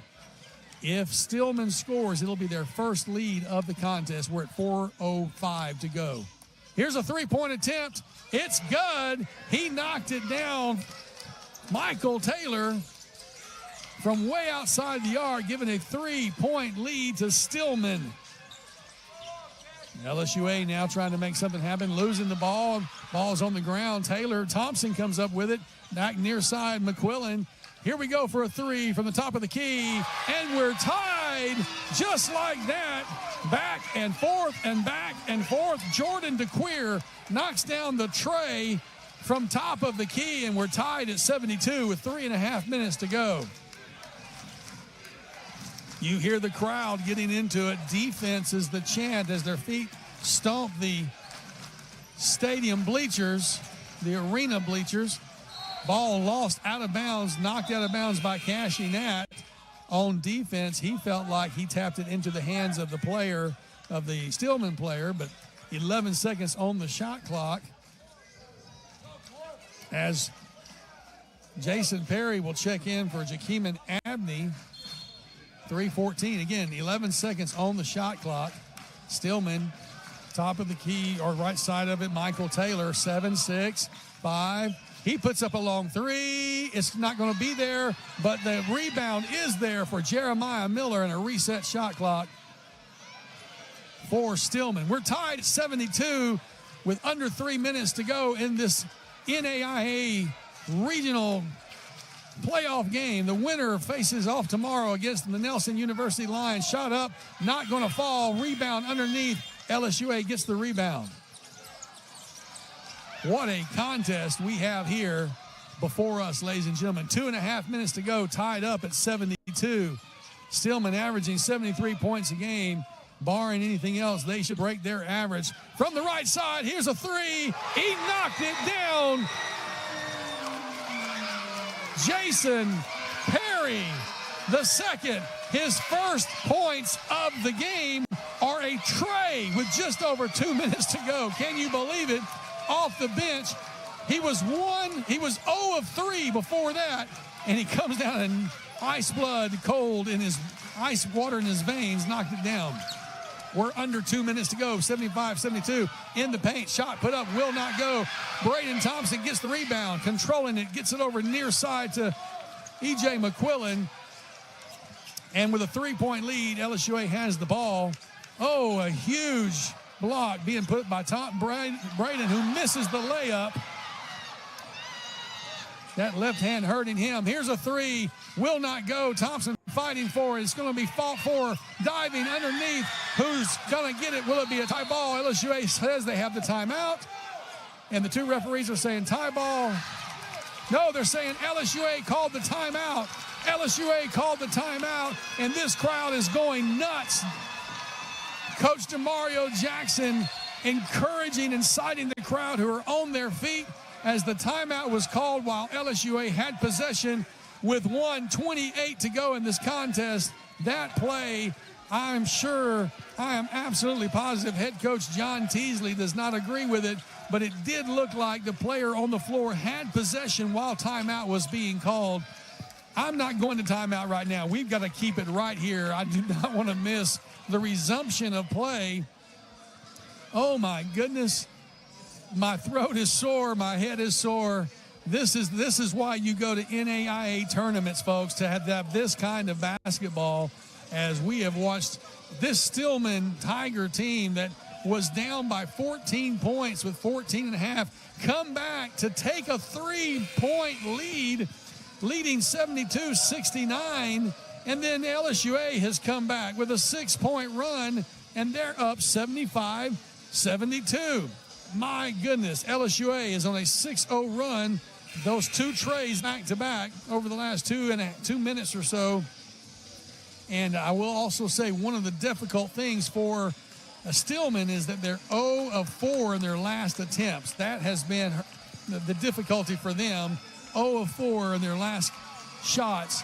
And so Stillman, though, I can tell their fans are here cheering them on. They've made the trip from Alabama, I should say, Tuscaloosa, Alabama. 1:28. This is NAIA tournament basketball, folks, and you've got to love this.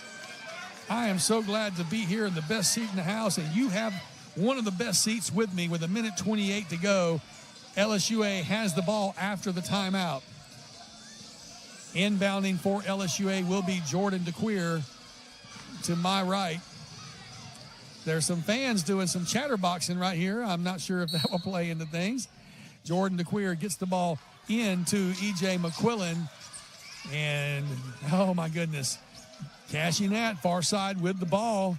He's going to come up top to DeQueer. They're going to do that running handoff thing that they do quite a bit. E.J. McQuillan, top of the key. Feeding it down inside. Turnaround jumper off the line. Won't go. Cashy had the rebound. Blocked out of bounds.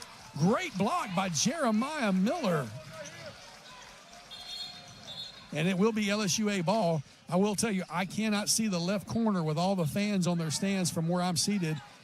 And Coach DeMario Jackson is out there mopping up the floor, drying it up as is necessary. How often do you see the head coach making sure that that floor is safe for the players? LSUA will have the ball with 18 seconds left on the shot clock, 1:08 to go.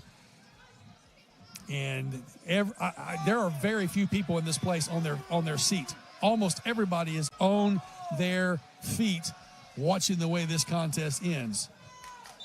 I cannot see the left corner. LSUA trying to get the ball in. E.J. McQuillan does get it into Cashy Nat off the glass, and he's fouled. Count the basket, and he'll go to the charity stripe for the traditional three-point play. Count the basket for Cashy Nat, the RRAC Player of the Year and MVP of the Red River Athletic Conference Tournament. Scores the two and goes to the charity stripe for the bonus. With 1:07 to go, it's a 5-point lead for LSUA. What a huge play. Foul was on Calvin Finch. We've seen these two players go head-to-head, and I have loved watching these two best players of each team hold nothing back. Calvin Finch with 18 points on the night. Cashy with 25. And the opportunity to make another, which he does. 78-72, 1:07 to go.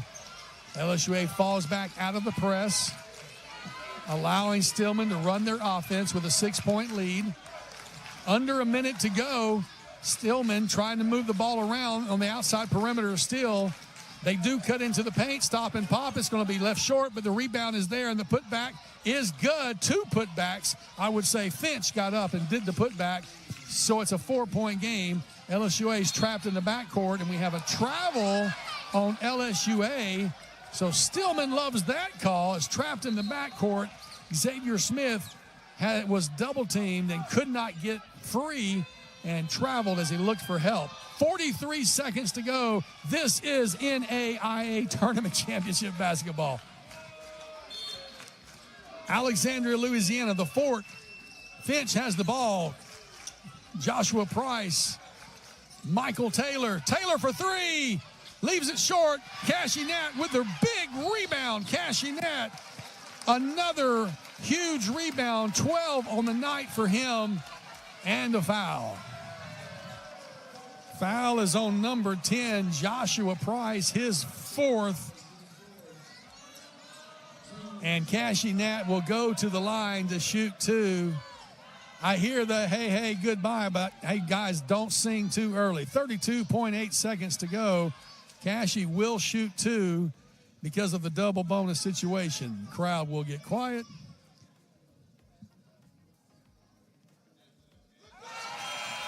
You heard him. Isaiah Howard checks in for Xavier Smith. Stillman gets ready to make their substitution. They will bring in Brandon Howard, and he will come in for Jeremiah Miller. Cashy has one more shot. 5-point lead with 32.8 seconds. He leaves it short. Stillman gets the rebound. Under 30 seconds to go. Driving for the hole. Put it up. Will not go. LSUA has the rebound. Trying and foul quickly was E.J. McQuillan in a desperation play with 21.5 seconds to go. Foul was committed, I believe, by Calvin Finch, and that is his fourth. And what a heck of a game Calvin Finch has had. 20 points tonight, 7 of 8 in his shooting, not taking anything from beyond the arc, but 6 of 7 from the free throw line. An almost perfect game, but now with 4 personal fouls. Langford Johnson with 4, Price with 4. My goodness. And the other side, E.J. McQuillan makes him pay. 6-point lead with 21.5 seconds to go. Again, everybody on their feet. This is NAIA basketball. He got them both, did E.J. McQuillan. It's a 7-point game, 81-64. Shooting the three from the right side, no going baseline, put it up off the glass. It does go. Check it out for Joshua Price and timeout. 81-76. It's a 5-point lead for LSUA with 15 seconds to go. Can you guess what's coming up? I guarantee you it'll be a foul. Back with more after this on the LSUA General Sports Media Network. LSUA is the fastest growing college in the state with the lowest tuition, a diverse student body, and a safe campus. Plan a visit today.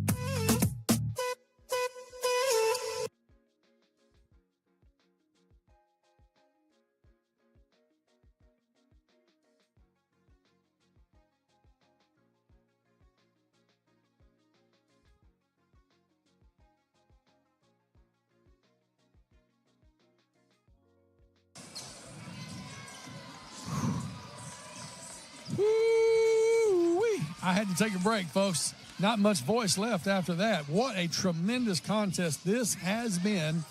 LSUA with 15 seconds left has a tenuous 5-point lead, but Stillman has hit the threes when it mattered. LSUA has got to get the ball in, and we have a five. Okay. We have a foul with no time.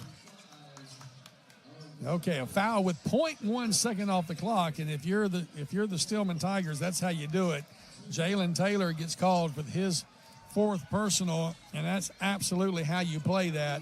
Only 1/10 of a second went off the clock for the foul to be counted, and to the line to shoot to will be number 30, Kyrie Haynes. Only got 1 minute so far. He plays in a substitution role as a point guard, and he gets the first one to go. A critical shot for the man off the bench. Makes the score 82-76. And we have referee talking to some fans telling them to please stay a little further away from the court than they were. Nice correction there.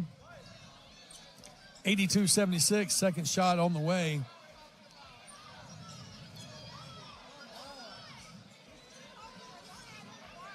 What a tremendous game this has been. I got to tell you, you got your money's worth on this one, folks.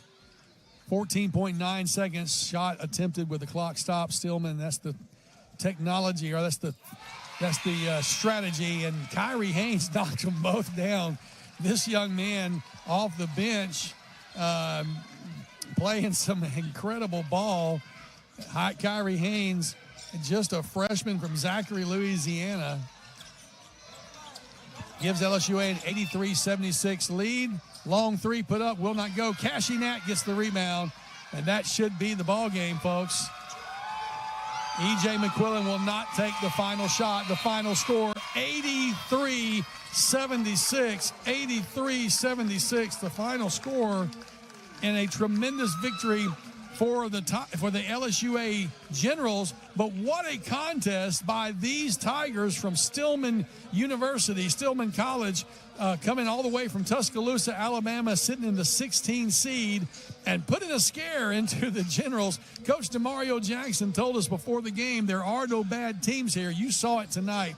This is NAIA championship ball and this regional playoff. And tomorrow afternoon, you will want to be here for the matchup of the day. The matchup for this regional, it will be the Nelson University Lions coming right back here at 6 o'clock tomorrow to face off against the LSUA Generals. It's going to be a shootout. The Lions earlier won a final score. Kevin Williamson. It stops the clock with 11:07 to play. And my question is, as I'm looking at the officials, are they going to go with the media at this point? I don't think they are, Greg, so we'll just go ahead and keep it right here. 11:07 to play, and Masters up by 11, 18-7 here in the first half in this first round of the NAIA men's basketball championship tournament. Great job by Phillips going to the hole and then kicking it straight back out to Moore filling in behind. That three where you fill in behind the ball is a great one because you catch it looking right at the basket. You catch it squared up with your feet set. That's one of the best ones. It's like an offensive rebound when you kick out to a three. You just lined up perfectly at the basket, and he knocked it down. Masters has given up 7 points in 9 minutes. That's how you play championship tournament basketball.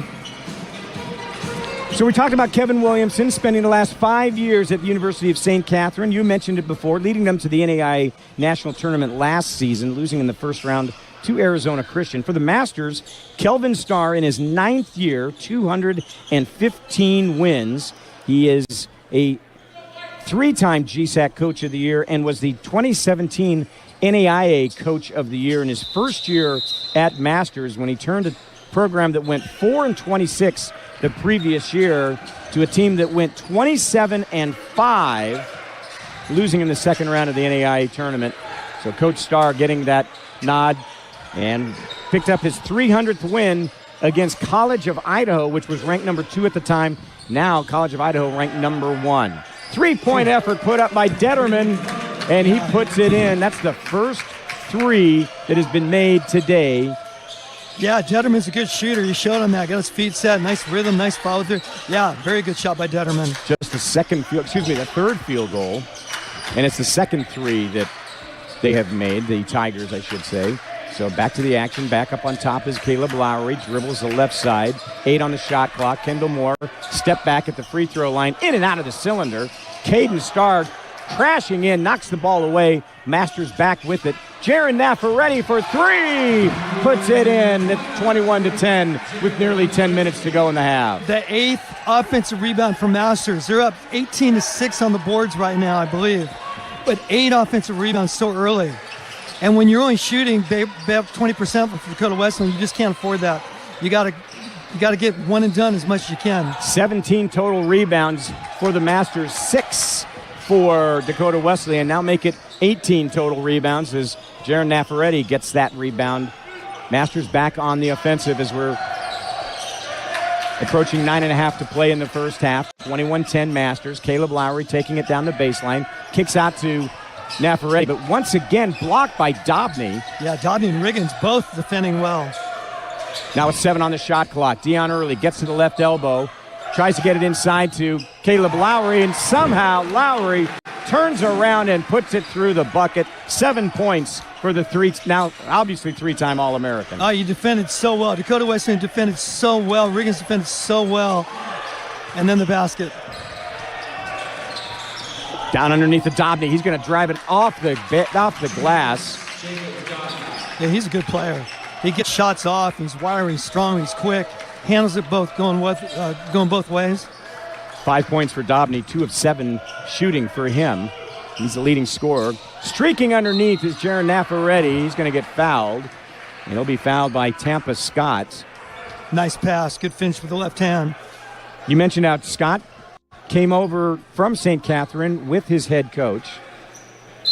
And we're going to have a timeout on the floor. We'll step aside. 8:42 to play in the first half. 23-12. Masters with the lead on the NAIA network.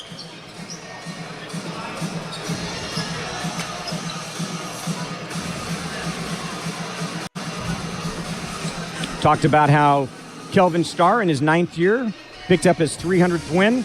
It was a very impressive game that he was able to pick up that win, Coach, against then number 2 College of Idaho, 71-67, and then he picked up his 200th win here at the Masters on December 14th with a 91-64 win over Montana Western, part of the Cactus Classic last December down in Arizona. Coach Starr, one of the best coaches in the NAIA, one of the most respected coaches in the NAIA. Yeah, year in, year out. It's one thing to have good years occasionally, but it's year in and year out. COVID and that aftermath took a little while to get things going again as far as solidify to their standard, but they're there. And the fact that somebody like Caleb Lowry, who feels like a 10-year veteran, I mean, it's been 5 years, but it feels like it's been 10 because he's been a major contributor since his freshman year. Yeah. And an elite player from his freshman year.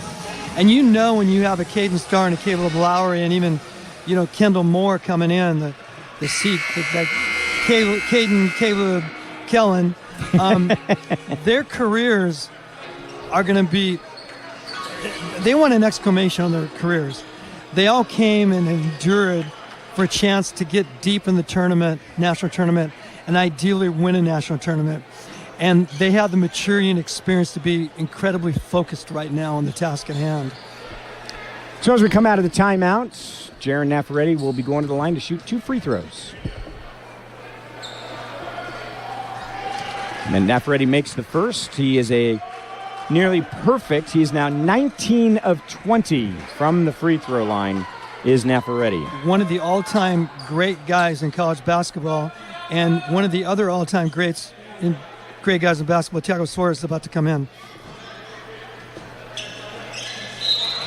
Nafaretti, you can tell, has spent a lot of time on the free throw line. He makes both of those free throws as Thiago Suarez steps onto the court for the Masters. He'll come in for Nafaretti.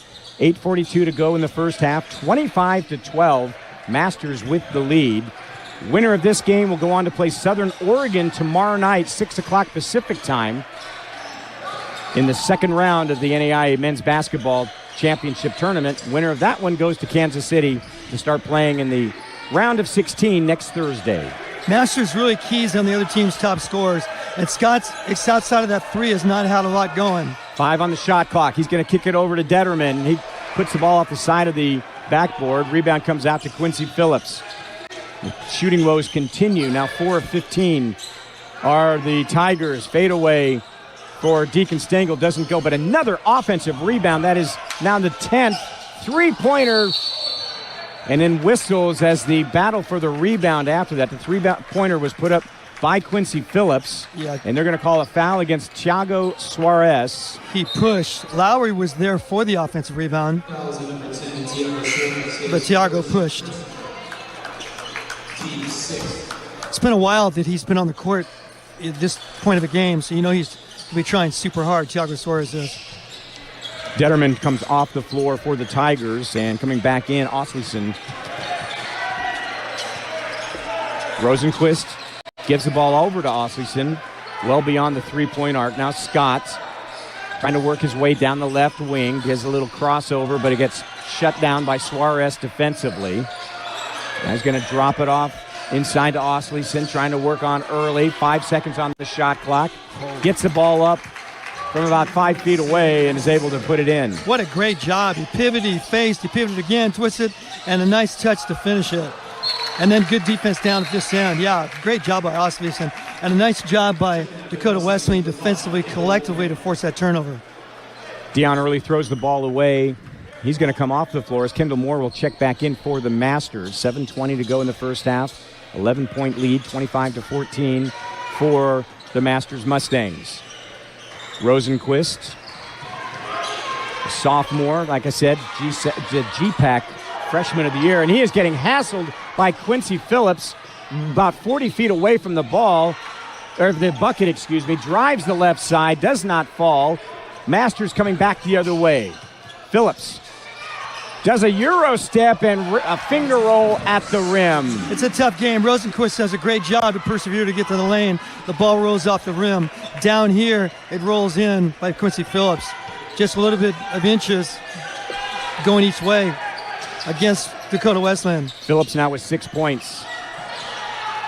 Scott drives, gets a left-hander to go. What a play. What a great Scott. Job. Yeah, left-hand straight line drive, accelerated to the basket. Nice finish. 5 points for Scott, 2 of 4. Cuts the lead to 9. 6:20 to go in the first half. Bodies on the floor. Suarez, top of the key. Pulls up for the three and puts it in. He's worked hard at that, becoming a shooter from that spot. Nice shot by Thiago. Suarez, the junior out of Sao Paulo, Brazil, part of the Suarez family that has been so successful here with the Masters. His big sister, Stephanie Suarez, the 4th overall pick in the WNBA out of Iowa State just a couple of years ago, now playing with Dallas. Thiago is now on us Osleson inside. Pretty physical matchup right now. Lubers tries to drive, cut down by Stengel. Now Rosenquist gets to the right elbow, puts up a shot, rebounded by Caleb Lowry. Lowry now with 6 rebounds. 4 of those 6, though, offensive rebounds. Quincy Phillips, the Euro step, fakes everybody out. He misses the layup, but he gets the rebound and puts it right back in. 11th offensive rebound for Masters. 24 total. Again, just 7 rebounds for Dakota Wesleyan in this first half. Masters has missed 17 shots and has 11 offensive rebounds on those 17 missed shots. And they've got a 16-point lead with nearly 5 to go in the first half. 3-pointer put up by Riggins. It's a one and done right now for the Tigers. Another rebound for the Masters. Yeah, the rebounding is just critical. Excuse me, Greg, but Riggins and Lowry collide, and they're going to call the foul against Riggins underneath the basket. Yeah, Lowry sprinting down the lane, quick posting at the rim and drew the foul. Timeout on the floor, 4:58 to go in the first half. Masters with the 32-16 lead on the NAIA network.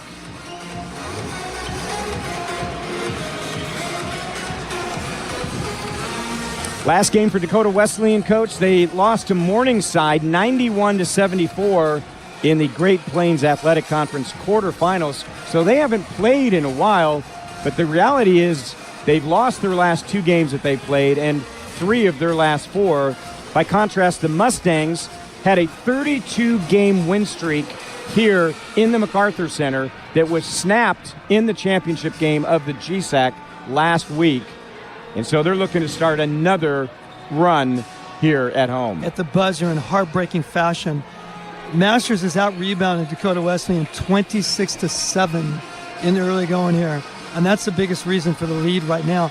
And I don't see the stats yet on points off offensive rebounds, but it's significant, I'm sure. Well, we will certainly be getting that at halftime. And Dakota Wesleyan's taking care of the ball. They're getting good shots. I mean, they're getting shots. They've only had 2 turnovers in the entire first half. Credit for them. But they're just struggling to get quality shots. And that's the credit to Masters' athletic and physical defense and the fact that you're pretty much one and done. 1 offensive rebound on 14 missed shots. The Tigers handle the ball very well this season. They averaged just a little over 9.5 rebounds on the season. Masters doing a great job as well. A little more than 10 turnovers a game. But that is an impressive stat by Dakota Wesleyan. Yeah. Masters with the ball.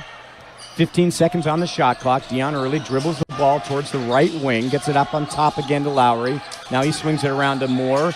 Back to Starr, the three-point shooter. Tries to drop it off to Suarez. Works his way on the inside. Blocked there by Osleson. Yes, nice block. Long arms. Held his ground. Timed it perfectly. That's the one part of the game for Dakota Wesleyan. They've got 5 blocks in this first half. Osleson drives. Count the bucket, and he's going to be fouled. Wow, he's a really good player. Good offensive rebounder, too. Good rebounder, scorer. Boy, he just took it straight with skill. Took the contact. Finished well off the glass. Boy, nice play. He's really impressive. And he defends, too. Thiago Suarez has picked up his second personal foul, 7th team foul. The Tigers have 4 team fouls. Osleson, a 78% free throw shooter, but he does not get this one. And so right now, the Tigers are 2 of 5 from the free throw line, a team that shoots better than 76% on the season. I interrupted you. I'm sorry. No, it's a great point to make at that time. Kendall Moore, left wing, gets the ball down into the paint. Thiago Suarez trying to get it to Caleb Lowry, and the ball is going to be taken away by Detterman. Detterman driving down on the right side. I was spending a little bit of time because Caleb Lowry, the 3-time Conference Player of the Year, may have gotten a shot into the nether regions, and he's coming up very sore now. He will be okay. But he's just going to be feeling it for a bit. Yes. So, and he's not going to come out for it. So Osleson made another really nice defensive player. What I was going to say when you asked, go ahead, was that Dakota Wesleyan has defended pretty well. If they're able to defensive rebound better, and their free throws again, if they're able to defensive rebound better, Masters got 32 points with 4 minutes to go in the half. And a lot of those are off the offensive boards. They're defending well. They're competing well. They need to make free throws just to be able to try to score a little better. Detterman missing the first. He's got a second one, but as a team, the Tigers now 2 of 6. He makes the second one, so they are 3 of 7, 32-19, inside of 4 minutes to go in the first half. Masters with the lead in this opening round of the NAIA Men's Basketball Championship Tournament. Deion Early, top of the key for the Masters, dribbling his way to the left side, tries to drop it off down low to Lowry. Pump fake, misses the first shot. Another off, well, is it an offensive rebound? Struggle for the ball, it is. Ball comes out to Quincy Phillips. He drives, misses there, and finally Osleson pulls down the rebound for the Tigers. Yeah, no, offensive rebounds, great job by Osleson. And Tampa Scott comes down, gets to the right elbow, puts up a shot, misses. Rebound Masters, back the other way. Osleson's tough. He's really impressive. Kendall Moore driving, he's going to draw the foul, and he goes down hard. That's one of those fouls that Lubers is trying to get out of the way. And there's contact, and so it's called on him. But he actually turned sideways to try to avoid it completely. And it's Lubers that's going to be called for the foul. That's only his first personal foul. The Tigers' 5th team foul here in this first half. 3:08 to play. 13-point lead for the Masters, 32-19. As for the Mustangs, Deacon Stengel and Jaron Naffaretti both check back in. Caden Starr and Kendall Moore will come out. It was Moore that fell hard. I think he's going to be okay. He's going to be checked out by Landon Rudy, the athletic trainer here for the Masters. Inbound goes right to Caleb Lowry, and he turns around and puts it into the glass from about 3 feet away. 9 points for Lowry on 4 of 8 shooting. Yeah, great pass. Went up and got it. Stayed on balance to come down, went on balance. Nice touch inside. Detterman hands the ball over to Osleson. Up on top of the key, well away from the basket. Now Tampa Scott trying to direct some traffic on the right wing. 10 on the shot clock. Quick crossover, gets double teamed, drops the ball off to Osleson inside, turnaround, puts the ball up, and he's going to get fouled. He was about 7 feet away from the basket when he put up the shot. Quincy Phillips called for the foul for Masters, and that's going to put Osleson back on the line. Yeah, again, Osleson did a great job. Scott's having a tough go, and just because Masters is switching, they're defending him really well. He's got 5 shots off in a little more, free throws continue to miss. 17.5 minutes. They want to get him going if they can, get more shots. Yeah, Dakota Wesleyan, a good free throw shooting team, really struggling at the line. 3 of 8 now here in this first half, and Osleson himself 0 for 2. He's got a second attempt right now, and he misses that one as well.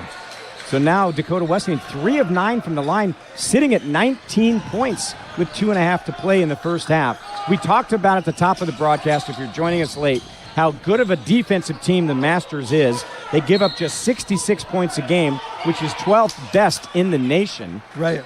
And they are showing it here in this first round opening game. And they do such a good job on keying and taking away the other team's best scorers. And they're doing that pretty well.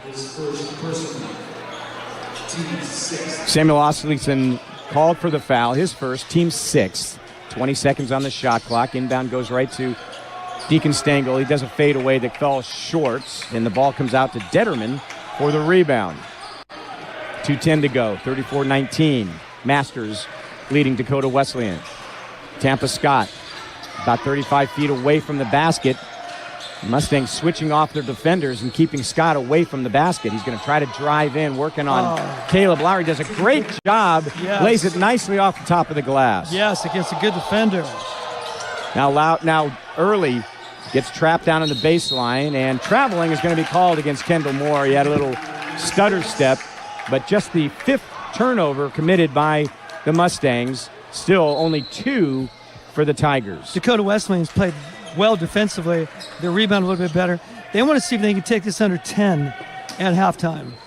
Here's a key possession to try to do that. Tampa Scott gets the ball across midcourt.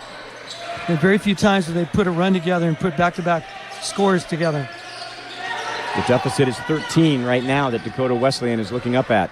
1.5 to go in the first half. Dobney working on Lowry. Loses control of the basketball, turns it over. Great job by Lowry. Now Lowry coming back the other way. Contact, no call. Lowry drives, count the bucket, and he's fouled. That is just a superior effort at both ends. What he did on the defensive end, and then to come down and just probe offensively, take contact, throw somebody to the ground in the process, and then finish against contact. That's just relentless effort and drive and focus and athleticism and toughness. That's a highlight at both ends and a continuation of that highlight. Blaze Lubers called for his second personal, 7th team foul. Lowry to try to complete the 3-point play. And he does. 37-21. Masters with the lead as we approach the 1-minute mark to play, and we're going to have a quick whistle back at midcourt as Jaron Naffaretti was guarding a little bit too close to Tampa Scott. That is the 10th team foul. So Tampa Scott will go to the line, double bonus in effect now for the Tigers. Yeah, they called that one close. They have not been calling it that close, but that one was so far out in front of everybody. The further you are away from the basket, they'll call that. And Scott misses the first free throw. Dakota Wesleyan now 3 of 10 here in this first half from the line. And I know Coach Williamson really well. They're doing a lot of things to get to the line, hit the free throws, and it's just you put your hand on your head and your face a little bit, rub your eyes, rub your face like, oh my gosh, shrug the shoulders. So Scott made the second free throw, and then Caleb Lowry, when he was taking the ball out, slipped on the baseline. The ball actually came down inside the court, and Dakota Wesleyan was saying, wait a minute, that's an inbound, but the officials blew their whistle saying no, unsafe situation, moisture on the floor. They stopped the play to mop up the moisture. Rarely called, but they did. So back to the action. Dion Early down the left side, gives it over to Stengel. Now Lowry.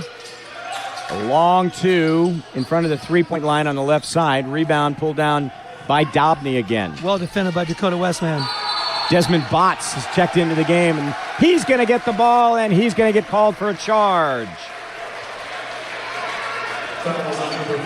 Nice job by Naffaretti, moving his feet, beating him to the spot, and taking the contact for the charge.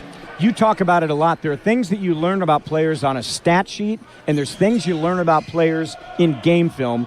Watching Nafaretti on that play move his feet to be able to take that charge is the latter. Being able to get the game film, impressive. That was a reference about Kelly Matheson. Nafaretti, there's a lot of players on both these men's and women's teams who are that way. Caleb Lowry, right corner, is going to get the ball back up top again. Now Nafaretti is going to try a three in the left corner, the right corner, and he knocks it down.